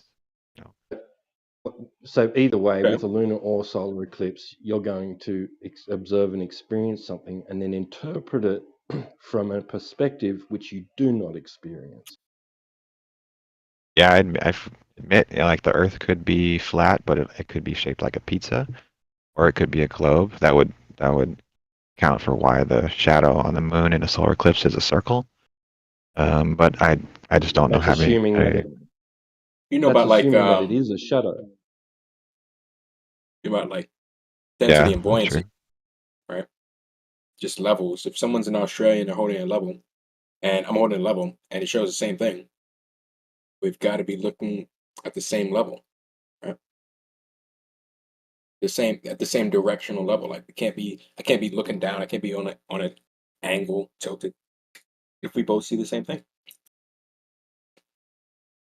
Like you got one. You're saying there's like one guy on one side, and then there's another guy on the other side. Yeah, we both got a level on a table, and we look at the bubble. That would be a pretty huge, what's that? What are those things called? I forget. Spirit level.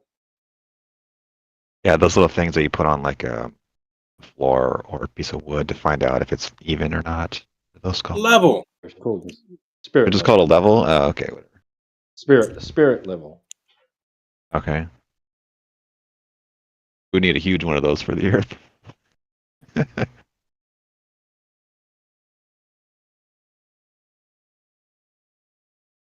Everyday common experience tells you that it's a plane, right?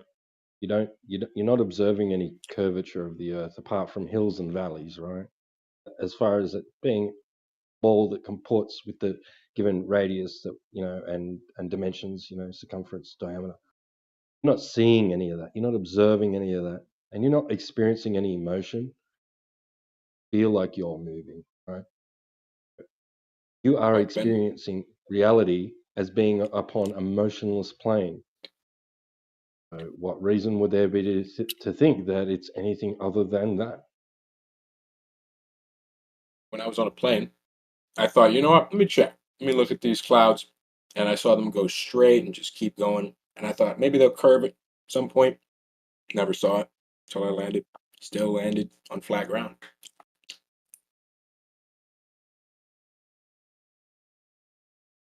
Yeah, that's kind of the problem, though. Like, what's her name? I can't remember. Ginormous Globe. She said, like I answered like her first question. Like like you said with the plane. She said, "Well, what can you think of that would give you the reason that it's a globe?" And I said, "Because I was on a plane. I've been on a plane, and it looks like it might go over a horizon." I said that. She said, "Well, then I also said it could also be that it's just getting smaller and smaller and smaller, and it's just still flat." And she said it's just inconclusive. And I think that's kind of the problem with a lot of this stuff for me, where it's just inconclusive. That means that there's not enough evidence in either direction. I just want to know, wouldn't you rather it be inconclusive and then you actually know, instead of you saying it's conclusive and not actually know. I feel comfortable with like the globe idea. Everybody else seems to think I did too. like that. Well, Like, what to do be I honest, lose right? if If no, I? if, What am I losing? be honest, if nobody had ever told you the Earth is a spinning ball in a vacuum, when you look out that plane window, would you have ever thought that could be due to what you're seeing? Or would you I have would just probably assume interpreted that it it was as flat. being, yeah, I thank you. probably would, yeah. But So if we I'm should like, investigate where the idea that we're on a spinning ball in a vacuum even came from, right? Like these are important. This is important. This is what we want to do: is get to the foundational aspects. Where did the idea come from? Was it, and how was it measured, if it even was? Who gave us this information? How was the information obtained? How do you say that the gas stays in on the planet? You know, why doesn't it just float out into the vacuum and fill the vacuum? well, the Globers would say gravity, right? Just say But gravity. how does the gravity hold something that obviously has more buoyancy than water? It's just floating above everything. It's supposed to be I right mean, next to space. Why oh, doesn't it just go out into space? the space has less mass, I suppose, than the gas around the Earth. If gravity held down an atmosphere, it would never rain. Gravity held down what? Didn't catch that. Atmosphere.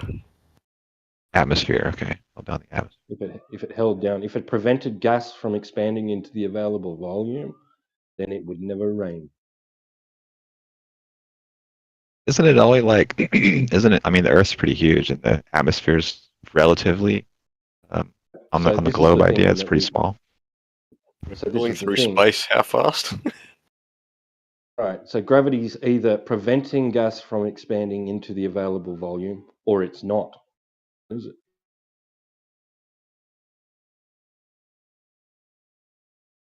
Wait, This gravity just is like just like the planet pulling on objects, right?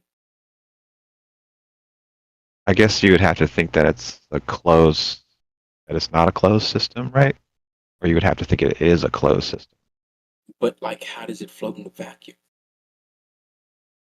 with no container? And I don't know. I mean, we are orbiting the sun, right? On That's the what they globe told idea, me. and the sun is just hurtling through space, and we're just spinning around it. Kind of the picture I have. Wouldn't it Crazy. mean like I don't matter, like specifically if space is real, because there'd be so many possibilities of life all over the place. So why specifically do I, make a difference at all? You know? Yeah, it's a sobering thought. Wouldn't it invalidate the Bible though? I'm not a Christian, so I don't have a problem with that. Okay. Me neither, but okay. I know that Christians have, well, I don't know, mixed views somewhat, depending on like how devout you are. Some go so far as to say that you can get a flat Earth out of the Bible, and others disagree with that. So I'm not even sure if there is a consensus view on that among Christians.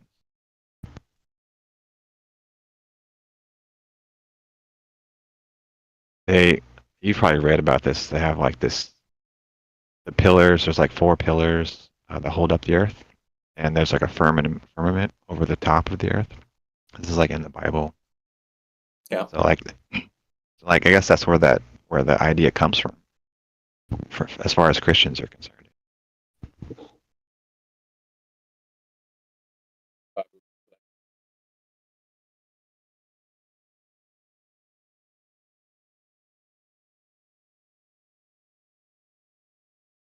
But maybe like some of the earlier ideas for why it was a globe, maybe they just saw the planets closer. I don't know. And they saw that they were round and thought maybe ours is round too. Maybe that's where the idea. But wouldn't it then like validate the idea that the whole prophets thing that people factor in is just malarkey because they didn't have them on the other planets, so they didn't have them for those people, so they didn't get the same messages? Prophets? I'm not understanding. Like people who But, gave people revelations and different things to, different things to think about, different ways to live. oh well, if that's from my point of view, I don't think any of them are accurate. They're not actually getting Yeah. messages from God. So what you Yeah, described, it's kind right? of like the space belief. You know, so they looked out into the sky and saw some circles, assumed they are spheres, and assumed that they also must be standing on a sphere.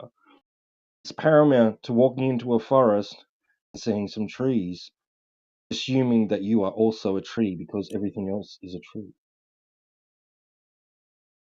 I see what you're saying, but I mean, I can see my arms and stuff and my legs, and I don't look like a tree. Right, and we can see the Earth, and we can see the Earth, right? And we look up in the sky and don't see anything down here. Yeah, then you get back to the inconclusive thing, because the Earth is so huge. Whether it's on flat Earth or globe, it's just humongous. Doesn't matter if it's huge or not. You can look and see. And then look up there and not see any similarities. It's illogical to conclude that we are on something similar to the things in the sky when they're nothing alike. I'm looking at this line of space. It just looks like a straight line. Well, I don't think have we ever seen planets like tilted at a side if they were flat? Wouldn't we have noticed that? They're like I always. don't even know if they're physical. Like, how do you even don't see even them? know if they're physical objects. Telescope. Not sure. Even through a telescope, even through the best commercially available telescope, you're not going to see anything. It tells you what it is, how far away it is, size, the medium that it resides within, or if it is even a physical object that you could go and touch. Like, pretty difficult for militaries to get pictures of license plates from like 50,000, 60,000 feet. How would they get a picture of an actual planet? Like, what's actually on it? What's happening if it changed?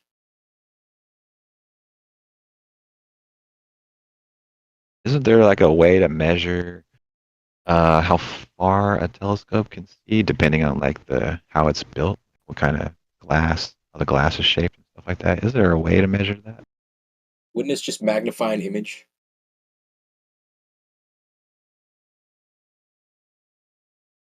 Is there a way to measure that?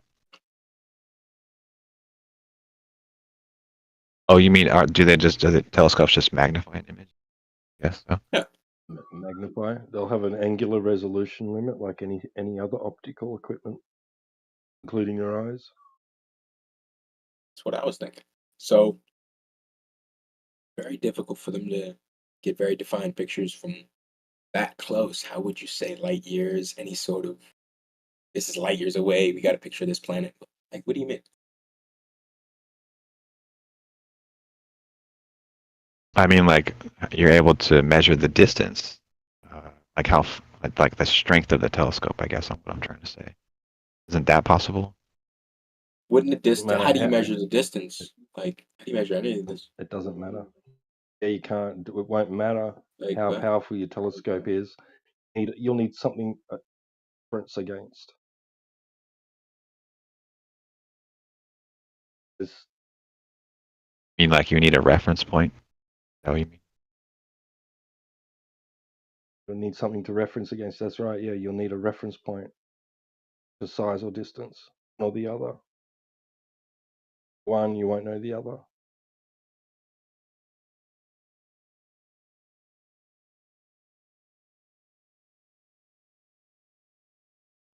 You could like figure out, or I guess in theory you could figure out how far a telescope would magnify an image by. Like, you just start with like a very simple telescope. You know that okay, this amount of material can make me Look, zoom. LA, at, can I like, ask you a 5 quick feet. question? Sorry. Yeah, go for it. Are you busy right now? You doing something?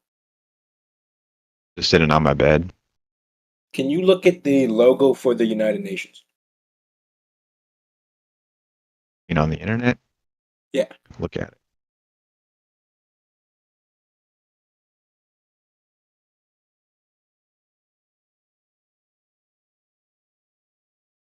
United Nations logo.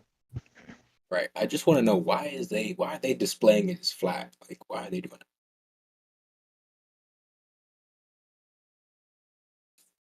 Oh, I don't know.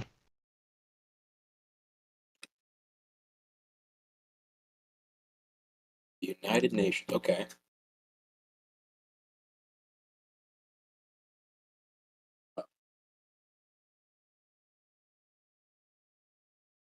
Could argue that it's just a convenient way to show all the nations in one by showing it centered azimuthal equidistant projection. It looks like they have looks like they have the perspective taken from the North Pole.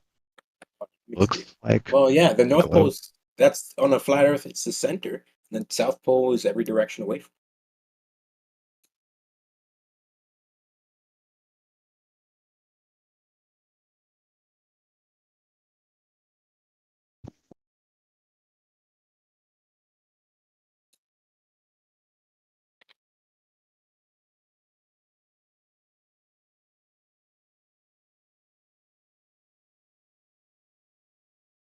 Preface that is claimed to be an azimuthal equidistant projection of the globe.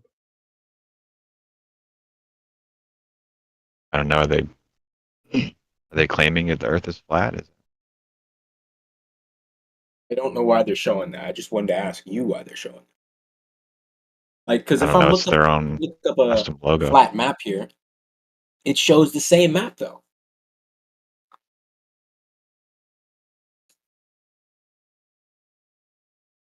What map are you looking I'll post one in chat here.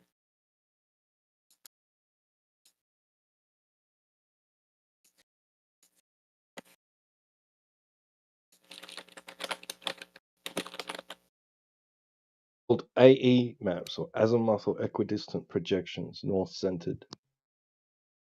The North Pole in the center with all the continents surrounding it, and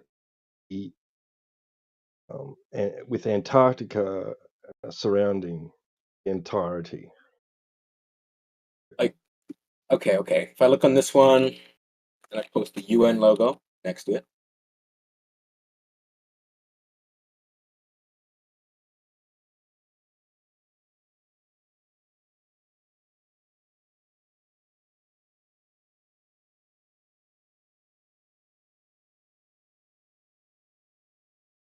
Is that?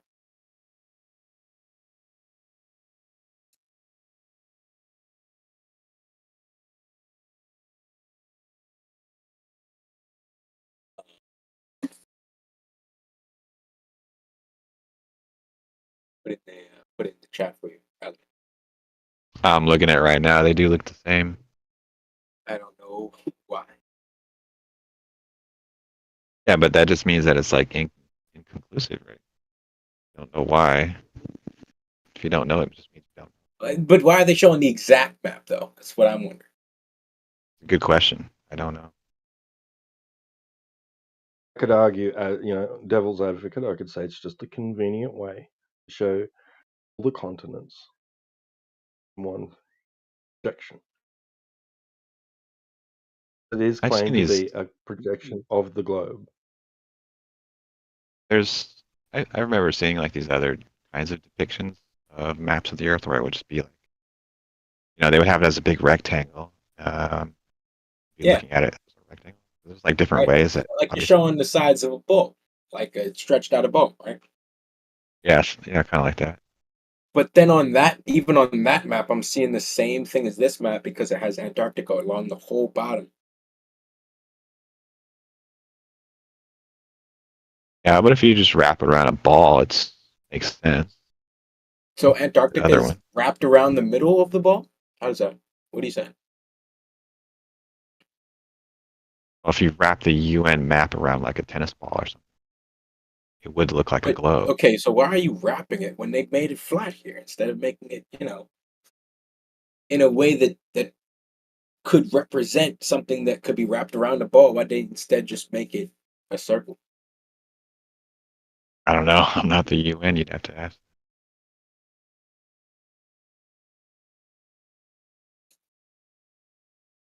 Kind of cool logo, I Answer. guess. Different.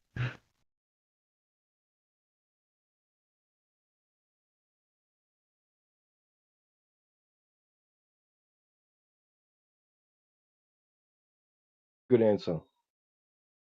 I like you. I'm just trying to be honest. Which we appreciate. You have a very kind demeanor, and welcome here. I don't really have I don't know, a dog in this race, you know? I just find it really interesting. Like, I'll go on the, like, religion, just listen to people talk. I just find it really interesting that people, like, the beliefs that people have is just interesting. It's the people who are interesting. They make it interesting. Like, but, you know, if I was just reading about this and what you guys are saying in the book, and it would just be boring. Much more interesting.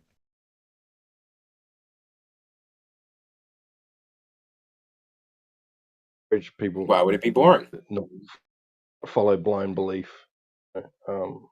Just not blindly believe what they're told. That they have. If you the validate what you learn ability- by how you feel when you learn it, then you can't. Well, we have the ability to go out and test certain claims that are made, you know, that are presented to us as being the case, as being reality, a reality which we don't necessarily experience. Some things that a claim cannot experience or test and measure. They can just simply be discarded. You don't even need to concern yourself with those things.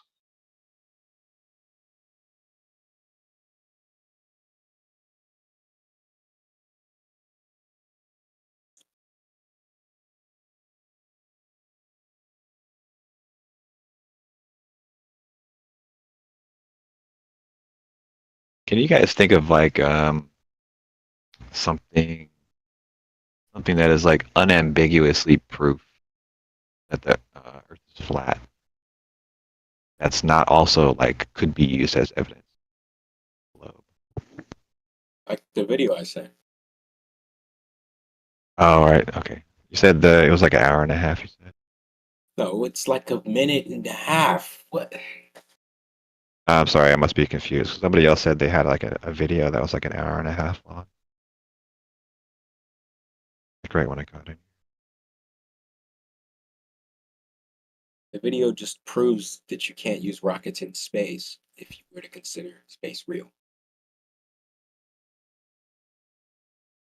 You're not Bino, right? That's somebody.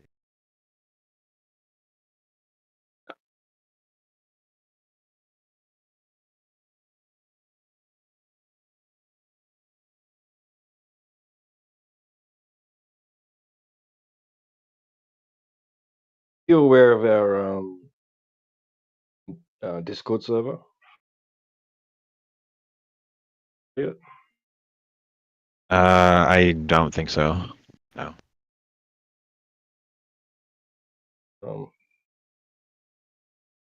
But For you? I don't use Discord too much, so. Because over there we have a plethora of information channels, all alphabetized A to Z, yeah, from which you can get a lot of information. You can peruse it at your leisure. If you've got questions, you can find the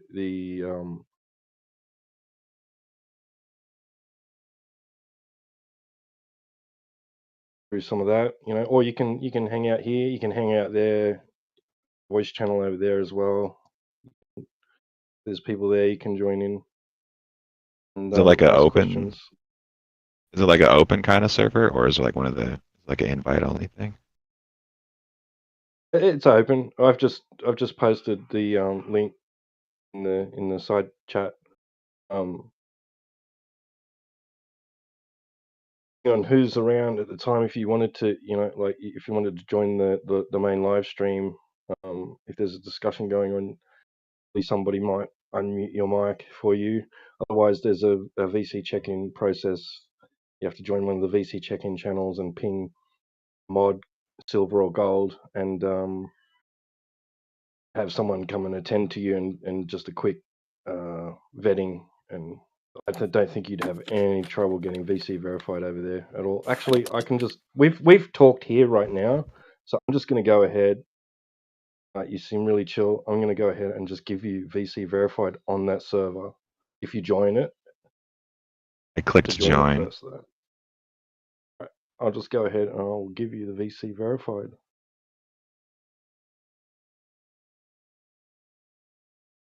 I have it. I have Discord open on my phone. Just make sure you read the welcome page. It's just the rules and just agree to them. Yeah, but I really don't see us having any trouble with you over there. Yeah, I'm not really one for yelling and screaming or whatever.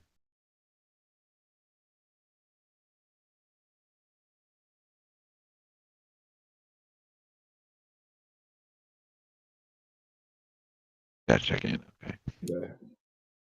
Yeah, you've now got permissions to open your mic in the VC channels.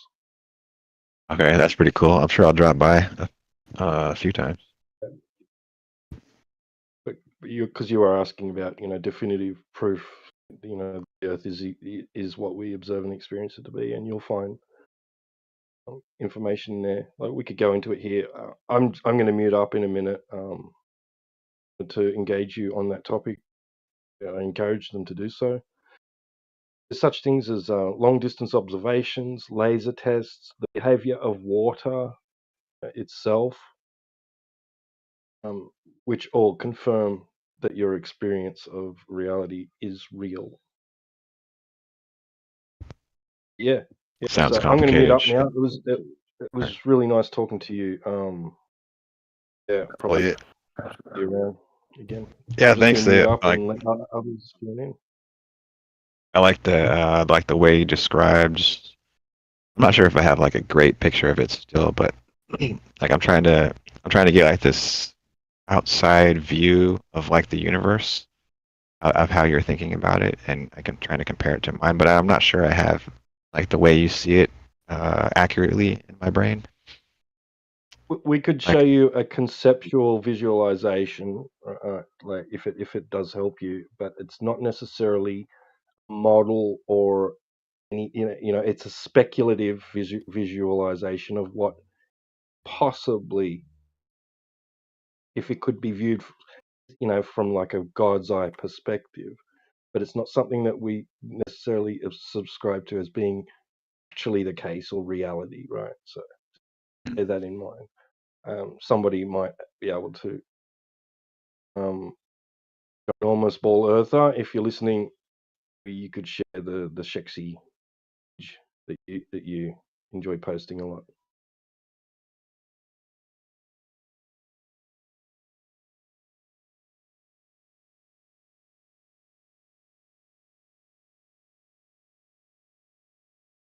I still have this like sort of transparent 2x4, like a really long 2x4 kind of thing, or maybe it's like a long, like a telephone pole, just a really long telephone pole that's transparent, and you got the Earth at the bottom, and then everything else is like above it. That's what I have right now, but I don't know if that's close or.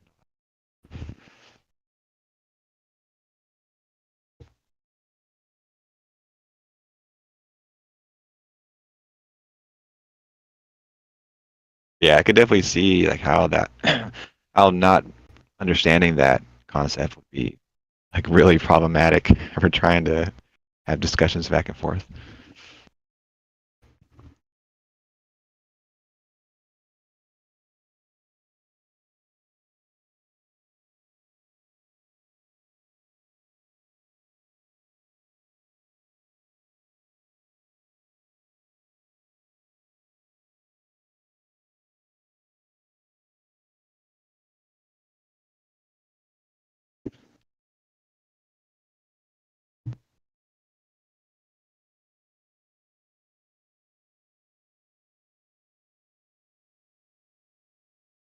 All right, well, I'm gonna sleep.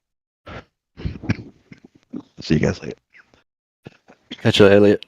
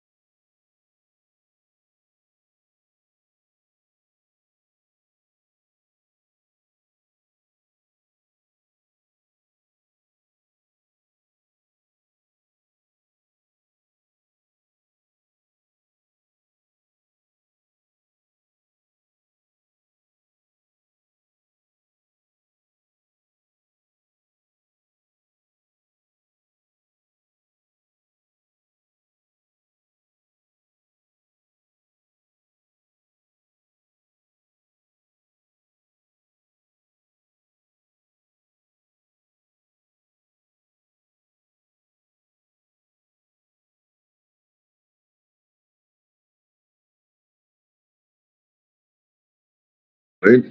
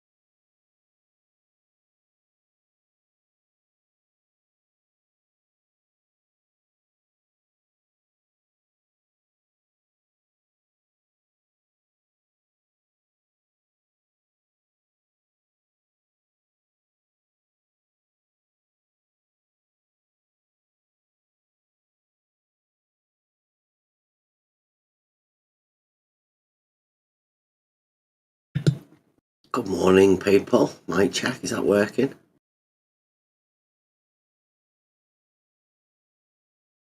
Nobody here.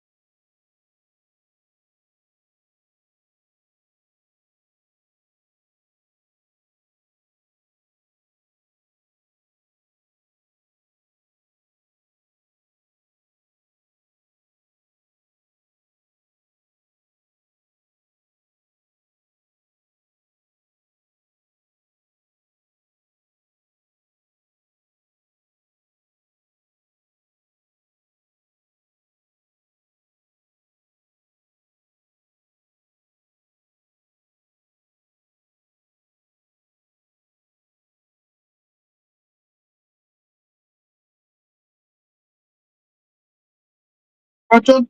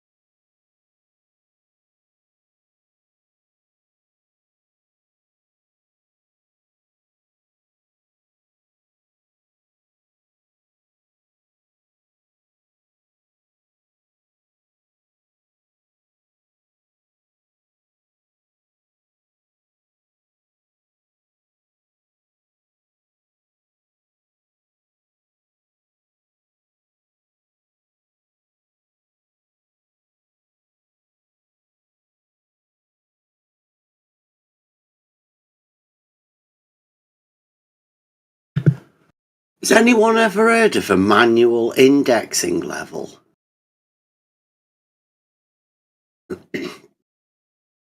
I'm looking on the that again. A manual indexing level. Have a look. Do a search for it. Manual indexing level. Yeah. Yeah, I was talking to the white rhino that is Larry Scott, and he said he went up a mountain and used his manual indexing level. The manual automatic index in the area of big data. What is manual indexing? Yeah, I can manual indexing, but not a. It doesn't seem like there's a thing. You know, like if you were to wanting to have a look at it and see what it was that he took up there. Right.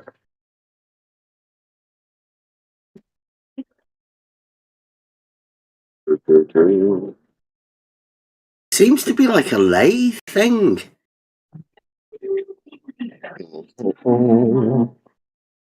That's the only stuff I can come up with. What is manual indexing? We'll do it. Process a manual request form.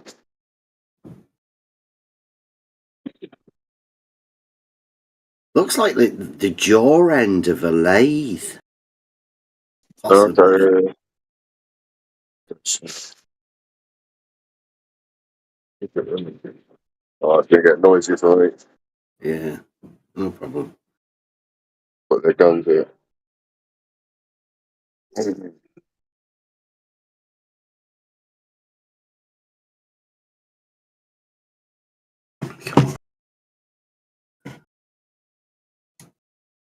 Never heard of it.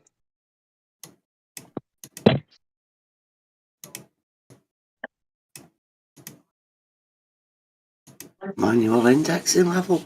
He confirms it. No, it's alright then.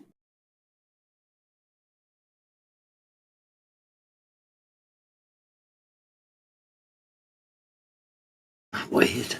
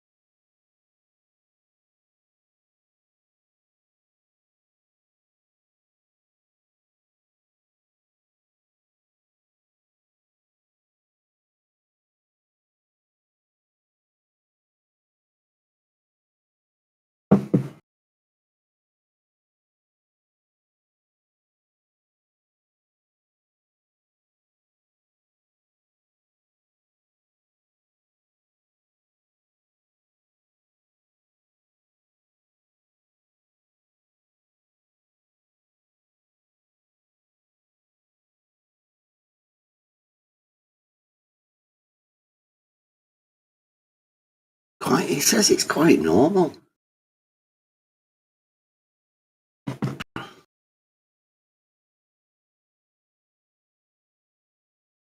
Model affliction Monday, isn't it? Yeah. Might have to go over this.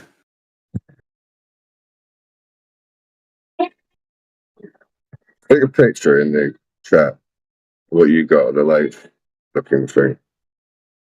I just put manual indexing level and then hit images. Yeah, I've got literally a load of write-ups. Because, like, Larry says it's he says it's basically the same as an auto level, but I mean, it doesn't look anything like an auto level, does that?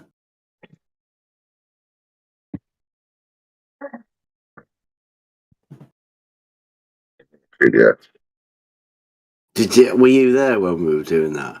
Because like they wanted Ranty to go up a mountain with an auto level. He'd already bought it and everything.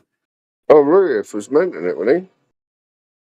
And well, Ruyif bought one near the shop at Cats, close to Cats, so Ranty and Cats could get together and do it together. Yeah, that's literally a lathe. Yeah, that's what Larry was talking about. But Larry was using a manual indexing level and only doing 28 miles, right? I mean, that's closer to 80 odd miles away, the Isle of Man. Larry was just doing a 28 miles, and yes, that radio tower is his favourite one.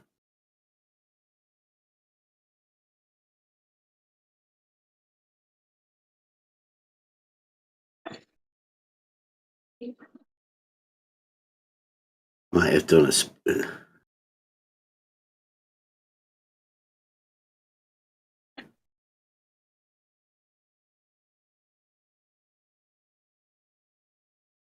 He says they do it quite often as well. Like, it's like it's a regular thing. Ooh. People taking manual indexing levels up the top of mountains and looking at other things 28 miles away.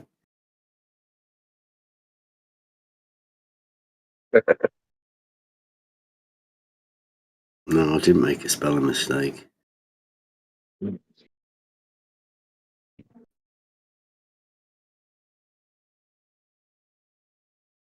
Is there anyone else here in the versing the art of globe surveying? Dogmatic globe surveying.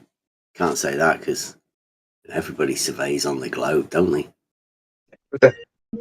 There's Jesse Gordon, but he doesn't really come around as much. Jesse Gordon isn't a surveyor. Yeah.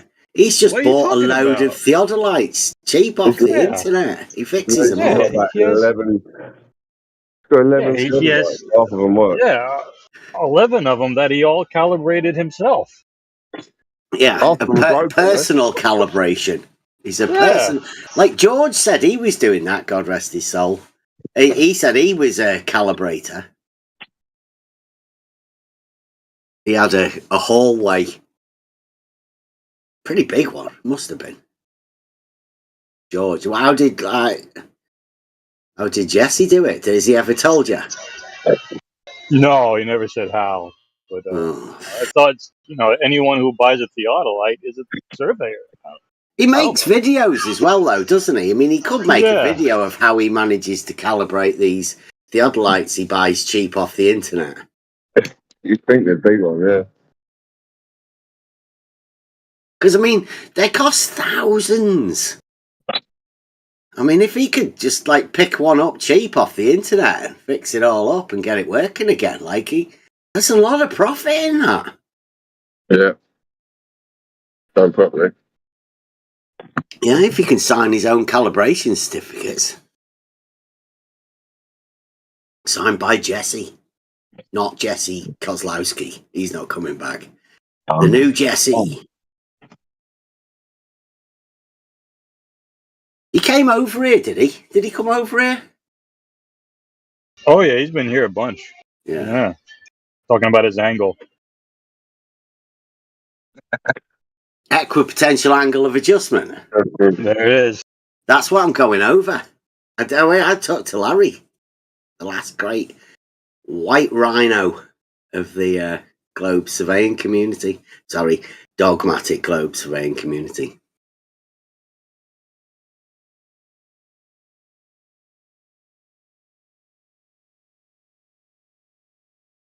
It's a shame there's nobody there that understands all of this sort of stuff. I told him over there because I bet Larry's never been over here, has he? No. No. I've never seen him here. No. He has like a team of mind. I call them a team of minders, but you know, they don't treat him like they should. He's a living legend. Well, like, why is he still around? But like Jesse and Main Surveyor, like how come they don't have to speak for themselves, but Larry does? Like, why is he of such low rank that he still hangs around and actually talks to people? I think Larry's the man. Like he's the one. I mean, Jesse Kozlowski, that was an actor. Larry's the one, right? He's so many years experience. And he's ready to speak about it too. I don't know. See, I think those guys should praise him, get him on a pedestal, get him to tell his story. You never know. You never know when the full nutsacking might occur. Yeah, and there's Ruhif too. I mean, I haven't seen him over here. Well, Ruhif's more of a mathematician, isn't he? Well, he said that he had a theodolite and he measured an angle, so he must be a surveyor. Wow. Well, he had an auto level. He did the auto level. I mean, he took a sight of a car wheel, and then when he went over there to do a reciprocal, the car had moved. Oh, okay. So it was an auto level, not a theodolite. Well, yeah, but I mean, like, he's got a lot of money. He could have easily bought a theodolite and measured a... I mean, he could have got one off Jesse. He could have got it cheap. He did come in, Albie Ruhif, saying that he'd measured the globe with a theodolite. Yeah. Can't remember how he did it now. Got a really interesting story, right, of Ruhif. He went to like an aqueduct. I think it was it one of the other guys, right, did looking at an aqueduct with a theodolite, right? So Ruhif then put a shout out to all of the surveyors in the local area for them to go and survey the thing. He offered to pay them and everything to survey this aqueduct. And he didn't get any takers. Nobody did it for him. It's still not even the professionals. Surveying an aqueduct. Wow. Yeah. Very Like ambitious. one of those post-surveying things, ones where they survey it afterwards, just to make sure that, it works, or what the measurements were right or something. I don't know. Yeah.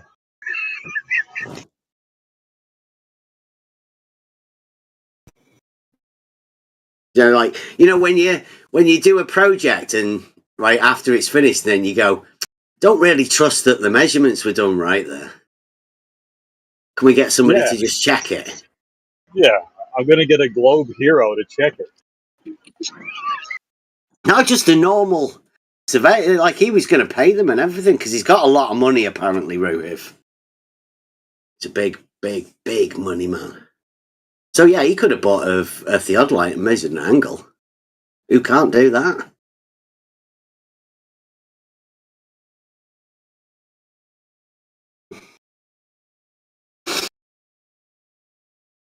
But yeah, I think we might be hearing a little bit more about Larry in the coming days.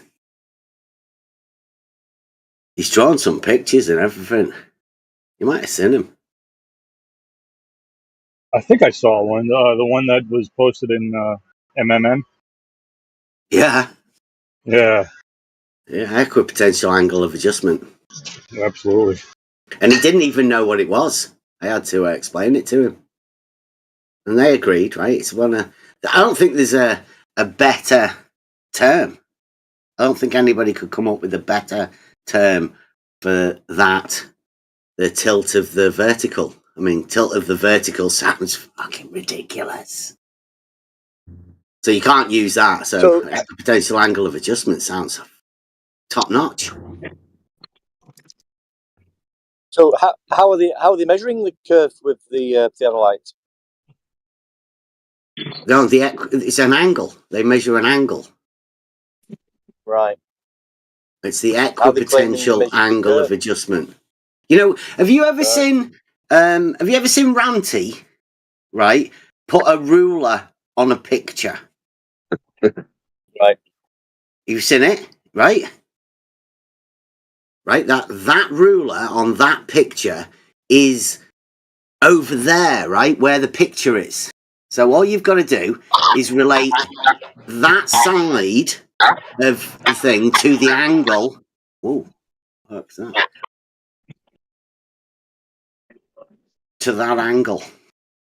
So Ruhif came up with this first. We call it the opposite side angle because it's the opposite side to the angle.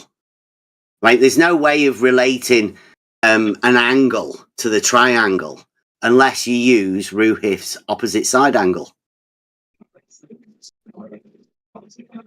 And like you show that by putting a ruler on a picture.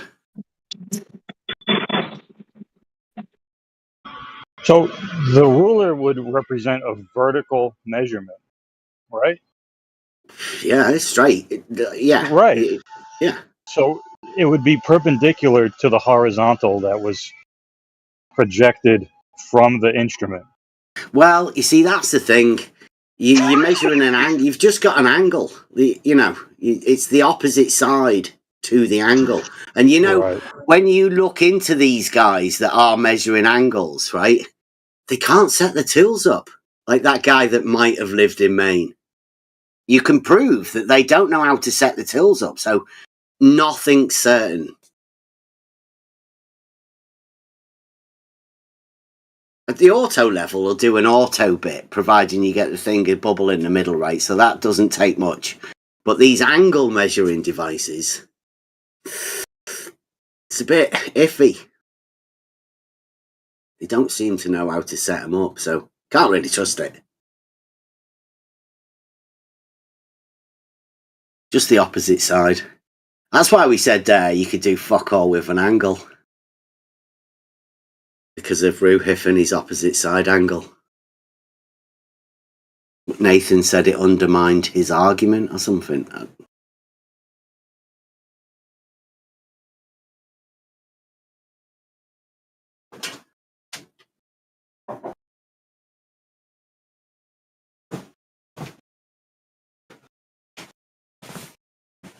So yeah, if you can pretend the angle is like a measurement on a ruler in the distance. Yeah. Yeah, that would. Yeah. And then mentally conceive that as being, either a drop from the horizontal, it being lower, or just imagine it as a curve outright. Because, like, you could do that. Like, you can look at the horizon and go, could measure an angle there. And then just you could even put a ruler on a picture if you wanted to. Just look at it and go, that's either a drop of the horizon or curve. Well, wouldn't curve and drop be the same thing? I mean, curving down, right? Yeah, it's just the opposite side angle, isn't it? Yeah. I mean, like, just imagine any angle and then sort of relate that to some sort of a curve, however you want. Even if you put a ruler there. I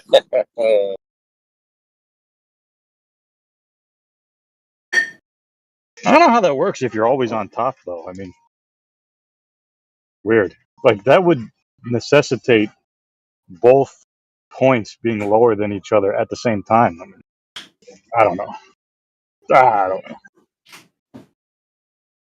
Well, were you to reciprocate that in both directions, like reciprocal means?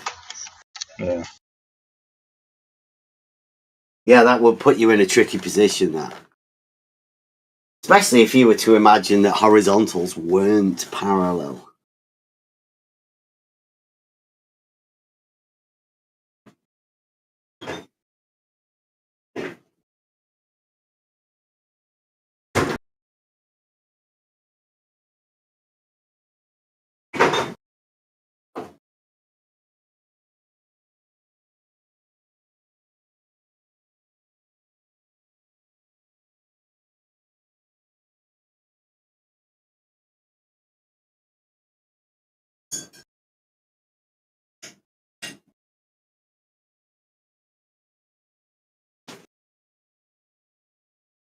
What are you making?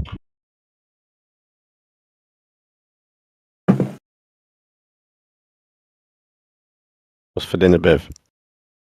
I was just making a brew. Tea time! Yeah, where's mine? Brew time.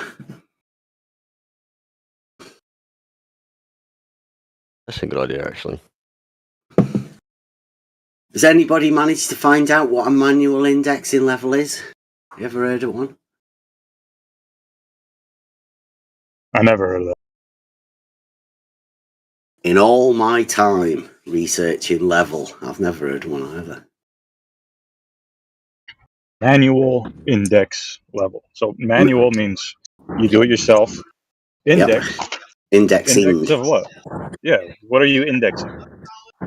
Level. Wow. Sounds good, doesn't it? I mean, like, you could easily be fooled if you didn't know much about it. Very impressive. Somebody came up with that, yeah?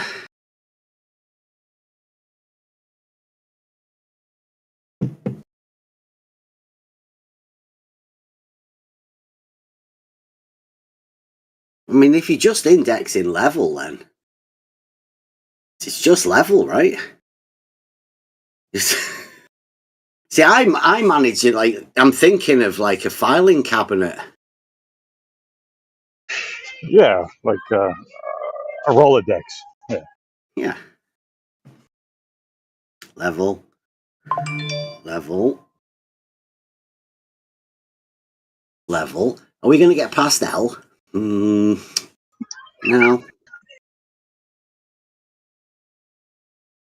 Are there some horizontals mixed in there, or is it just level? It couldn't be. There couldn't be any. You'd like that. Keep that out of here. Keep it in the back rooms. Don't talk about it out here. In the filing cabinet at the back.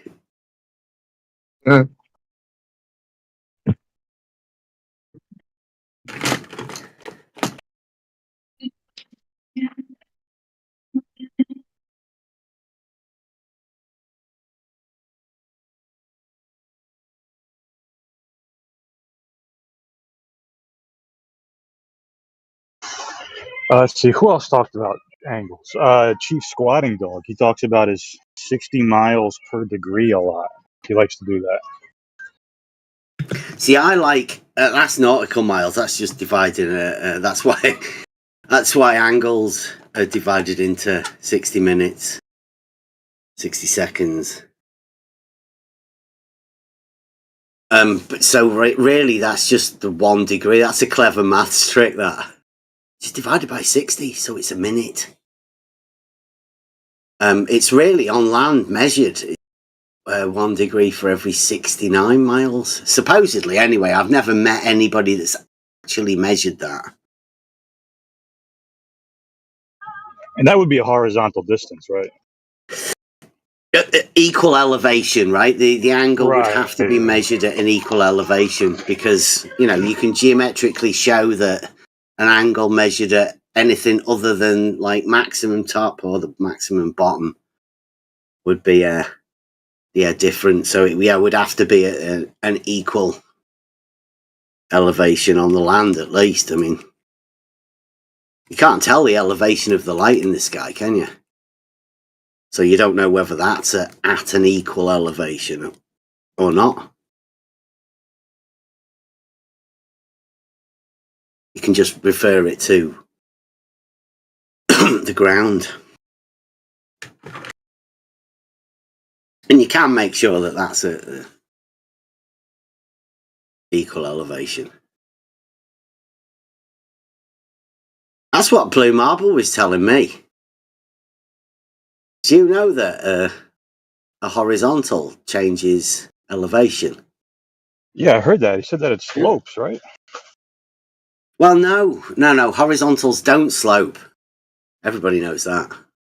So they don't slope, but they change elevation. Yeah, like Oh, that's rise over interesting. run type thing, changing the Oh, vertical. man. Yeah, it gets complicated. Very good. Like really complicated. That's why you might need manual indexing levels.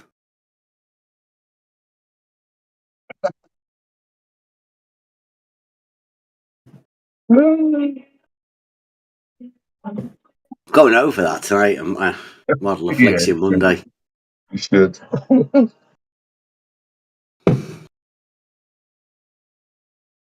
I sort of got a tuck in yesterday. Have you heard of Rolling My Boulder? Yes. Oh, yeah. Right, well, it goes by RMB. So we were in, I was just chatting in the MMM server, Discord server. And talking about, we got the topic got round to George, God rest his soul. And Blue Marble was saying, like, he was banned from my YouTube chat. And I said, doesn't really matter. Like, you were bad-mouthing George to everyone, right? Misrepresenting us. Because I quite like George. Yeah. We had a thing on the server to, we wanted George to come round. He Because used to come around for chats every morning. Yeah. Yeah. He opened up quite a lot to us because I don't think he could to those guys. Right? He So that's did. He was worried about Rumpus. Well, having chats with me, he was worried about Rumpus. His chats didn't think he could do it, but anyway. Yeah. Another chat. So Blue was misrepresenting us to this RMB. And I said, you can come over for a chat. And Blue said, on the level Discord server, that's one of the most toxic places. And I went, come over. We'll have a chat. So he came over into the VC. And he said he wanted to go and talk to Blue Marble. He wanted just the three of us to go over to MMM server, talk to Blue Marble. And it's like, well, that sounds all right for me. I'm up for talking to anyone. That's where you went? So, yeah, straight over there into the chat. And he had an impromptu debate between me and Rolling My Boulder. Like hoodwinked. Oh. Nobbled, I think the term would be. Let's have a look at that. Yeah. I think he built it. He had it like Bev in the house or a Bev versus RMB debate. It was quite good though. Give me a little bit of practice. Yeah. But I got Blue Marble, eventually Blue had to come out. Stacey was over there as well. Okay. So Blue Marble seemed to get confused about this level and like exactly what it is. I don't know whether a lot of people do that. Seems weird to me for, after all this time for people to say that we're stuck on one thing and then not really understand it, the basics. Yeah, it's quite scary. Everyone in the real world knows exactly what we're talking about. Yeah, just this weird arena that seems to be obsessed with shape without an understanding of what the baseline would be to start off with. Yeah, speaking of that, Boulder. Genesis is in here. Look at that. How often does Genesis come in? Genesis. Yeah. Long time no here. Wonder what's brought him in. He might have been listening in on the tubes.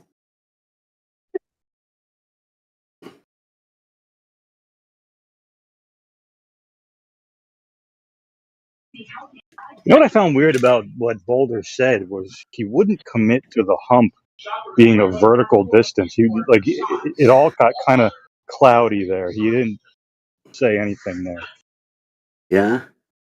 Yeah, it'd have to be though, wouldn't it? Right, a sagitta, as they call it in Euclidean geometry. That sagitta would have to be within the vertical plane, therefore vertical, right? Not horizontal. Must be vertical. In traditional mathematics, you know, old school Euclidean stuff. Because that's a problem they've got. It's every time they mention anything, circles, spheres, squares, triangles, they're all Euclidean.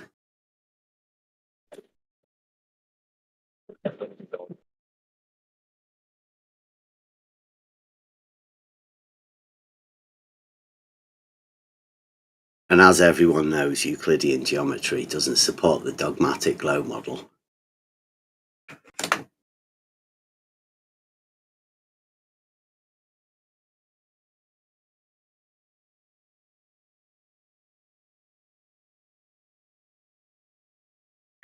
Now, is that the Genesis, like, or is that somebody else? Surely he would have said something by now. Don't think you know what to say at the minute. He's got a fancy equation in his profile, though.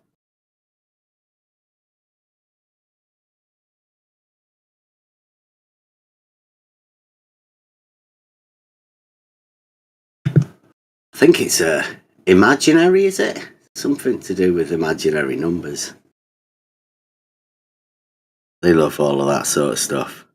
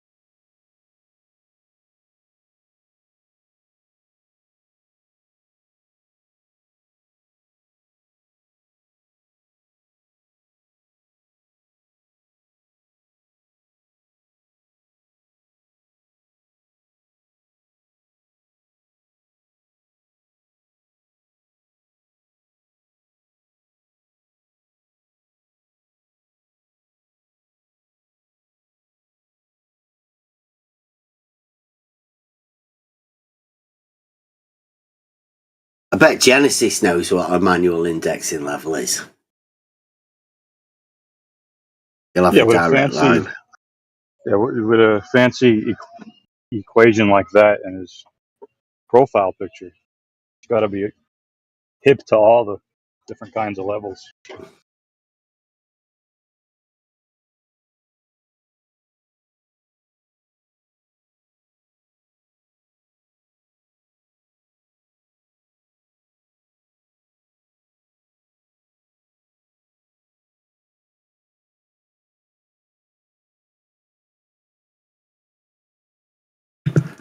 I heard Genesis is one of the big guns. You must have done something wrong.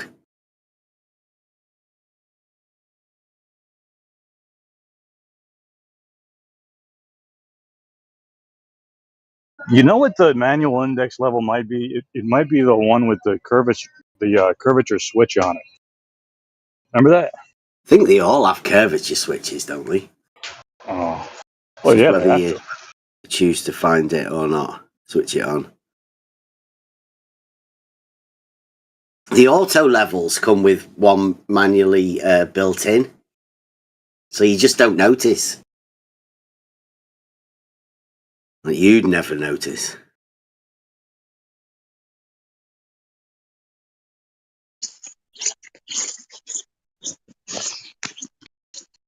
Ooh. So I have voice. Yeah. Wow. Welcome. Privilege, eh?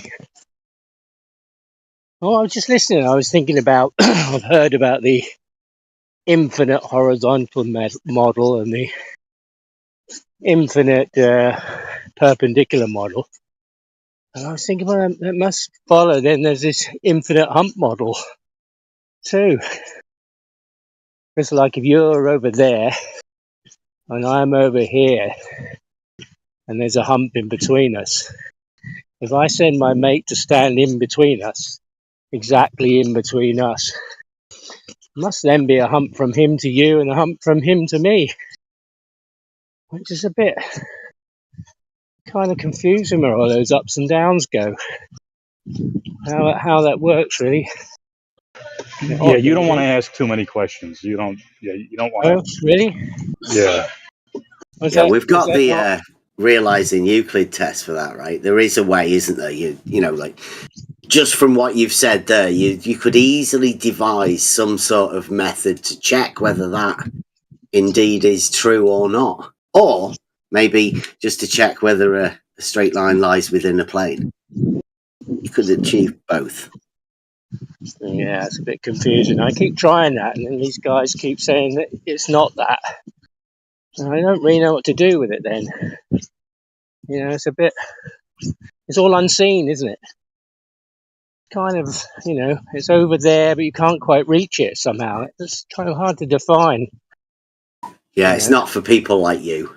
It's for people like Larry Scott, Jesse Gordon, Ruhif. They're the people that can do it. What would you suggest then? What do you think you suggest that I should be able to study to be able to make it a bit more clearer in my mind? Because I'm just painting pictures, you know. You know, I just get somebody talks and you paint this picture of what they're saying and try to imagine it, and then you go away trying to, you know, I'm out now. I'm out walking. I'm near the sea, and yeah, I'm trying to sort of put those kind of mental pictures into reality and think, how the bloody hell does it work, you know? Well, did you hear me saying I was talking to Roland my boulder yesterday, and his big thing was left to right curvature. Yeah. But he didn't really know whether it was curving from left to the right or from the right to the left, or like a hump in between the two, left and right. Yeah, that's what confuses me, see. Yeah. It's like if you're at one point and then you're below me and I'm above you and I come to your point and now where I was is now below me and I'm above that. Or let's say there's this hump in the middle and then my mate who stands in between us has also got a hump between me and him and you. And I, you know, looking at her now, I mean, I'm not far from the beach, but you know, when I can see the water and I look at it, it's just hard to get your head around. I could lead to you kind of going a bit crazy, I think. You know, think too much somehow, but you know, I can't really see. I can't put these pictures. I keep getting into reality somehow. It's a bit odd. Nobody can explain it other than in simple terms. Yeah, I've heard some simple terms and they make sense until somebody says it isn't that. Yeah. And then it gets confusing. It's like, you know, where can we find, you know, you need proof of something, don't you, surely? Proof of something to propose your claim. You think you'd be able to find that quite easily. I mean, you can for some things, I know. For some kind of positions you can, but then somewhere, I don't know, something disappears, something gets sort of pulled out and changed, and it's kind of hard to find that point where it all says, well, no, it's not that anymore. It's kind of like that over there, or if you draw it on a piece of paper, then it could be proven. But when I go out here and look at the landscape, it's almost impossible to work this kind of disappearing trick into it somehow. Well, the weather conditions don't help, do they? You know, That sort of levels things out quite dramatically. No, exactly. Because I've been trying to wrap my head around this Horizon business, too. And today's a lovely clear day. Lovely. Sunny. You'd think it was spring if you didn't have it in your head. It was nearly Christmas, It's like a spring day, really clear. Well, I can't see the sea yet, but when I see it, I can see miles. And the horizons. Well, I know from here there's some windmills. They're 30 miles off the coast, and I'm maybe 15 miles south of that, but I can see them. Probably can see them today. It's a clear day. I can see them way over there, and then I can see some gas platforms out. They're also miles off the coast. They're not really there. They're not really there. No, because yesterday it was quite foggy, and the horizon moved somewhere, and so that's not there anymore. So yeah, you're right. The weather conditions, it changes what you perceive. It's very confusing. I don't know that you could say what was anything anywhere really, just by looking at it anyway. Couldn't really be sure, could you? I mean, if one Should have day had a manual indexing level with you. Yeah, that would have sorted it. Yeah, I guess there must be limits to those kind of tools too, isn't there? Like 28 miles. You couldn't trust an auto level at 28 miles, could you? I mean, do you know? No. That's why I'd never heard of it. Like, the whole point about Granty going up Winter Hill with his auto level was historic, because it's not normally things that people do, right? There's no point taking an auto level up a mountain, right? Yeah, I mean, it's not good for very, very long distances, is it? Like, what's the point? No, it's to measure elevation changes, so you're already at the top. You're above the elevation you want to be at anyway. So what would you be referencing it to? It'd be a long measuring rod. I don't know. Yeah, I was thinking you might fall off the mountain with your measuring rod, because it'd need to be longer, wouldn't it, if you were below? It'd need to be like 30 meters high, maybe. Yeah, you'd have to reference it from a datum already down there, right? To go up. Yeah. Well, you just thought you'd have got that at the bottom, wouldn't you, and worked your way up. Yeah. So if there is elevation to check, it's already up there. Yeah, it's already at the checkpoint's already been done. Yeah, of course. You thought by the time you got up there, it would be referenced to the horizontal. Well, it's just an elevation, isn't it? Yeah. The auto level just references elevations, and you'd already have it. And what about theodolite? Would that be any better at that distance, do you think? I mean, I don't know how far they... Well, that's exactly why it was historic about Ranty going up there and doing it. Oh. Because, could have started a new trend. Like, nobody's done it before. They should have put a statue up. If Ranty had gone up Winter Hill, right, I'd have gone there and recorded it. And they would have put a statue up to him, because, right, he'd be up there with an auto level, top of a mountain, measuring Earth curve, right? Like, looking over the distance, Isle of Man, proving. Yeah. Like that's globe proof, right? Nobody else had thought of doing it. Ranty, he bottled it. Too historic. Yeah, because there are those Ordnance Survey markers around, aren't there? Yeah. You can wander around, you can find those, and at that point, you can, this is where we measured it from. So there could have been what's the guy's name? Ranty. Yeah. Could have been one of those little things there up the mountain. Statue of him with his auto level. Yeah, with a little metal surface in there that was, you just put your theodolite on for future reference. Yeah. That would have been good. Well, I don't know. With a little plaque saying, I was right all along. There it is.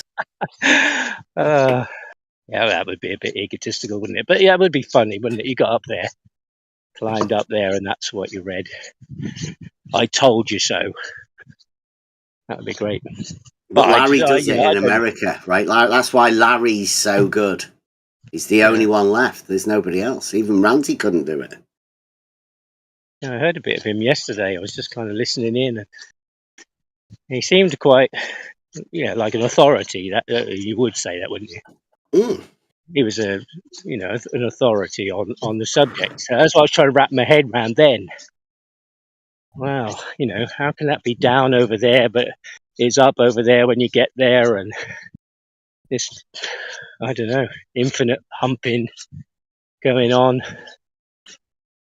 But I don't know, like the odd, I don't know how far, you could reliably measure with one of those. I don't know.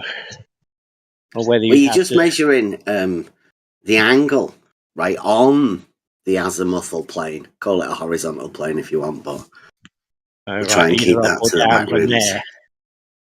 Well, no, it's just, literally, it's just the angle like that. It's a triangulation that they're doing. When you know how geometry works and all of that, and as long as you can reference them all to the same plane, then the triangles will fit on on the paper as you measure them. There's no adjustments needed. Yeah. But aren't you looking into the distance? So you're kind of looking, aren't you? You're picking a point in the distance. Well, you've got somebody with like a mirror flashing or something over another mountain. So you're picking one point on the top of one mountain and another point on the other mountain. Yeah, but on a foggy day, it's kind of different, isn't it? So yeah. Well, it's always on that horizontal, azimuthal. Right.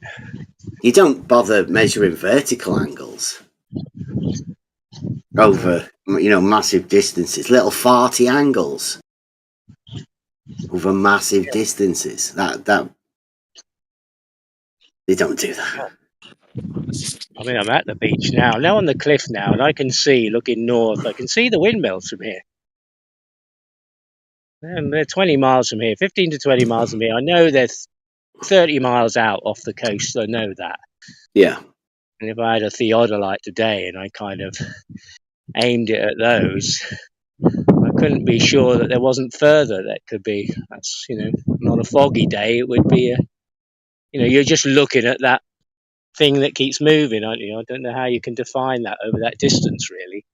Well, yeah, In looking my over mind, the I'd water, want it to daisy changes, chain doesn't it? a bit.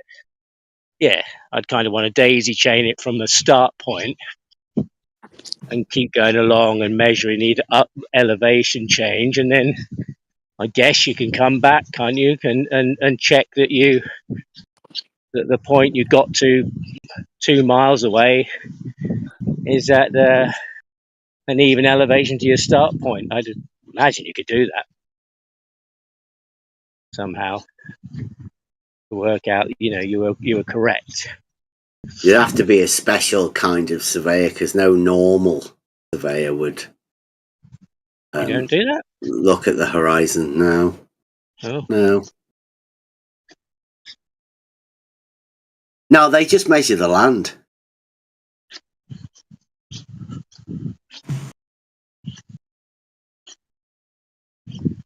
Well, that's obviously above my pay grade. That's all I can think, really. That's why you need experts like Larry, Jesse Kozlowski. Yeah, but again, that was confusing listening to that. I'll have to listen to it again today and see if I can make it a little less confusing in my mind, trying to picture it, really. It is quite... I'm looking at the... It's wide here. It must be... Oh, God.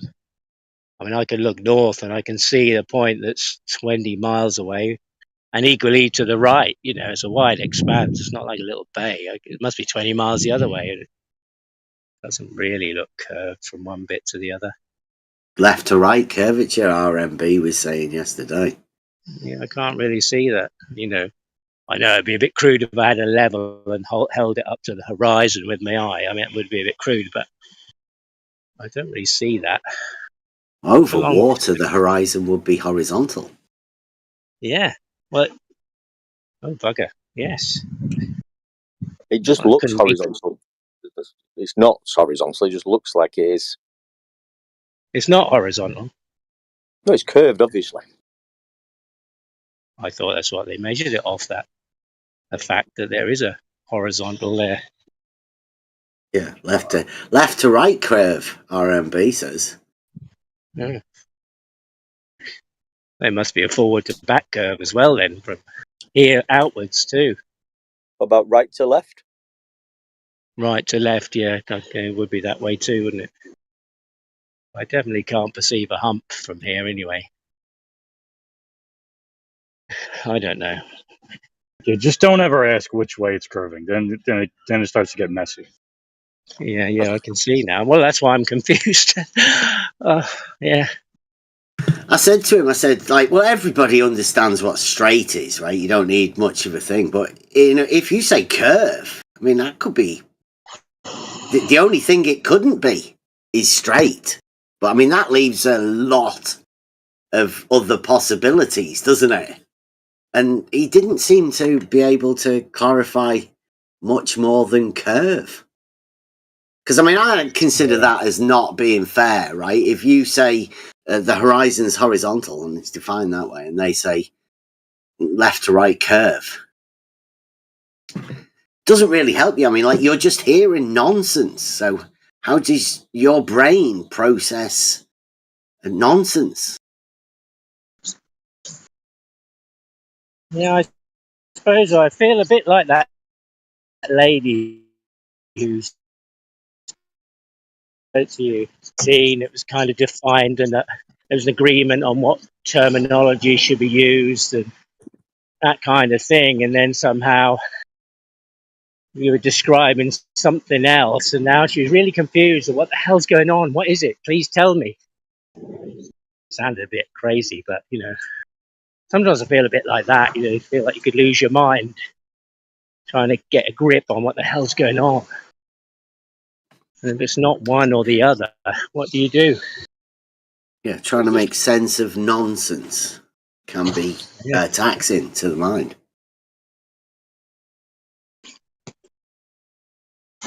Could be dangerous, really, couldn't it? Just try not to overthink it, mate, because it will drive you mad. Just sort of go with it. Yeah. Well, I'm trying. I am trying. But, at some point I've got to kind of, you kind of got to get your head round something. Just to throw it in the bin and go back to, I don't know, TV or something on Netflix and not think about it anymore. Some of that's kind of difficult sometimes. I can't do that very often. Need to try and understand, especially from educated minds. The experts. I like to listen to the experts for them to clear up the.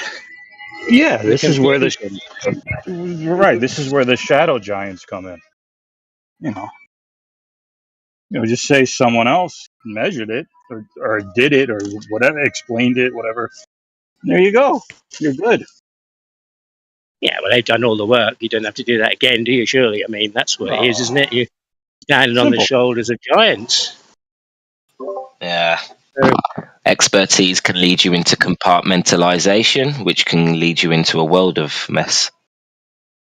Yeah, well, that's what I find, because that's what I was doing. I was listening to some people, and it sounded like they were talking nonsense. So I tried to find experts, like in these debates. You listen to, I don't know, somebody like Dave Weiss, and he's talking to somebody, they haven't got a clue, and he has all these claims, and they go, "Oh my God, I didn't realise." And you think, well, it's not really an argument. They don't really know what they're talking about. So, and then went in search of people who are PhDs or mathematicians or surveyors, sort of experts, people who's got skills, and tried to listen to them and what, how they could, argue in opposite position or something. I keep finding that they seems to end up lying or creating more confusion, and that's really difficult to, I don't know, come to terms with, really. A lot of these experts have built their whole career off the back of the accepted mainstream science, and we're talking 10 years of expertise and compartmentalization into their field. The last thing they're ever going to do is consider a holistic argument. Do you know what I mean? And I just think it's actually harder for someone, you know, who's considered an expert in science, I actually believe it's harder for them to understand holistically what's gone on, how this has happened, and, you know, being able to connect the dots. I think it's really hard when you're an expert.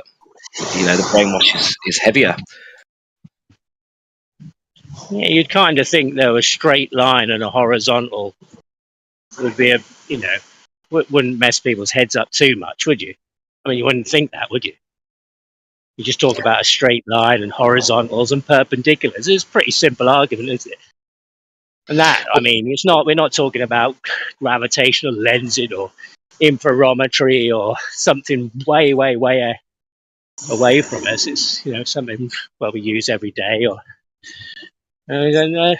sort of simple argument just has experts flailing and offering different arguments for that. That's what I find a bit odd. Sort of simple, isn't it? It's kind of simple stuff, it seems. Can't agree that straight line's a straight line. I don't know, that's weird. Well, I believe we have this same problem in many, many other fields. And I heard you say earlier about it's hard for you to switch off.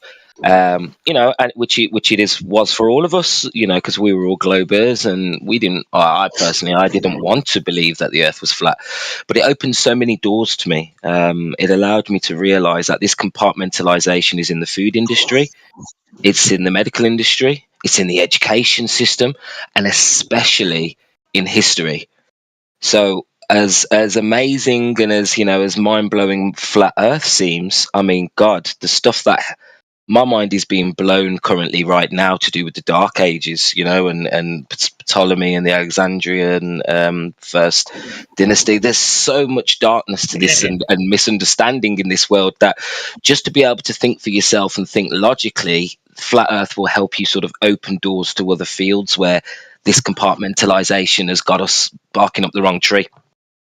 Yeah, well, I mean, I looked at those things, and you know, it's hard to get to the root of some of those things. So I then began to try and find something a bit more simple.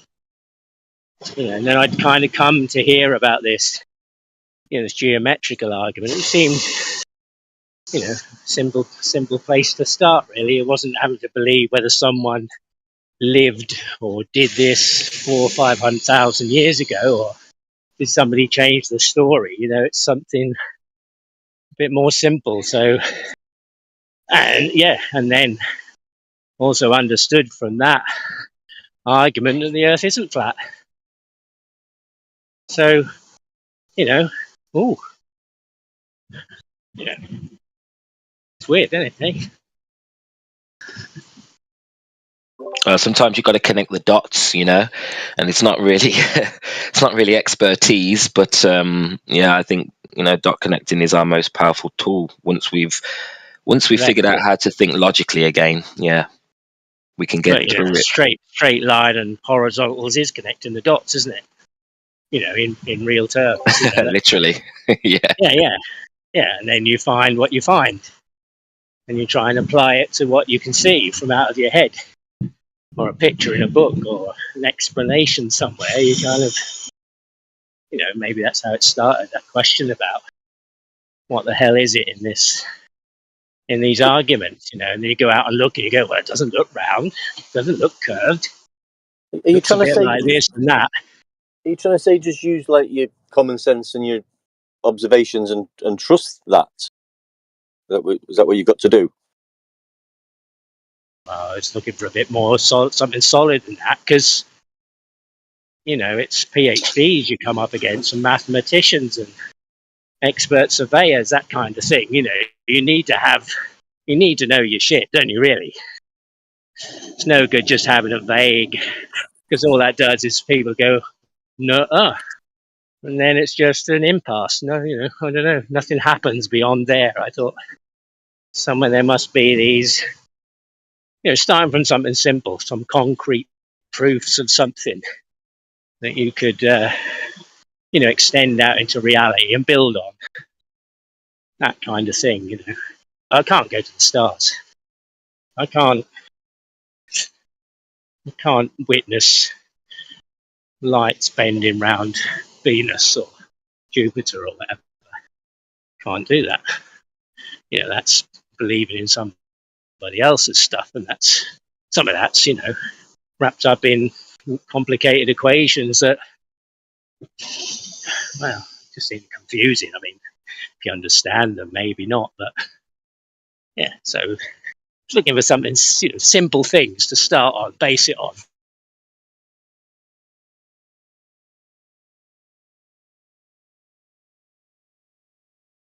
So I quite like this idea of perpendicular because it's what I've done in my life, and I understand it. It's there. What's here as I'm walking. Now I'm walking on the beach, and some level things and horizontal things here, and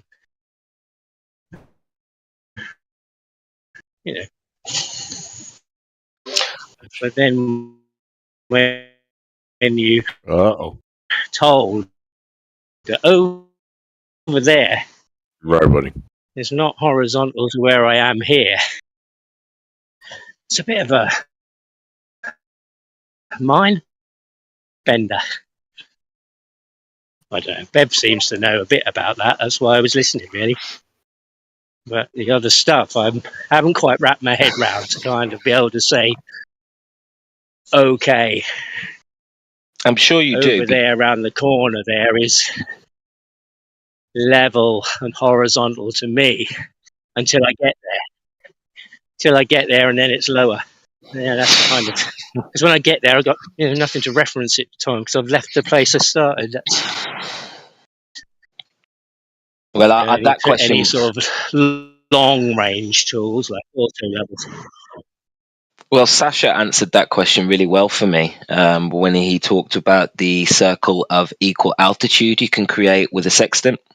Have you heard of this before?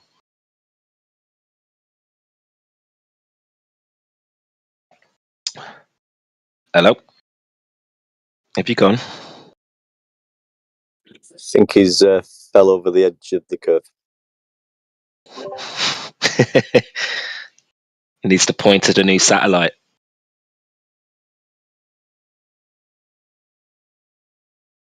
How are you, One Deck? You all right, mate? Yeah, I'm all right. Thanks, mate. Yeah, just listening more than anything at the moment. Just got a couple of little things going on in the background here, but yeah, just having a little listen. You okay, pal? Yeah. Yep, all good, mate. I was just about to bring up the circle of equal altitude on a sextant because he said finding it hard to believe that we can prove that it's flat over here, but also flat over there. Would you use this argument when trying to prove that it is flat in multiple locations at the same time? The circle of equal altitude? I mean, I think the wording of what you're talking about is pretty self-descriptive. Sounds like it to me. It's a circle of equal altitude, yeah. So I should imagine any point on that circle is at the same altitude. Is that correct? Well, that's the argument. Yeah, Sasha from Jem's channel told me about it, and he says you can take two, but it's better to take three measurements, and then you can literally, create like thousands of miles of flatness within this circle of equal altitude.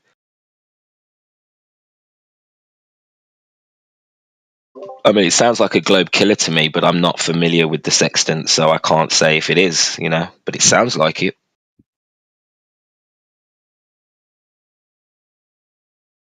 Well, there's no third dimension to a circle, is there? Yeah, is that Ruhif? Did you hear that from Ruhif? The angle, opposite side angle.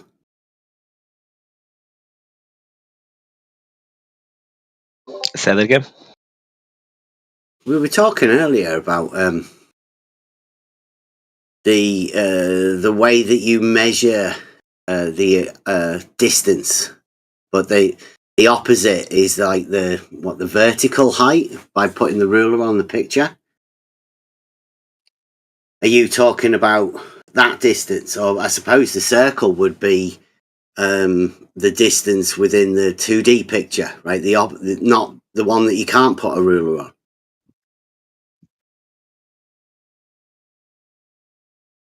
Or would you have to use the Ruhif's opposite side angle in order to find yours through trig. Oh, mate, I don't know what you're talking about with Ruhib's argument, and this is probably a little bit above me. I just heard Sasha talking about how if you use a sextant and you take multiple measurements, you can create what's called a circle of equal altitude, where all of these points are at the same altitude, and then you can kind of establish thousands of miles of flatness. That's pretty much all I understand from circle of equal altitude. Okay. Right. Well, I think this might be one of those terms, because altitude is anything above the ground, a distance above the ground. We call it elevation on the land. So is that the altitude? Well, I guess he's basing the altitude. I don't know if he's basing it on line of sight. I don't know how the sextant works here, but he's saying if you can take more than 2 measurements, then you can kind of link them and create a flat plane between the 3, i.e. Show me proof of flat Earth. Getting rid of that whole idea of spherical geometry. Getting rid of, there is no sort of spherical geometry. I knew it. So you could measure an angle and then make a circle in the air.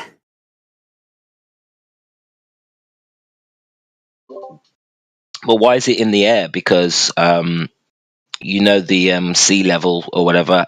So can't you just go and verify these things? What do you mean the sea level? The sea level changes. We know that. So if you do this, if you make these 3 measurements or whatever, remember, I am a full-on layman's here. I'm trying to learn from you guys. But if you make your multiple measurements, let's say you've got 2, you've got... You're stood in the same place, right? 2 measurements. Sorry? You become point A. Yes. So you've got 3 points, yeah. So you're going to look in 3 different things, or just from your position? So from your position, let's say you pick 2 stars, one to your east, one to your west, and then you draw your line and you create your angle. Then you do that again to the west. Now you've got 2 points, including where you're standing. You've got a circle basically. Yep, circle. No, you've just got 2 angles. Yeah, but if you draw a circle around those angles, how do you draw a circle? You've just got 2 angles. Well, what you've got is you've got overlapping circles. How? Yeah. Well, because you've got your circle of where you're standing, right? Then you take, let's say you've circle. You've just got an angle.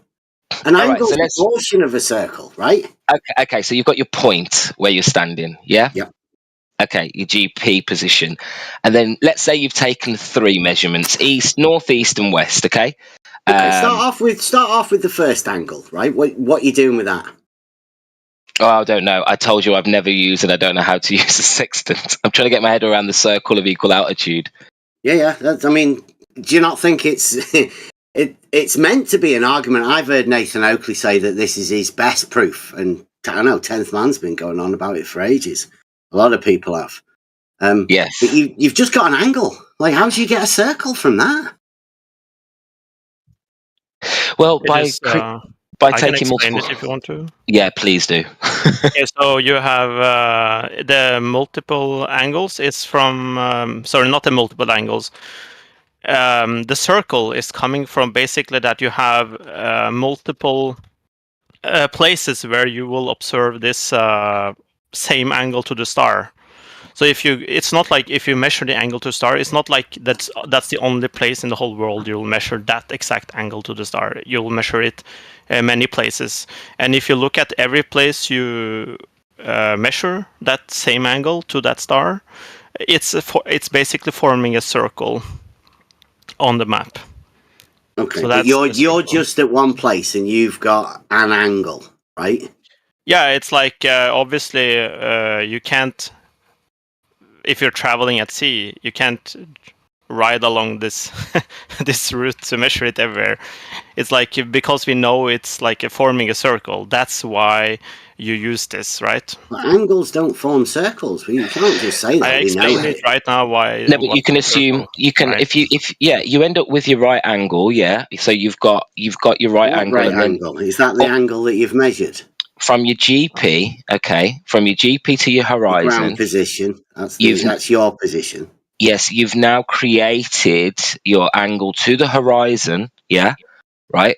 And you know that's let's assume that's flat. Okay, so then you can kind of where the horizon is, you can do a full 360 circle to your horizon, and you can do that. You can turn that into a circle of equal altitude within from your position. If you take You need a radius, right? How'd you get that radius? Well, from your first GP position, from your first measurement, you've now got your first circle. Because how'd you get the distance? You're assuming you just got an angle. Well, you're going to have to assume that it is the same, like to the horizon behind you as well, and to the left and to the right. But in order for you to draw a circle, right, you need a compass, and you've got 2 points, right? You have to have that distance between those 2 points.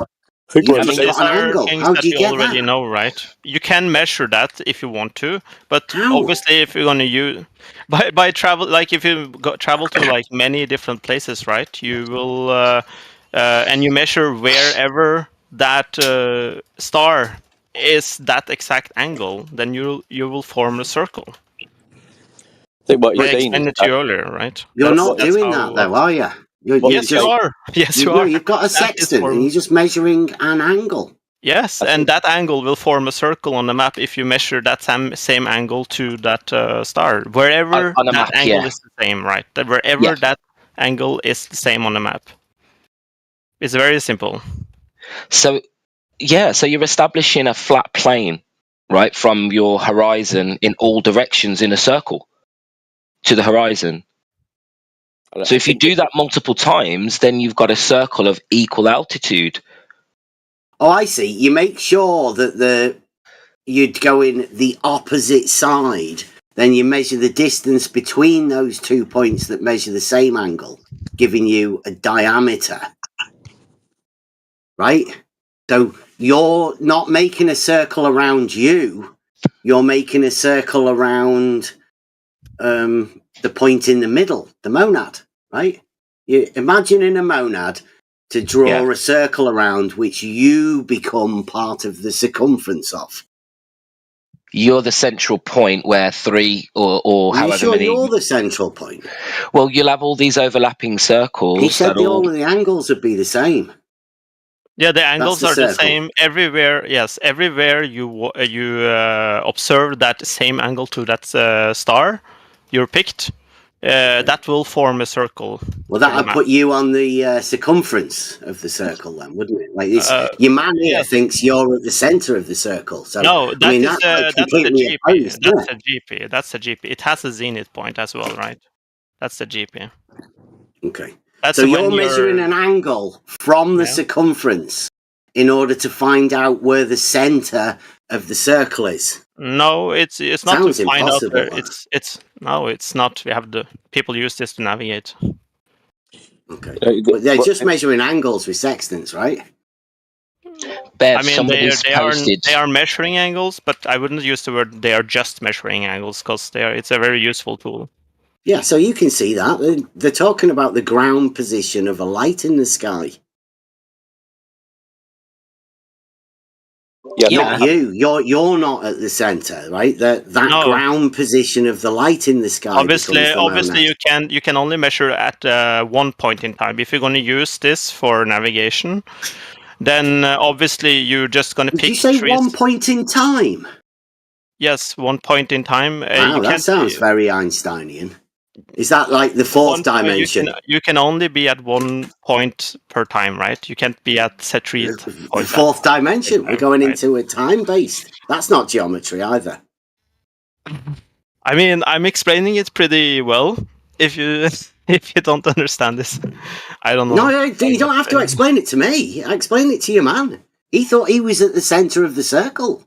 No, he said the GP was at the center of the circle. Like if you wanna. No, he thought he was at the center of the circle. He was measuring the angle. You can from be the at center of the circle. You can be if you have like the star straight dead center above your head, then yes, you are at the GP. Right? That's with that assumption, Bev. Bev. If assuming that you take your first measurement directly, from with a star on your azimuth or whatever.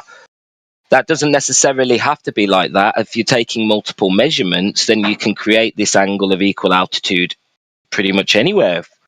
It doesn't have to be with you in the center, but you can do it with you in the center and create a circle of equal altitude around you, thousands of miles of, mathematically flatness. You'd just be measuring an angle of 90 degrees where you were at.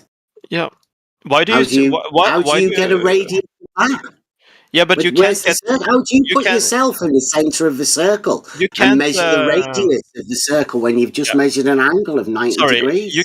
You can't know, like, obviously, if the equal altitude, right? That's when you go out from that center point, right? You have a center point. That's the GP. If you were to go there physically and measure it, then yes, you would measure the star to be 90 degrees, like dead straight above your head. If you go out of that, away from that star, right? Basically, the star is going to create an angle between the zenith or the horizon. You can pick whatever. It's point in time. It's nothing to do with time. It's just I said you can't be at two places at the same time. Oh, you're talking about a particular star then? Yes. And that was never at 90, right? I've heard. Yes, many stars are at 90 degrees if you go to the right place. Apart from one then, all right? How about that? Apart Polaris.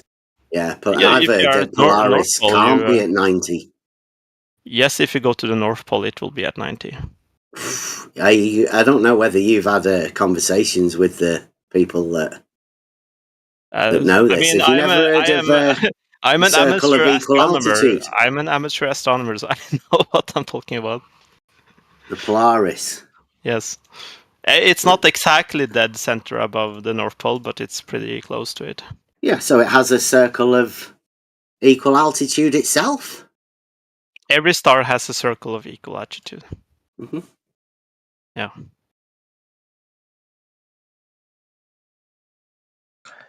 What's your thoughts, Bev? Why do you not see this as flat Earth proof? Oh, the Earth's obviously not flat. You're disregarding elevation completely. Nobody's going to go along with that. When people say flat Earth, people don't mean that there are no mountains. They think that it's just topographically flat. Like, okay, so you mean horizontal then, do you? I mean, horizontal can be flat. Mm-hmm. Sorry, flat can be horizontal, yes. Okay. But flat means it's flat. What we mean? Well, I've heard a lot of people recently, because it's obvious that there are elevation changes, and that proves it's not flat. A lot of people have been trying to say that flat is horizontal, right? They didn't mean the elevation changes. They just meant horizontal, right? No, I mean, basically, if you were to measure, like, if you have like a baseline of like sea level, if you want to use that, if you have a baseline of sea level, it basically means that baseline is a straight line. It's a flat plane, basically. That's what you mean when you say flat Earth. It doesn't mean that. A horizontal plane has zero elevation change. It doesn't mean that there are no mountains on top of that.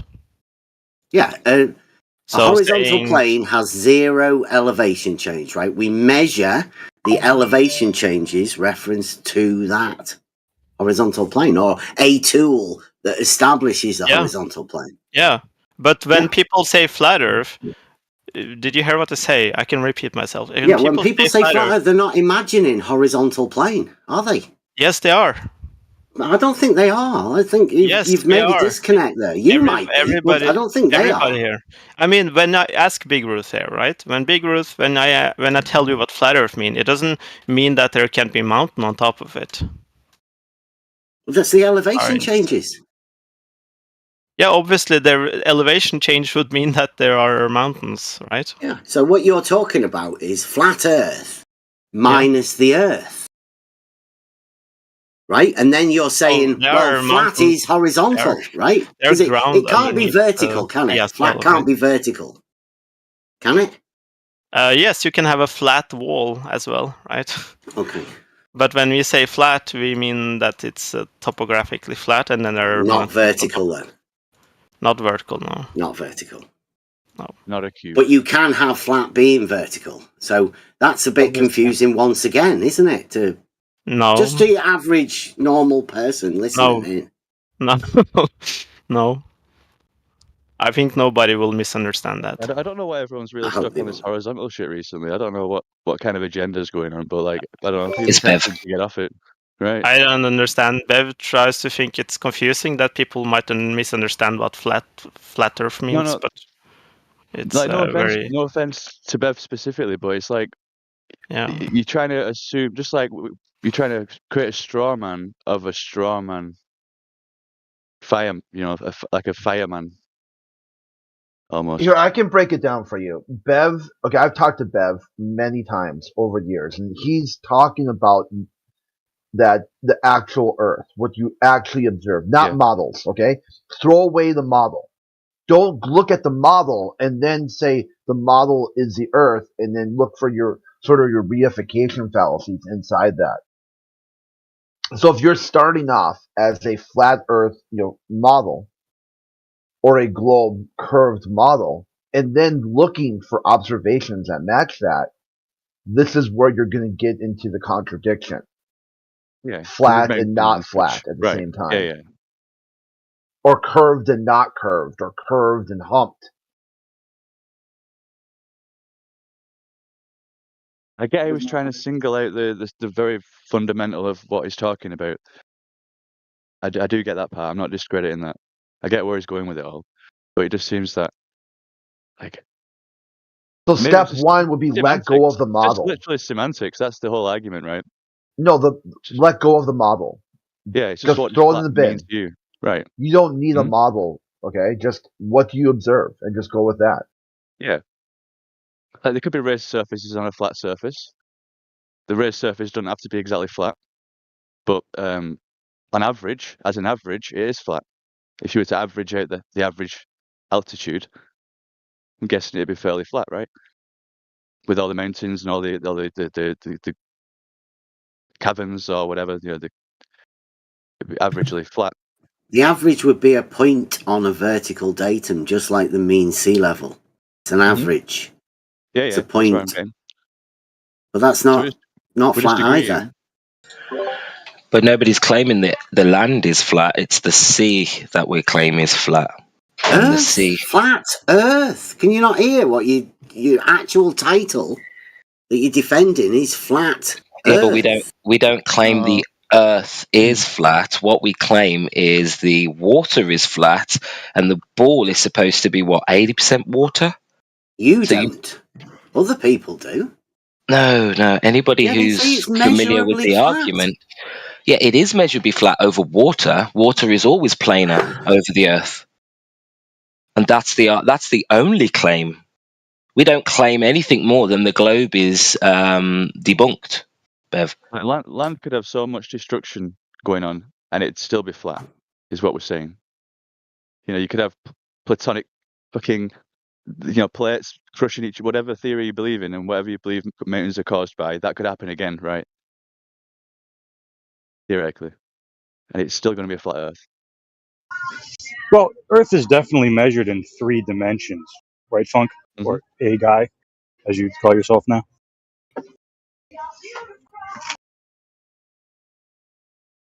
Oh, he's muted. Yeah, it looked like he ran.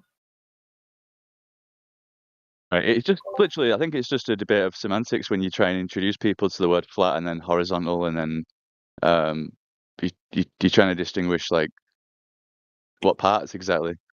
It's in the synonym argument. Yeah, it is. Have you seen the synonym argument that was presented? No flat earthers are really interested in it, Bev. It was you that made it up. Or, well, maybe not you guys, but what? Maybe your more vocal leaders. Bev, there is no leaders. Yeah, know, there might obviously. be predominant people within the movement, but this is not a cult, mate. Yeah, but this is the way that you say it to the globe, right? You globe guys say this. You're unwilling to say that the other claimed leaders of the community are saying this. There are Like, leaders. the Sexton argument is like, you guys just tried to parrot it. Obviously knows nothing. I came back to that point late where you're measuring the astrolabes and like zeniths and stuff and angles, right? That's all you need to go off. That's it.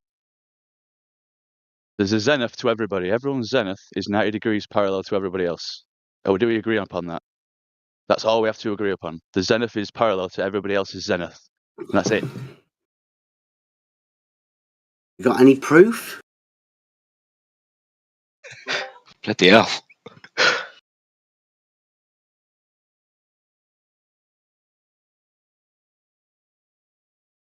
Well, equators are kind of, there's a linear, you can either say it's a linear or a circular path that the equator is, right? And that's the zenith for everybody being the same. Okay. You know, you have north, south, east, and west. I mean, are they straight lines that are perpendicular to each other? I think if on the flat Earth model you just have a north, and then the antipolar to that is just the 180 degree opposite to it, and that's how you measure all astrology and astrolabes. You just measure enough angles relative to your position, and your zenith and your angle from the zenith or horizon, whichever. You're probably better taking it from the zenith, to be honest. That's the main measurement. Like these experiments we should be doing don't deal with the horizon. The horizon's full of like denser gases and distortion, and optics don't work. Zenith's obviously like, horizontal though, right? The horizon.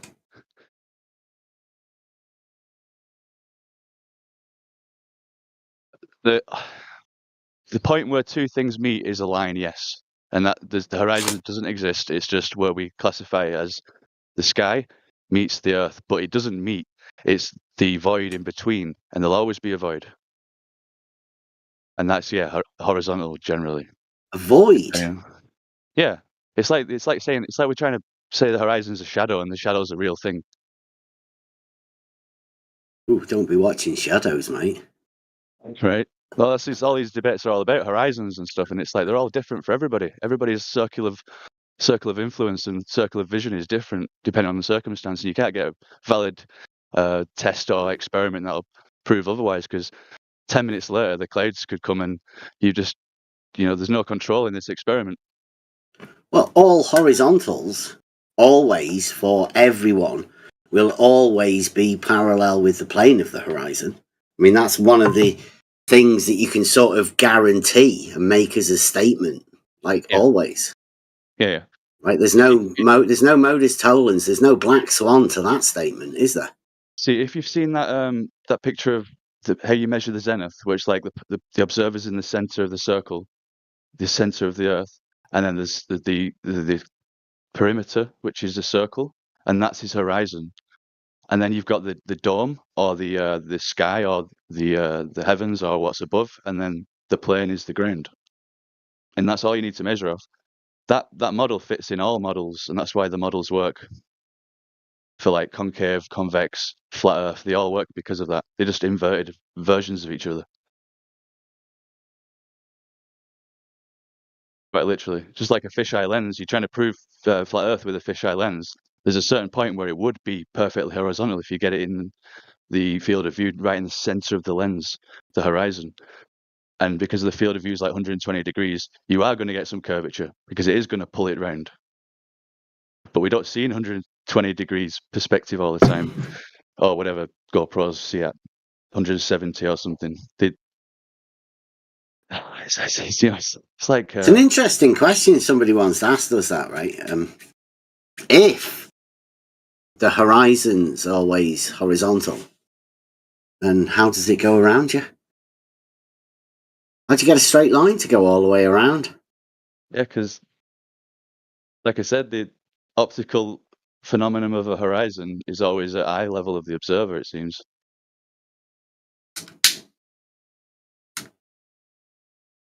It's like it's like It's not at the eye level. I mean, that's provably false statement, isn't it?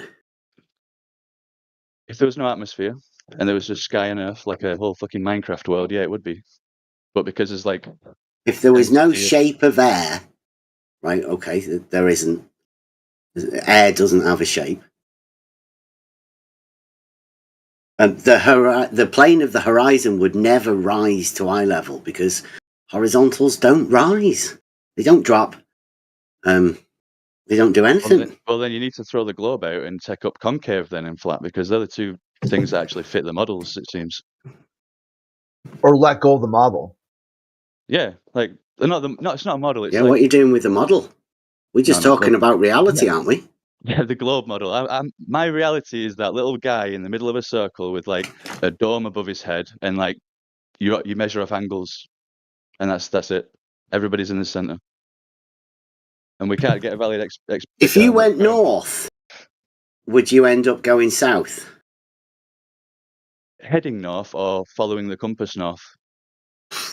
If you went north, And would you end up going south?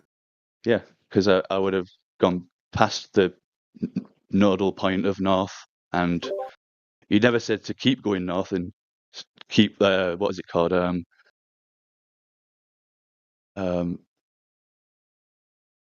Your bearings, when you keep adjusting your bearings, and then there'll be a point where theoretically, if we're going off the magnetism theory of why that's the pole, then yeah, it should be technically a singular point.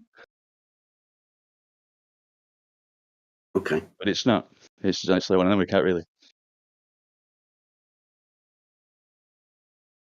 This is one of those questions that you can ask people to find out which model they've got. Because you could also ask the next question. Well, if you go south, do you end up going north? Right, that's probably the better way. No, it's a follow-on. It's a follow-on question. Since if you go north, you end up going south. If you go south, do you end up going north? See, to me, it's another semantics thing. Because if, like, say I've got a big neodymium magnet in the center of my room, and I'm here with a compass, and it's going to be attracted to it or repelled, whichever you believe. If I'm following... Is that Mount Meru, like Magnet Mountain? Theories. Could be meteorite, any reason. Any reason. It might not even be the Earth that's doing it. You know, it might just be the field of consciousness. I don't know. On the compass, north, south, east, and west are perpendicular, right? Because they're both diameters of a circle. Yeah. It's like the law of polarity. By creating one, you create the other. So where's the circle?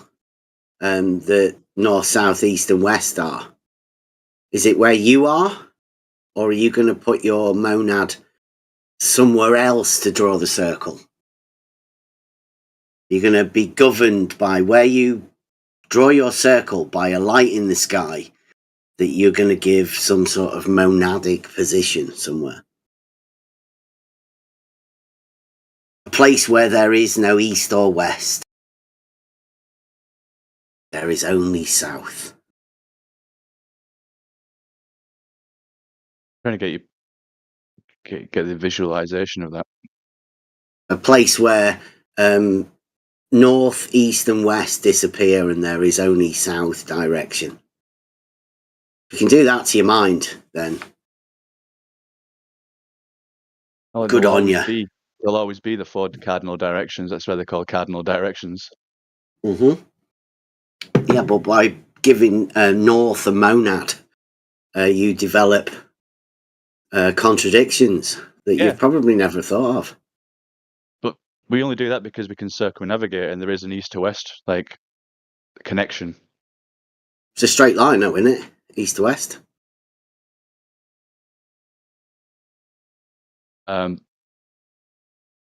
We plot the equator on the map. Can you go east to go west? Like you can go Yeah. north to go south? Yeah, I believe that more than the north and south. That's pretty much the question you should ask. Like, just them two. Because I believe I maybe could keep heading east, not heading east, following east, and become where where west was from my original position. Yeah, but I don't think I could just head east and not look at compass again, and then end up west, because I would be going in a straight line, and not the great circle.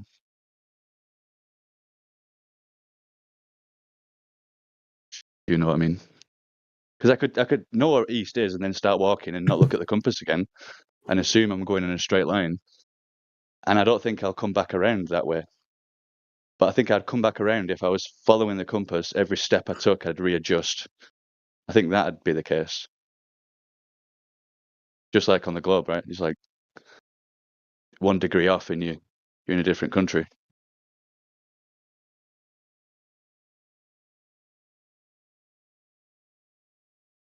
Just geometric thinking. Yeah. I'm just interested in how people's perception of the thoughts work.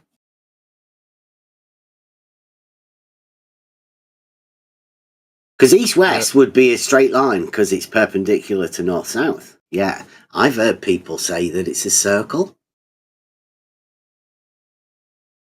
Well, technically, it's gonna be like meme doll for this, but like technically a straight line is a circle. Uh-oh. There we go. But on a 2-dimension, right? On a 2-dimensional plane. No, a straight line's the diameter or radius of the circle. You can't have the circle without the straight line. So the straight line can't be the circle. The straight line is needed for the circle.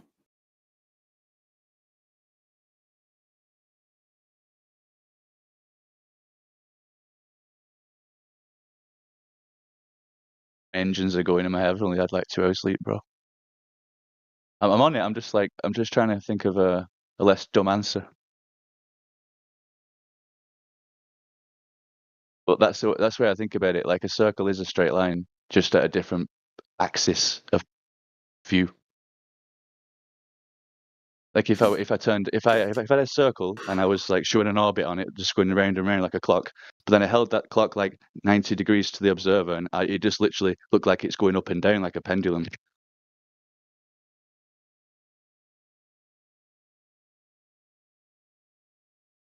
But like we're not on a 2D plane. But we are. It's like we're 3rd dimension on a 2D plane with a 4th dimensional consciousness, or which is the passage of time, or like elongation of a fucking rectangle from a square or something. It's basically it. Just making it 3rd dimensional. But then you could have like a cylinder, and that's a circle, but it could also be like a rectangle from the side. Yeah, it's a developable surface cylinder. Yeah.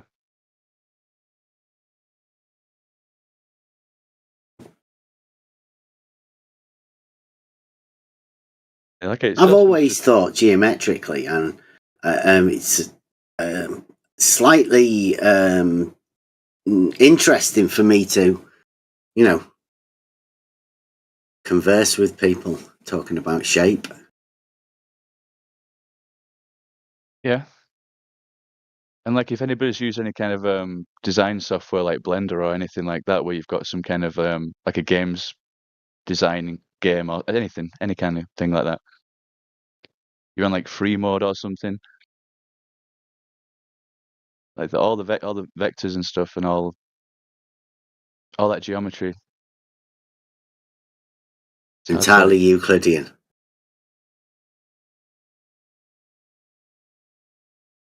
Foundations of mathematics, Euclidean.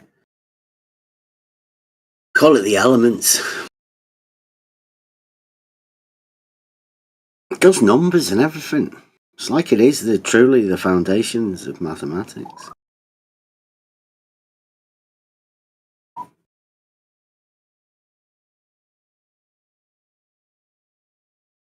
Like the other day, I mentioned that I'm seeing like Fibonacci and stuff, how it's in like trading and like the stock market and stuff, and people use it to figure out where things are going to go and stuff, and it kind of works quite frequently.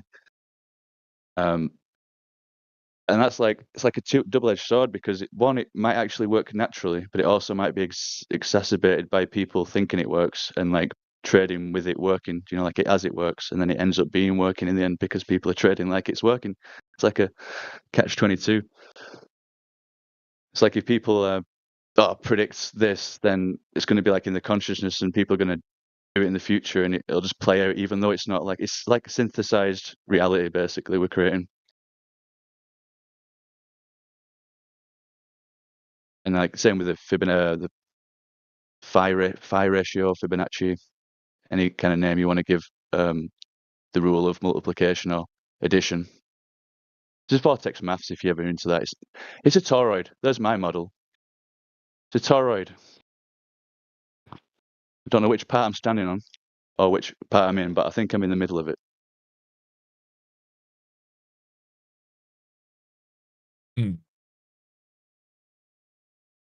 Rewatching something. It's just waxing lyrical. Lyrical. Where is that?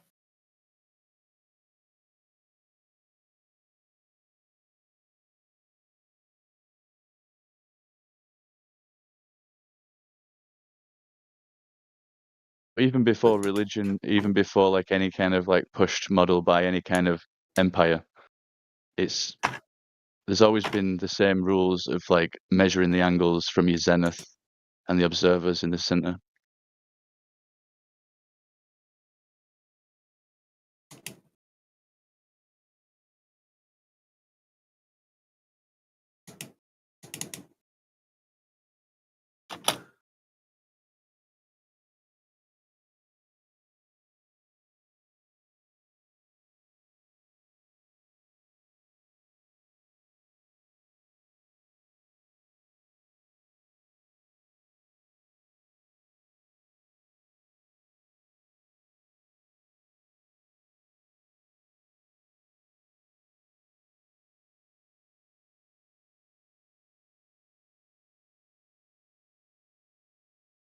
There's a lot of numbers that correlate to this phi and Fibonacci, like the sun's temperature and all this other weird, wacky stuff, and distances and relations of scale to planets and this planet and that planet.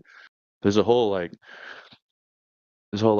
musical orchestra, like the harmonies are already set out, everything. It's already pre-planned if it exists or not in that way or not, but it's been given us to it, like the numbers and the distances and ratios and stuff of Earth and the distance of Earth and all this. It's all pre-planned. They might have like scaled it up a lot more, or they might have like changed to scaled it from a different number, but it still works like that. No, they took it from actual measurements, haven't they? All you've got to do is have the ability to place a monad somewhere that you aren't from measurements taken where you are.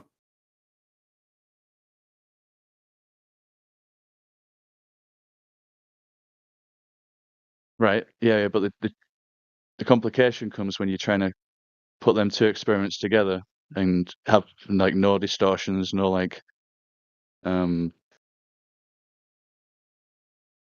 just have the most controlled experiment, because you can't really do that, because like I said, everything's going to be different for each person. Not to mention, even if it's the same day and everything, you got different vision, you got different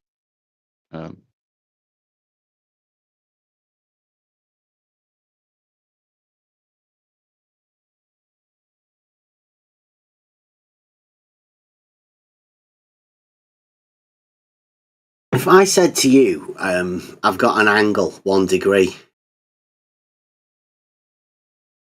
can you what can you do with that? From what, sorry? 1 degree, just 1 degree. I'll just give you an angle, 1 degree.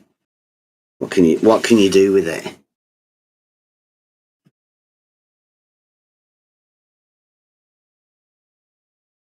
I mean, I need to know context. I need to know like what is 1 degree. And what are you measuring? That is 1 degree.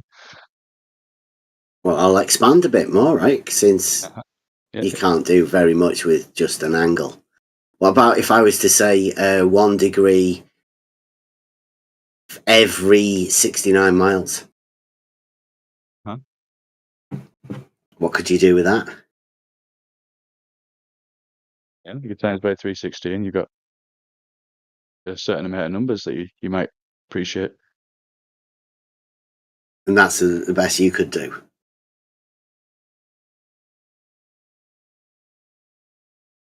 So say like you've got 1 degree on this thing you're measuring, and I'm over here, and I've got a different degree measuring the same thing. We can see at the same time. Mm-hmm. Is that what you're getting at?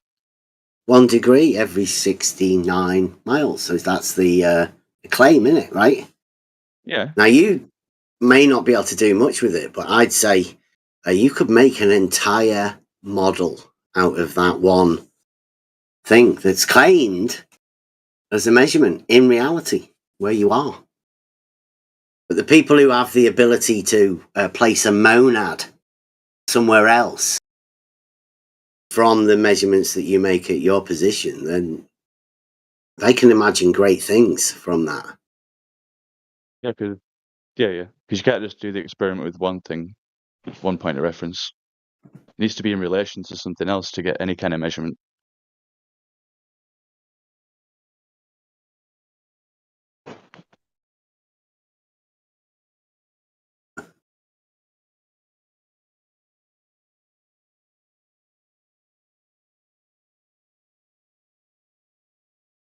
Imagining great things. I've got to get going. Been nice chatting, lads. I'll see you next time. Take care, mate. Take care, Bev. Thanks for coming around. See you later.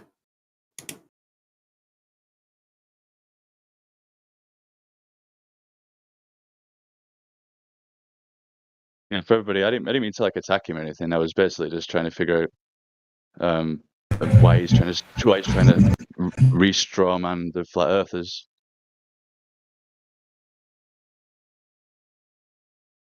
Not like I'm taking sides or anything. It's just a bit hypocritical when you're trying to destroy straw men by creating another one.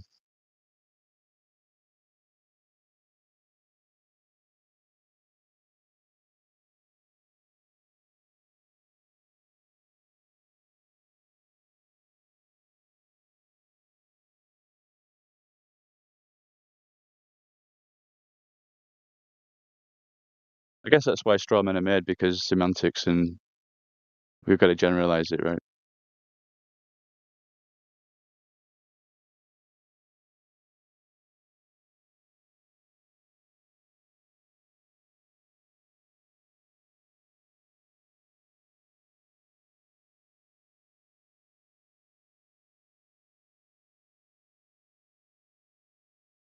Just people have to know you can't always go off the horizon to figure out if the Earth's flat.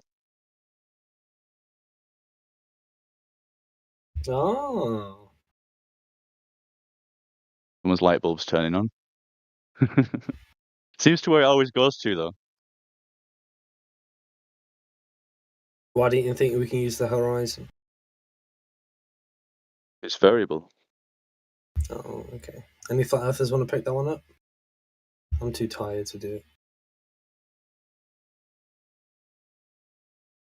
There's no like controlled experiment you can have with 2 people.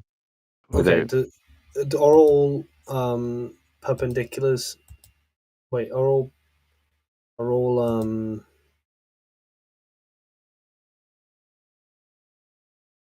all perpendiculars to a plane parallel? From one point of reference, yeah. But if you had someone else's point of view or reference and location, maybe not. Really? Really? Really?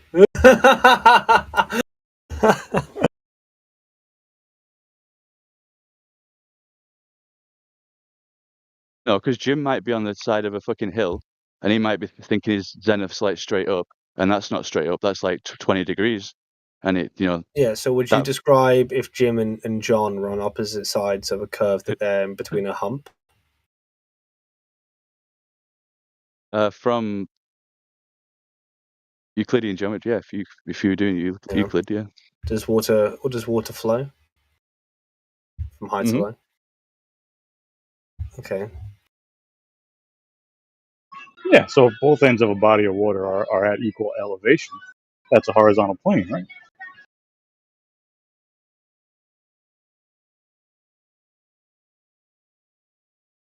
I mean, we know what would happen to the water if it wasn't. Yeah. I'm not fighting against the Earth's being a plane or anything, being flat. I'm just trying to point out you can't just go off the horizon to be the ultimate proof.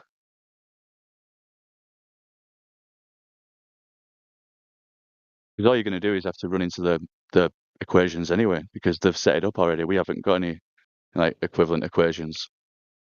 Well, why worry about those?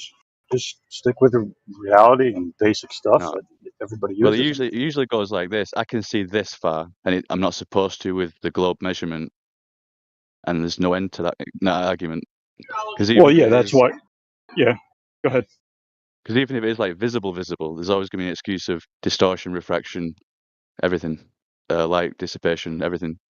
Yeah, so what you do then, I mean, that's why I don't really worry about light or refraction or black swans, you know, Huey's black swan. You just use water, right? I mean, everybody knows what happens to water if there's a drop from horizontal. Oh, by the way, Jerry, do you think that QE's black swan is really shit as an argument? Yeah, I do. Oh, thank God. Which one is this? Is this? You know what? I actually think Jerry and I are more in tune with each other than I thought. Somebody give us a picture of this. I might be. Have you not seen the two oil rigs? Two oil rigs. Oh, the oil rig. Okay, that's the one. Yeah. Okay, yeah, I've seen that. That's just way. That's just one of them debates. Yeah, So it's not just like you've got like the same regulated temperature. I think it fails as it's good. It's good for a starter pack, right? Like, you know, you want to open it up to someone and be like, "Oh, look at this interesting little thing," right?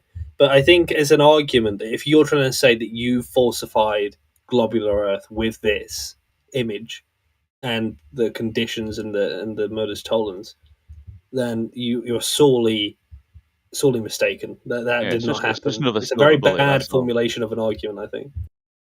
No, the main problem is everyone uses it for their own model. There's people on the globe who use it for globe proof. People on concave who use it for concave proof. That's the issue. It's like everybody thinks it proves something, and they all use it to validate their own worldview. That's my point. Like the concave earthers are like, hey, look, you can see too far. The Earth is sloping upwards. The globe earthers talk about super looming, where the curve of the Earth can be refracted up, over, and around the physical curve of the Earth. You could see the back of your head with a powerful enough telescope, according to the Rumpus in Ruhif. And flat earthers use it as, hey, it falsifies the radius of the globe. So clearly it's not a globe of 3959. All your space photos are now out the window because you needed that radius to launch these vehicles into space. Like the way I look at it, there's like three modalities that could either be flat, that's like neutral. There's like convex and concave, which is like positive and negative. Just like how a fisheye works. Hey, you've got like proof of like a flat earth is showing these weather balloons, and it's like, oh, the horizon's like, look how far I can see and how high we've worked this out mathematically or whatever. And then there'll be a certain point where it concaves or convexes the image, and maybe either side will use that as their proof. My opinion is that some of the best flat Earth arguments come from the fact that there's a lot of practice in the real world where we do assume a flat Earth. For instance, artillery, land artillery, especially, assumes flat Earth. We just negate everything. Yeah, that you could make a case with that, but with things like the Black Swan, it's like, I mean, I don't know who's ever been persuaded by the Black Swan, but I imagine nobody has, right? Globalists are. Globalists see the Black Swan as proof the Earth is a globe. Because they have answers with the equations, and they can always bend equations because there's more factors you can add into the equation, like refraction and all these other things and indices like that, and you Oh, can can you make guys it hear me? whatever you want. Yeah, I can. Yeah. Yes, sir. Yeah. Yep. That's why the photo that I put up, that's 30 minutes after the hour. I think this is way better than the Black Swan, because the Black Swan's giving you perspective from the person standing on the shore, and then like looking at the oil platform, but it's a straight ahead shot, like as opposed to the one that I posted. He's capturing a side shot of that straight shot, if you will, because the oil rigs are 9 miles away from the person on the beach shore, right? But this person's shooting where he's seeing 9 miles across. So he's not having to worry about, the refraction bending over, the things dropping behind the curvature of water. That doesn't play here. This photo right here, I think, is better than the Black Swan photo with the oil rigs, because it just destroys the curve altogether. Because you see no curve 9 miles across, yet you think that there's going to be curve 3 miles across. So it's a wrap, dude. There's no more. No point in even talking about that no more. Mm-hmm. But here we are. Right. It always ends up with the horizon, man. And then whoever's on the back foot usually tries to divert it into like space or something. Yeah, it always gets kicked out, kicked around, and ends up doing something else. I like the thing you just said, because that's true. Like I think when those documents came out from NASA and from the Army of Engineer Corps, Engineer Corps, or what are they called? Army Corps Engineers, whatever they are. When those documents came out, I think that was like a huge blow to Globe Earth, because in their own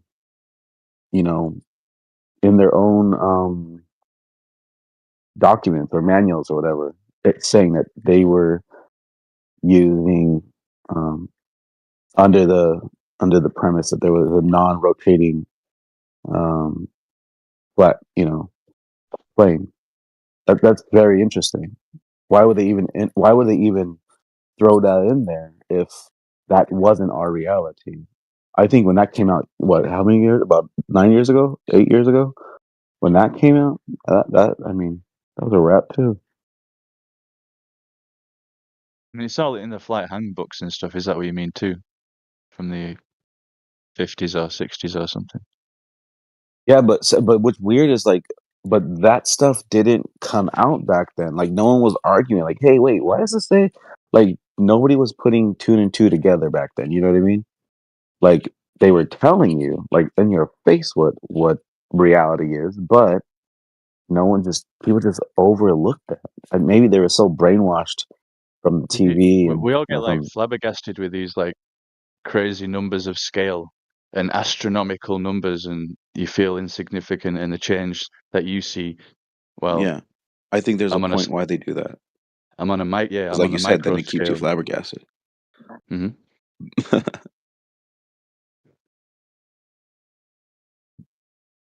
That's interesting, though. Like, they make it so complex and vast that it like shuts down people's brains. Like, you don't even want to think about it. And maybe that's why they did it that way. Just leave it to us. We know how to calculate it. We know how it works. Just leave it to us. Just go work and pay taxes.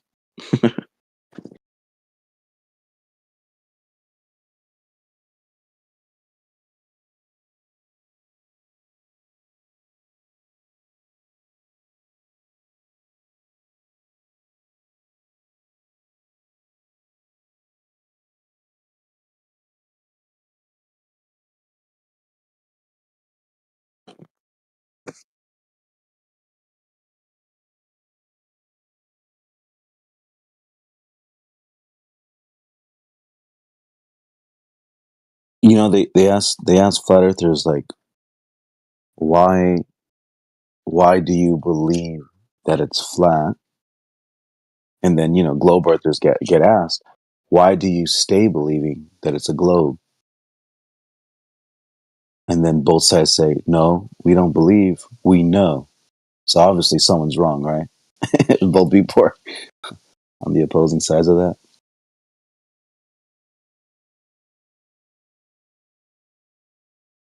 Pokravon, can you explain to Turquoise about Sky Ice? Oh, it's not Sunday. It's not Sunday, bro. You gotta wait Yeah, till but the others next. aren't in here. We can go over it. You mean that blue stone that was found in like South Africa or something? No, I was talking about there's an exposition in Antarctica. Did you say South Africa or did you say Antarctica? I'm sorry, I didn't No, South understand. Africa. I think that's where they found that sky stone, right? If that's what you're talking about, right? No, I'm Oh. talking about the expedition in Antarctica. They came upon this wall, the wall of ice. I guess it just went vertical. It went up, and when they dug into it, they took out a piece, and then they couldn't dig through it though because it kept closing in on it. So it was an expedition years ago. But Like one of those Admiral Byrd ones, right? A mysterious mission, I guess. I don't know. What would we search for to find out more about this expedition? Actually, I think you can look up. It's called blue. Look for blue sky ice, or here, let me look. You must have an operation name. Let me have a look for it. Yeah, blue. Antarctica's blue ice. Is that it? The ice appears blue. No, I don't know. I'm not sure. The rare phenomena of blue ice. Maybe, perhaps. I'm not sure. I'd have to look in and go in reading it because it gets into depth about. Blue. Sky Blue with a BLU. That's it. Sky Alright. Blue. It's British, a British one. Found it. Yeah, it's pretty interesting. I found a rapper called Sky Blue from LMFAO. Wow, that's funny. Yeah, apparently it's 100% frozen oxygen. It's pure oxygen, and but when they dug through it, they even have a field station down there, Sky Blue Field Station.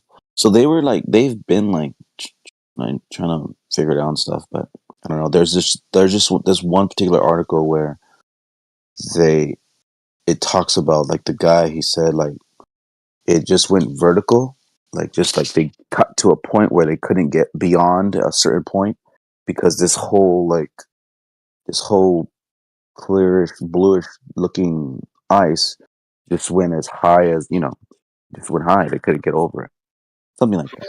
That could have been aerogel. Have you heard of aerogel? Mm-mm. No, I haven't.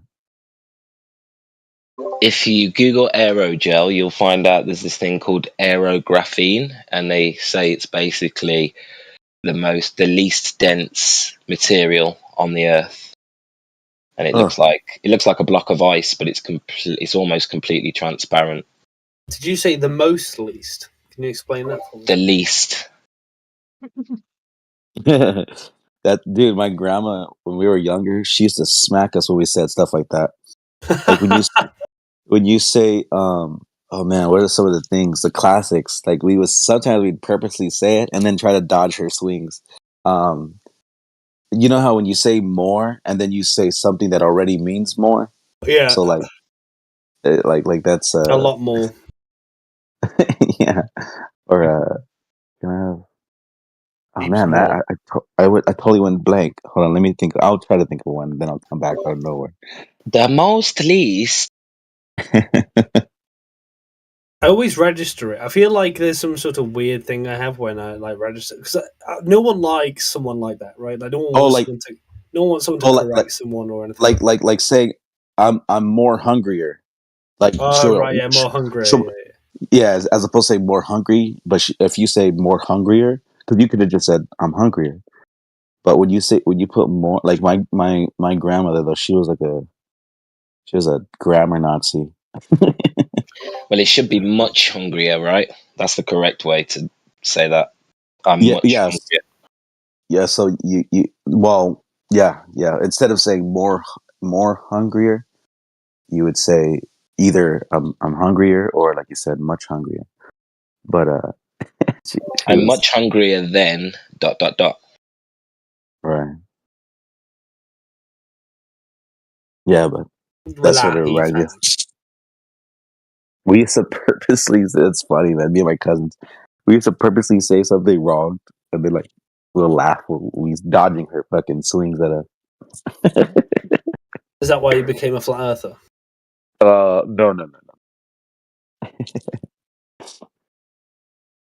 Became a flat earther because there's no curve or spin or motion detectable. Right. That's a claim. It's not a claim. That's a claim. It's not even a claim, bro. It's the claim that there is. The claim is that there is curvature and spin and motion. That's the claim. You know, I will say that a flat earther needs to understand what burden of proof is, right? I think typically because burden of proof is just etiquette, right? Any negative claim could be turned into a positive claim if one so chose, right? So the best thing for a flat earther is stop saying it's flat. Just wait for someone to say the earth is a globe and then pounce on them, right? A claim, right? There is no doubt about that. Play the game. Whoever claims first loses. Yeah. Well, that's if you're playing the game of being a good interlocker. But most flat earthers, most flat earthers actually, even though they're here in the debate spaces, they're not trying to just be a good interlocker. They're genuinely like looking for the truth. Can you try saying interlocutor again? It's not interlocker, it's interlocutor. Kick back, grandma. I can't say interlocutor. It's too much. I just say You literally interlocker. said it right now. It sounded fine. But it's easier to say interlocker, and you know what I mean. Don't be so precious. I know, right? Dude, tell him, calm down, grandma. But yeah, no, I mean, it is a rhetorical thing, like, because there isn't, like, I assume anyone in here knows that that it isn't a thing where globers have to demonstrate and flat earthers have nothing to prove, right? That is just a made up idea, right? It was some rhetorical idea, but it's not like in the rules of like a debate. It's not a thing, right? You know, the flat earther, when they say the earth is flat in a vacuum, does have to prove it, right? Britnet. I don't have to prove anything. I just want to say, a lot of flat earthers, the reason they believe what they believe isn't necessarily because... I think there is definitely a portion of flat earthers that continue believing in that the earth is flat because it provides them access to a community of like-minded people, and because they have no other people offering them such a community outside of that group, they're obviously just going to like shoe themselves harder into their position, and they're just not going to give it up because the consequence of them admitting that no, the earth isn't flat means that they have to ostracize themselves from the group that they're in. Okay, there's a caveat to that. One caveat. It's a funny story, that one. The flat earthers don't start off being flat earthers, right?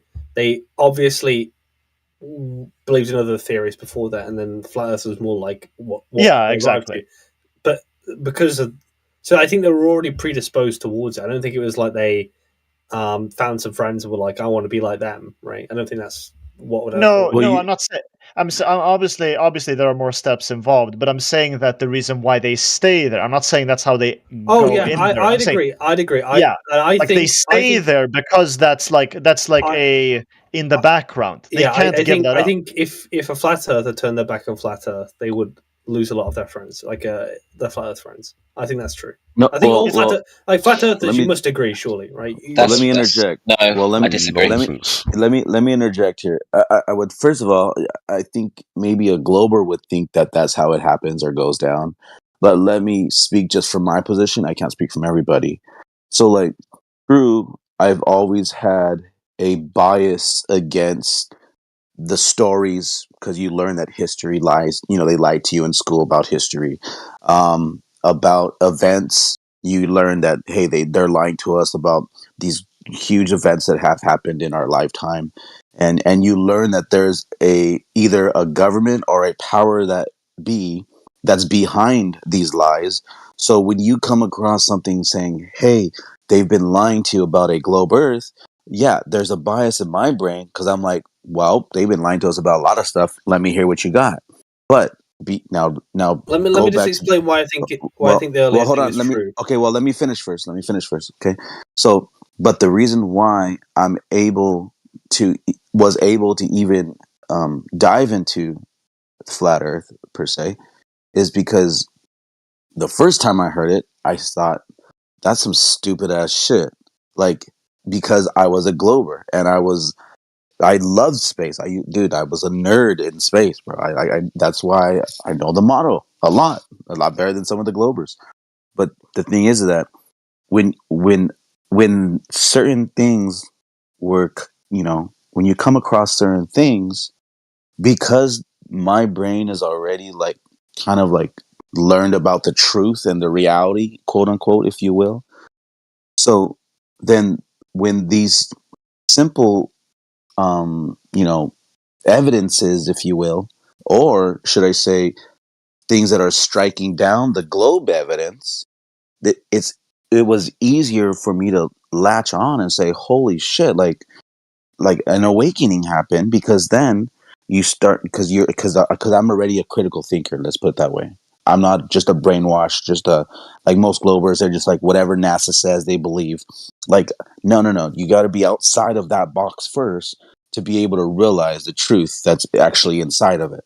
Yeah, So I just want to clarify one thing, and it's just that it's not universally true that, like, let's say if you stop being a flat earther, flat earthers wouldn't like you, but I do think some wouldn't, and that's because it goes for any group. If any group that's insular, right?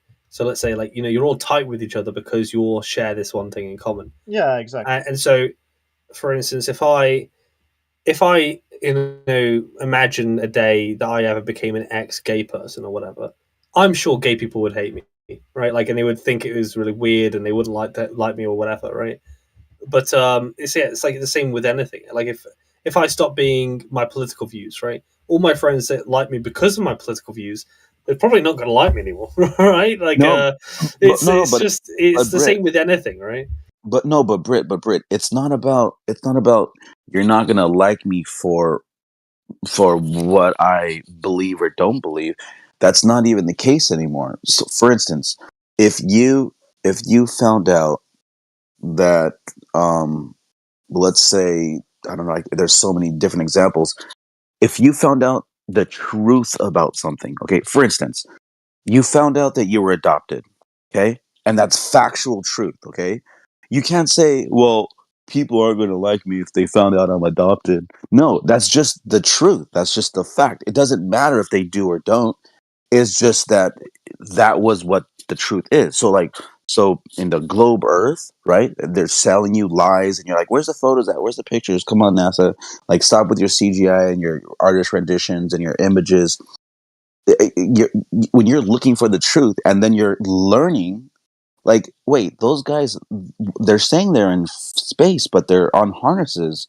And then, like, you're learning, like, hey, wait, how come there's like all kinds of like CGI going on, and why is it fake? Why do they cut from the live launches and they go to a CGI screen? When you're learning all these things, then you're realizing it's all one big lie. So then that's when it doesn't matter how my friends feel about me. I have a lot of globe friends. That's right. Yeah. No, I agree with that. But And what happened when you stopped being a glober, right? What happened? Were they all like, oh yeah, they we all like mock who me. you are? They all Exactly. Right, because you left their in group, right? You left their in. Yeah, group. but again, flat earthers are not afraid to do that. We've already done that once, and we've severed our ties. I'm just saying that it would work the other way around. Listen, you've got to understand, a flat earther has gone through a transformation. We used to be globers, and we used to take the piss out of flat Earth, just like the average glober does. Then we were, I don't know about anybody else, I was personally challenged by somebody I respected in my family to take it serious and to prove him wrong. And it was at that point where I was like, holy shit, I can't prove him wrong. In fact, the more I learned, the more I realized that this is what we experience every day in reality. And it's at that point that you would even consider speaking to another flat earther as if you have anything in common. But at the end of the day, we don't need anyone in common. We were willing to make that step alone against everybody. So flat earthers are definitely not interested or looking for a tribe. We are those individuals who step away from tribes and tell you guys to get out of a religion. Well, That's why we depends on don't want a model. this is why I said it's not a universal thing. I did say that some people have a disposition towards flat Earth anyway, regardless of social reasons, right? I also want to say this too, just before you continue. I don't think it's untrue to say maybe some flat earthers would struggle to leave flat Earth over joining it, right? Some of them anyway. No, that's like one thing I wanted to say. Like, I'm not saying that all flat earthers are this way. I'm just saying that this is just a general thing that I notice. But another thing, I think, another component to this is that if life is uninteresting, we will often find narratives and things to spice up our lives, because that obviously adds to it and makes it more interesting to live or through our lives, because then we can sort of have a narrative to hang on to that makes life more interesting than it would otherwise be. And well, I think the way you're putting it though is that, as you're saying, the way you're putting that, you're trying to make it like the truth is just, something we talk about as a to spice up our boring, mundane lives. But it's reality though. It's more of the more spicier part is trying to share that truth with other people, and they're not listening. And you come here every day and you're like, dude, look, it's not what we've been told. That's more of the spicy part of it. Yeah, that's more of the spice. And I think I'm not saying, and even there, by the way, I'm not saying that all of flat earthers are like this, but I notice this a lot with a lot of people that believe in very fringe conspiracy theories. They often do it because of the sort of added factor of it being like they can engage with people that disagree with them, and they can do this kind of thing. Well, isn't it interesting that they deemed not 24/7, they deemed flat Earth as a conspiracy. They deemed it, which by the way, who they said had, that? Who's saying it's a conspiracy theory? Remember on the government on Capitol Hill at the Senate when they were saying, how are we going to control the misinformation and how are we going to stop these conspiracy theories from flat Earth? Yeah, right. And they were worried about the problem with why they even come up. The problem with why they even come up is because I agree that we shouldn't just accept the truth on face value without personally investigating it. I think that effort is worthwhile. Why wouldn't you do that? No, the reason why is because then you limit your level of understanding. Like if I hear someone tell me the Earth is round without actually giving me arguments and ways that I can verify for myself that the Earth is round. Like for example, you can live a normal, healthy life just accepting everything government tells you. Right. So why would you reject what government tells you? If you could just be normal, right? Government tells you X, Y, and Z, just accept it. Just blindly accept it. Depends on what you want. Yeah, but otherwise, you're going against a very powerful top-down organization that doesn't care about you. They only want you to comply.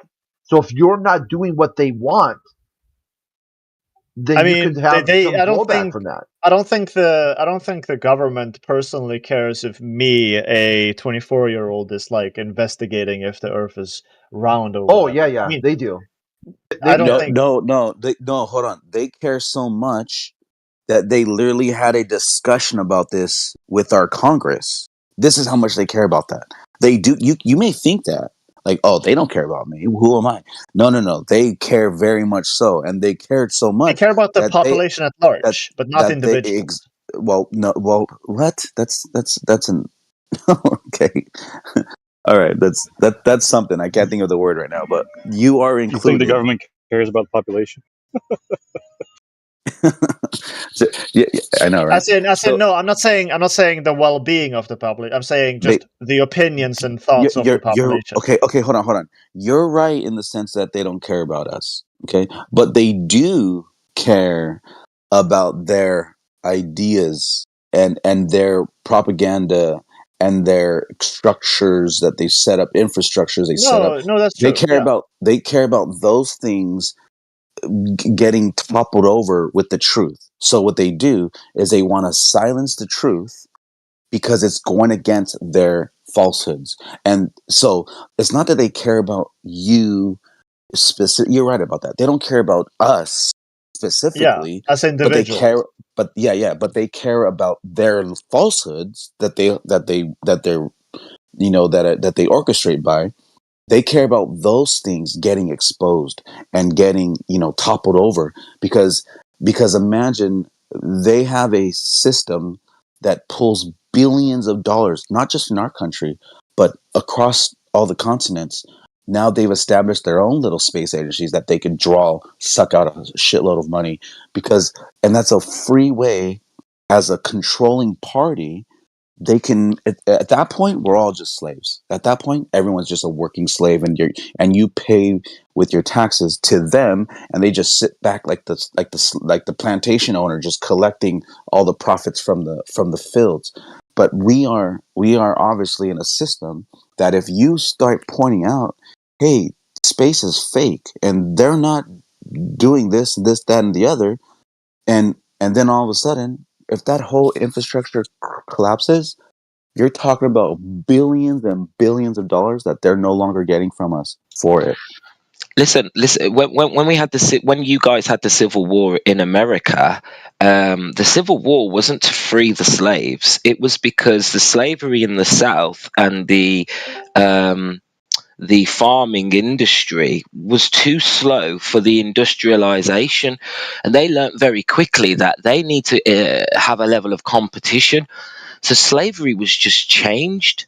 Slavery is still here, but now we need to compete against each other. And things like flat Earth are just a smokescreen for uncovering bigger conspiracies, in a sense that we do live in a slavery system. This is modern slavery, and they just changed it because it's more economically beneficial for them to have us feel we're free with this spending power. So I'm saying that flat Earth is just like a step. It's the top of the staircase in basic conspiracy. But then once you realize the reasons why, and that there are bigger things for them to hide than the shape of the Earth, you start to understand that, okay, this is part and parcel of them taking away our history, taking away our spirituality, severing our connection with any creator, and basically we don't know where we've come from, so we don't know where we're going. And to me, flat Earth opens your eyes to so many more rabbit holes, and you will learn so much more from that perspective. You can start connecting the dots. Do you believe there's sky ice, Mr. Big Roots? I don't know. I've never been there, so I think that's speculation. But I have no reasons to not believe it. Speculation Sunday. We can probably change the title for today. Is it not still Sunday for fucking somewhere on Earth right now? No, it's not. No, it's over. It's Sunday somewhere on the Earth, so let's speculate. I like it. On behalf of them. For those that can't have the voice. Might be Sunday in Hawaii, but I don't know. Yeah, that's what I mean. 11 hours different. Yeah, but there's definitely somewhere that's like that. There we go. We're Manic Monday now. So what do we do on Manic Monday? What do we do? What's the theme? Go crazy? It's a mad world. Same thing we do every night, Pinky. Try to take over the world.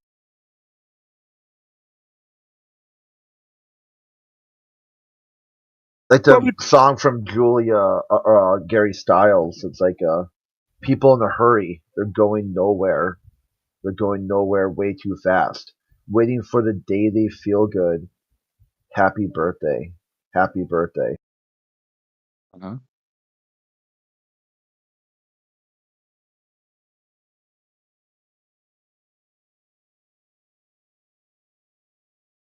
I just want to say, though, I think that definitely we shouldn't just accept the truth at face value, and we should investigate things. No. Let me continue. We shouldn't invest. What Like you we say shouldn't we do it should. because Why? because it limits our understanding to Hold what on. others tell us.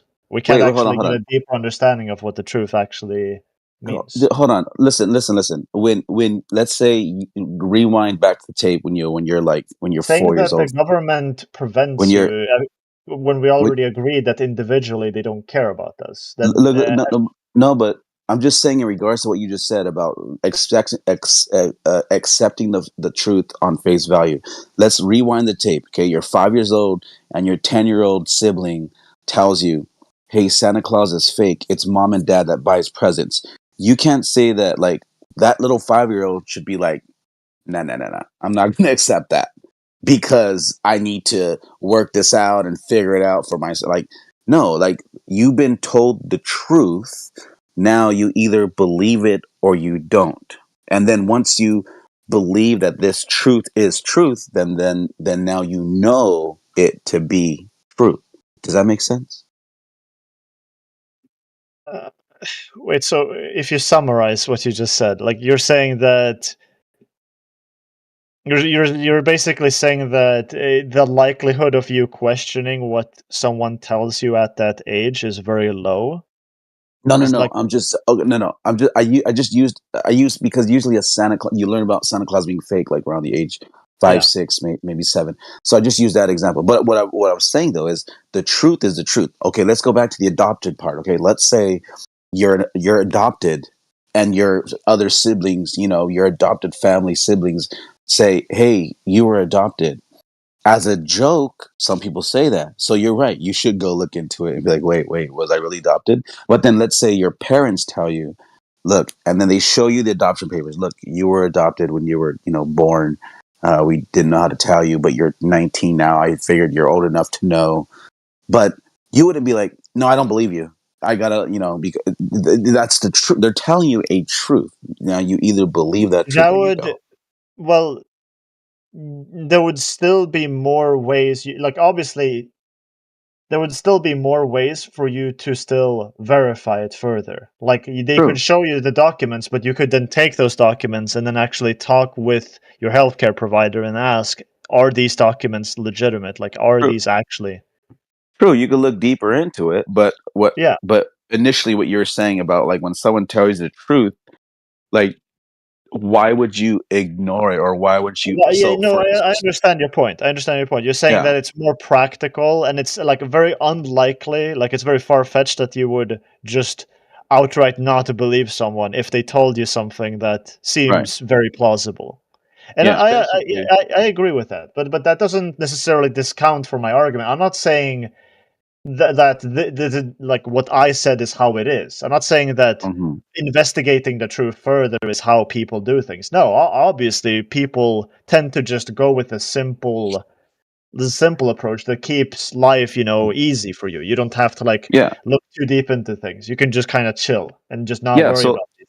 yeah, so imagine somebody said, "Hey, the Earth isn't a globe," and then you have people that go out and do these observations, and they go, "Yeah, you know what? If it was a globe, we wouldn't be seeing what we're seeing. It wouldn't be this way." So then that's kind of like them looking out and going asking that, like you said, go ask their health provider, "Hey, was I like are these papers legit? Like is this, maybe go to the registered county clerk, recorder and say, "Hey, where's my birth records?" And they show, "Oh yeah, look at you're adopted." You're right. You can So go look into things, but what it's I still the wanted truth. to say, is that it's a little different to go out and look for evidence that it isn't a globe. Like some people do that. Like I've seen, like, for example, videos of some flat earth channels. What they do is they look for evidence that confirms their assumption that the earth isn't actually a globe and it is actually flat. And usually they will point to, like, well, look at this specific location in the world where you can see like across a sea, you can see a city, even though the earth has a curvature, and you can still see the city over there in the horizon. Although what they tend to forget in that situation is that the earth isn't perfectly round. It's very like porous and certain areas are very uneven. And so obviously there will be places where you can still see things from afar, even across the horizon. But that doesn't mean the Earth is now flat because of that. That just means that in that local area that you sampled, going by the principles of science, that local area that you looked at, that indicates that, oh, the curvature wasn't enough for me to not see the city over there across the horizon. But if you were to look in a different place, you might have actually encountered an entirely different outcome. Hello, dear. It doesn't matter, though. It doesn't matter. We have the geometry of the Earth, right? We're being told that there is a geometric horizon, right? So we should be able to experience drop over distance, but we don't. Flat Earthers aren't looking for information to confirm biases. We got to this point because we can't confirm the curvature. We can't confirm drop over distance, and we're able to see way too far. Every single observation, unless the weather stops us, we are able to break the heliocentric model. Well, if it were flat, it wouldn't just be that you could see very far. It would be that you could see as far as you could possibly see, like across. You could see to the edge, but that's no, what no, I mean. that's no. But that's see, That's but false. see, that's where then now you sound silly because here's the thing: if you understood how optics works and how the entirety of all that whole we could probably spend a whole day just talking Weather about that. conditions. Yep. Right. If you learned that you can't even see a mountain that is 5,000 feet in the sky 4 miles away from it. Why? Oh, because it's fog. The fog is heavy. It's dense. We can't even see the mountain. My sister, she lives right next to the Pasadena Hills, and on the morning, some mornings, you can't even see that mountain. And that mountain's a huge fucking 5,000 feet in the sky, and you can't see the mountain because of the density of this the fog that has rolled in. But if you think that you should be able to see Paris from New York, then you don't understand how we see things. If it was just fog, it wouldn't just be that the mountain would appear from the just the edge of the horizon and then slowly but surely grow as you got closer. Then that wouldn't be the optical effect. That's different. That's not. Hold on, let me finish. That's something else. Don't get confused, though. Don't get confused. I know what you're going to say, though, but okay, go ahead. Let me finish. If it was just fog that was in front of us, and if we got closer, the fog would dissipate, we wouldn't see first the tiny tip of the mountain appearing, and then as we get closer, it grows bigger and bigger. It would be that we see the entire thing just more clear as we get closer because the fog would dissipate as we got closer. That would be the optical effect. Let me jump in here. So you've got your weather effects, right, which can include refraction, temperature change, and that can give you the appearance of things disappearing from the bottom up, right? But on a clear day, when you don't have that, the only thing that you have to account for is the thickness of the atmosphere as you look over great distances, okay, in terms of weather conditions. So on a clear day, should be able to see to the limit of your vision, which would be your horizon, which is a completely personal optical effect. And this is what my friend was just trying to explain to you. Fog is a different effect, but when you reach the limitations of how far we can see, you will get things that merge, squish, and bend into the horizon. And that's called the convergence point. And when you're on the horizon and you're looking out to the limits of your eyes, things will start to disappear from the bottom up, including the sun, including ships out to sea, and they will actually start to merge and bend and compress into the horizon. So you can see this over large, long-range distances. You can see a building hanging over the horizon, and you'll see the bottom floors on that image are all squished together. Yeah, that's part of the effect of the compression that happens at distance and will give you the appearance of things disappearing bottom up. So in conclusion, there's two ways things can disappear bottom up. One can be from temperature and one can be from the convergence point on your horizon. Neither are caused by a geometric physical sphere edge. And that's the problem. We expect to see this phenomenon.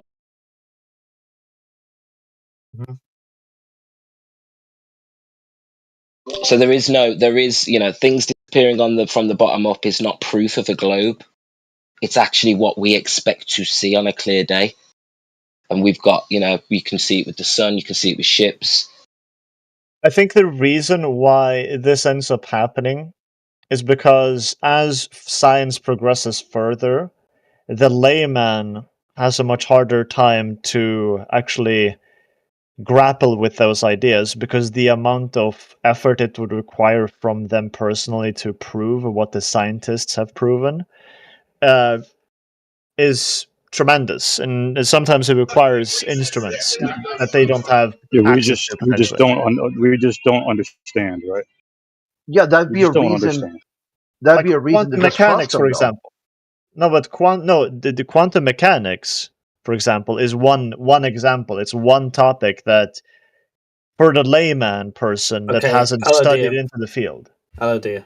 When did they start thinking the Earth was a globe? What do you say? When did people start thinking the Earth was a globe? Correct me if I'm wrong, but wasn't it around? I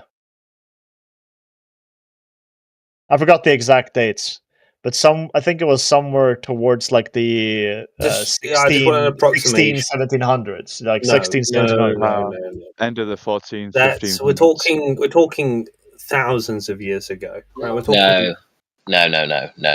You're talking about okay. So Ptolemy had some ideas, yeah, and you've got a myth of a guy who's supposed to have existed called Aristophanes, who threw some ideas. But when you say when did we stop thinking the Earth was a globe, we need to talk about the 1800s, my friend. I wasn't done. So the modern science obviously came about quite recently. People thought the heliocentric model was even earlier than that, so it was rather the 17th century. And 17th century is the 1600s. And then before that, you had people like Pythagoras, like Eratosthenes, and like Aristotle, well-known people who also thought the Earth was a globe. Now, the reason why I say that is because these people, while they were smart for their time, they would be basically laymen, like in the modern day, to know the shape of the Earth or to know one way or the other.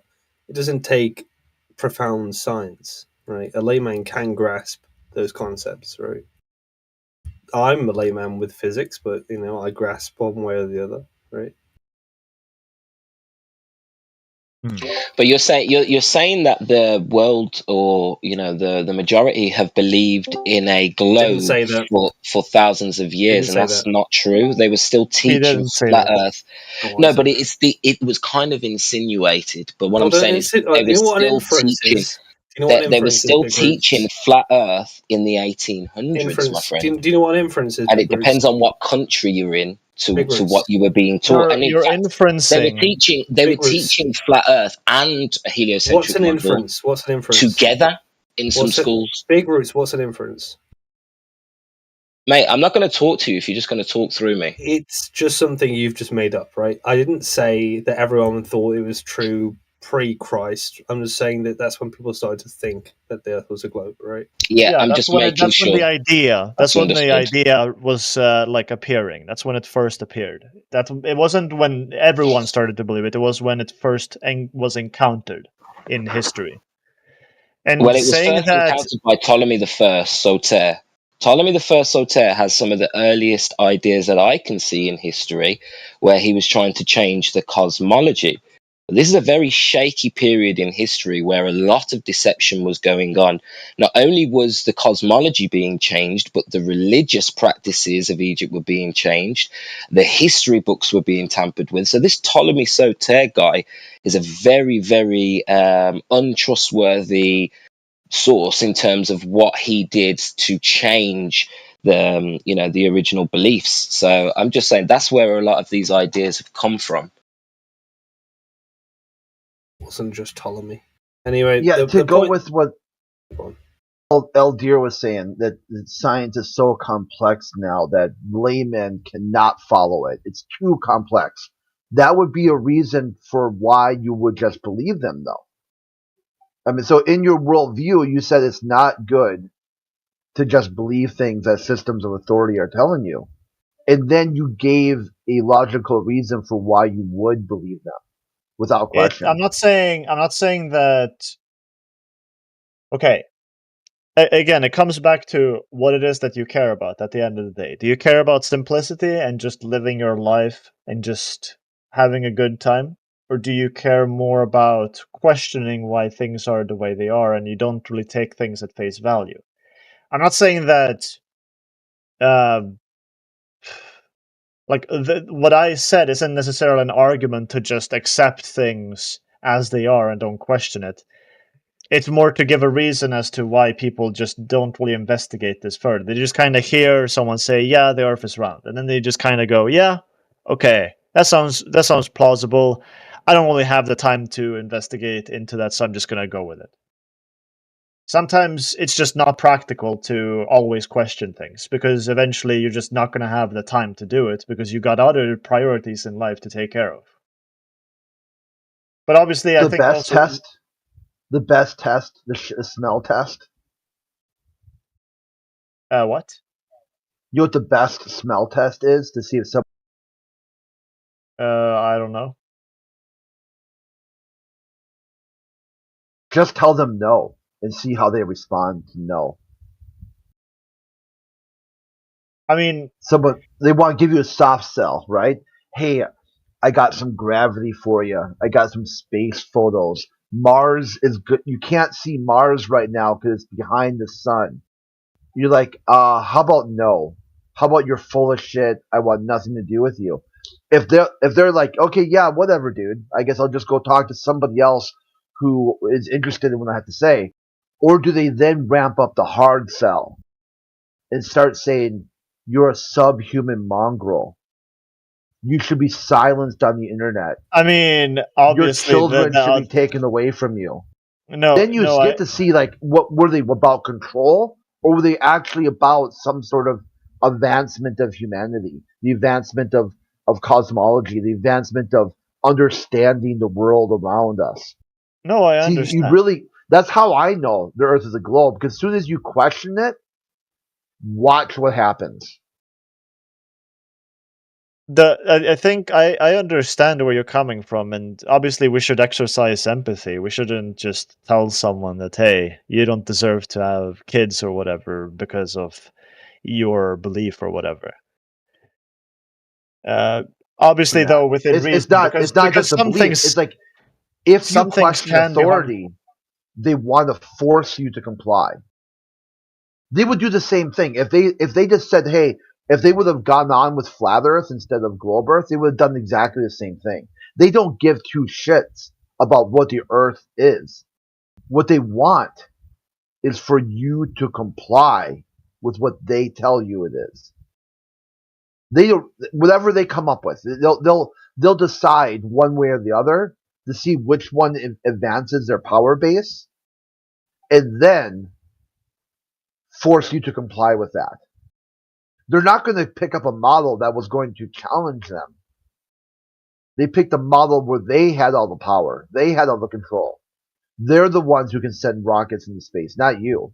They're the ones boldly exploring space for the betterment of humanity, not you.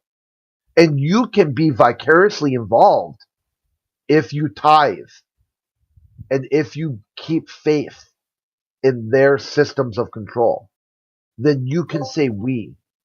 If you don't do that, now you're just the other. There's no room for the other on the globe Earth. Doesn't that kind of play into what I said earlier about having a community? In a sense? No, it goes into like why you would comply. You would comply because watch what happens if you don't. Yeah, they don't mind if you're a flat earther. If conclusion of flat Earth as a belief. No, but if you come to the conclusion as a flat earther, no, I will finish what I'm saying. If you come to the conclusion that the Earth is flat due to belief, then they don't give a shit.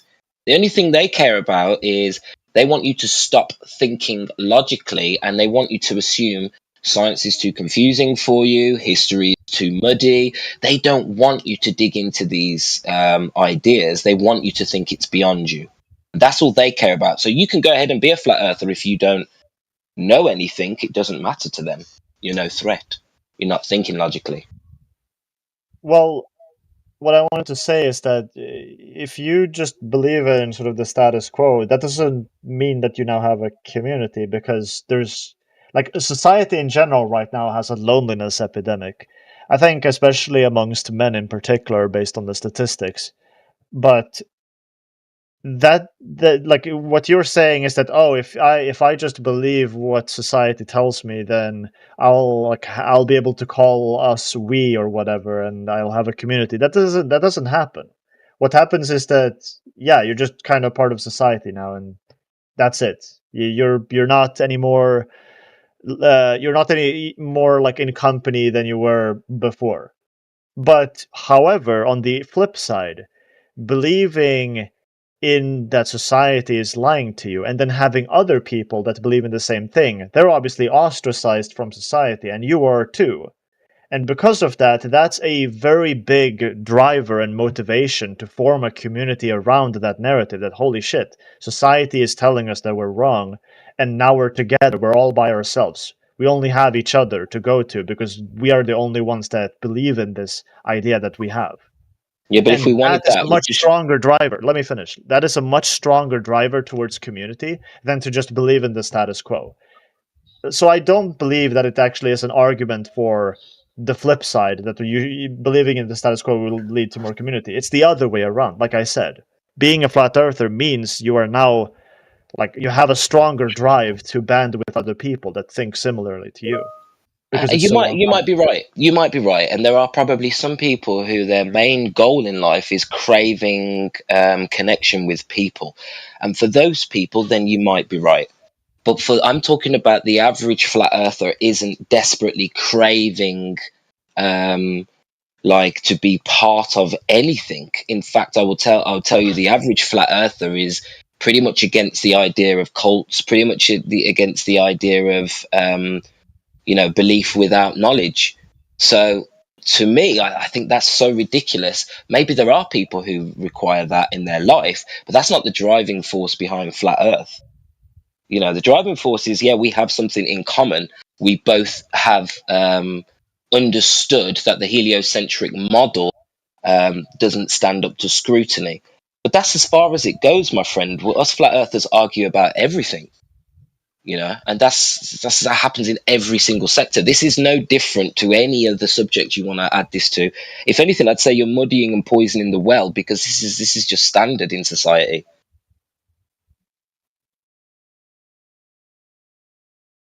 How do you know if you're in a cult? Flat Earth is no different to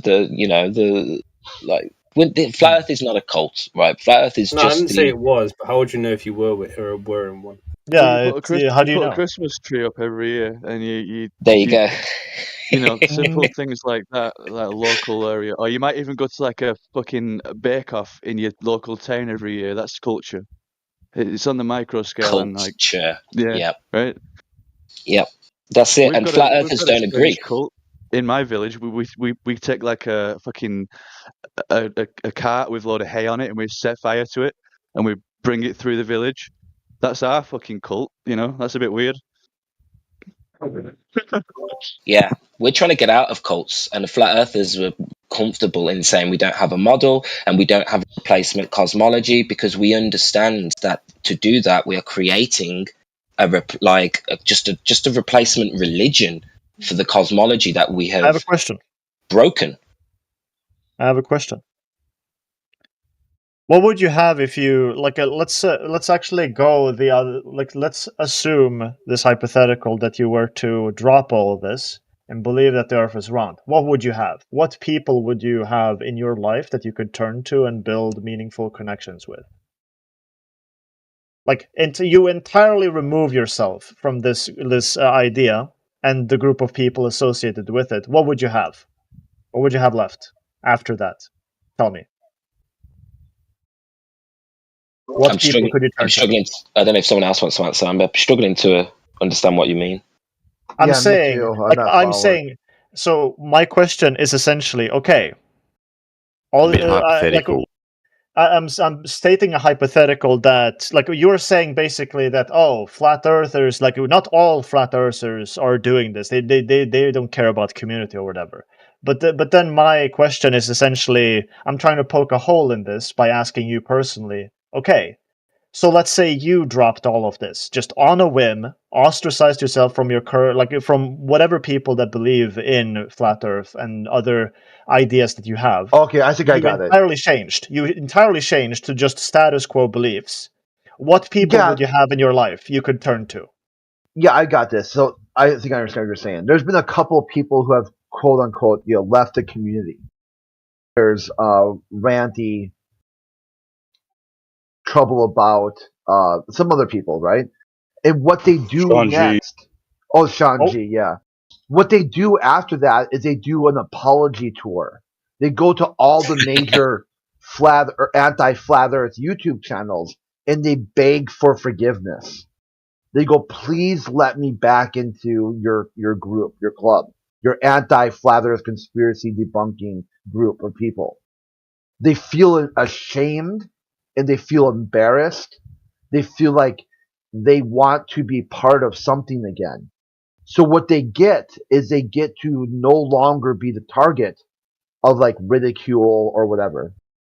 Because in this in the world where it's ever almost done, okay, in the world where it's your inclusivity is growing.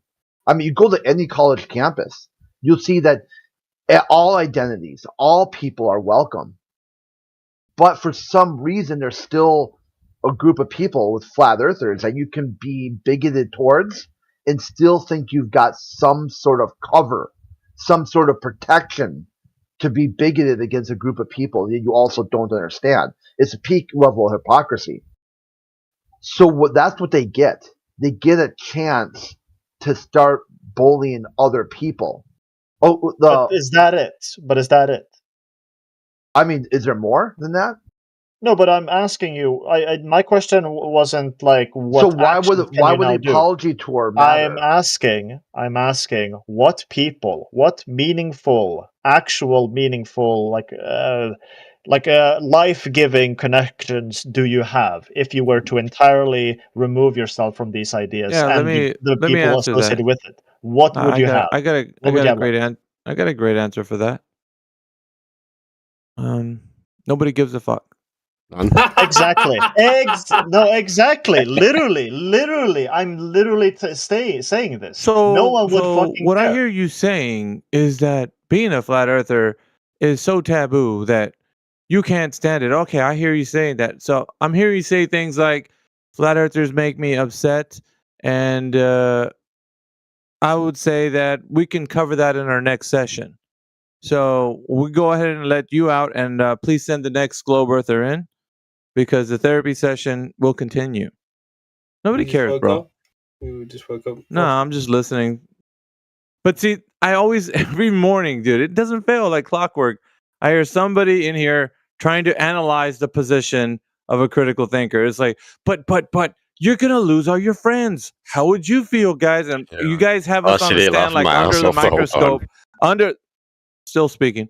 You have us under the microscope like you're checking us out. Who gives a fuck? No one cares. The only thing we're interested in is truth. Bottom line, end of story. That's it, and that's all. Why do we gotta be? Well, if you took truth, right, and today you felt great, and tomorrow you don't, would you still be hanging around with truth? It's like, it doesn't fucking matter. It's the truth.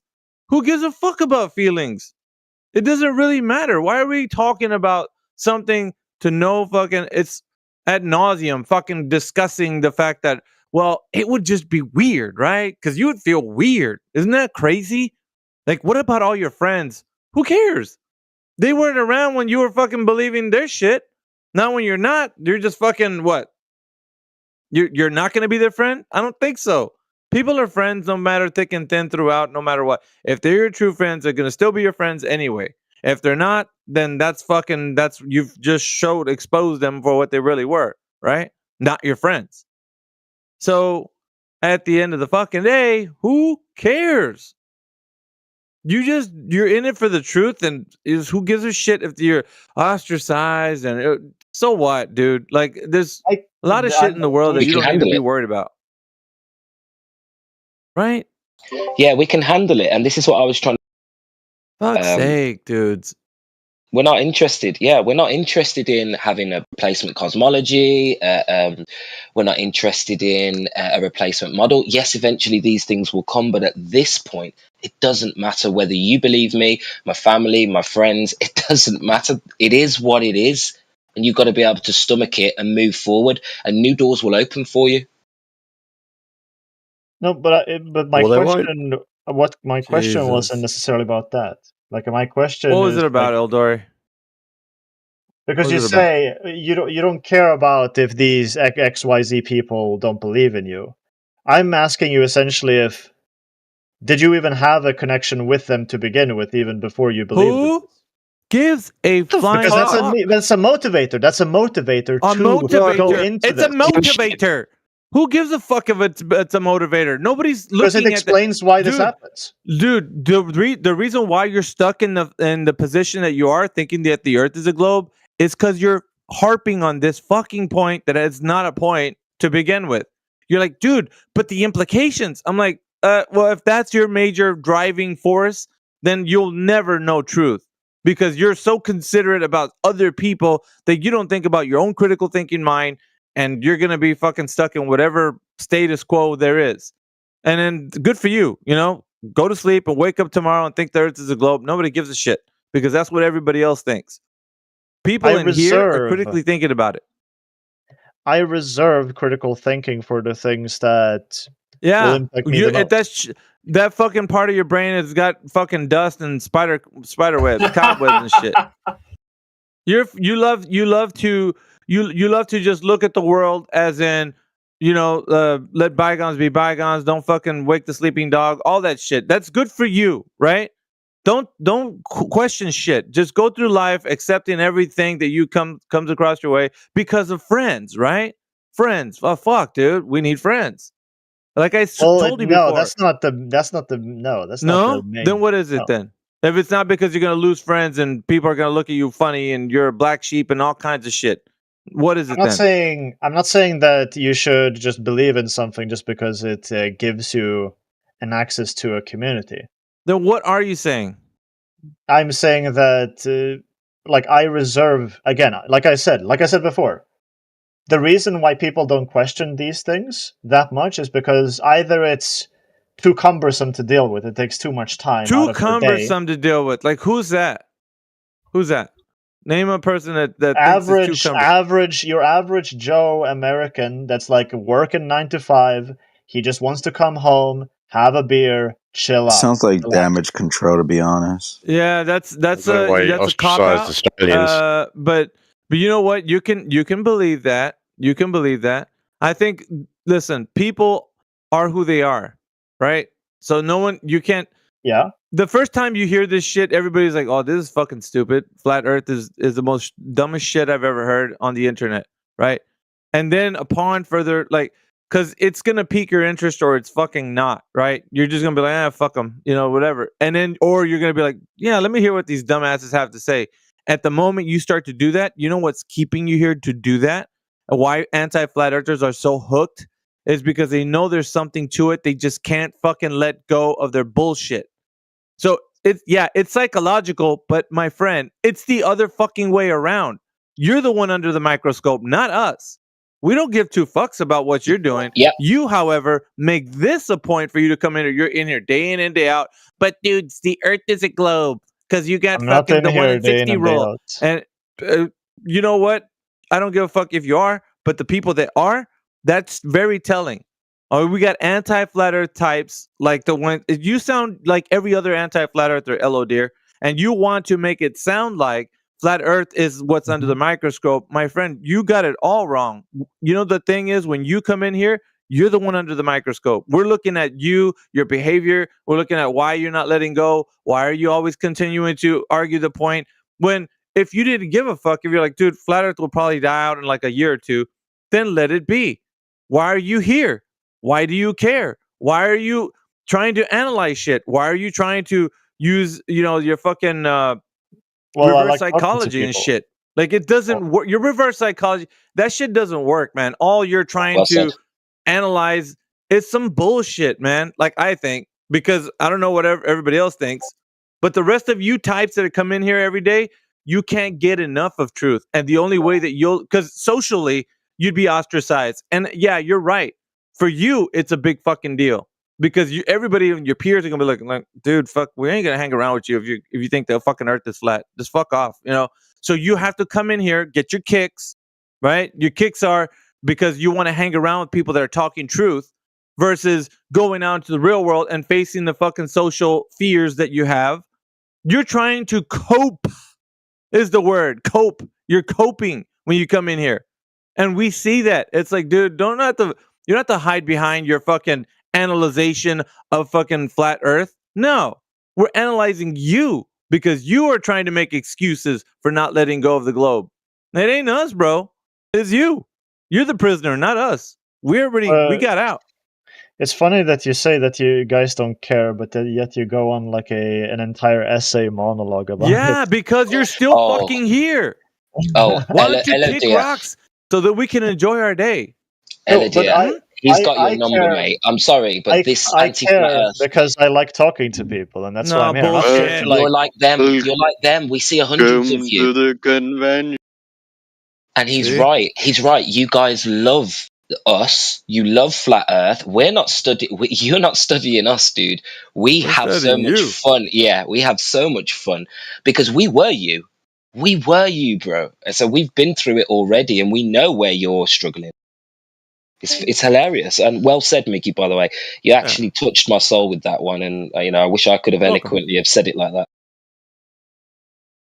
I've been doing this for a long time. I can easily see the issue here, and because I'm listening to what he's saying, I hear the cry. He's crying out like, how can I break free from this fucking social construct that I've designed for myself?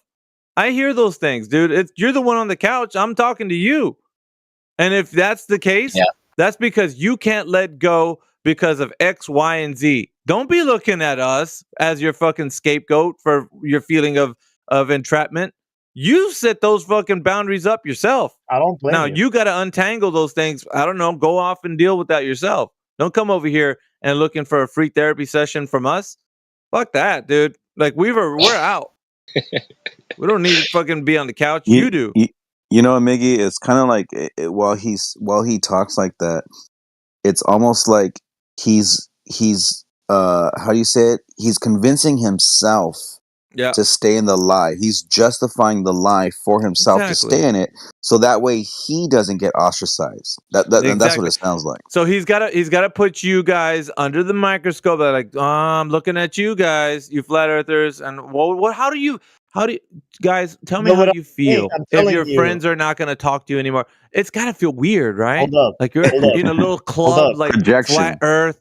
It's projection. You're damn right, because he can't cope with what he's dealing with. The fact that if he was to even look this way, but yet he's so drawn to it. He knows that there's something truthful about it. Otherwise, he'd fuck off and he'd be like, fuck this shit, man. I'm out. Like, he's not. He's still here.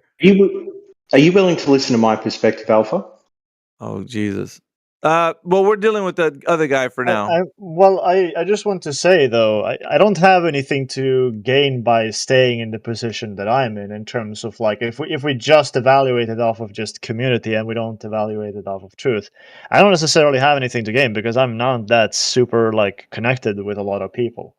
I have a couple people in my life, but that's about it. Like, there's nothing for me to really gain by staying in the status quo, which is why I kind of disagree with what you're saying, that I'm the one coping about that. I know, Pumpkin. I know. Don't worry. You're fine. You're fine, Puddin'. No one's going to take your ball away, okay? But that does explain, though, why you're so obsessed with the whole idea that we might need a tribe of people, because you've just said you don't have that. No, but I'm saying... I'm not saying I'm you. Okay. First of all, I'm not obsessed with that. I'm just saying that's a possible reason. I'm not saying that's how it is. I'm just supposing that may be the reason, and I may be wrong about that. I admit that. Yo, you're dead wrong about it. But the thing is, you won't see it because you see only through your lens of perspective. So everybody else is got the issue instead of you. My friend, you're the one with the issue. Everybody sees that. You're not aware of it. It's like being at a poker game where you're trying to spot the fucking sucker when everybody knows that you're the one. So when you can't find the sucker in the room, guess what, my friend? You are. So that's the thing. You don't see yourself going through the motions when you come in here, but we've been doing this quite some time. People that have been here, we see people emotionally scarred from listening to something that obstructs their paradigm. So for us, it's easy to see. I'm listening to you, been listening to you cope for the, past 30 minutes, an hour, or whatever. That's fine. That's fine. But if you're going to continue, it's futile, dude. Let's just come to grips and say, you know what? Fuck, dude, there's something interesting about this. I really like it. I don't know what it is, but, I can't get this from, listening to people telling me that the earth is a globe. Because there's something about this that sparks everybody's interest, like it does. And the reason why you want to be in here. So, well, what you just said is exactly what I've been trying to say. What's offered by believing in this is being a part of some larger group, which satisfies the human need for connection. Yeah, so we're the ones under the microscope again. I love the projection. You don't stop, do you? Can't have enough. I'm open. You keep thinking that we're the ones that are looking for a group. Oh, I finally found a Apocryphon and Big Roots. Oh, I'm so happy. Oh, I can't wait to get up and talk to those guys again.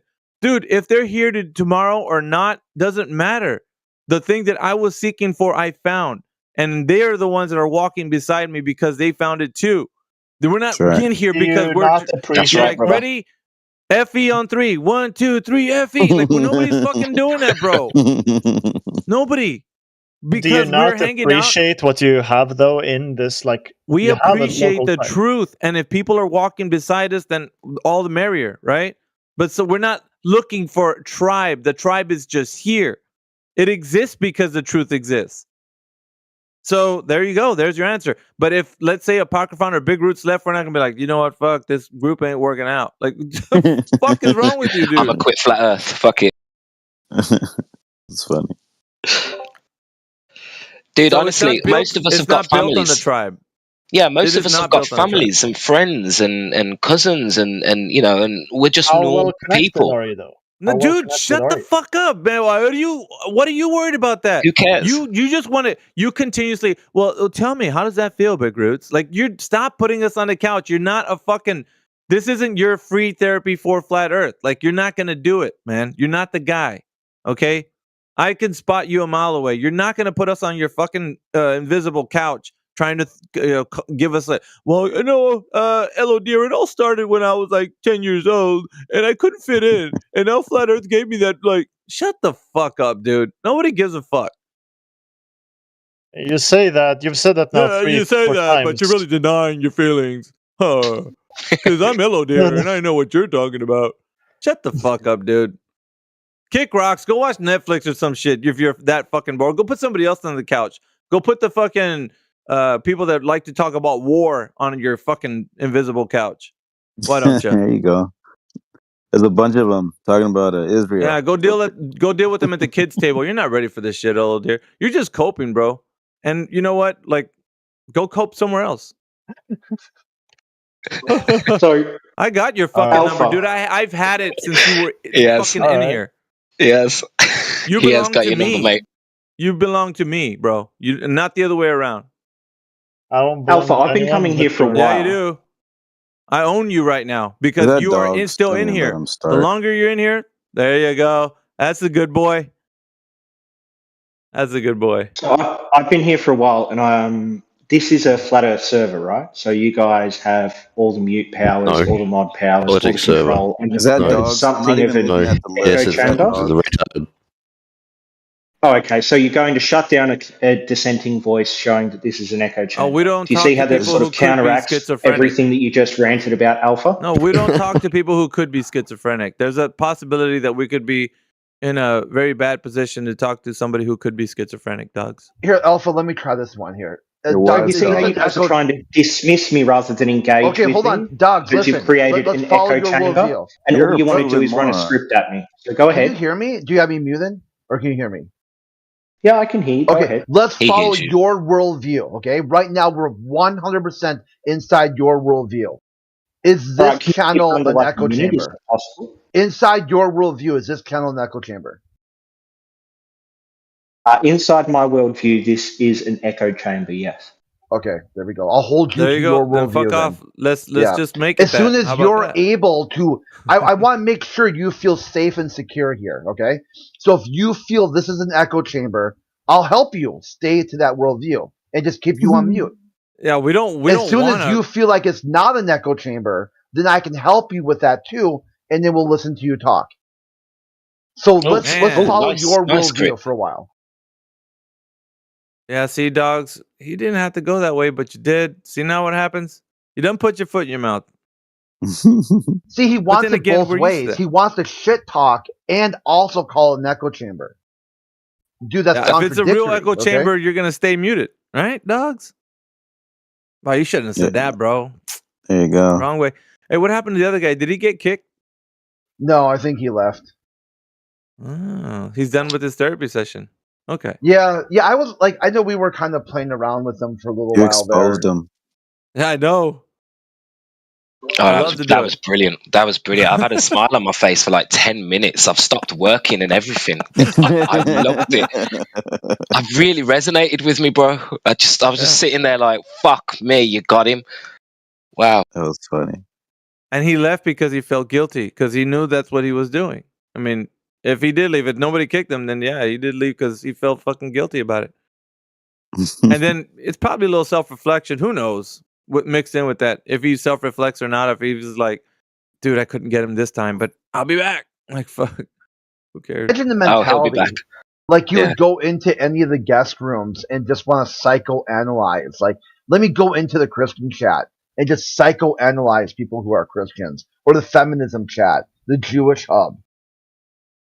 You know, like Yeah, it's rude. any one of these, the big questions group, evil objectively exists channel. Just go into each one and not even try to engage intellectually about or honest about the conversation. Just come in there and just try to psychoanalyze people. It's a quack. Yeah. It's really, I mean, even if you were an expert in therapy and whatnot, and psychotherapy and counseling, you wouldn't do it over a Discord channel, over social media. You would only do that in a clinical setting. So if it was somebody you really cared about, like if your patients were something you really cared about, you do it in a setting where you would make them understand, like, this is a safe space, go ahead and let me know, it's other factors too, but these guys are giving like that fucking, I don't know what you want to call it, street psychoanalyzing groups, and like, it's because it all stems back to what's bugging them, right? So they have to project. They have to make it sound like the whole world's fucked up except for their position. Like they're just like they're the ones with the fucking pen and paper, just writing things down. Like, okay, let me know when was the last time you felt great about yourself. You're like, who gives a fuck, dude? Like this isn't here. If everybody in this room was in it just because we saw that the tribe was like, oh, now I can get to where I feel special. I feel so special with you guys. Like, oh, you guys make me feel special. And if it was all of that, then yeah, it would fucking crumble because there's nothing holding it. There's no real foundation. We're not in here for this bullshit. Like, and it's just nothing new there's many iterations of that fucking sophist archetype that comes in here. The psychoanalyzer, you might want to call him, coming in. He's full of shit. Either it's a tactic Most of them are. or he's coping. One of the two. Or both. Or both. He was saying, like, I'm with you guys. I question authority too.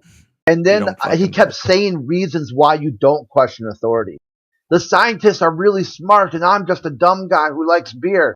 I'm like, okay, well, there's a reason why you would not question them, right? He goes, well, he's like, wait, what? I go, look how dumb you are. You're coming in here being like that one meme where it's like that old guy who pretends to be in high school, so like Barry Busey or Gary or whatever. He's an actor. Yeah, where he like pretends like in high school.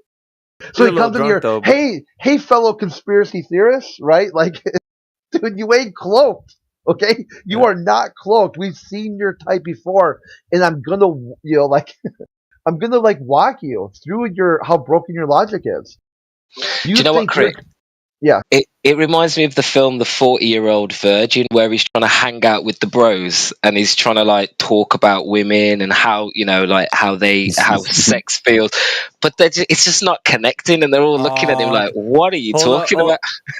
Hold up, guys. I just gotta say a comment. Dogs, you're stepping over the line, bro. The people in here that are Globers can stay in here, but you're fucking saying that even Globers are stupid. That's a fucking shot across the bow to Brit. Yeah, we don't appreciate that, dude. Go and fuck off. Nah, that's fucked up. Because there's Globers that come in here, but you are not that. Not a fucking Glober, dude. You're far from it. You're a fucking contrarian, bro. He's a sophist. No, he only spurgs like this in flat Earth spaces. On Glober spaces, they mute him too. And you see him in text chat. Please unmute me. Will you please? He begs. Please, I want to be unmuted. I want to be. I'm with you guys. I hate flat earthers too. And they just keep them muted. It's fucking hilarious. You don't know how to have a debate, to be honest. Not you, Crit. I'm talking to Dogs. Oh, yeah. Yeah, it's like, I'm okay with unmuting him as long as he's able to come up with, give me a worldview that you want to follow. Say, hey, I want to be part of the conversation. If you want to be part of the conversation, it wouldn't be an echo chamber. Because in an echo chamber, you wouldn't want to be part of that. Dude, he's not fucking lying, man. Yeah, I can show the screenshots. Let's look right now. I could go over to Medicinal Mass Media, type in username dog. Dude, go fucking harass the fucking keyword. Go to other debate channels. See if they take your shit like this, man. Fuck, dude. You're not ready for any kind of debates in here, if that's what you call it. Not a debate to me, but in your mind you think it is, but you're not ready for a debate here, man. You really aren't. You're too high strung. It's not that he's too high strung. His worldview is contradictory. He can't be here for a debate because inside his worldview, this is some sort of safe space echo chamber where he can't debate. Well, Crit, if you were to mute him, you'll see how high strung he is. He doesn't know how to stop. He has diarrhea of the mouth, so he is fucking high strung. Crit, you've made me realize, I was great sort of jujitsu with that last guy, but actually you've just repeated that point again. That is a really good point. If they're coming here with the wrong attitude and they believe this is an echo chamber, then literally they don't belong here. Yeah. They don't deserve any respect until they accept the fact that this is not an echo chamber, which is obviously it's not. But I don't know, that's just really hit me that as this is it. Their attitude is wrong. We have thousands of hours of debates, Dogs Are Gods. Yeah, I've had more debates than you could possibly ever imagine in your fucking little worldview lifetime. See, this is the problem. Inside his worldview, he can't ask for an unmute. He can't. Otherwise, his worldview is contradictory. So either A, he'd have to accept the contradictory. Yes, I want to debate inside echo chambers. And then it kind of say, okay, well, I guess that's what you do with your life. Well, that's weird. Okay, but let's see how that goes. B, explain it. Say hey, I go in the echo chambers to challenge him and challenge my own worldview and see where I'm going with that. Or 3, just spurg out, which is what he does. He just spurgs out. I don't even like his epistemology anyway, because it's all built on solipsism, so it's all fucked to start with. I already know that's his position. His default position is we can't ever know any truth to be 100%, so you're just dealing with the 99%er. And he thinks that's okay. And I'm like, dude, fuck off. You'll never reach the point where you could advance to a level of debate to this intellectual standard, Dog. Sorry. She's never going to do it. You always be at the kids' table, bro. Sorry. Out pouting and shouting Yeah. and mad. I want to eat with you guys. I'm like, no, not really. You can sit over there with those guys. Yeah, with who? With Charlie Brown and fucking Lucy? Because that's the only debates you're ever gonna have. Time to go And pet you call Snoopy. yourself king amongst them? Go ahead. You can do that all day long. You be the biggest kid at the kids' table. I'll fucking do that.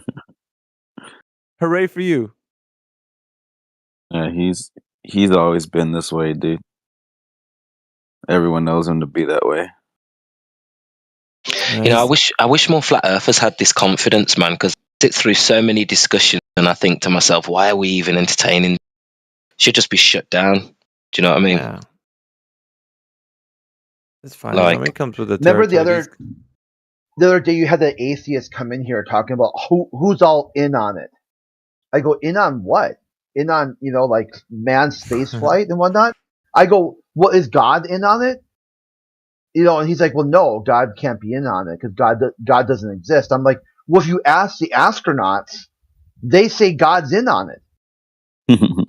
The guy wrote a book, said he found Jesus in space. I mean, they gave the glory to God. Apollo 8, they put a Bible on the moon. They're telling you God's in on it.